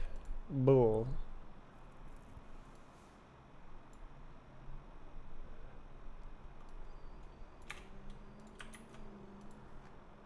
Bah!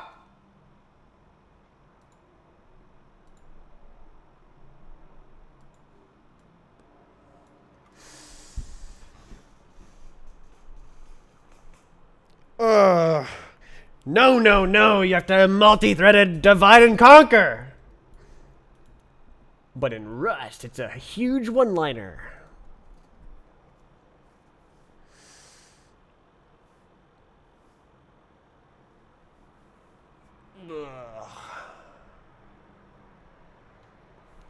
Cool, cool. Use the product function. Lame, lame.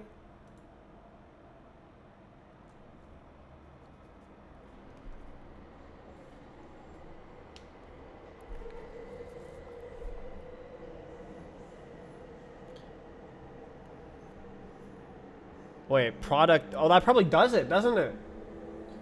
Ain't no way.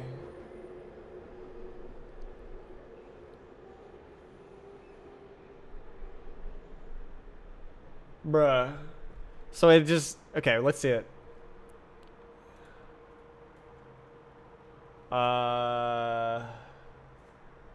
No, can't really, can you? Is it gonna like make a big old code block? I don't know. It probably has some hilariously optimized divide and conquer or something. I don't know. But I mean, why would they thread it? It doesn't make any sense. I guess maybe not. Maybe it's maybe not.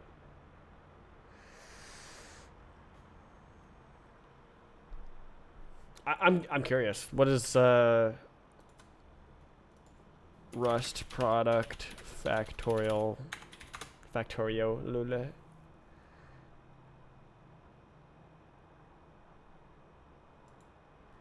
No way. Surprised by the results. What are you doing for big old numbers? Yeah, the big numbers. Okay, cool.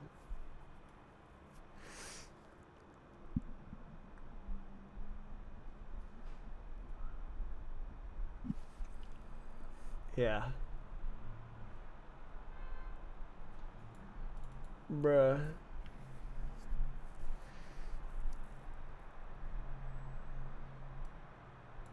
Jesus. Oof. Ugh, I hope I learned good in the thread section. Oh man. Oh man, I love programming so much. I expect to have like a 5-year project remaking my game out of Roblox.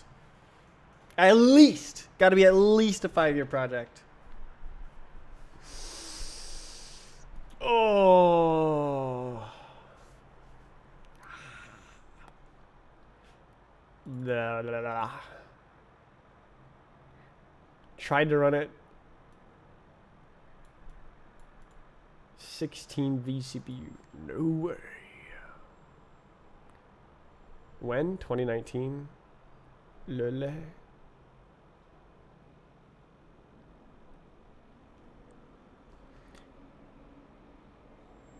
Uh,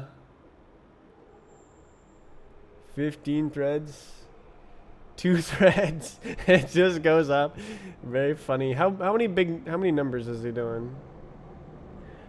Yeah, I don't know. Where does he define a number?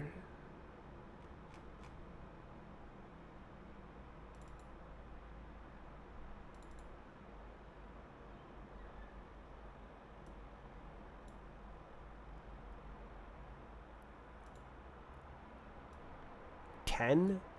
There's no way, right?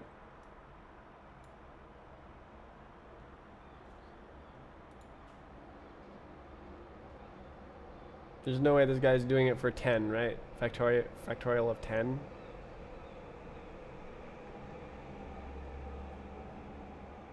Oh no, there we go. Okay, n equals cool. Okay. Okay, there we go. Yeah.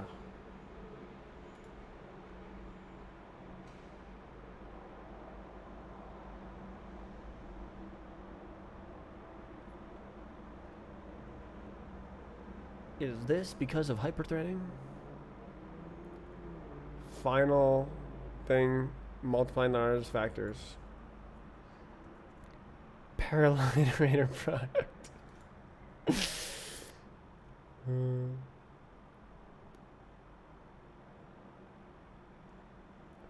I mean, factorials are cool. Let's see. What does this guy do? Factorial. Oh, we can just do a million. Bam! Amazing. Good job, Mathematica. You got it. It's 5.5 million digits long. Good job.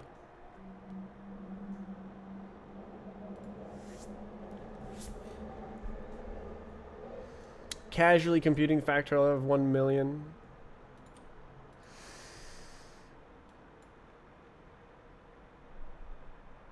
this guy would die and explode. I wonder what would happen if you just did a product and with the type of the Big Num. Probably it wouldn't work for a million. It would have problems, I imagine.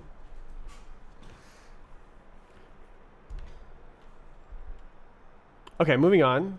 That was cool.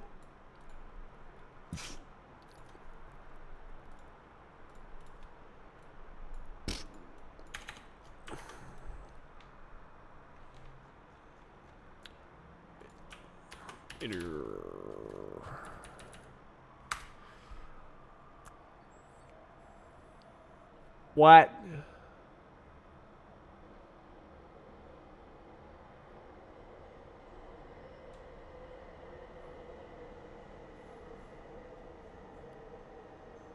Ain't no way.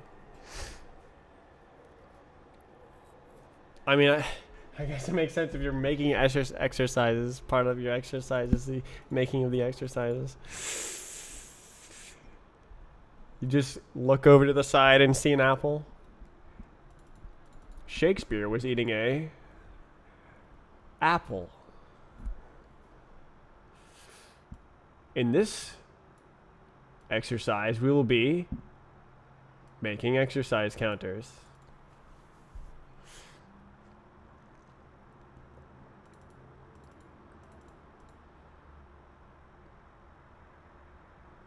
Oh, ah.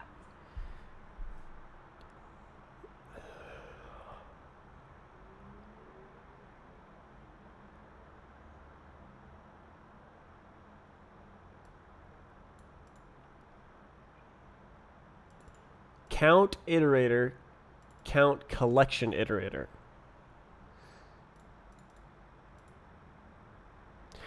Oi, oi, oi, oi, oi. Fail, fail, fail. Okay, so they're trying to...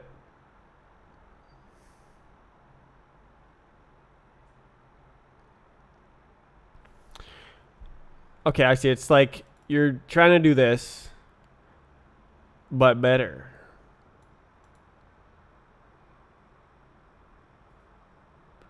No way.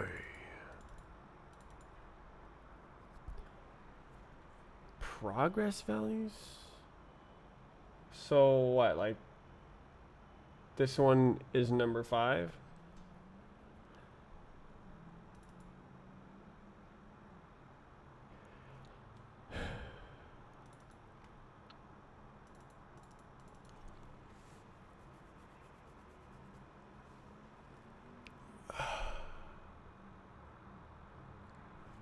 Complete.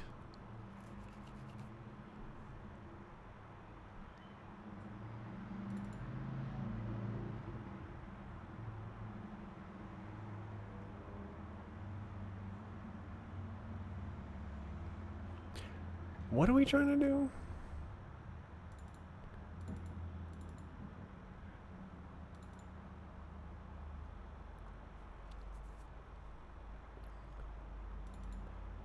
Trying to count complete.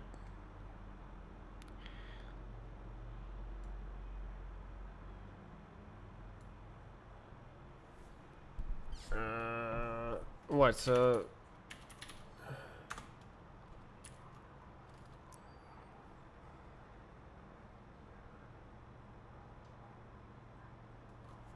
Wow.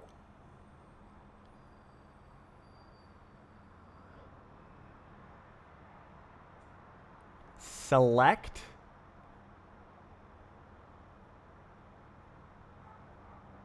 I'm guessing there's a better one, but that'll probably work, right?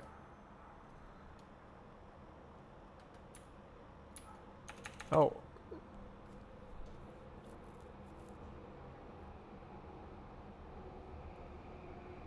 Values.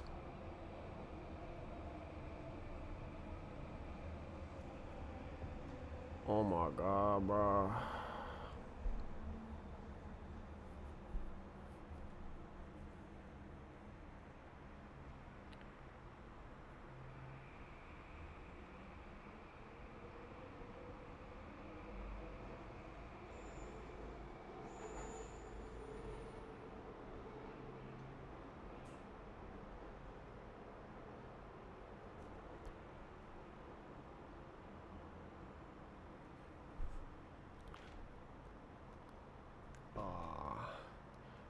Count?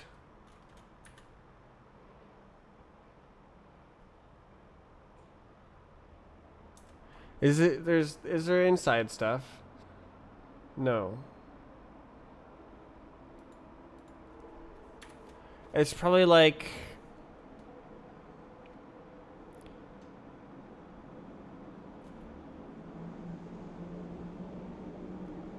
it can't be that easy, right? To test, select.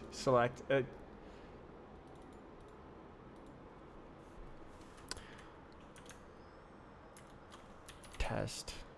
I don't know. Wait, really? Oh, crap.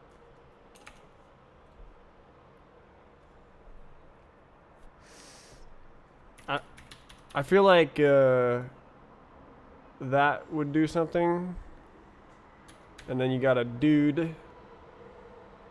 And then you go like, is it this guy? Or wait, yeah, index value.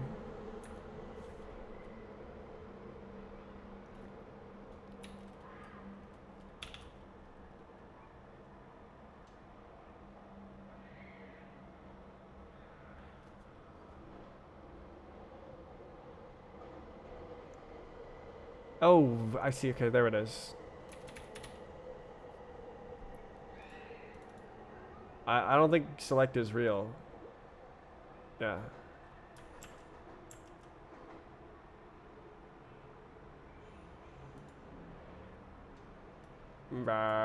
Iter.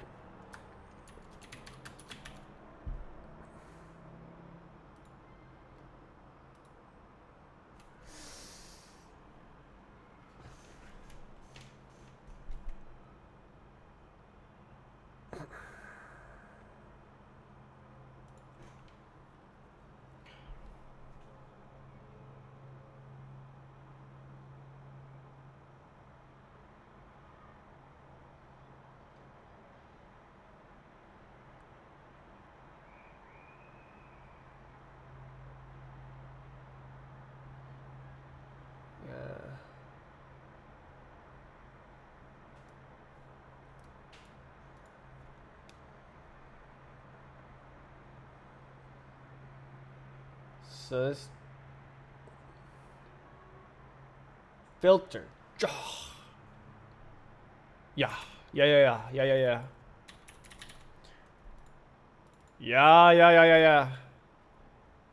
How to do good though? How to do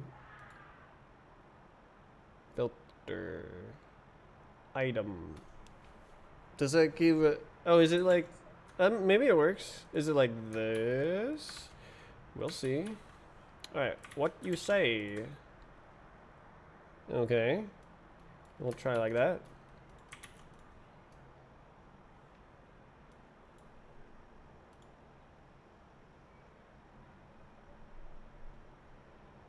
What?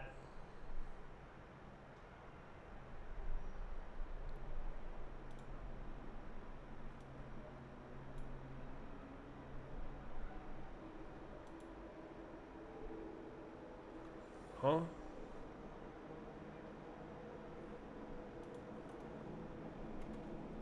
Do you seriously want me to do this?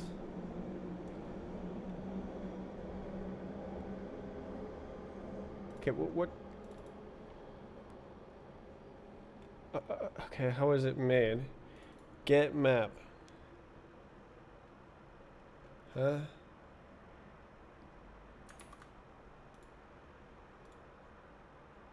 There it is.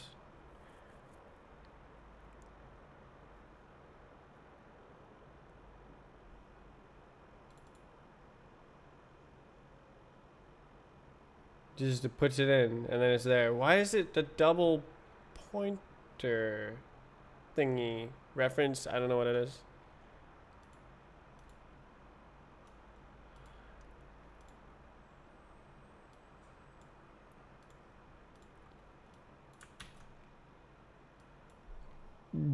What's this?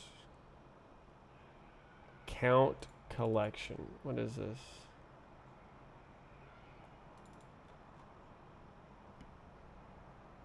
Oh, it's a tally.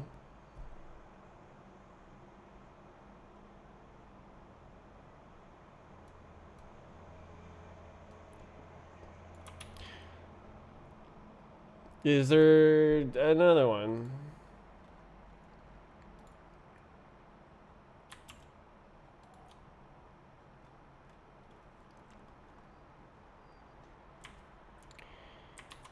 Count.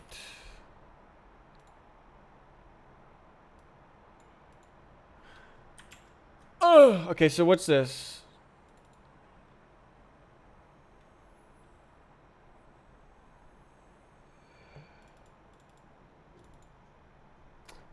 Oh, there's multiple?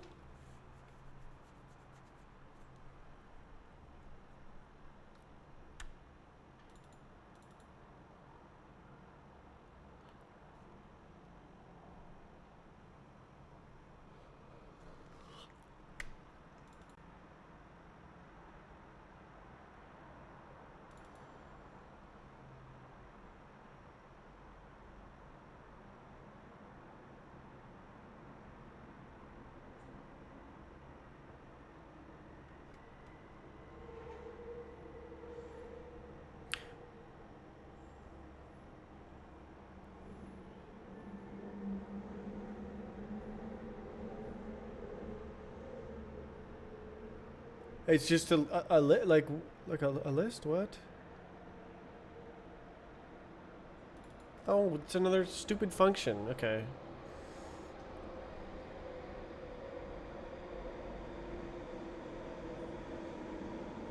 Okay, it's just a thing. Okay. So it's not something insane where it wants the multiple. Okay, so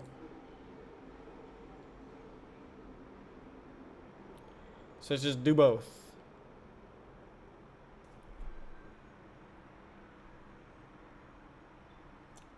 So I just need to get this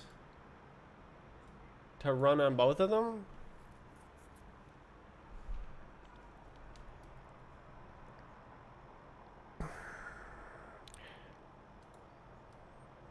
Be the pair of iterators. I saw a thing that said pair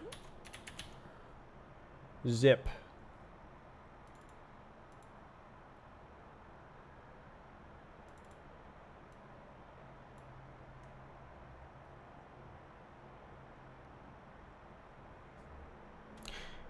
Oh, no, that's not what I want.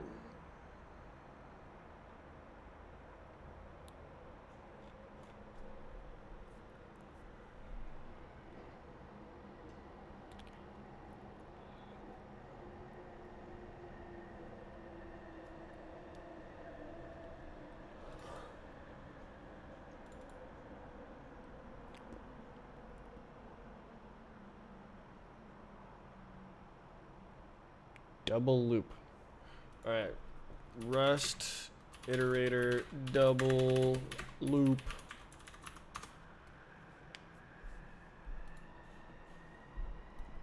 Mm-hmm. Can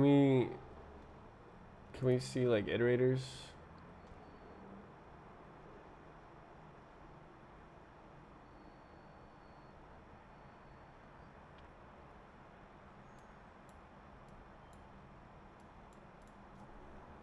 Working solution.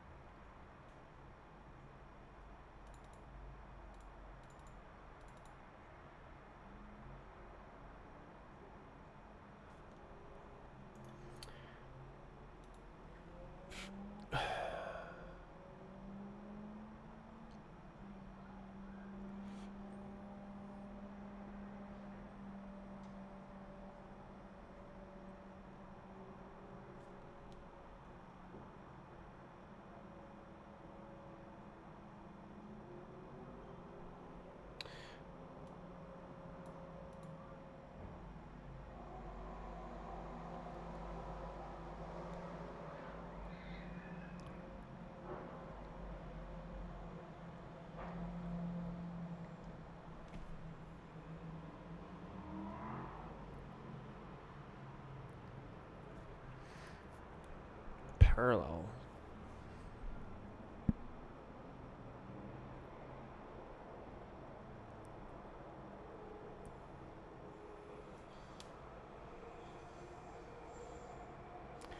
Okay.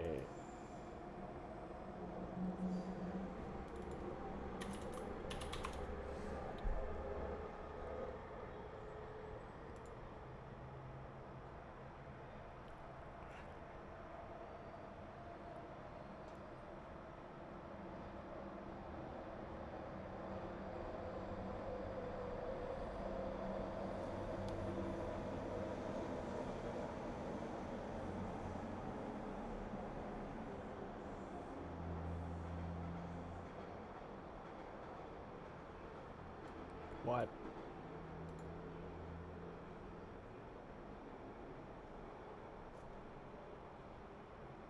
Unlimited. Okay.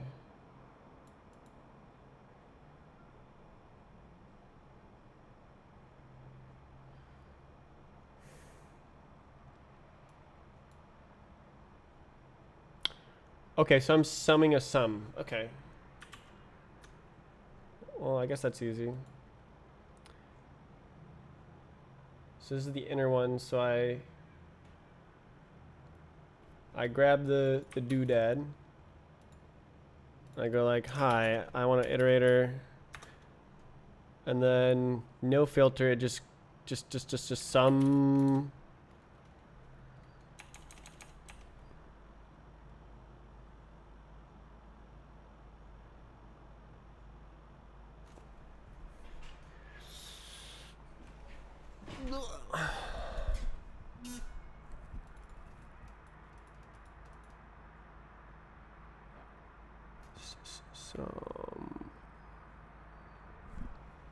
Some. Oh. Take while.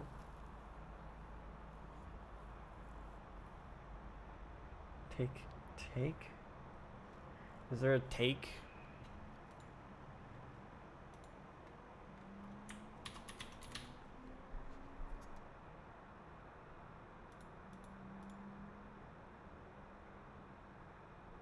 Oh, there is. Yields.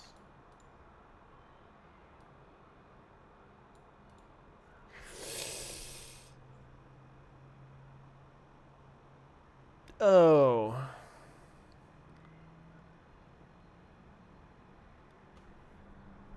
I don't know how to combine them together. I've never used this iterator stuff this crazily.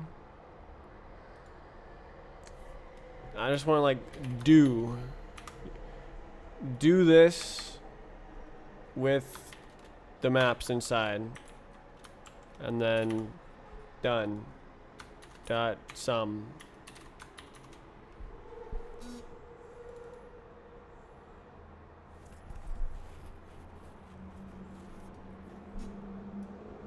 Map.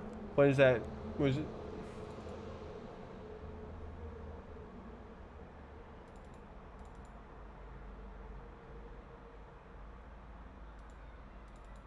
Map changes value.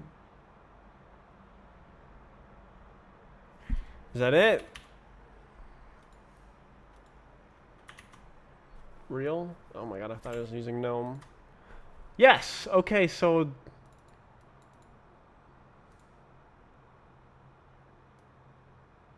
just needed to rewire my brain a bit to figure that out.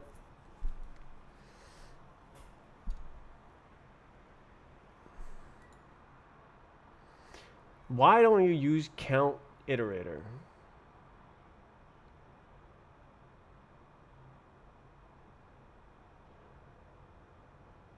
Because I didn't know it existed.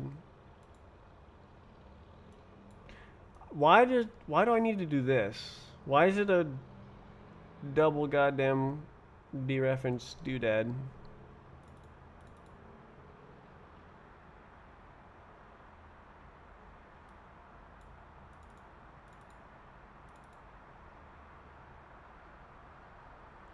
Filter adds one and iter adds one.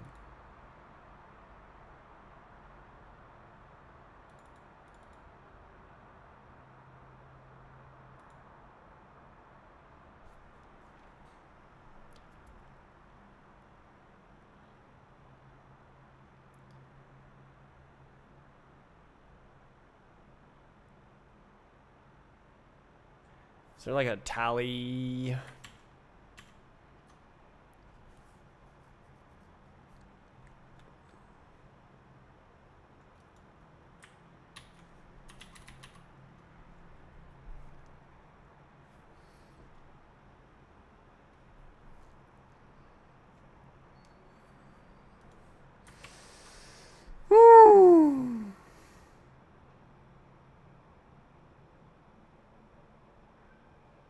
Filter doesn't consume. So that's like the borrowing stuff.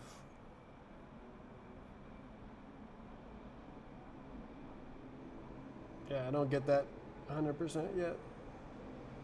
I'll get it. I just have to write more code.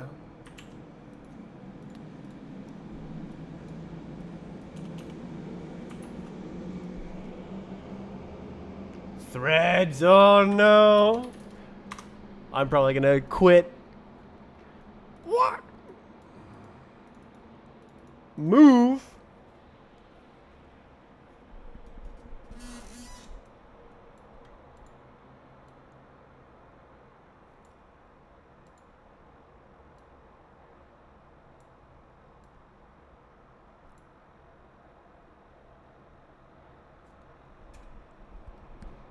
Ooh.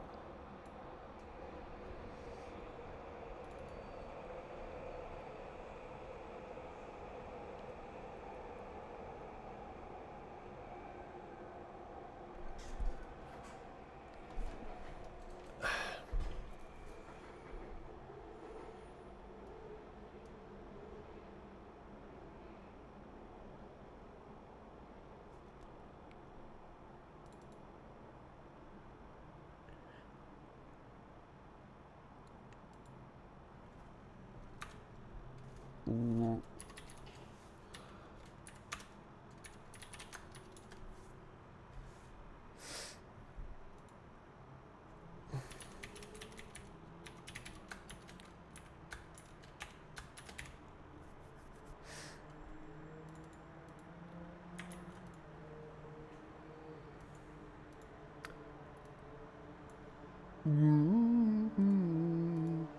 Do not know what I'm doing.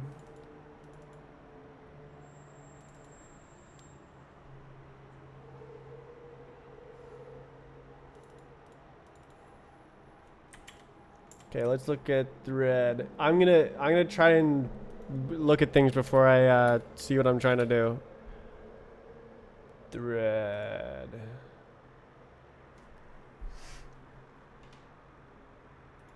Join. Easy. Okay. Join. Now what? Result box. That.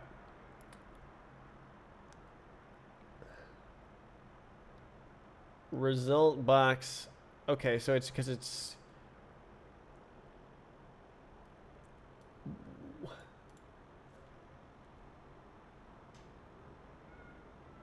So this is the error? Holy, okay, so. Alright, I know you can do.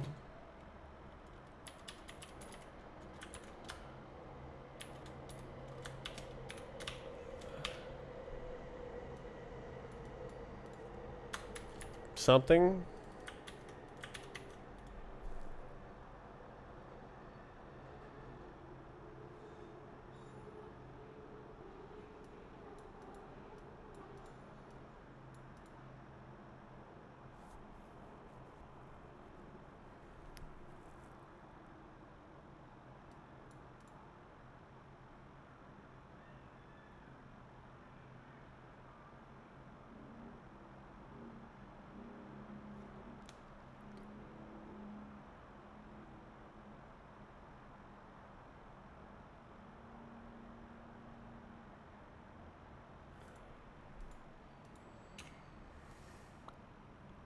Sure.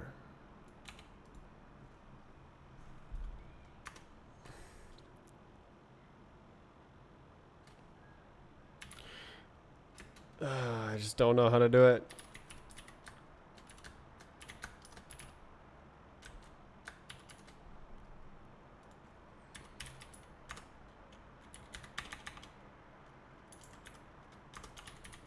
Oops, that's a Lua number. Or Lua-ism. Stop. Whoa! Okay, so I wanna like...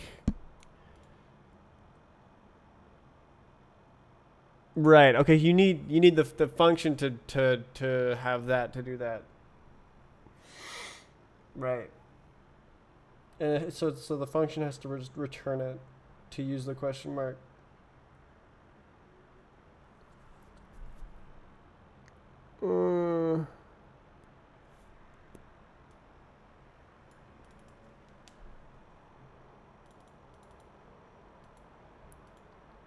Okay.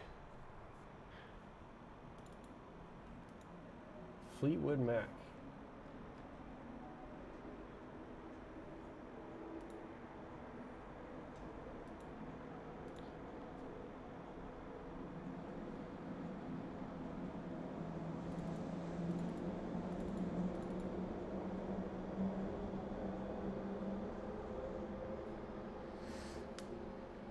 What did he say?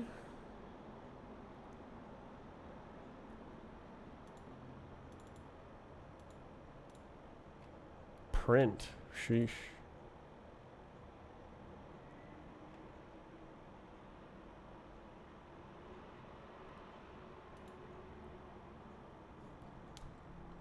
They updated this?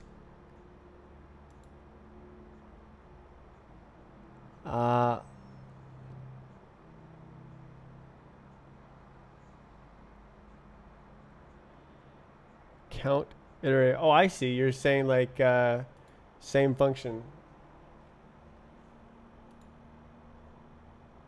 True.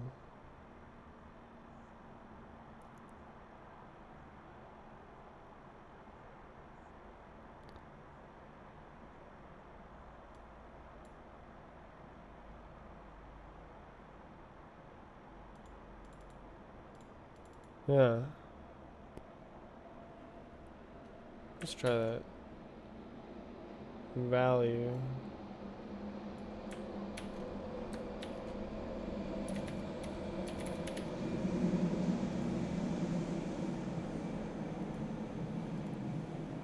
Adds a goober or something. Let's see. Cool. Okay.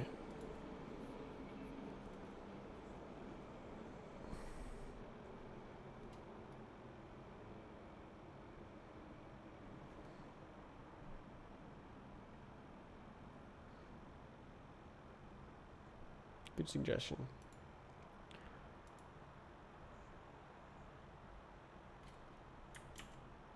Join handle.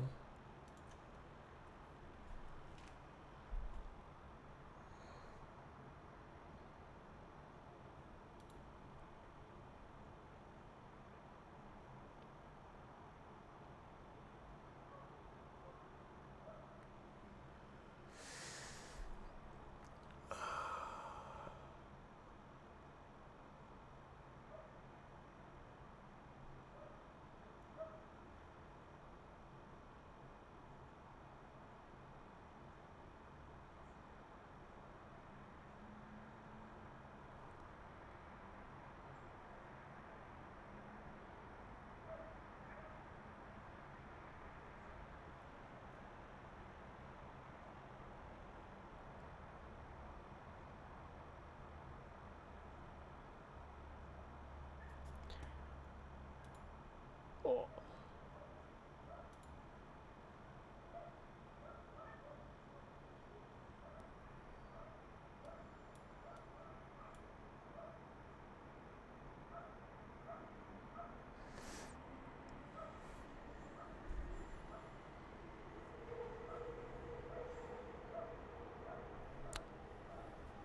I'm gonna close my windows so the bugs don't start coming in.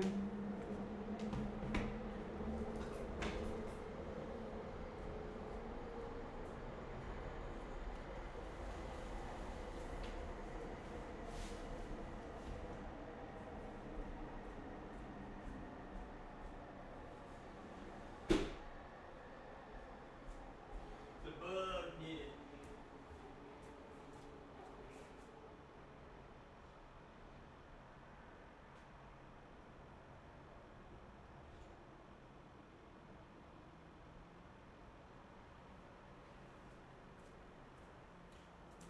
I'll be right back. Go to the bathroom.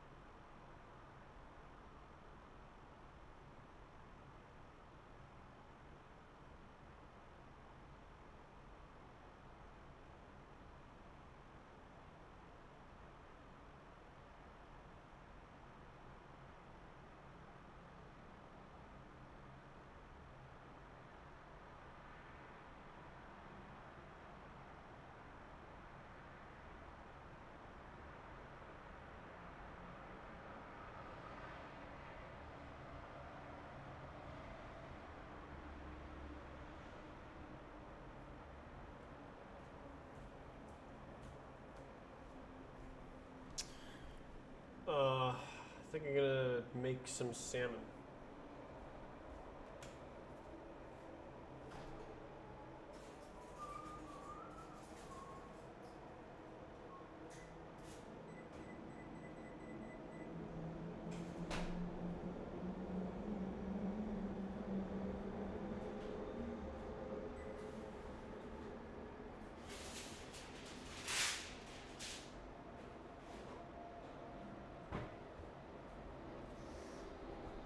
Okay, it's gonna take about 13 minutes for the oven to heat up. And then I'll put it in. And then it'll cook for 15 minutes. And then I'll eat it.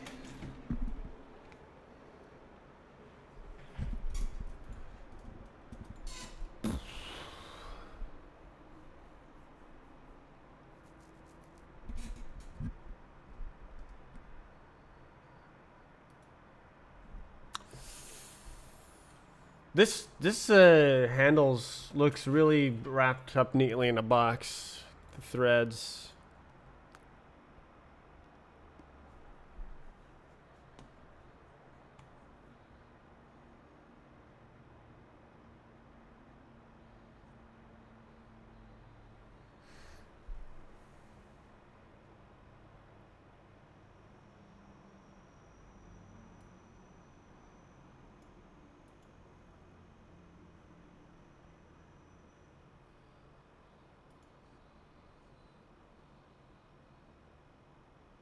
This guy got the stems of the songs.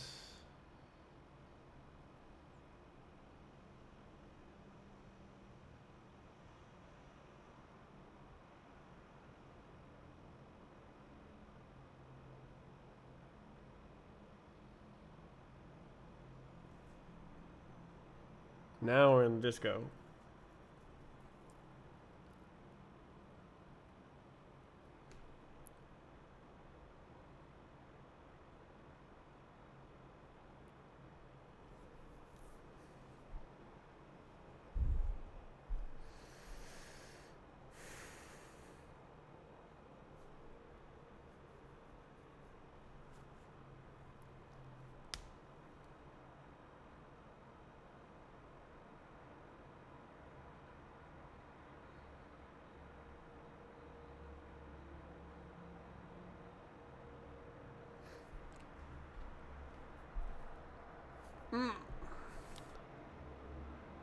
just like little API thing to like grab all the thread stuff.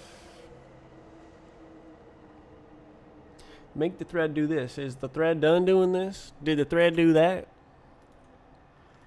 Okay. Go next.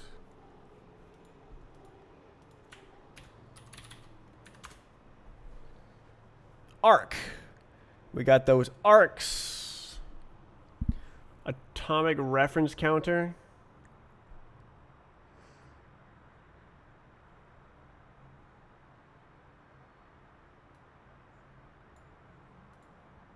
You must take an action. You gotta like, I don't know what it's called.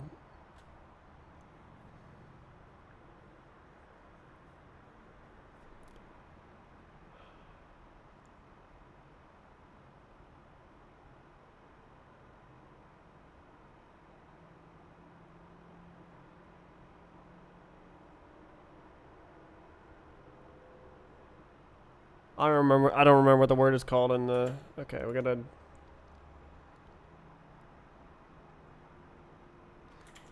Okay, who gets the?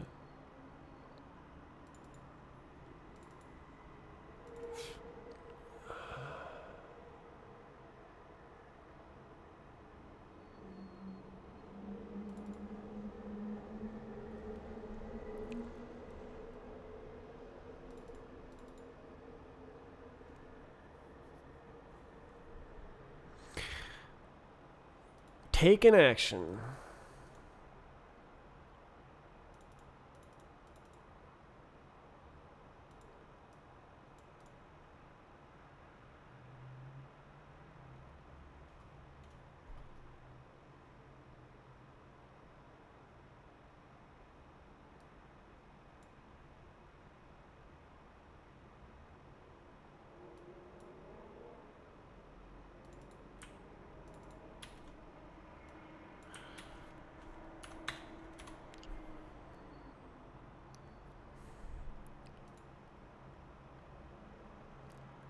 How do you do it?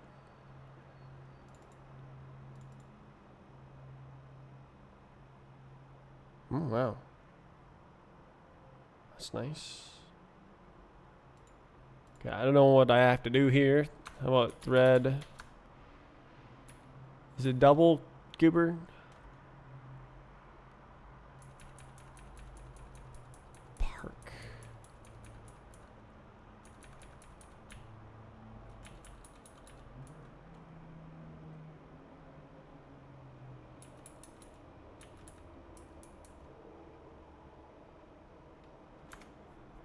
No, that just says what the thread is.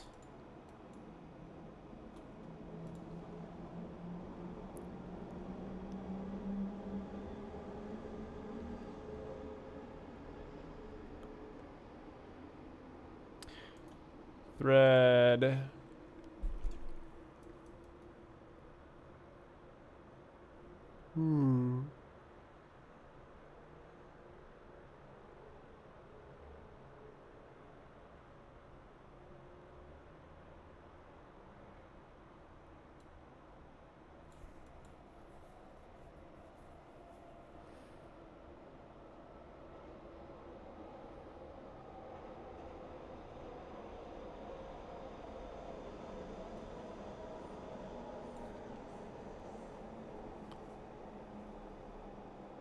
Okay, maybe it's not here.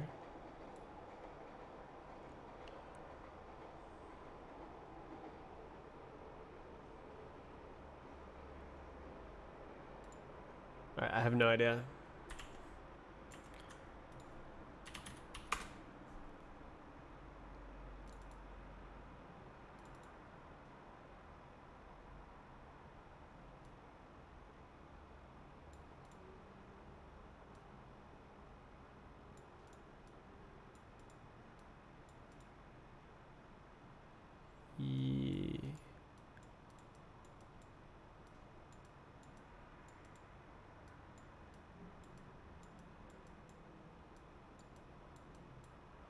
Another type.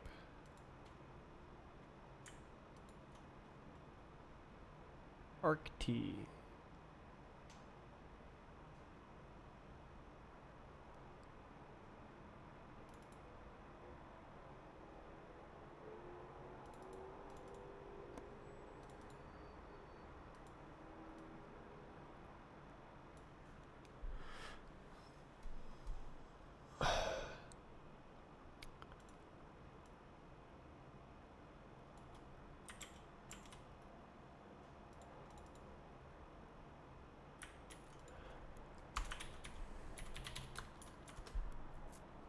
Do you have to do like that?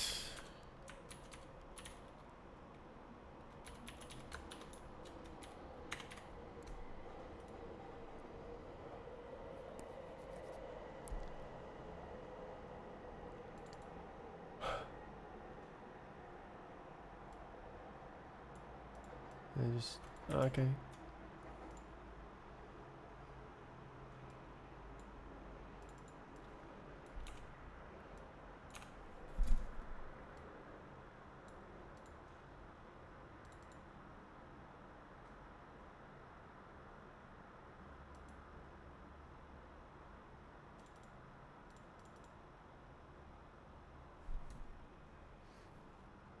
Oh.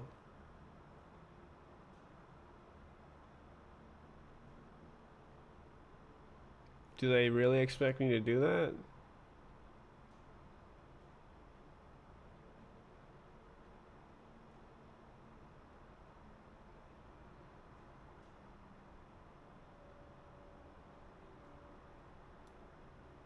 Lamau.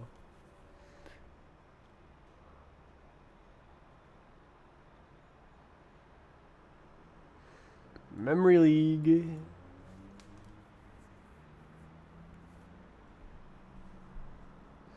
Mutex comes with the risk of creating deadlocks. Let's go.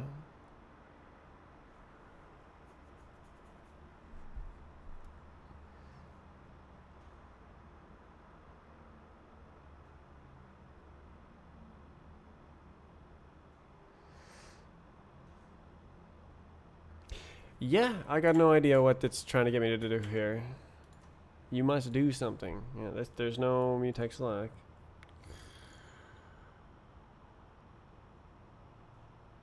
Wait, it really expects me to do this?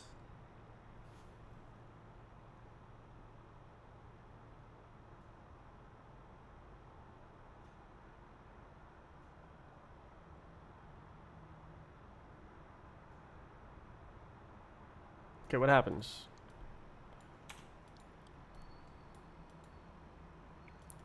What if I just run it? What'd it do? Cannot assign. Is it like this guy?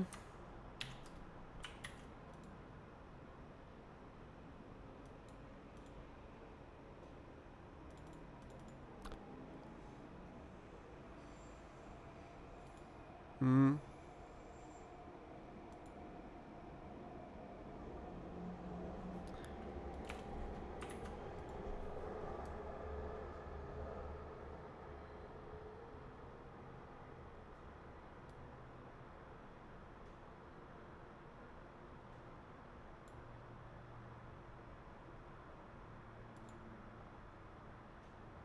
Take an action.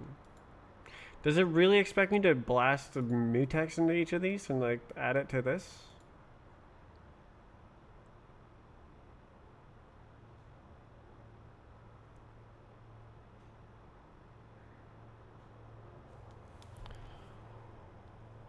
You must take an action. Yeah, well, it'd be great if I knew anything about what that action should be.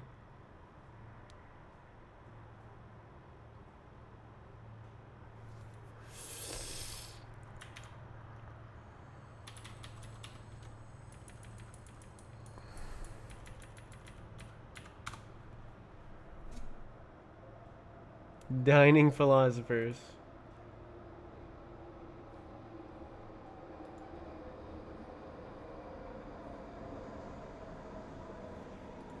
Uh,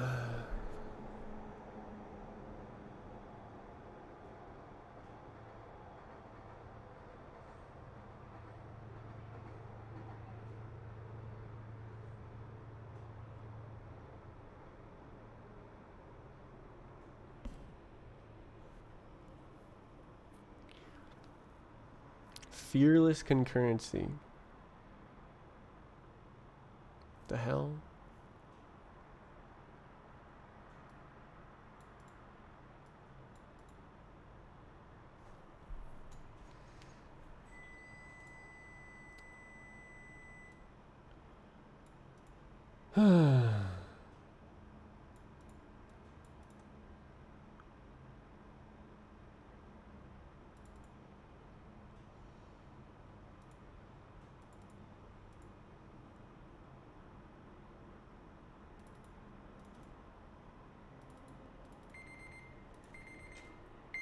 Yep, you heard it.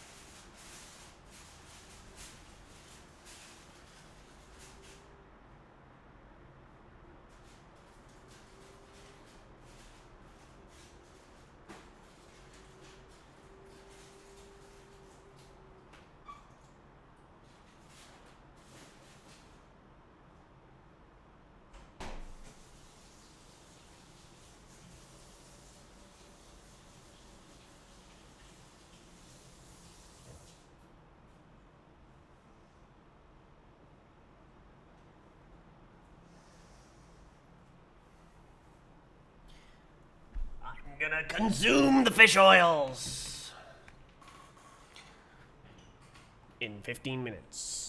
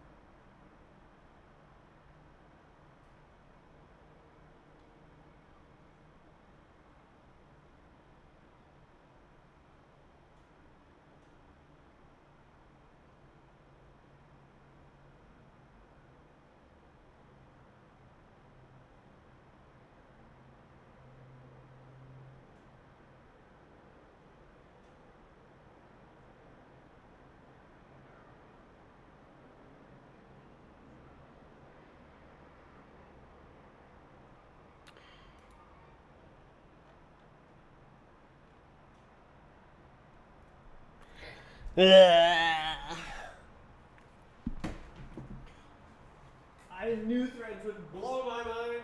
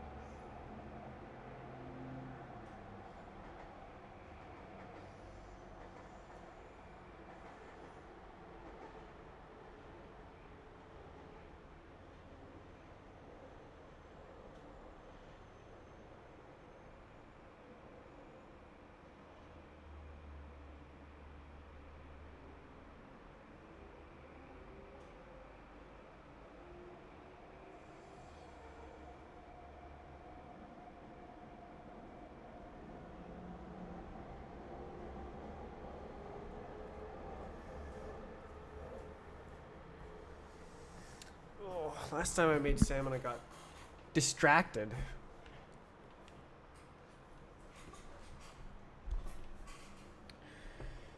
And I didn't go take it out right when the timer ended. Or maybe the timer broke, I don't know.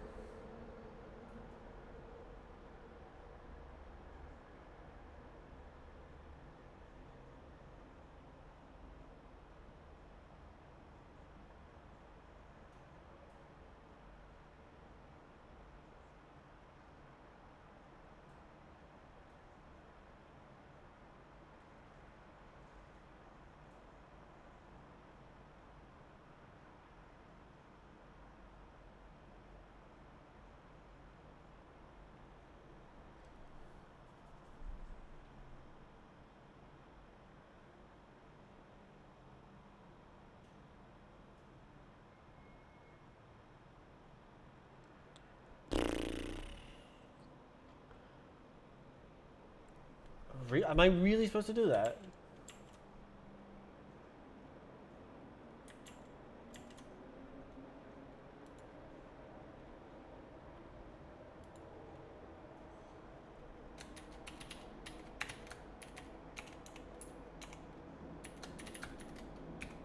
I have no idea.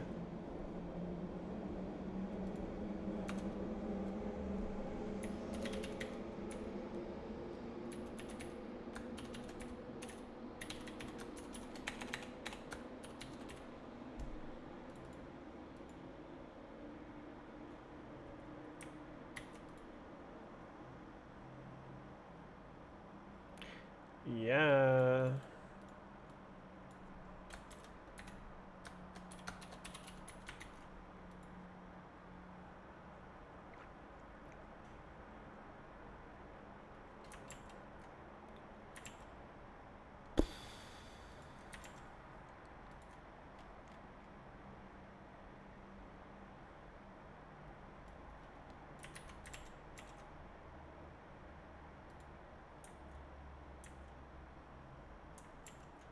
Uh-huh.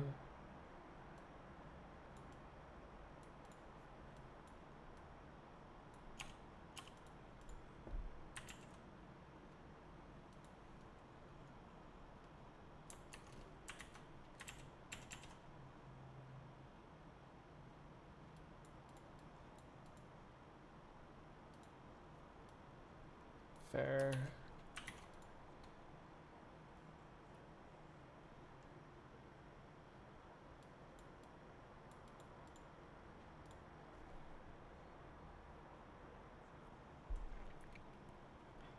I have no idea what I'm doing.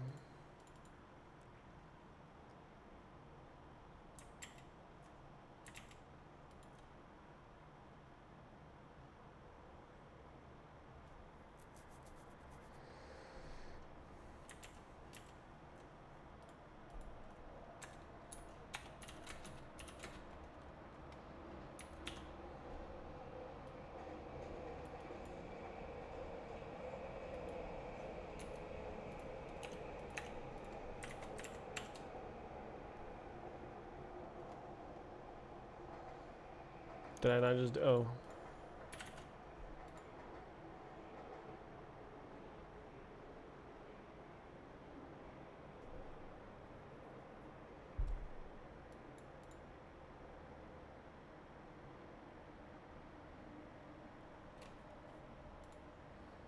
I don't know. I have no idea what's going on here.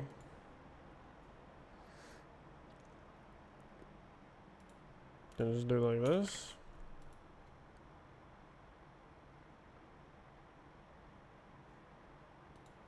I'll do it like this.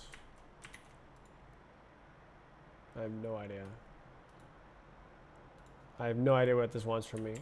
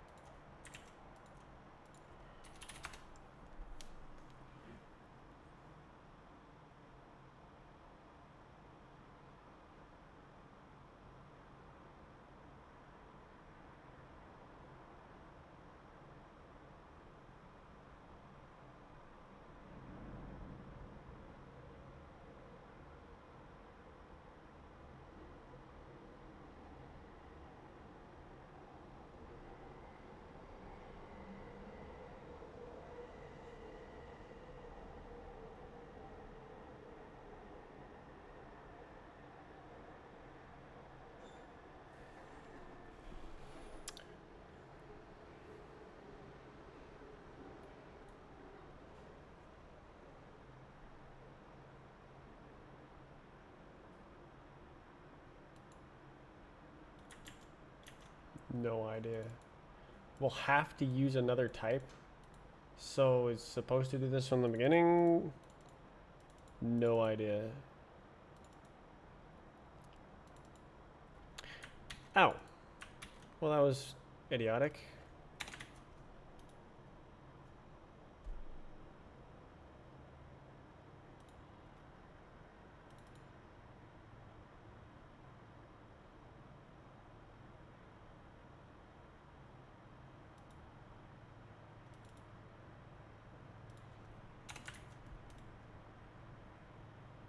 Okay, it's just no different. Go on.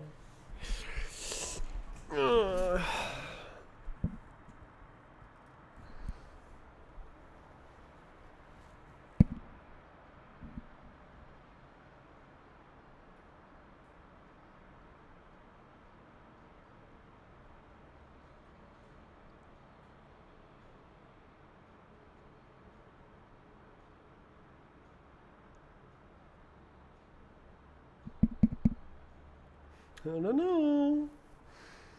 Do not know how to do this. This code looks exactly like the other code, but it doesn't work.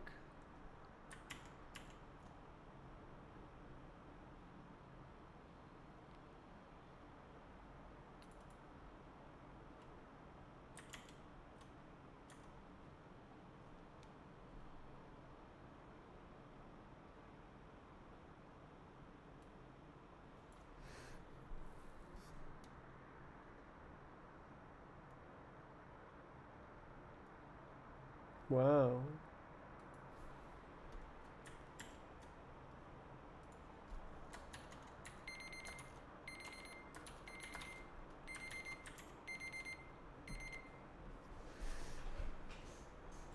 Unknown field. Great. I don't know what that means.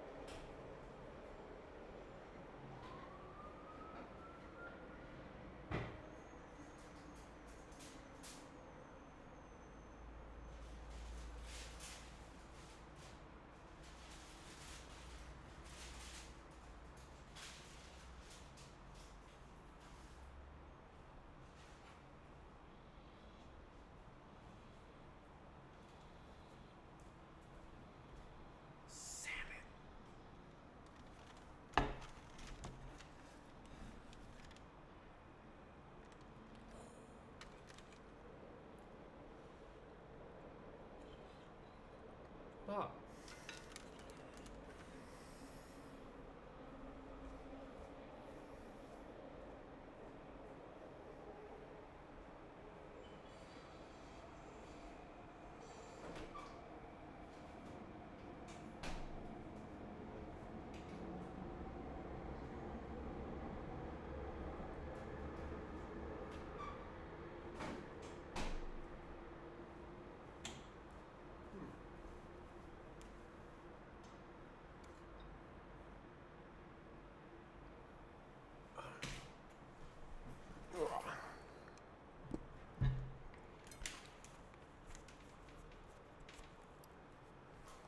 Replace the variable.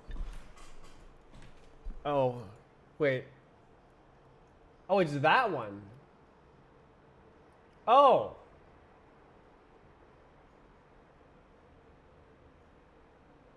I thought it was this one.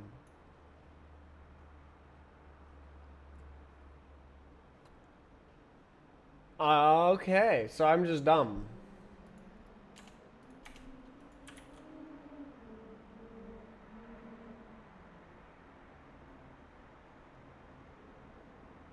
Okay.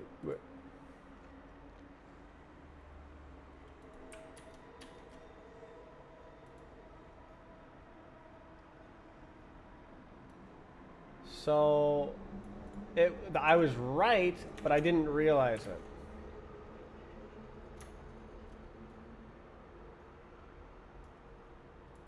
Yeah, I just had no idea that I was doing that.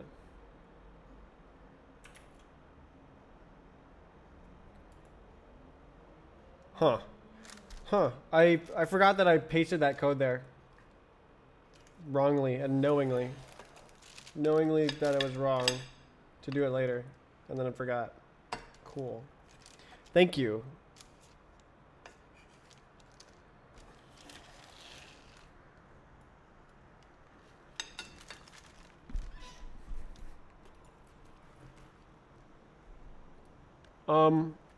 Okay.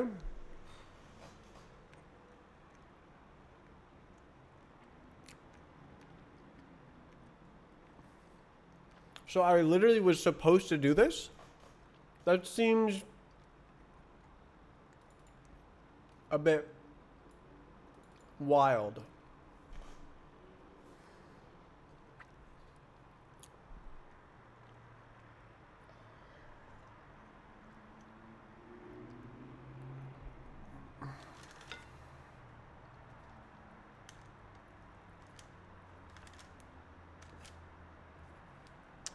So now my head is spinning with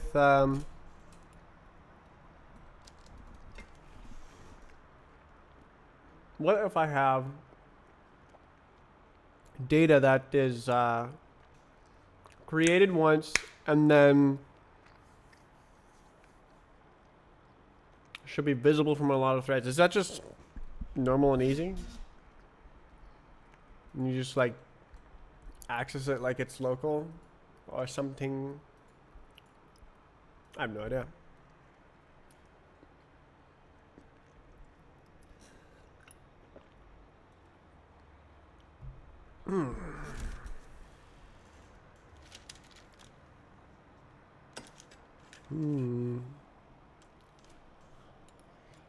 Okay.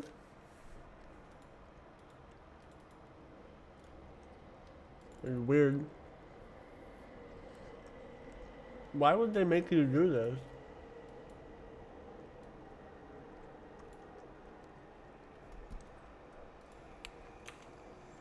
Or are you not supposed to do this and it's supposed to be wrong?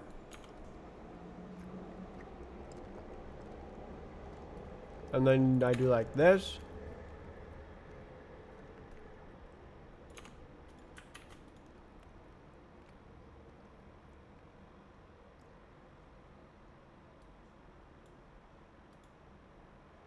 Mutex, yeah, I get that it's doing cool things, but why wasn't it there in the this is how it started out, and it wasn't even imported.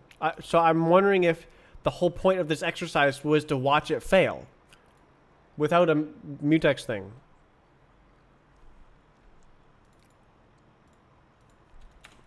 Like this. Cannot assign.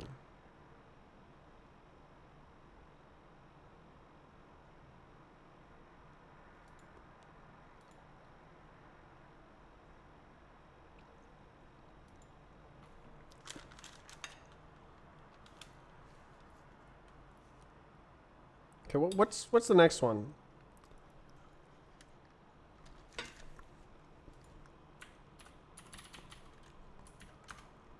No, it's not the same. Okay, so just put it back and forget about it. Forget about it. Great. Fantastic. Forget about it.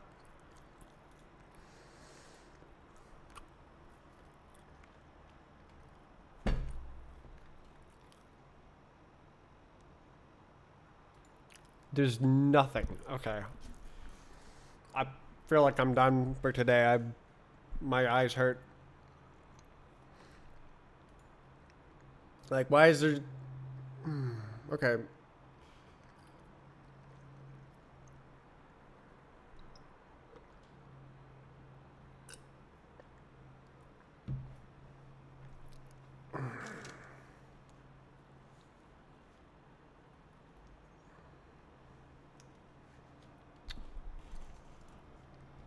I say that, but then I keep reading.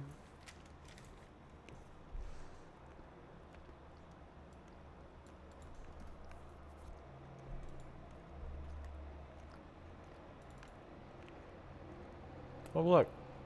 It's the exact...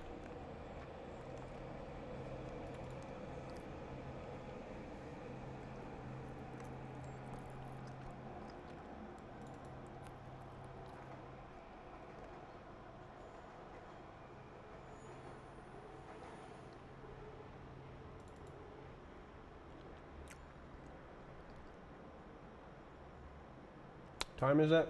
10 o'clock. Been going for 9 hours. 9.5 hours.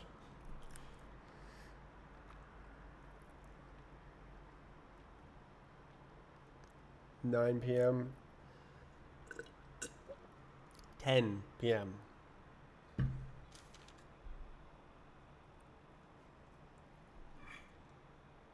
It's 1 a.m. Oh, so I'm wrong.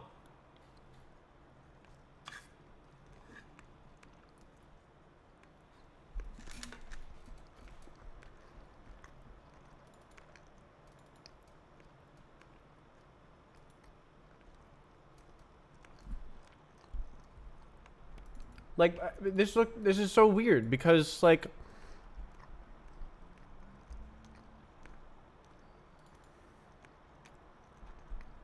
there's no mutex, which so like, did they want that for this, or was it supposed to go? Oh look, it's all spooky. Oh look, it's not 10.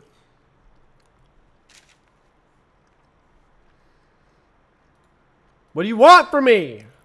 Okay, there's solutions, right? Where's the? I am so rustled right now.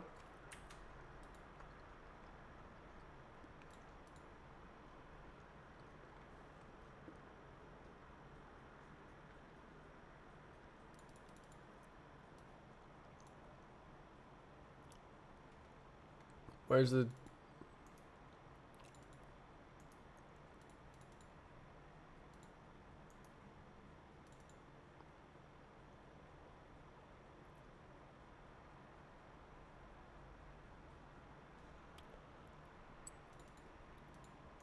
Is there a solution somewhere? Isn't editing the values? Okay, I see. So, okay, I see.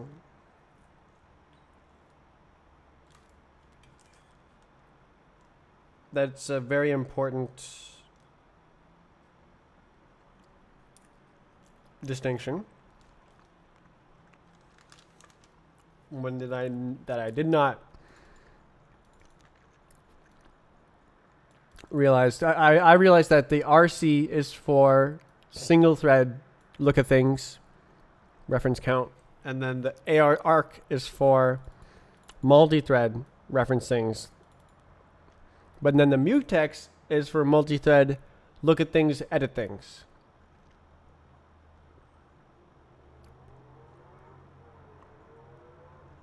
And then deadlock, and then die.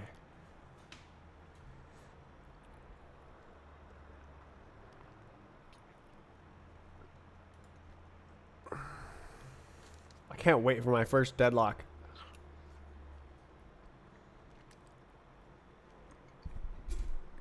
That's going to be an exciting day.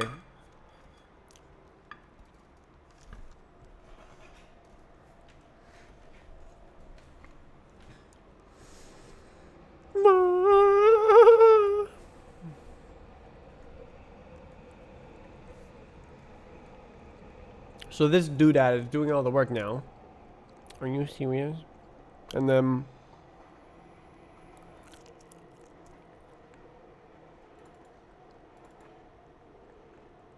Kiwi.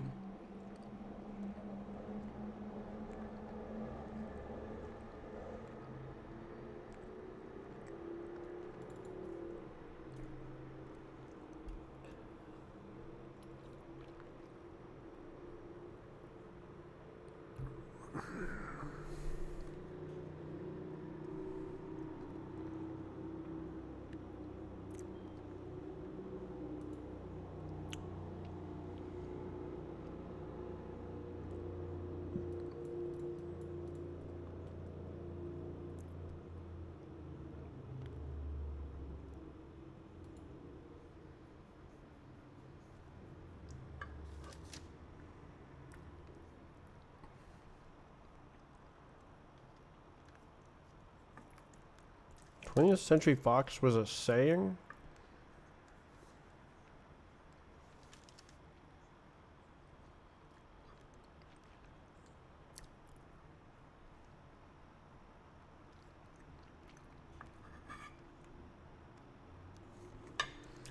Foxy lady.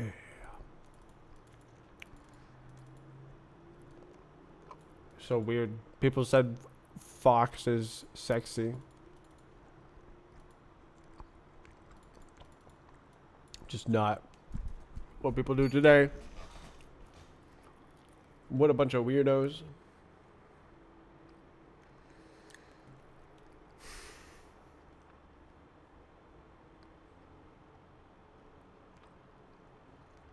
I have no idea what this thing wants from me. I guess, hint. What do you want me to do? An alternate way to handle?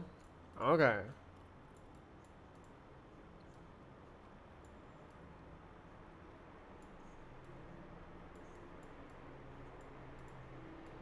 Yep. Wow. Wow, it's almost like that's what it is.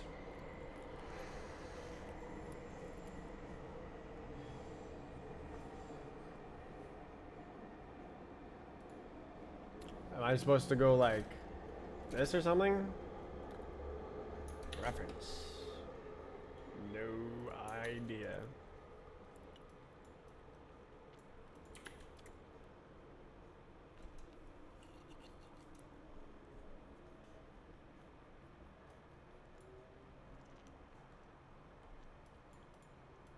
Oh.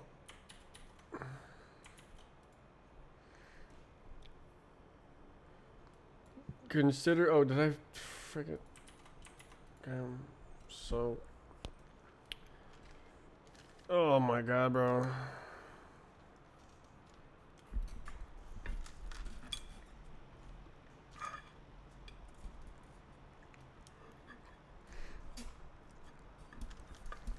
I just want to see the solution. I don't care. There's no guidance.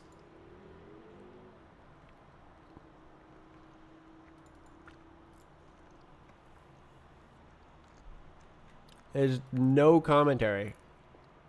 Say hint. This program uses MSPC. You don't say.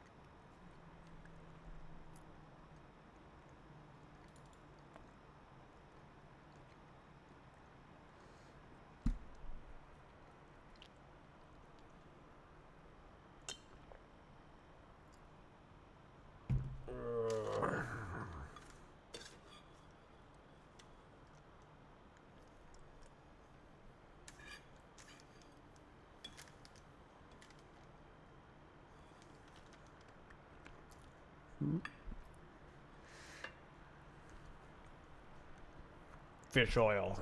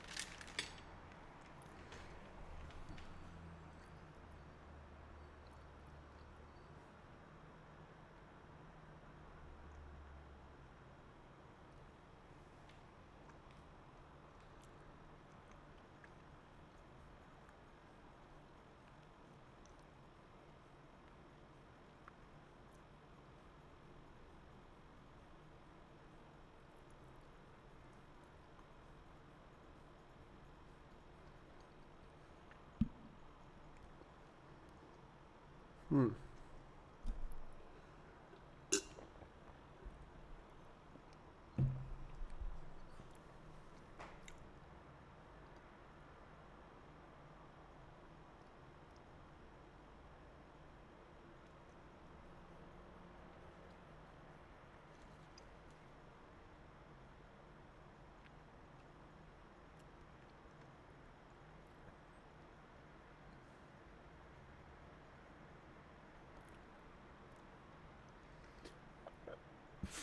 Oh, yo.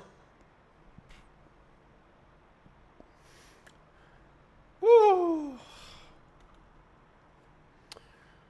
Now I'm thinking about game engine implementations and how, like, my timeline stuff would work with multiple threads. If you have one, if you have a render thread running the smoothing simulation, or I guess it can be even more multi-threaded. Smoothing simulation, does it?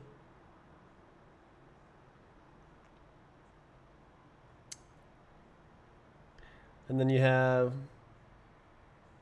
main thread running. No, I guess I guess the main thread is the smoothing simulation because it's the render thread.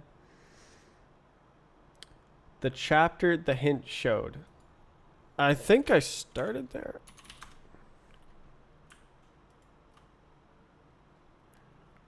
No. I did not.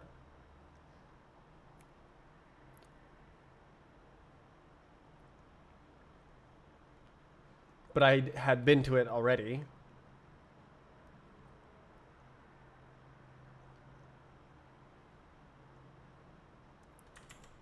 This looks like borrowing shit to me.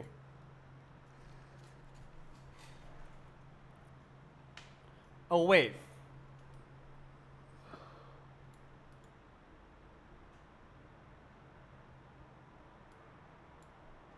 So I was on the doing.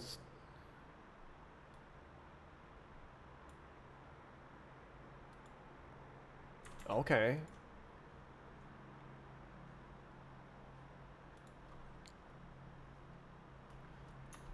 So that actually made sense. Kind of, maybe. I don't know.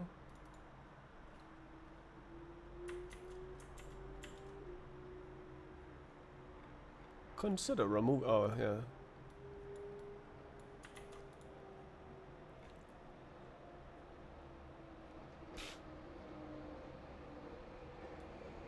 Cannot be shared between threads safely. Isn't that the entire point of it? Or do you have to friggin' arc MPSC or something?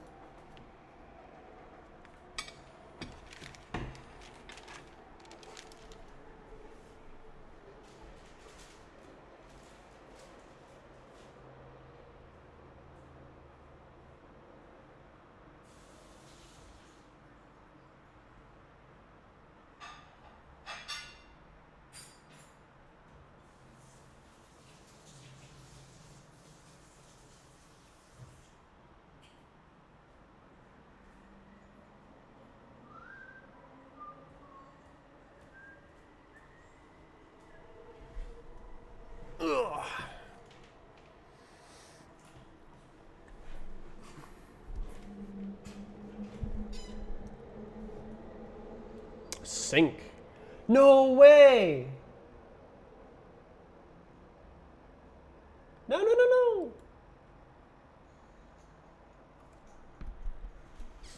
I've heard this song in as a sample before, but I've never heard the actual song.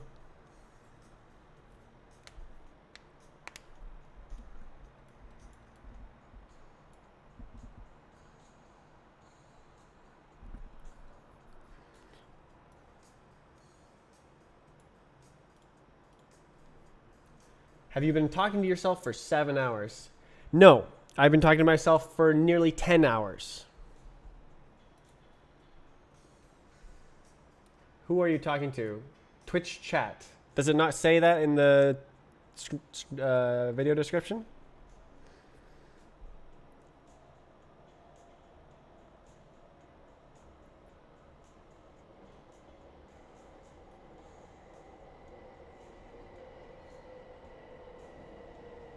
Wow, it's so much slower.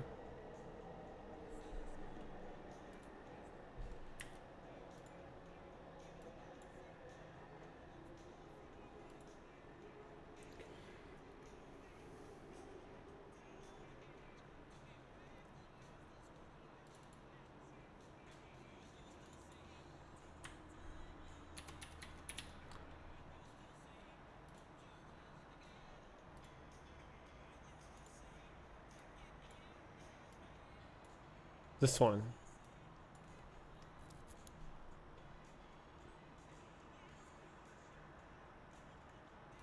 Okay, remember that sound. It's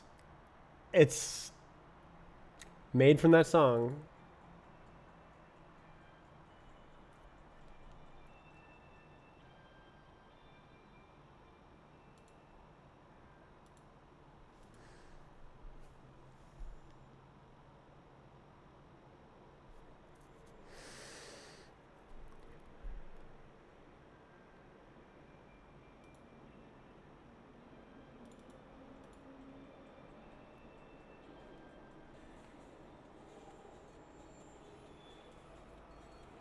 so much different.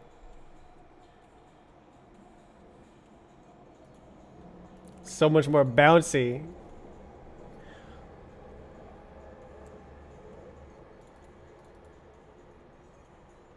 Okay, but what happens if I arc it?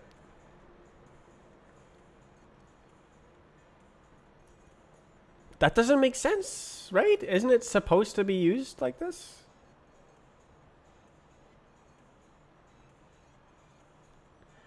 Docs for sender.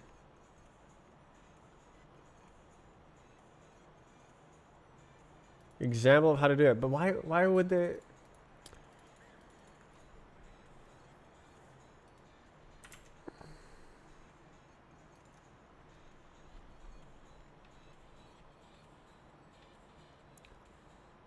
Oh, this is a channel.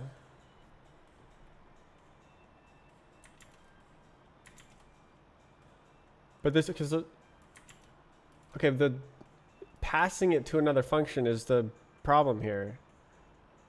It's all goofy. And okay, then it's okay. I have this turned way up.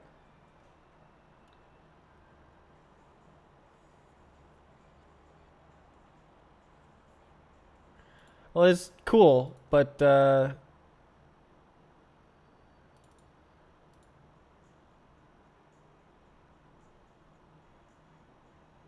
was I there? Let's.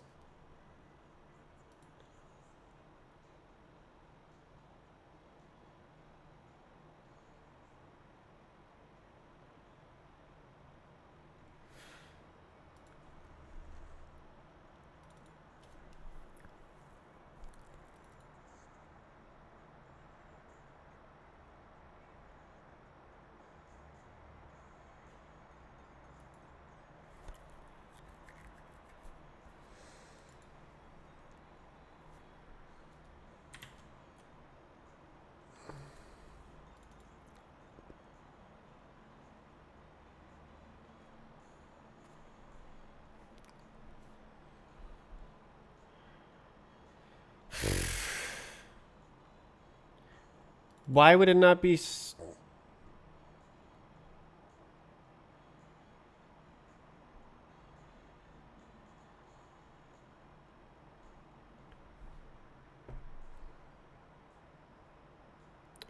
it like this?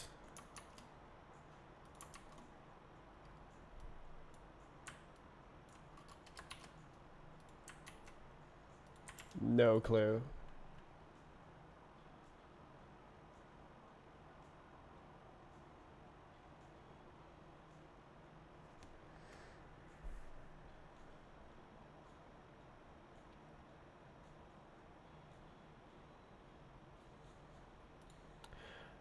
All right, how about we do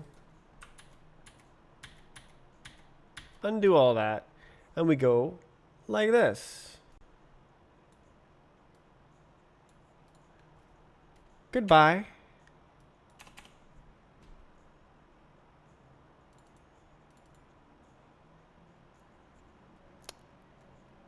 Okay, what was that?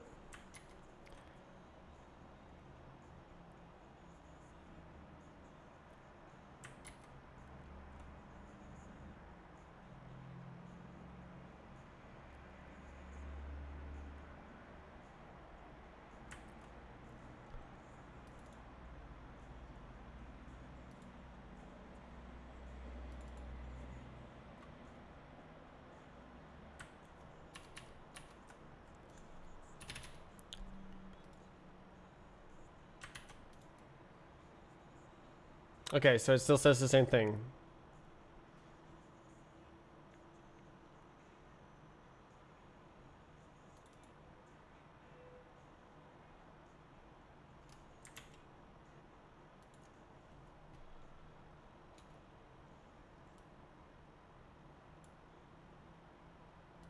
Goodbye. Doo doo.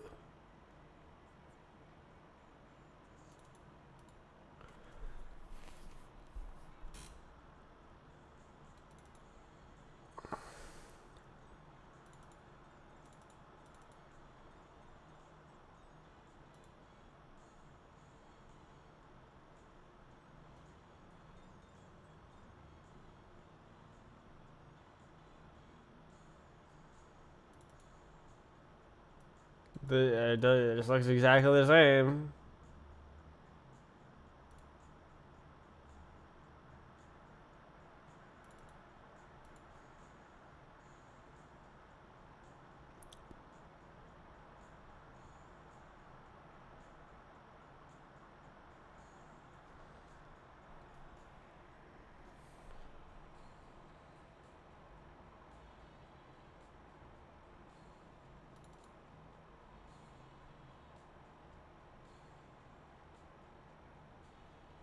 Is it just you can never use anything outside? Well, that's the thing. You need to clone. Oh.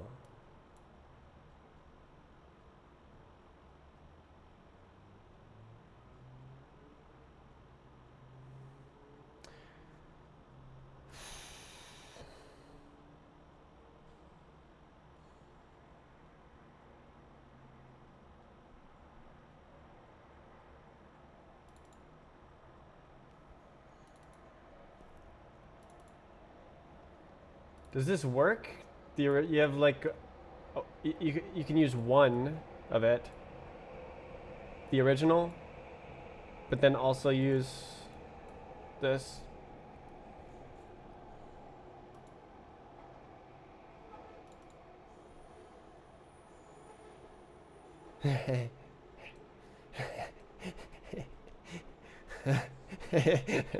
Sorry, I'm thinking about this. Okay, I just want to see what happens.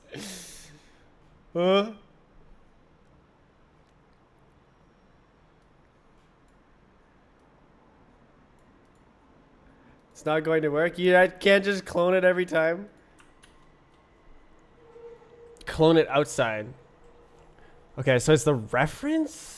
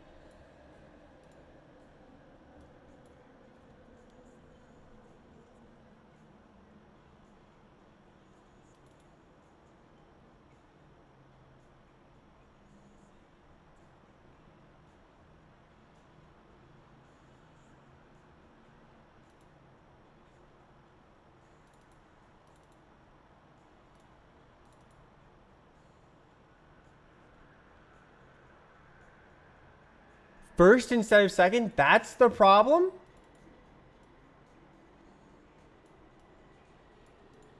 Oh, is it a freaking insane problem? What?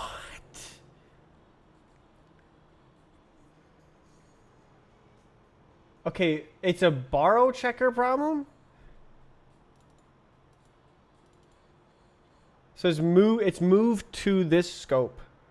And then the ownership thing. Yeah, no, I don't really understand that yet. So this seems insane to me.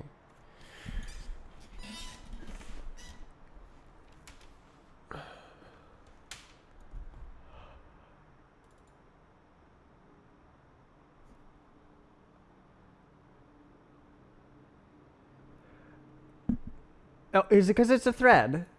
So it's like this is an entire another program, and so it just dies. It's like this guy is moved to this new computer, and then it dies. So like it dies right here if it's not cloned.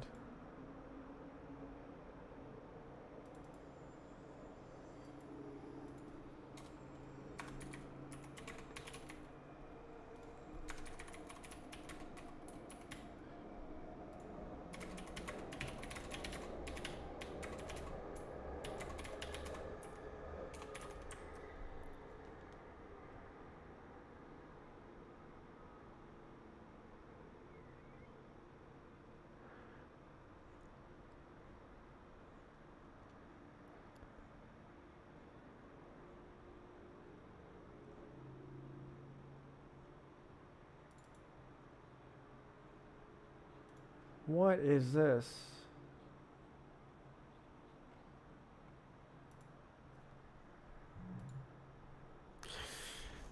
Music. Oh, wow. I love music. Yeah, I'm not big on talking music. 247.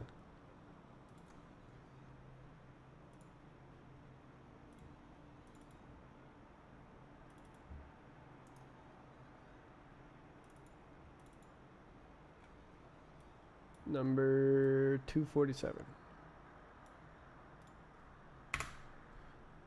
So yeah. Okay, so it did. Yeah. Okay, yeah. Okay, so that's kind of insane that they're like, ah, yes, this is the threads challenge, and we're gonna throw a borrower error at you. So I was right. It looked like a borrowing problem, and it was a borrowing problem. I just had no idea what was going on because it was never explained. Or maybe it was explained if I read the fine text.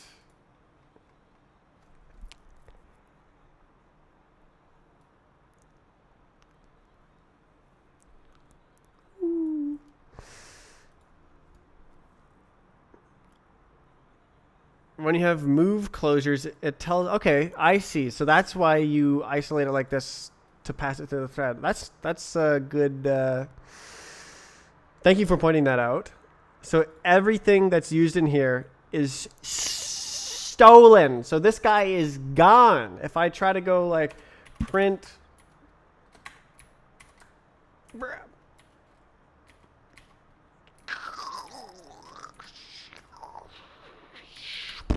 Like this. No, no, no. It'll go, you're stupid. That's unlucky.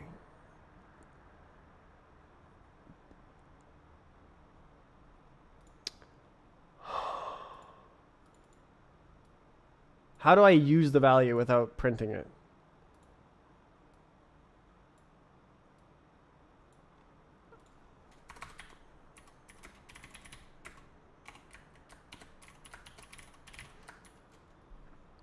I don't even know what the freaking type is. I have no idea. Derive debug over Q. Oh, it literally tells me to do that. Why didn't I read this? I've trusted the compiler thus far. Thank you.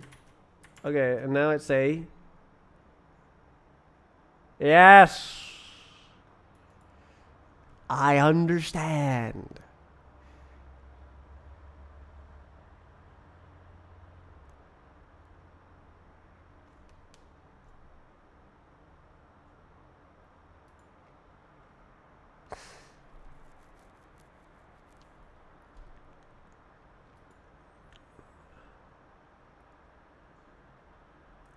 Set another variable equal to it. Ain't no way. True. Okay.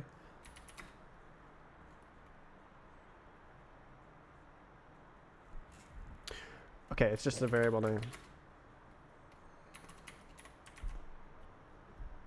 Yeah. Okay.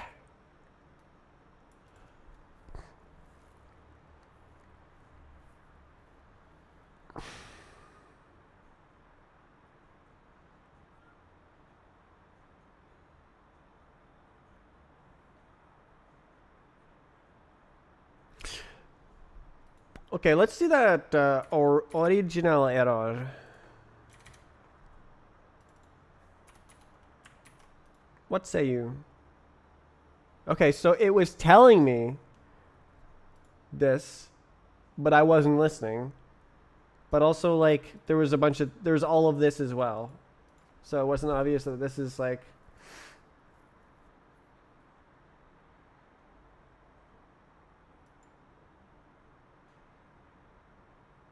Hmm.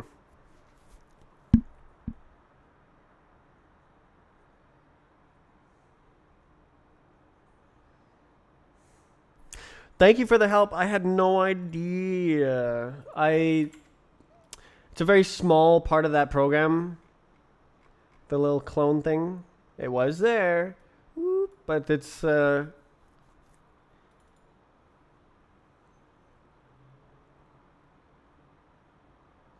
cloning. We can do so by cloning. Multiple threads that send all values to the same receiver. Yeah.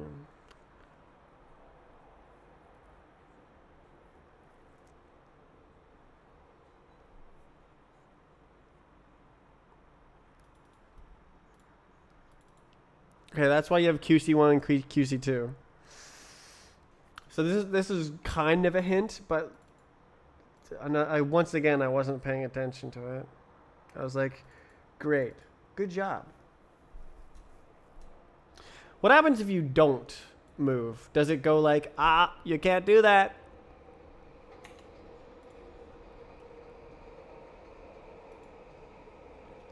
It'll probably have a hard time.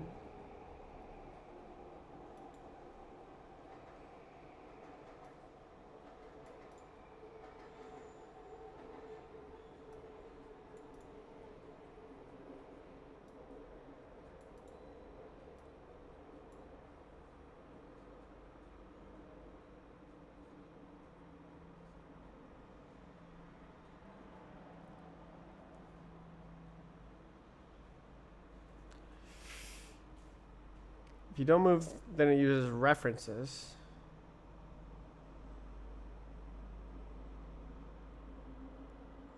Normal system threads, all references in the thread need to be static.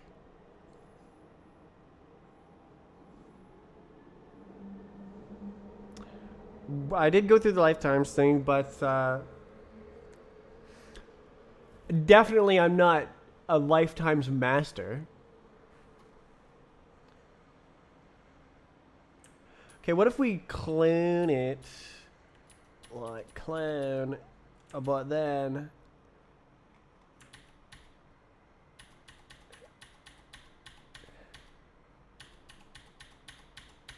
no way. But then instead of move, we just don't move. Does it kill?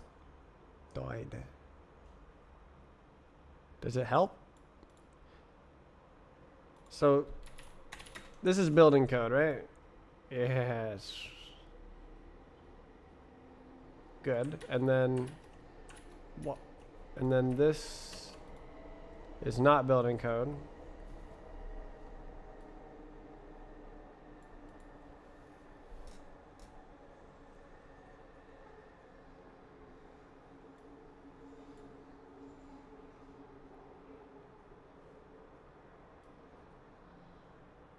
So it says cannot be shared between threads safely, meaning that it's trying to use a reference.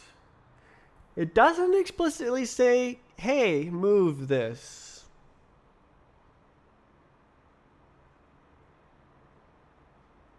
Most of the time you're going to use move. Well, I mean, when are you not going to? If you... Okay, so the only time would be if you can make new data and then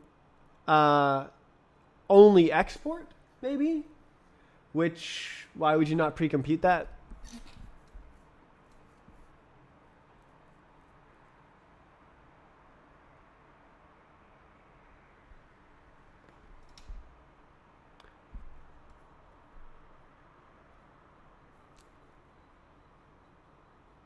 Scoped threads. That sounds frightening.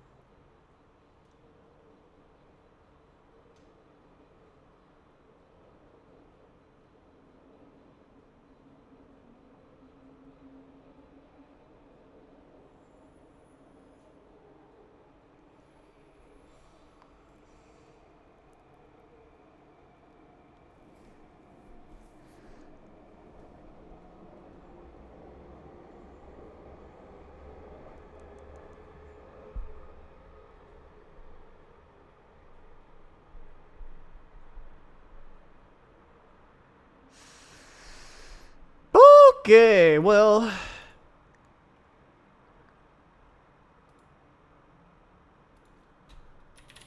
Was that the last one on threads?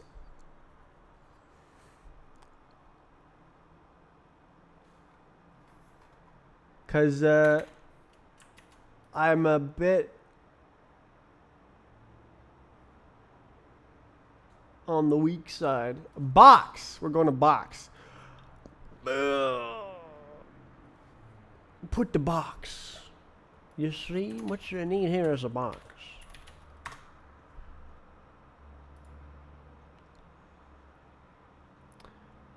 Do what the compiler says there, buddy.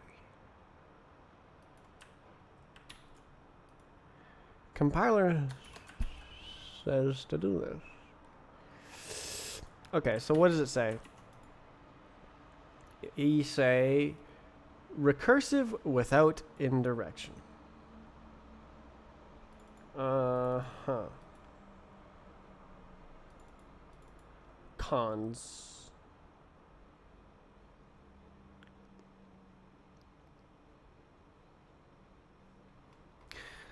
Okay.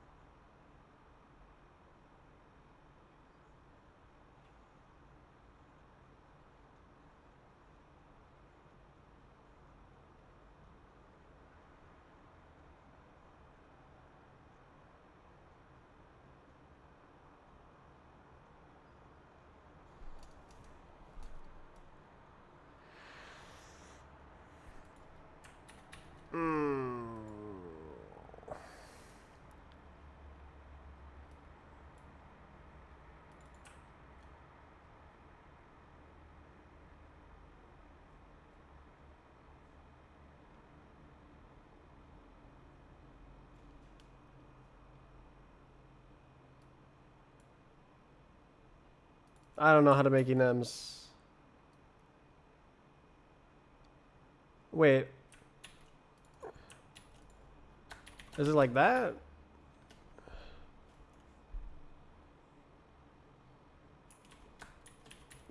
Hey? Or do you have to do like this? No.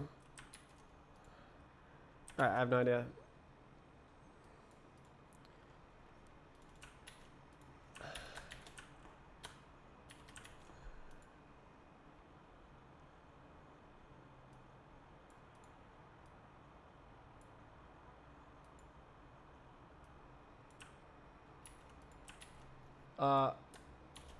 That doesn't seem right.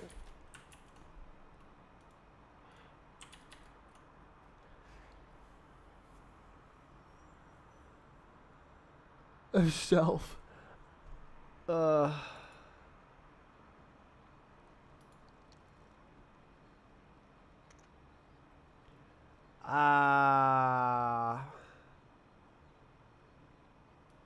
I need to do like box new? I don't know what I'm doing. Let's try something.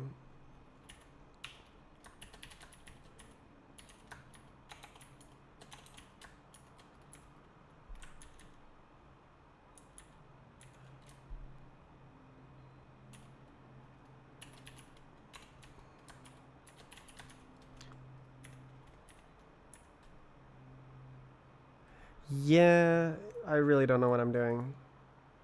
How do you make a new list?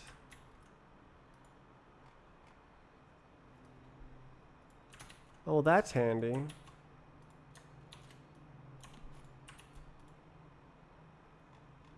Okay, it compiles now.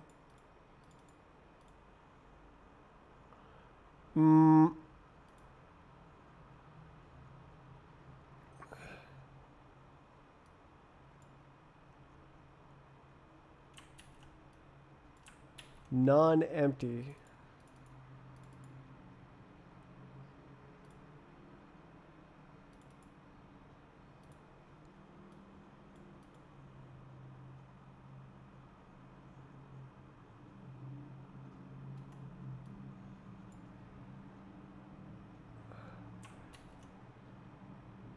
Did I do it backwards and it's supposed to be like this? Ah!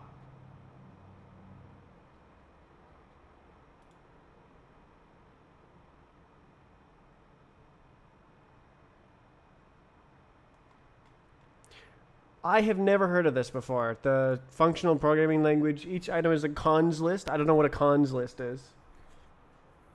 Construction list, like...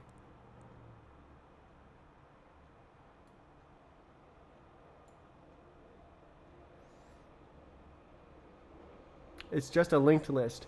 Cringe! Linked lists, ew!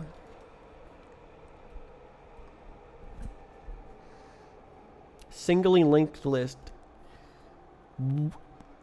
Nobody should use that. There's probably quite a good reason why they use that. RC1 smart pointers. Well,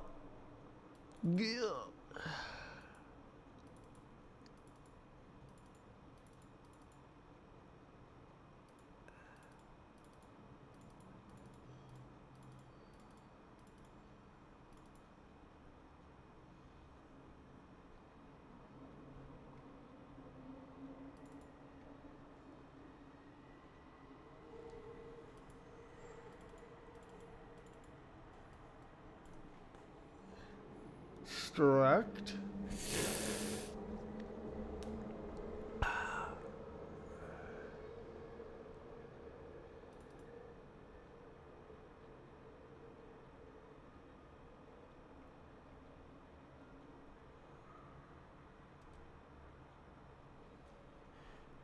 To do. Wonder what goes there.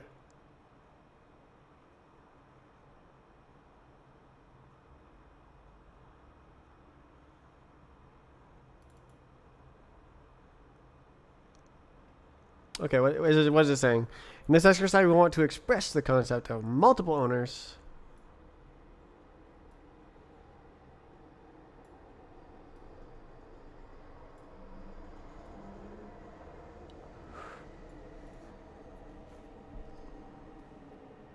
Introduce arc before RC. Yeah, I was looking at the docs and for arc, and it's like, since we already introduced RC, arc is just an ARC. Oh yes, of course.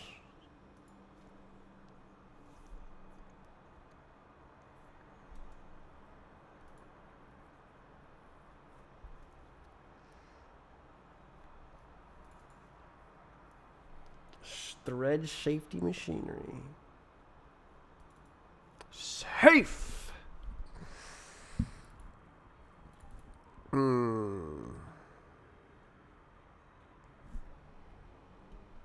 Ah.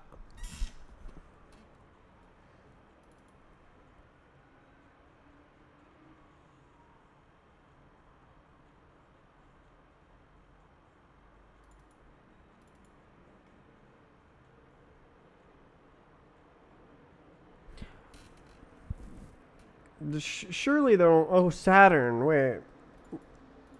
No, it's Saturn.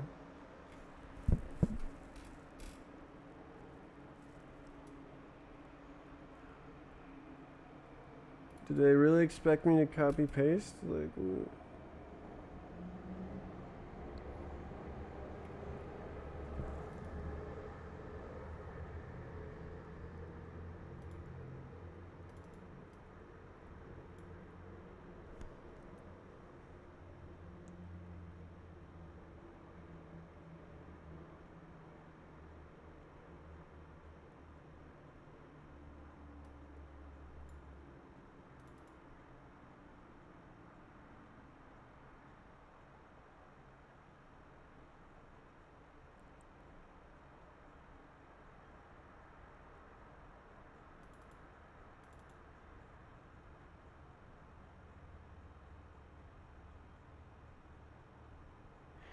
Ain't no way.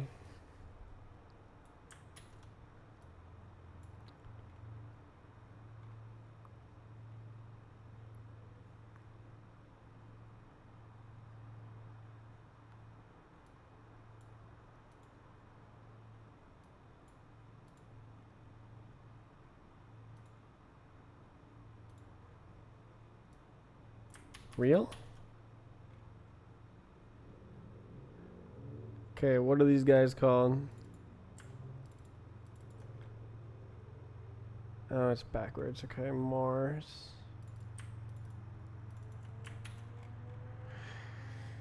Ugh.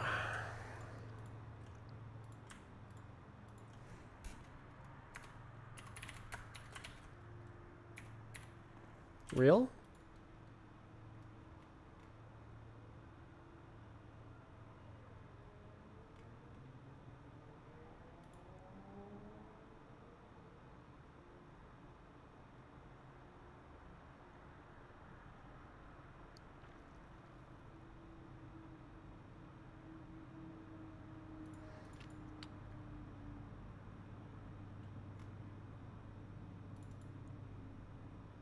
Have you worked with smart pointers before?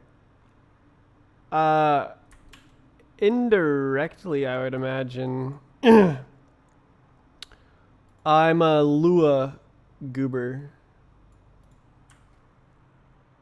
So I wrote a game for Roblox in Lua. 60,000 lines of code. Well, it's 51,000 now. So it has tables that can refer to tables, and like sometimes they're pointers, sometimes they're not. But like, yeah, no, I haven't really done real programming. Not familiar with Lua. 13 years. And never branched out. Never too late.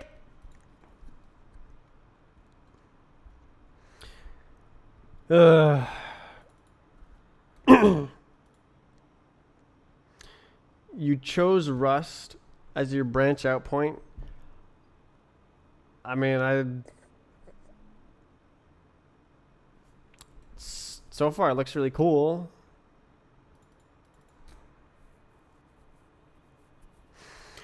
There's a lot of things that seem useful. Here's my program I'm trying to make. So I have I tried to set a goal, right, of what I want to make first, and I came up with a command system where like you have a function. Let's do this one. Like, okay, I guess kill action is good, where like there's a player in your game and it calls a function that kills the player. That's it. That's all it does. And then you have a parser that parses players by name. And this is an array of parsers because there's one parser for each argument in the action function, whatever the command action is.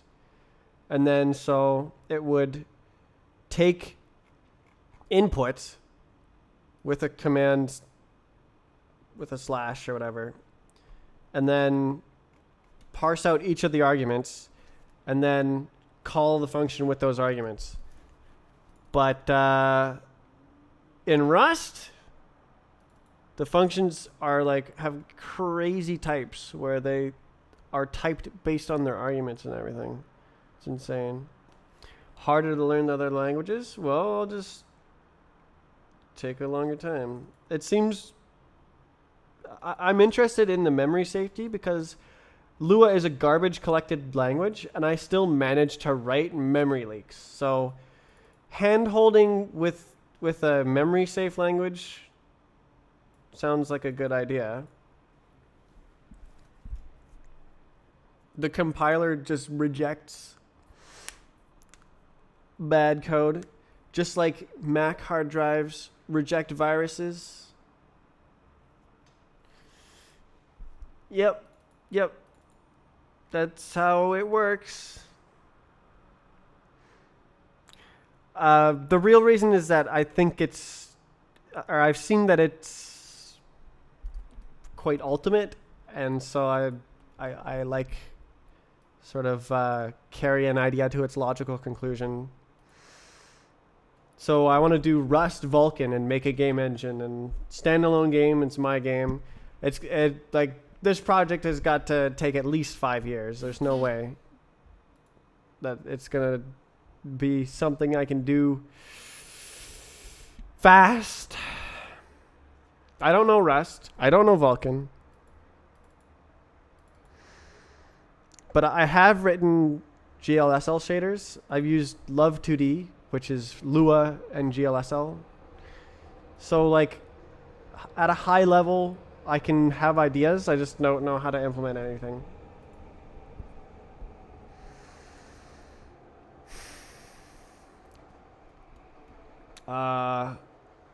Yeah, so what I was struggling with this is how do I fit functions of not this type in there. So if I want this function this command function that adds 2 numbers, so I would do like /add 1 2, and I would have a where's the little parser guys? There they are. I would have this parsing function that parses integers, and then it would generate the arguments and then pass them in the function, call the function, and then memory management for games can be really hard to do, right? Oh yeah. Paradigm that people often use to manage it. Are you parsing the input before you know what command is being run?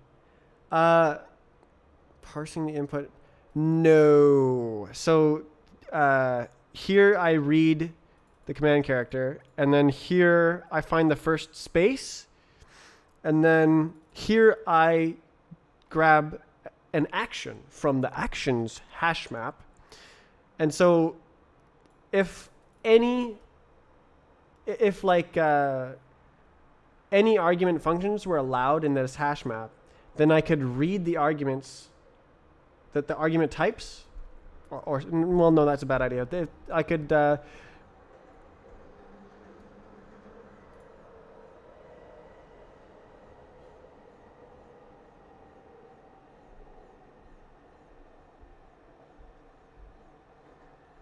really? This is the song?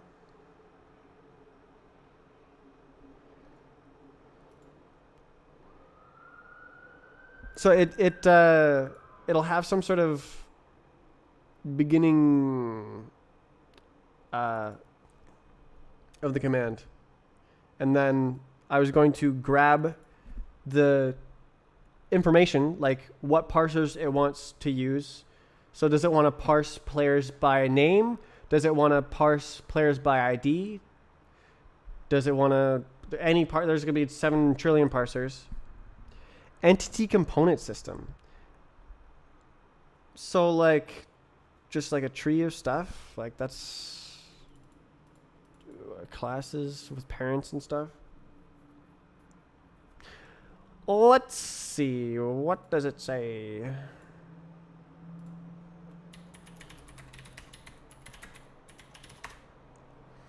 Why not make your actions in enum? I have no idea why you would and why you wouldn't. So, alright, is this like tree stuff? Do I have a picture, please?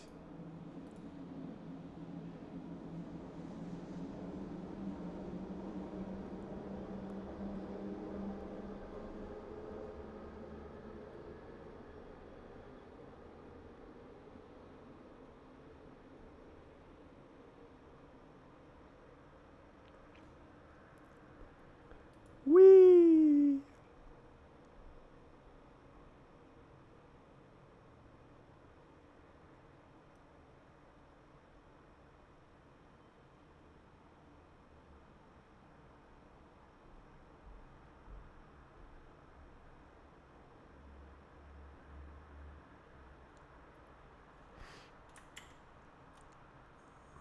Only handles certain known actions.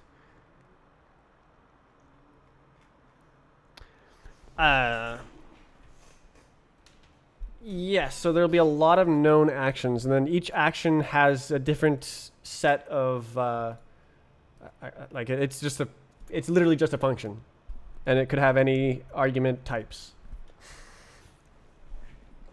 But the output will always be a string, because in my command system it returns a string to tell the user output, like successfully killed player 1 if you do /kill or something.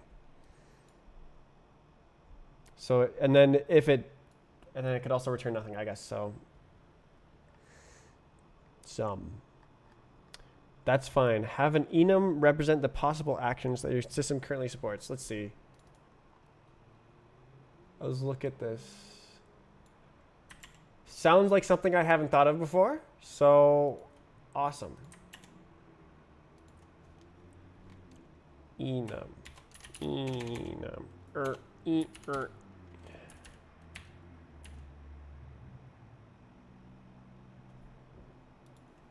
So it'd be like a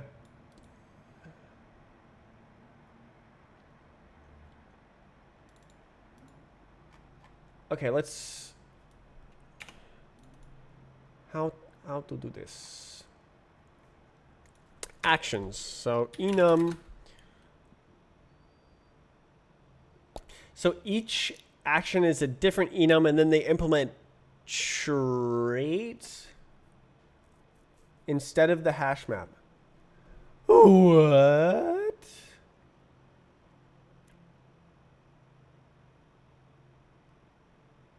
So what? Like all of the functions in one enum, each action would be a different variant of the same enum.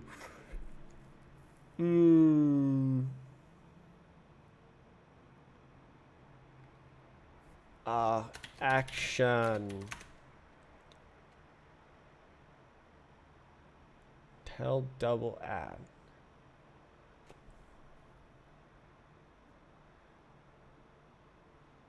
Okay.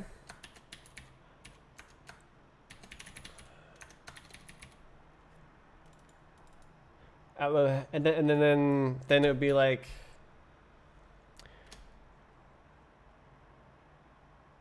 this one says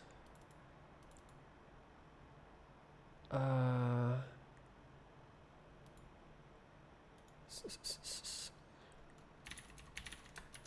that, and then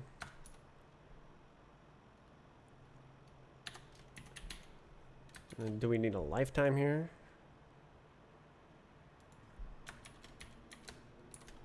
Maybe.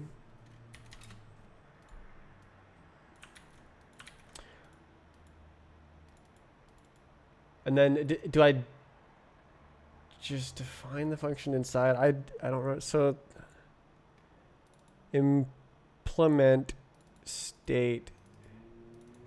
What does this say? Process.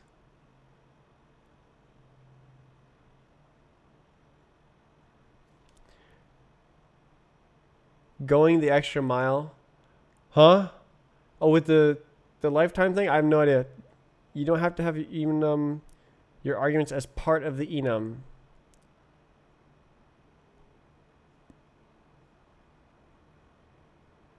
Okay.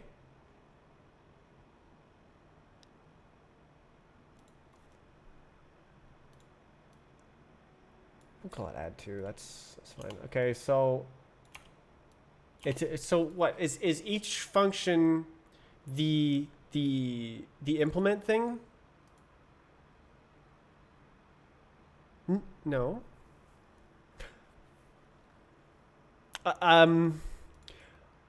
I don't understand your goal right now with the enums. I'm very interested in because of that. Really, is that I don't know where this is going. Definitely open to ideas, because my Lua brain just like ignores types on everything, And then in Rust, there's like the functions are typed based on the argument types as well. And it's, I can't just call any function anytime. What do you mean? So I don't understand how I would turn action enums into calling a function, or like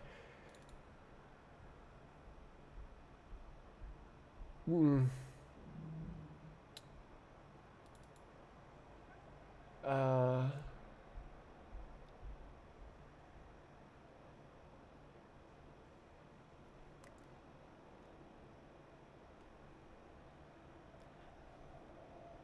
uh,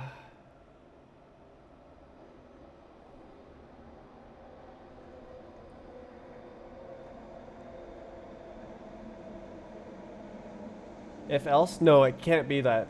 Because I'm gonna have the commands added all over the place, and I could, there's gonna be, I don't know how many commands there are in my game, but there's like 300 or something, and they're added all over the place. It's basically my quick debug system. If like I want to use the thing I just made before I write the big UI that does it or something and just make sure it works, I'll have a command that does it. It's going to be my bread and butter for the thing. I guess I'm thinking quite grand.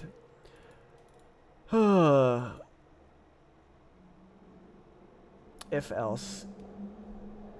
I don't want a 300 long if else. That's for sure.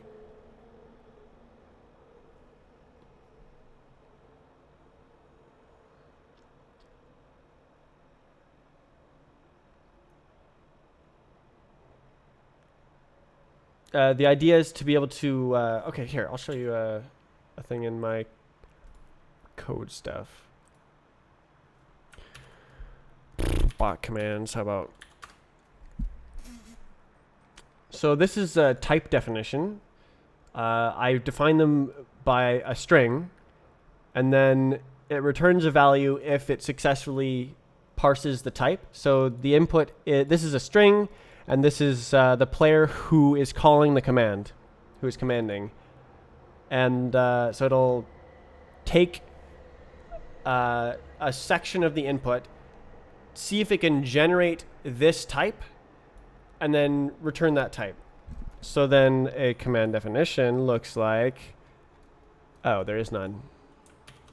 Command, miscellaneous commands, how about that? So this is a command that awards a badge to a list of players. So it parses a player list and it parses a badge name, and then the function that's getting called always has the same number of arguments as the parser list. So it goes through the list, awards the badge to each player in the list. Very simple. But behind the scenes, not so much. So this is the idea. It's just, you can define a new command just like that, anywhere you want in the code. You call your stupid award badge function, and you type in badge, and then it just works.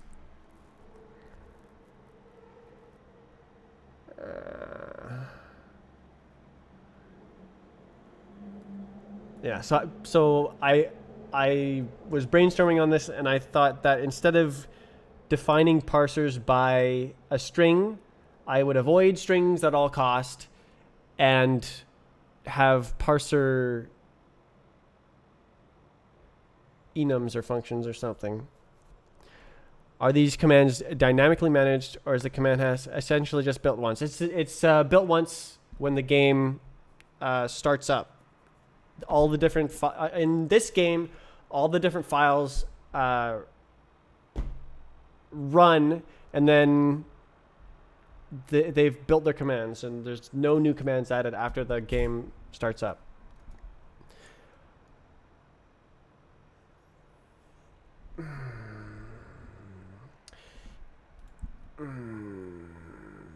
how does my scene look? Okay, that should be fine. So it, so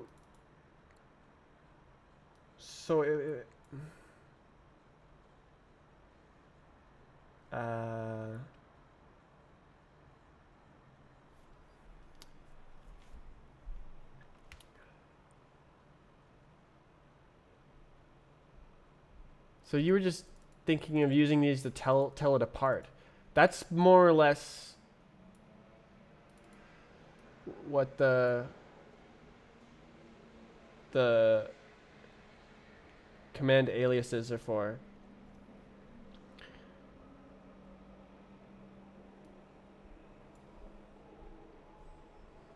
The key side, yeah. The key value lookup, but I already have a key.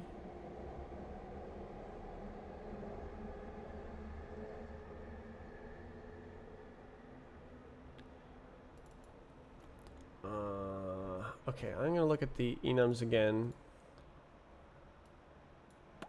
cause well, yeah.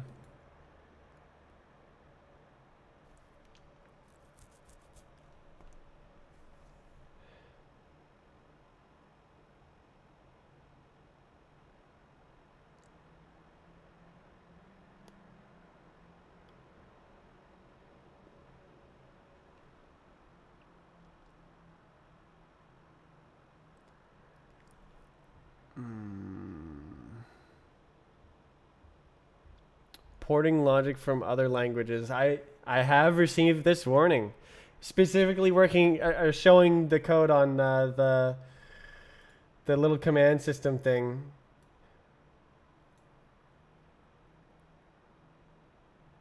Fight the borrow checker.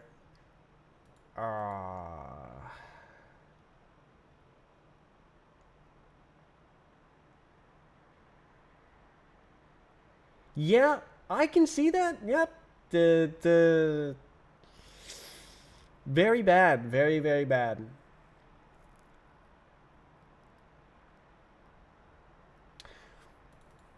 But like, what I imagine is that I have some idea for how to start implementing it. The language goes like, oh, that's bad. The borrow checker goes, you can't borrow that. And then some other thing becomes more apparent that I should be doing this instead, and then I do that instead, and everything works. That was my sort of idea for a cycle of improvement and implementation.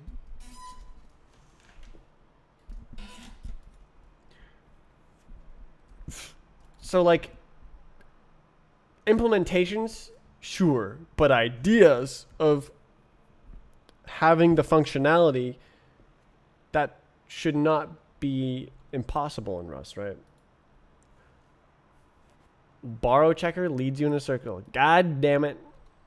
I've seen it go like you may want to borrow this value. Why are you borrowing this value? Don't borrow this value. You may want to borrow this value. I've seen that. Oh.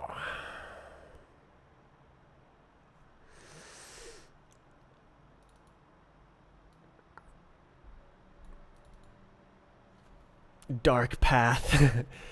That was for something else.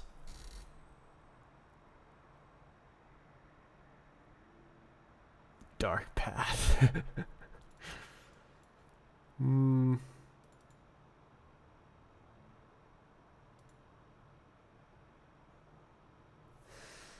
Okay, what happens if I do this? Does anything become apparent?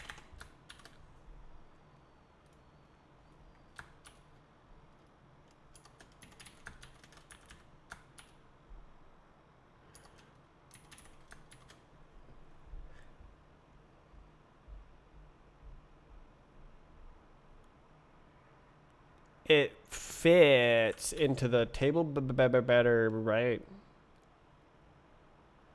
If you associate each enum with the function itself.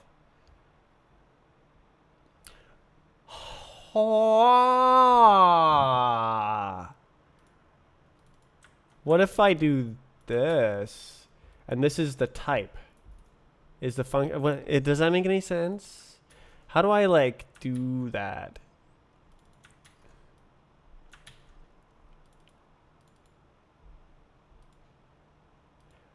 Would that, and then you can't. You can't have.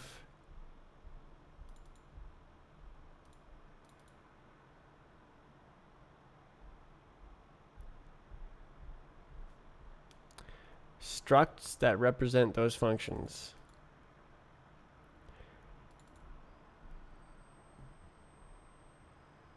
Struct. Let's see that. It feels a little bit closer. Struct.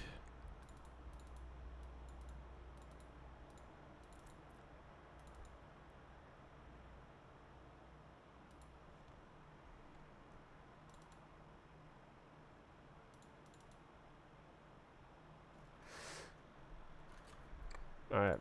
There's a better word for this.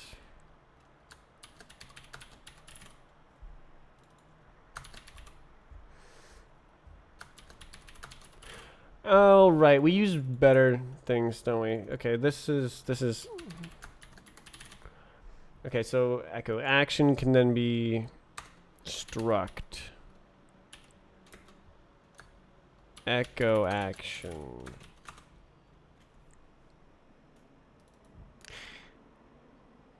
And then it's like this.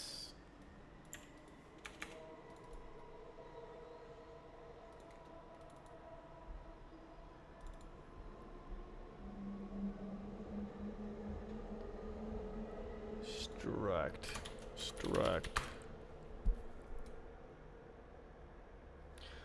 Oh no. Quiz.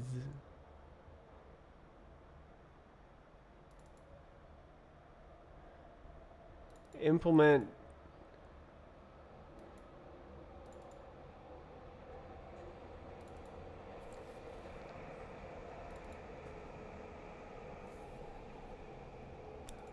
Okay. Maybe. Implement.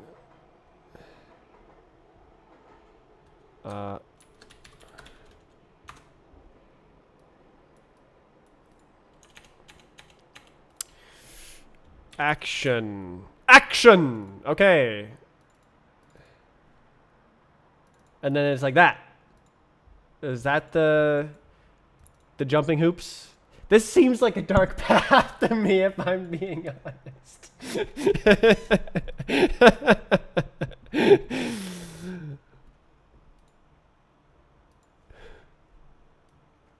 But worth a shot. Let's see what I'm. This is making a bit of sense, and might lead to something better.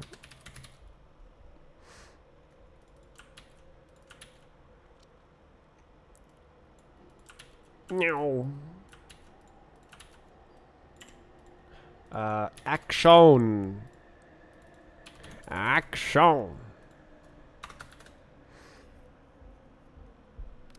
Play. This is add to. I made something. Trait. Let's go. Do action. Self. Ooh.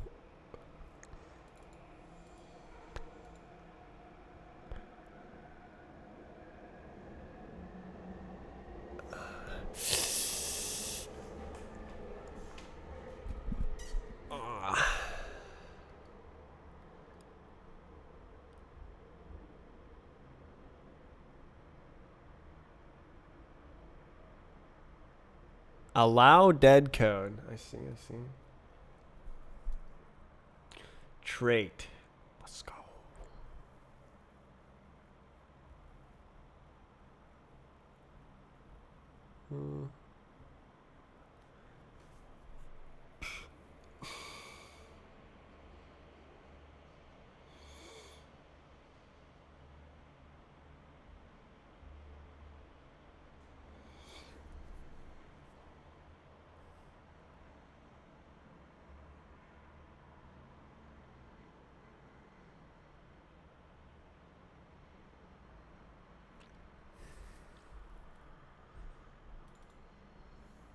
Is this real? Here says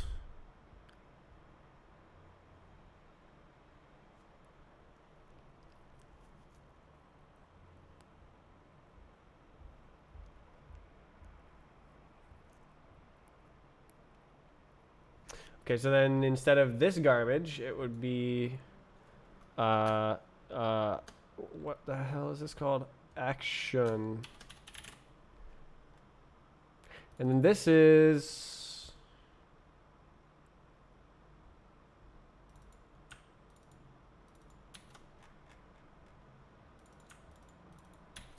like that. Oh.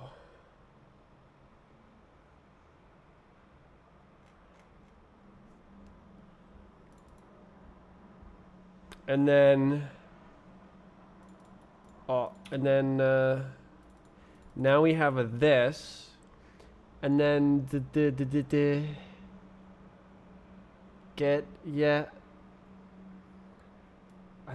a better way to do this if I remember correctly, but we can ignore that. Okay, this gives you the action which has a dot action.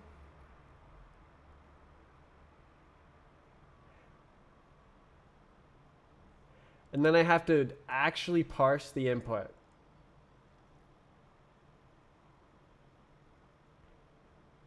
I don't want to parse the input. Okay, but the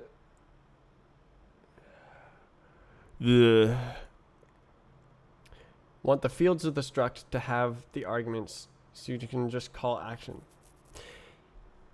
Yes.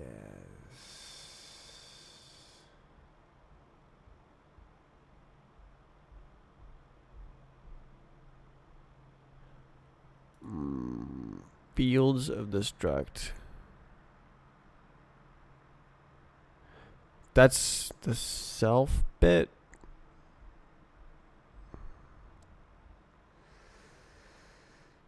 Oh, my head is spinning.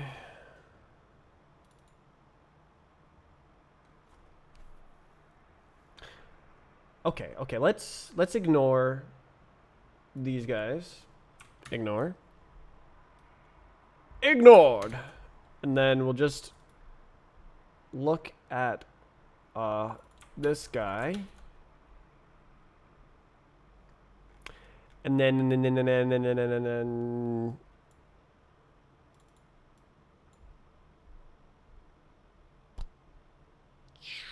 I think I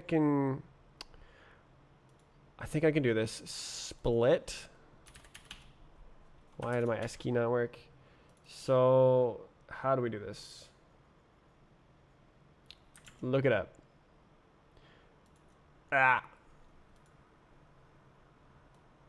Split once. Well, I want to split for the all three arguments because we're gonna do this command. We're gonna do add 1 2. So split, and then there's 3 things, and we're gonna parse this, parse that, just like hard code that, and then see what happens. Okay, where's a real thing? This guy. Split.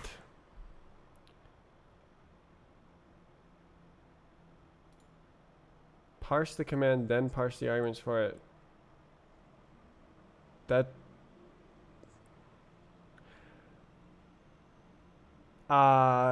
no. The other one has. I mean, I guess I don't have to have support for commands with spaces, but I think it's cool. What if I want to do add 2 1 2, and this is the command?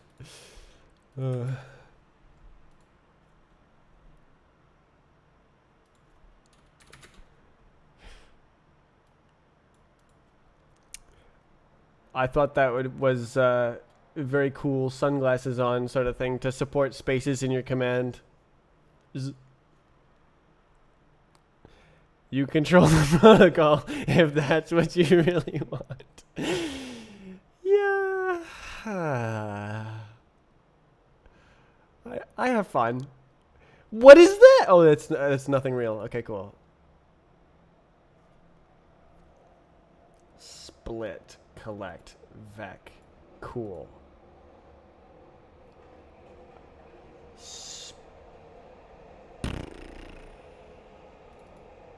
All right. Go gadget. Vec string. Vecster. Let's do it.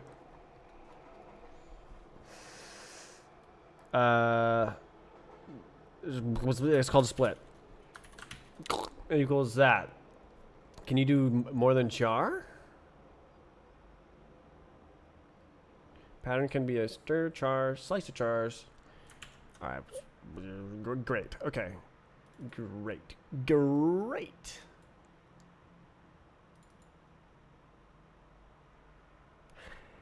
Now it is completely different. Input 0 instead of the slicing. I wasn't able to do that. It didn't like it. There's some sort of char thing. It's like, actually, it's not well defined. But if you use a range, then it is well defined. The single quotes, not the double quotes. Really? I will try that. Nice. Nice. Fine. Oh, does it not do that because it's the language? Oh my god, bruh. Is char stern? Yeah. Okay, so oh, I see. Okay, so I just had type mismatch. Lua brain. Reference. Yeah. Thank you.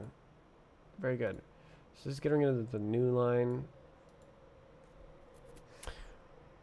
Let's pretend we're pretending this is extraneous.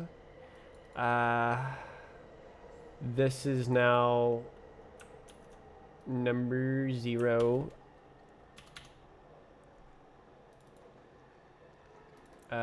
Is empty.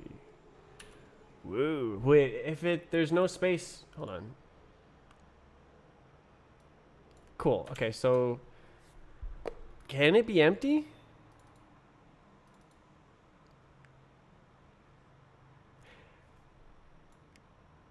How can the list be empty?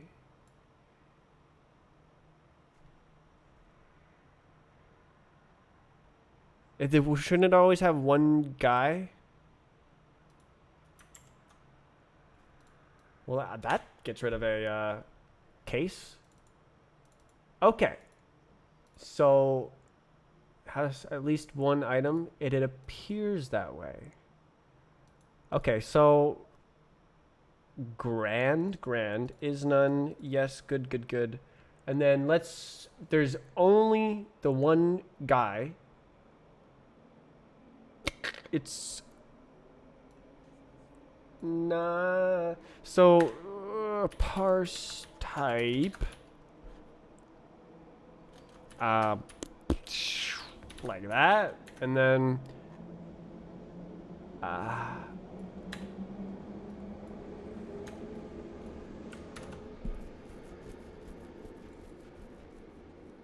dot okay.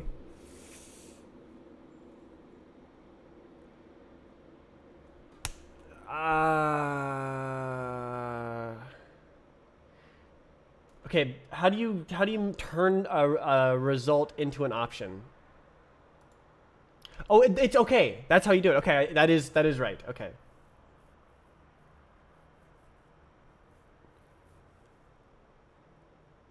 Okay, so I am going to ignore everything. Split. This is exciting. Split 1 dot unwrap. I'm sure you're a god at typing that. And then do it again. Number 2 and we just assume that we're calling the add to action. No need to unwrap. I think it's an option.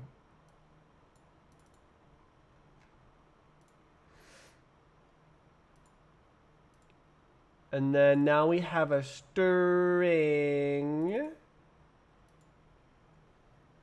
I don't know why this needs to be there, but okay. Oh no!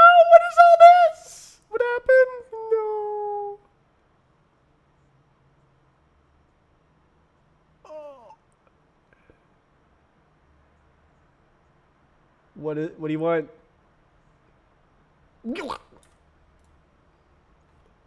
All right, let's make the compiler tell me what the deal is. Do I have another guy? Okay, we're gonna go like this. Cargo run.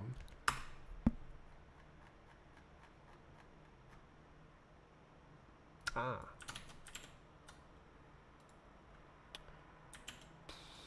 This is very cool.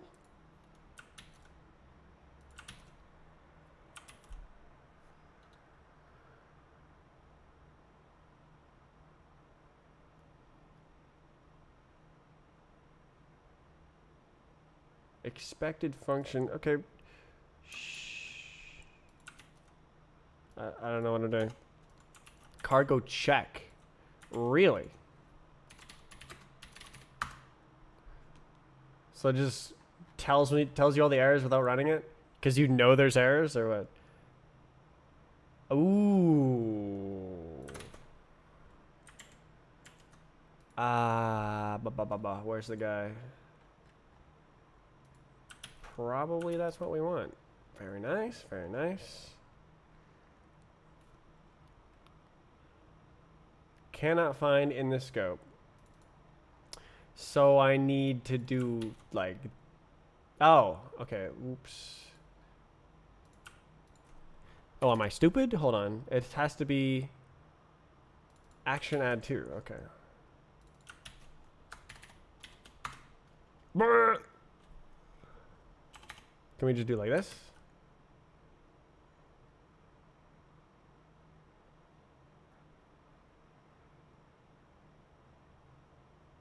What does that mean?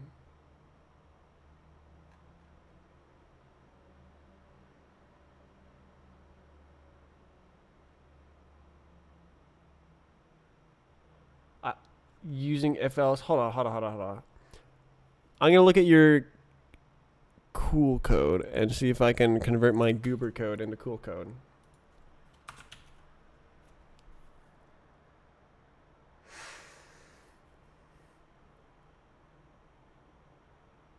So this is that. Why does it have that? Is it because that's the input?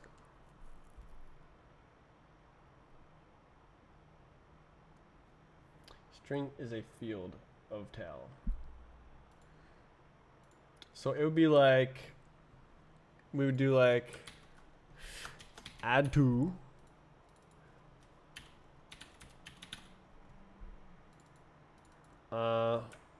We can just keep that. Actually, it can be called dot action. Actually, we never did dot action.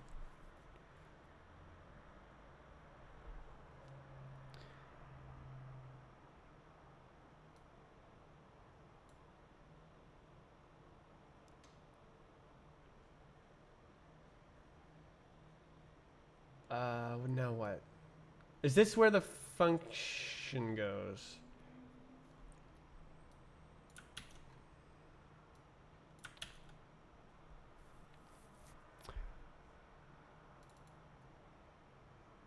Action func. Action func is a trait. Self. And then now instead of xy, it is self.0, self.1.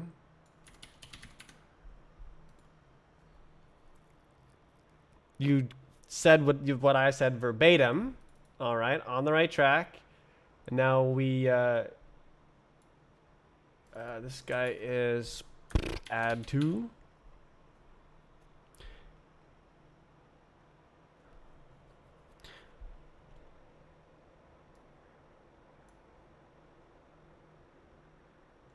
We don't actually need these. I mean, it'll be good.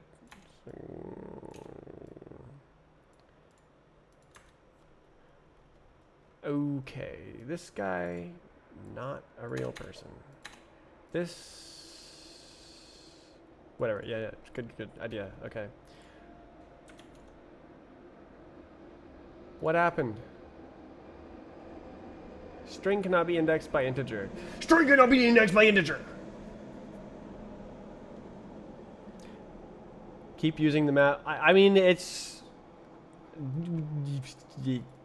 good. Trust. So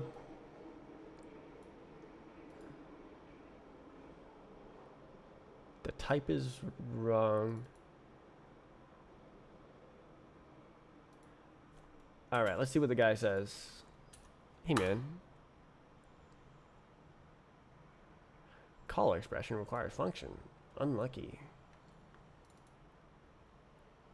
Value.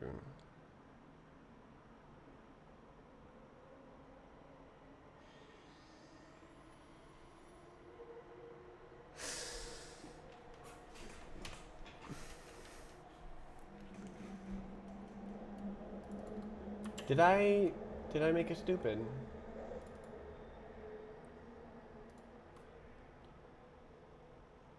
Yes. We can turn this off.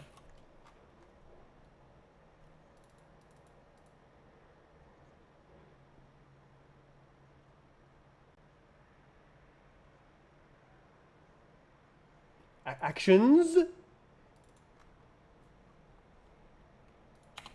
Ayo?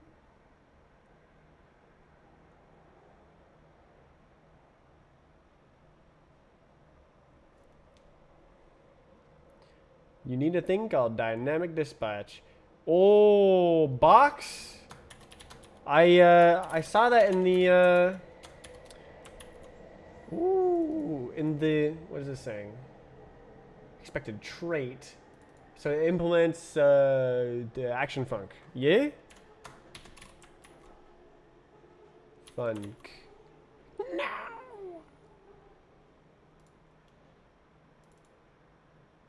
Action does not look like a real word anymore. Does it need implements action func? What is it? What wasn't there something like? I have no idea.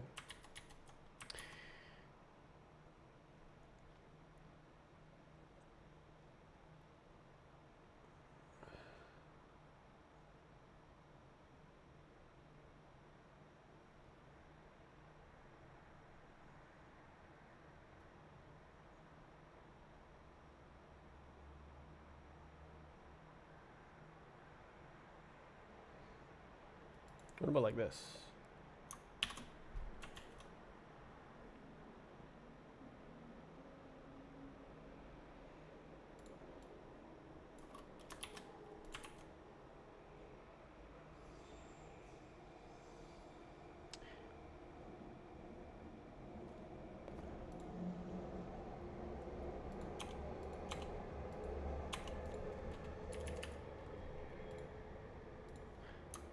This one was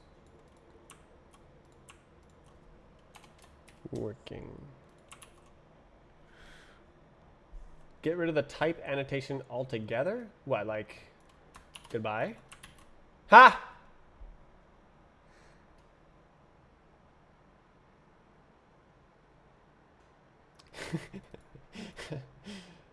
Oh no. Box. Really?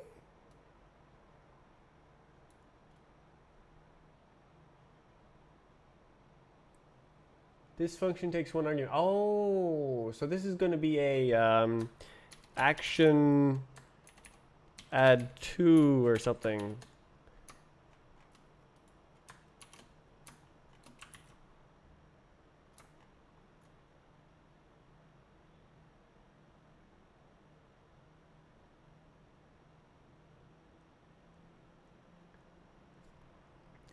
Box.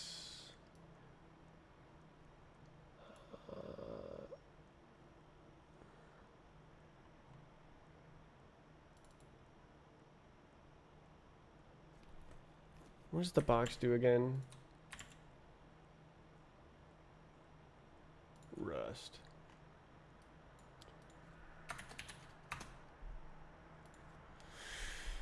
A pointer type that uniquely owns a heap allocation.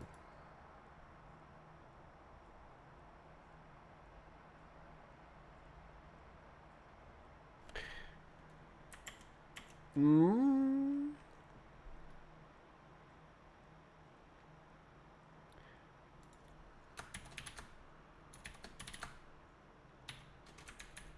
I will do that. What is this?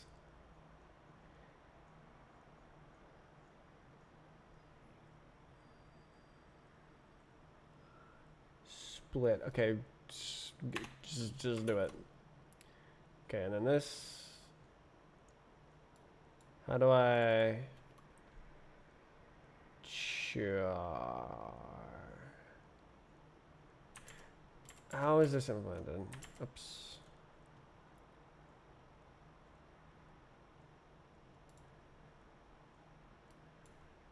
Split.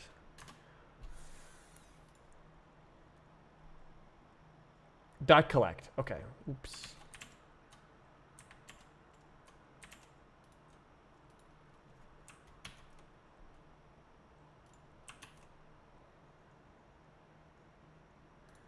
Okay, put it back. Back.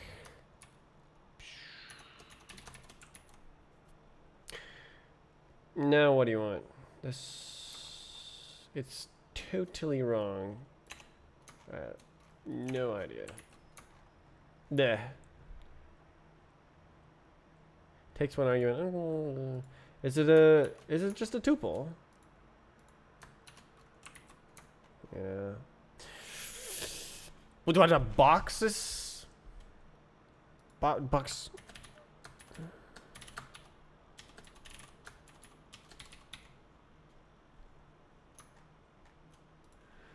I'm guessing here.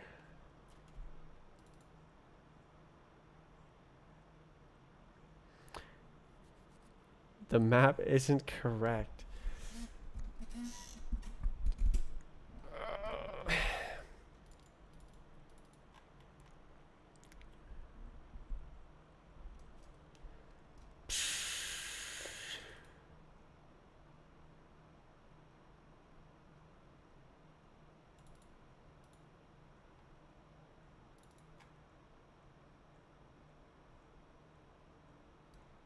Does this say?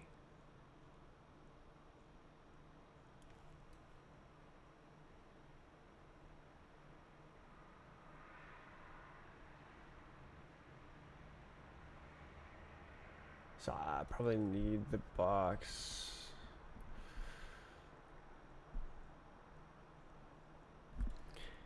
Tap. What's a function?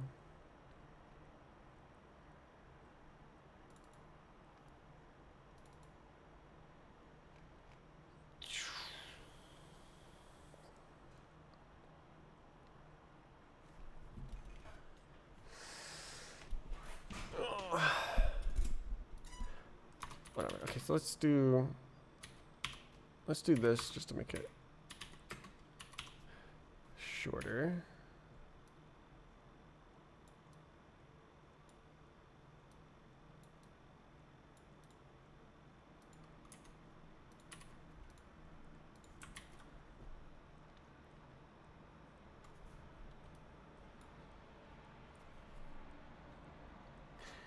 Enum variant takes one argument. So what is it doing? It's saying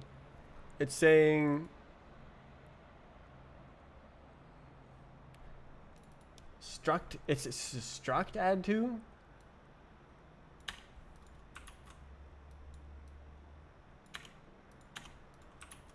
Oh! No way. Enum action. Okay, so this, what is this? Enum action? What?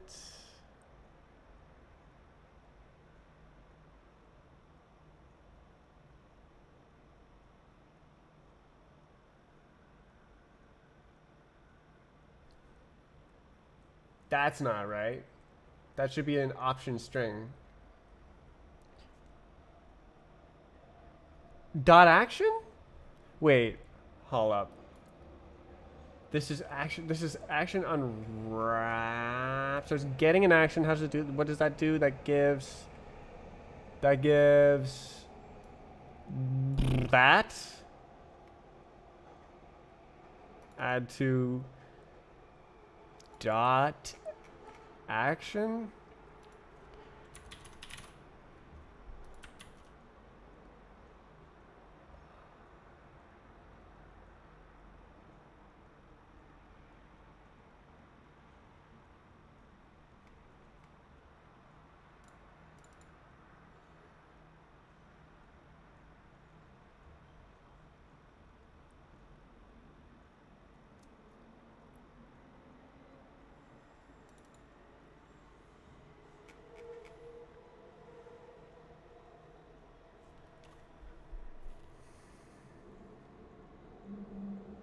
Why did...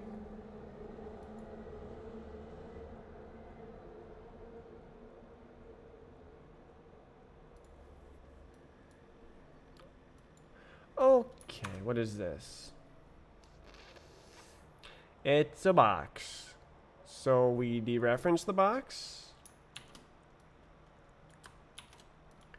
And then, now what is it? Now it's a box. What happens if we do that again? Is that any... Okay, no, so that.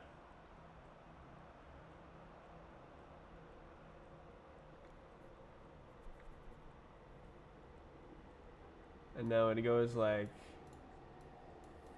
that.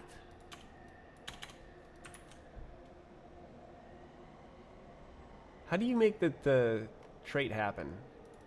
Or the action function, implement action function for add to. I don't remember.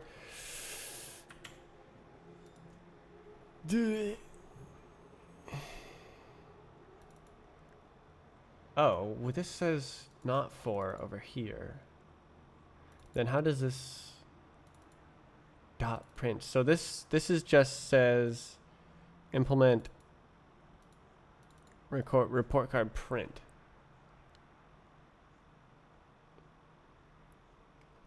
I remember seeing the for syntax as well.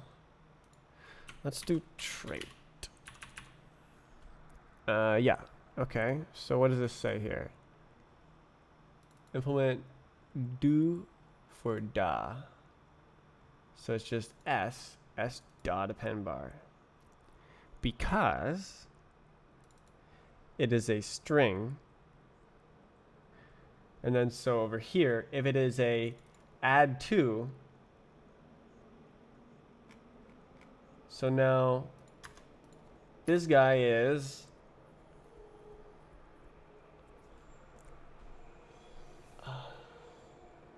function? No, is it the type of a, I have no idea what that.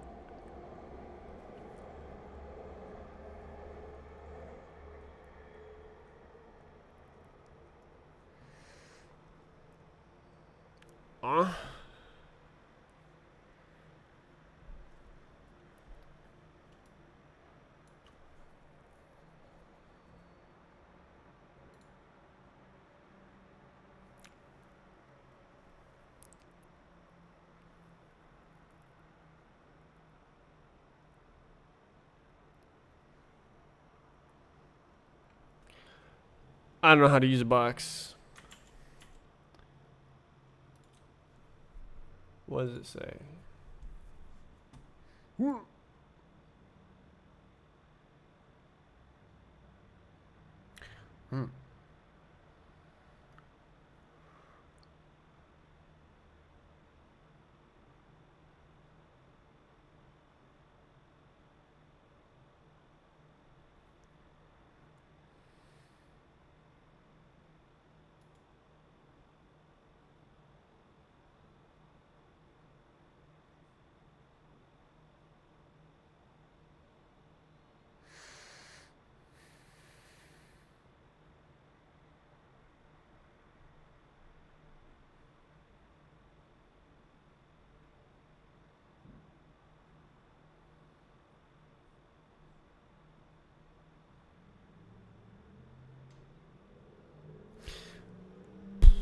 box, probably.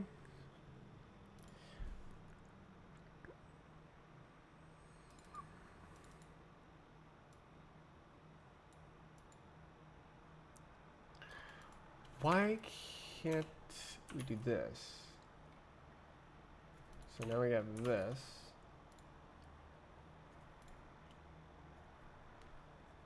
Okay.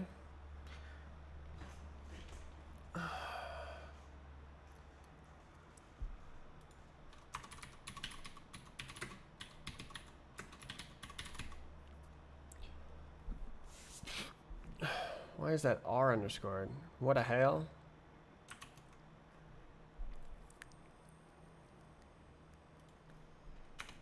Fair.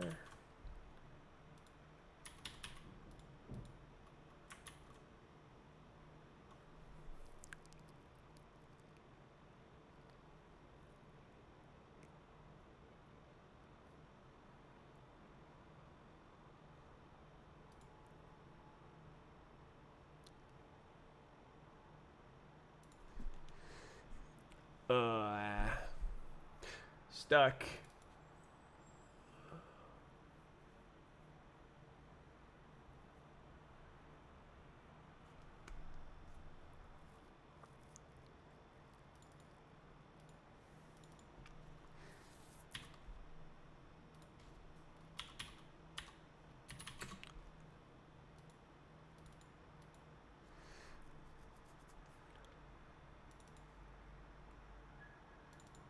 What's this guy?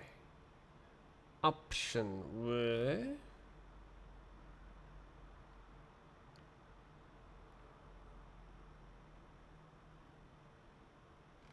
Why?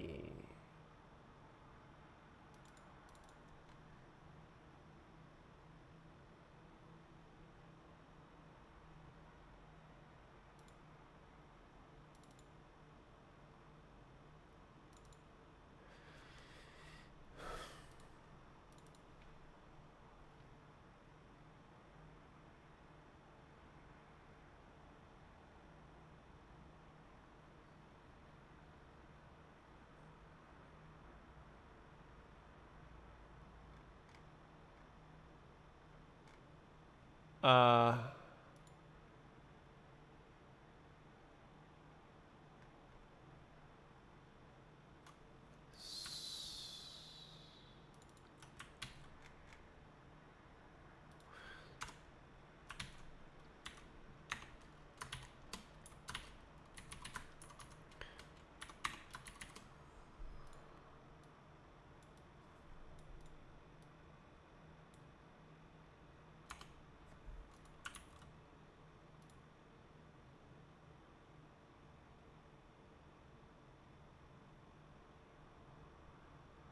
What parse type used for? Parse type, it's just a wrapper for this guy.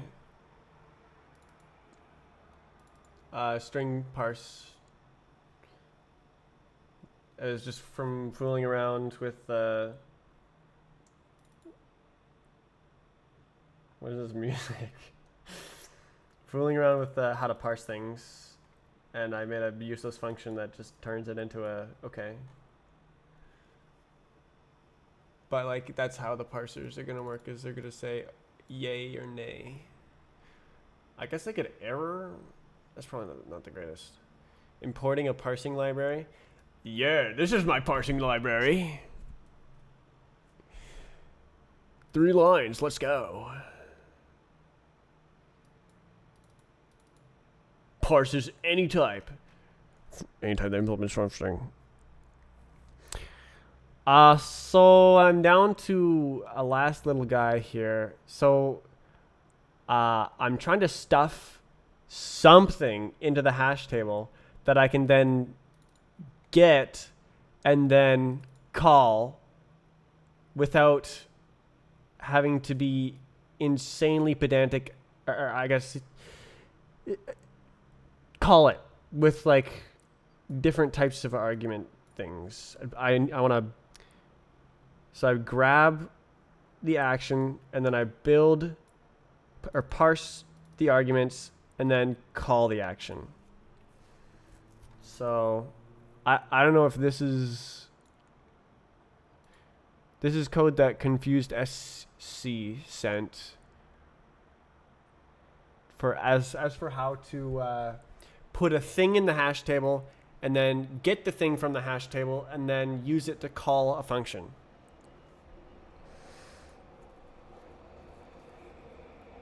So this is a command thing. There's one last squiggly line. Okay, what does the Mr. Compiler say?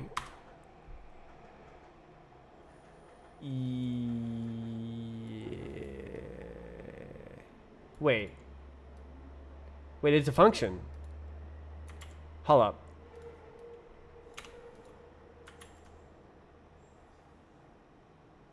Expected add to found action.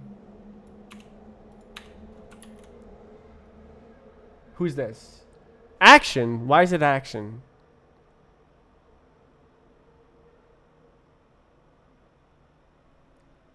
I don't know. Okay, what is this?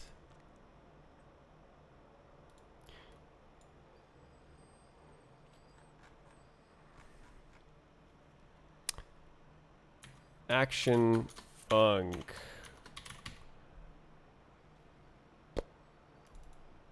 And then action func dot, what did it say? What did he say? Action. So action.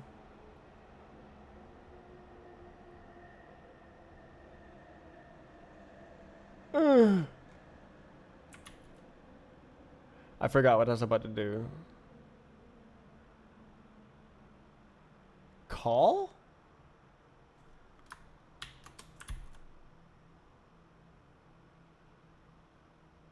What the hell?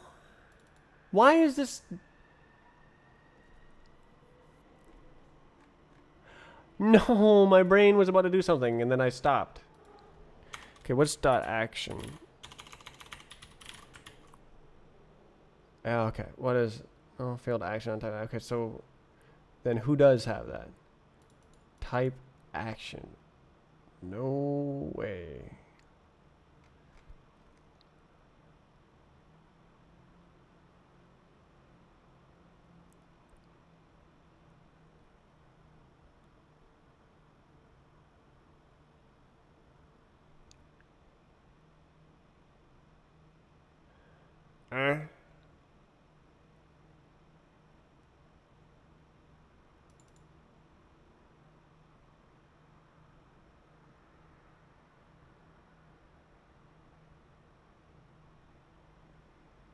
How is that a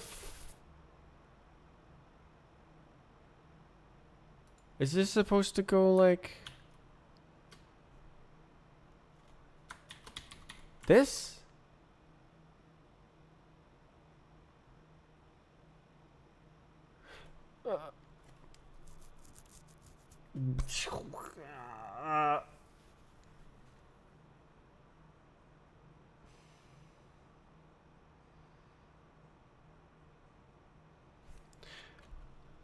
No idea what is going on here.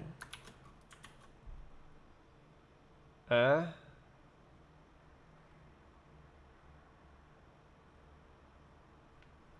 still doing that.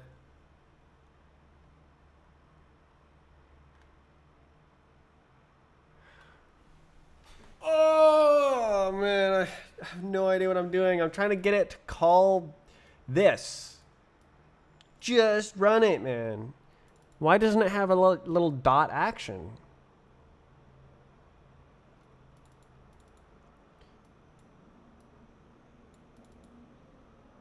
Okay, let's rename this. Well, no, I guess that's fine. Hi. I got a last little red line, and I don't know how to do it.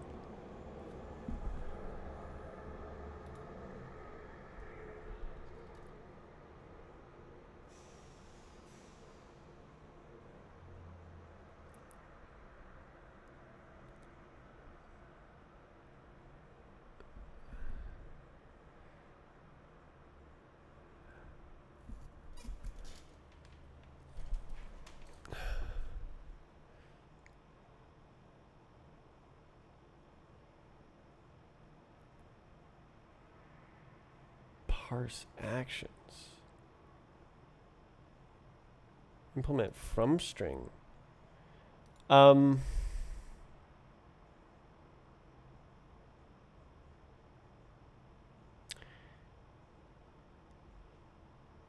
Yeah, my thing is you kind of inverted it to put the parser inside the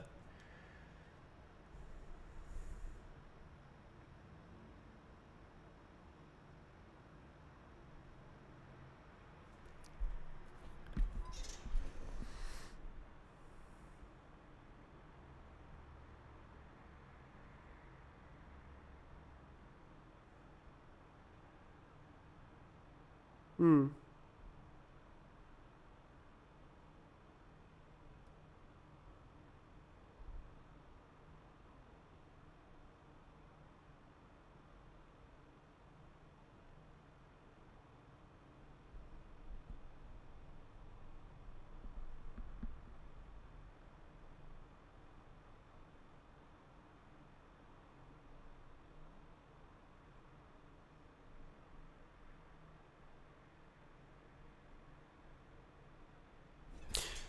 Guess I can show it.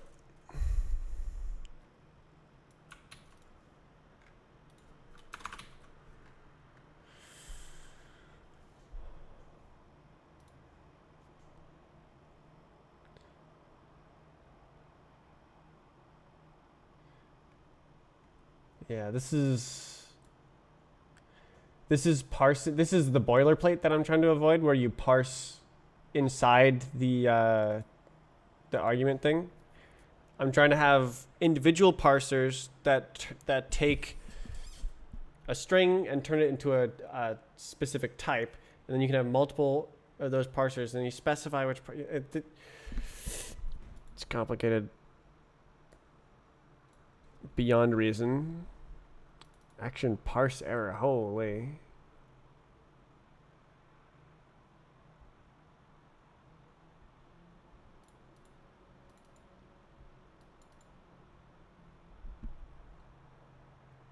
Action parse error add to.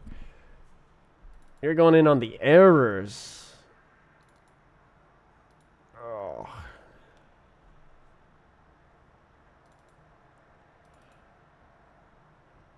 Result. Yeah. So I remember doing these things in the old tutorial as error handling. Args. You're muting the args? I see. It's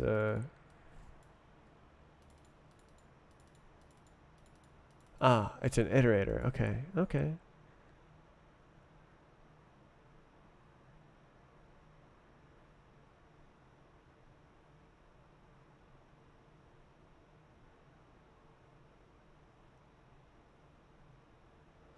This error. I'm not a big error person. I prefer to just wait until it errors and then fix the error, you know?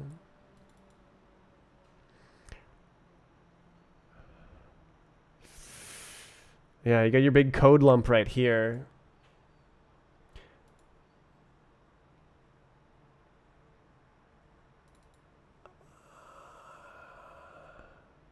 Crates for doing the parsing. Well, the thing is, I wanna do permutations because I think it's cool.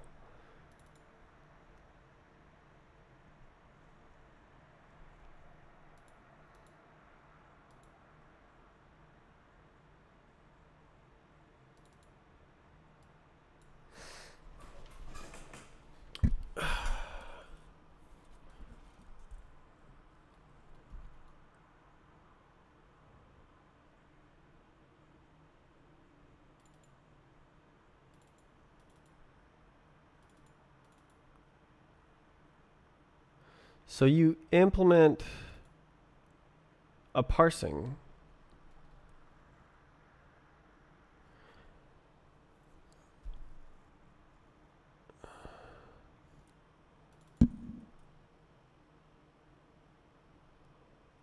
Is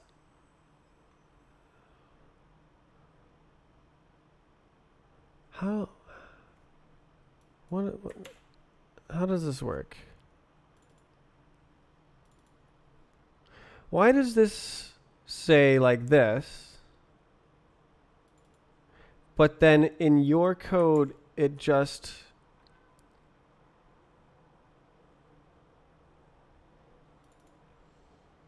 does it. Or wait, does the parse thing know to call this specific function name?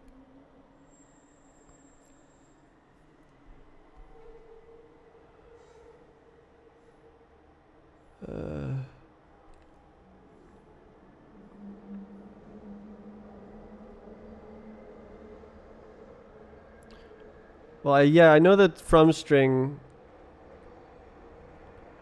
is the thing, but the from underscore string, that's nowhere else in this code. If I changed it to ASD, would it still work?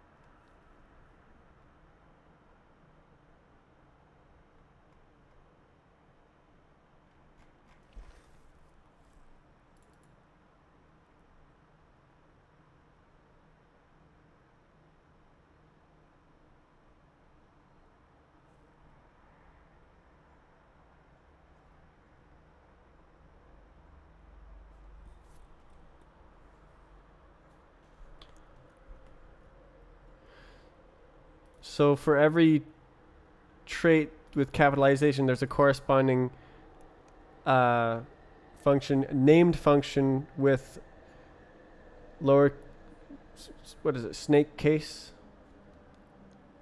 with underscores.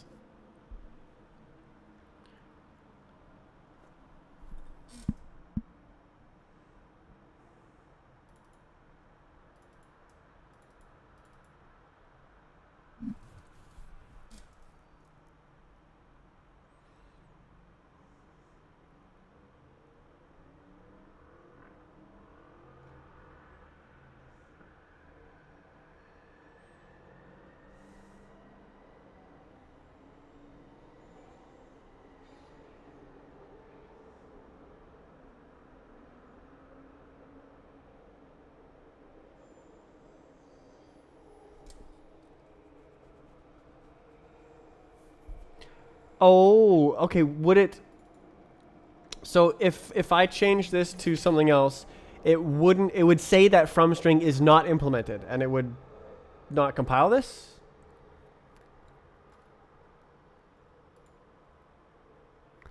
Or would it? So would it break at compile time or would it break at runtime? Is sort of what I'm getting at. From string isn't satisfied. Compile time. Awesome.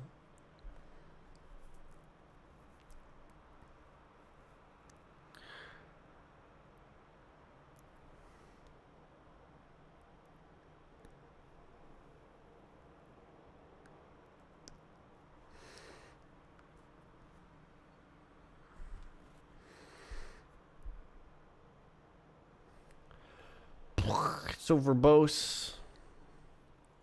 Using a parsing crate. No! I gotta. My deal is that I want to have like permutations of the arguments. So verbosity. Well, it's lovely, but it's inverted from what I'm going for. Where it's like is doing all the boilerplate inside of the command thing instead of having dedicated functions that are reused everywhere.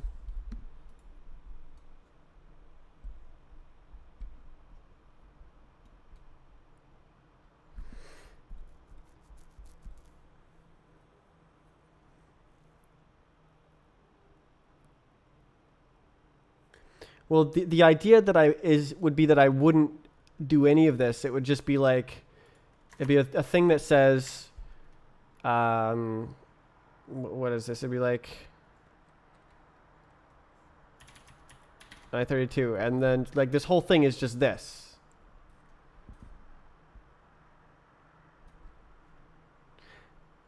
And then it figures out from that. Or no, never mind. It'd be that.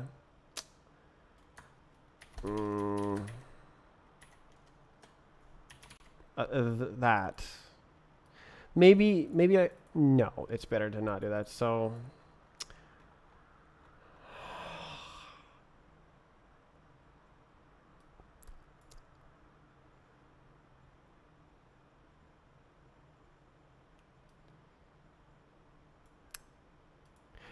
okay, why don't I write... Okay, so to implement the add to, you'd have your add to action, and then you'd have your... Well, it doesn't matter. There'd be a...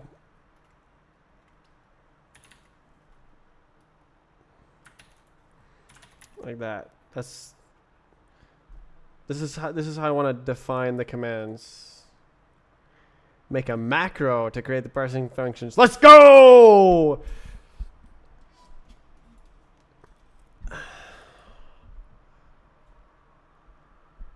Functions and traits can call other functions. Oh, I just don't have a big Rust picture. Like this is very cool because it's like a different way. But like, okay, you know, this is more like admin commands style, I think, where like it does it as it goes, whereas my thing is trying to match against multiple parsing functions and stuff to try different variations of the same command alias, such as in my game. Okay, hold on, should I do this? Sure. Where's this? All right, so let's do it. I can show it without that. Oh no, I do have to plug it in.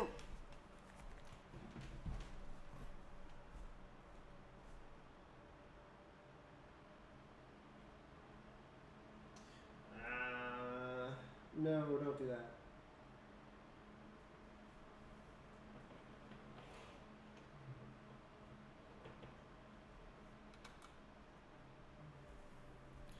I guess I don't actually have to show my game, but don't you want to see my game?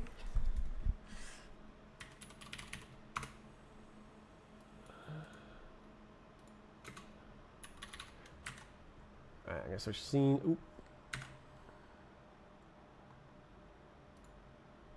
There we go. Oh, did that work? No. Okay. Yellow. Okay, so the mouse is there. Okay, I'm gonna need to make it show up. There we go.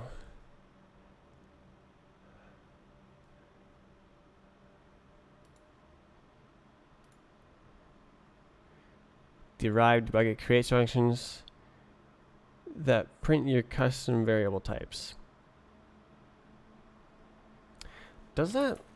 Okay, so I mean it's not the greatest, but like, okay, so there's S for scroll style.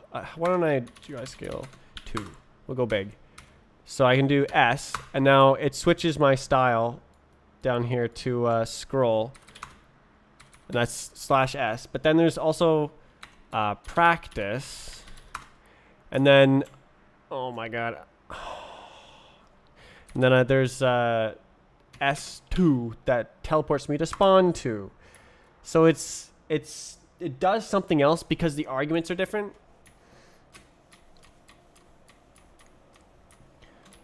Can you program Roblox levels in Rust? No. Lua or Roblox is very much Lua only. Oof, big lag spike.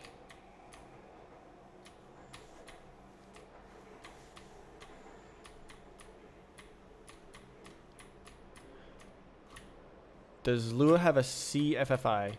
Yes. No, Lua Jit does. Maybe Lua does. Not in Roblox, that's for sure.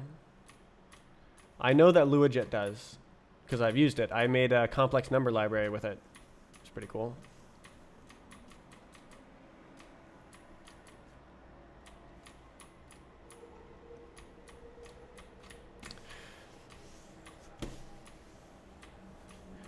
So this is not Roblox physics. I wrote my own physics engine, and it's running entirely in Lua, which like I didn't expect that it could run at multiple hundreds of frames per second, but it does. So slick, yes. Let's see, how is it? Yeah, 300. I think it's like actually very, very good, and it can run at like thousands of frames per second. And it's Roblox's rendering that is slow. But key point is that the physics is doing nothing for the most part because there's nothing to touch, because it's a jumping game. So it's not that hard.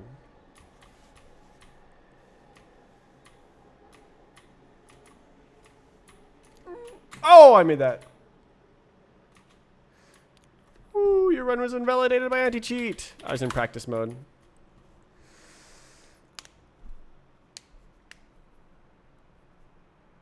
Yeah, so the point was that there's a command for changing to the scroll style, but then if you have different arguments, it does something else. And then maybe if I have a player, it would do something else. But like you can see, there's these separate command these refer to different action functions. It's just a function, but based on the argument types, it will do something else.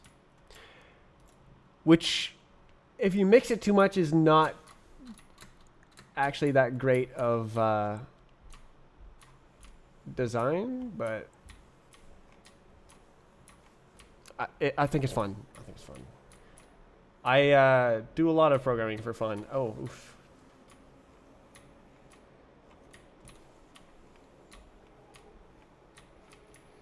Yeah, alright. This is too hard to play at 60 frames. I'm playing through Looking Glass. Okay. How to do... Alright.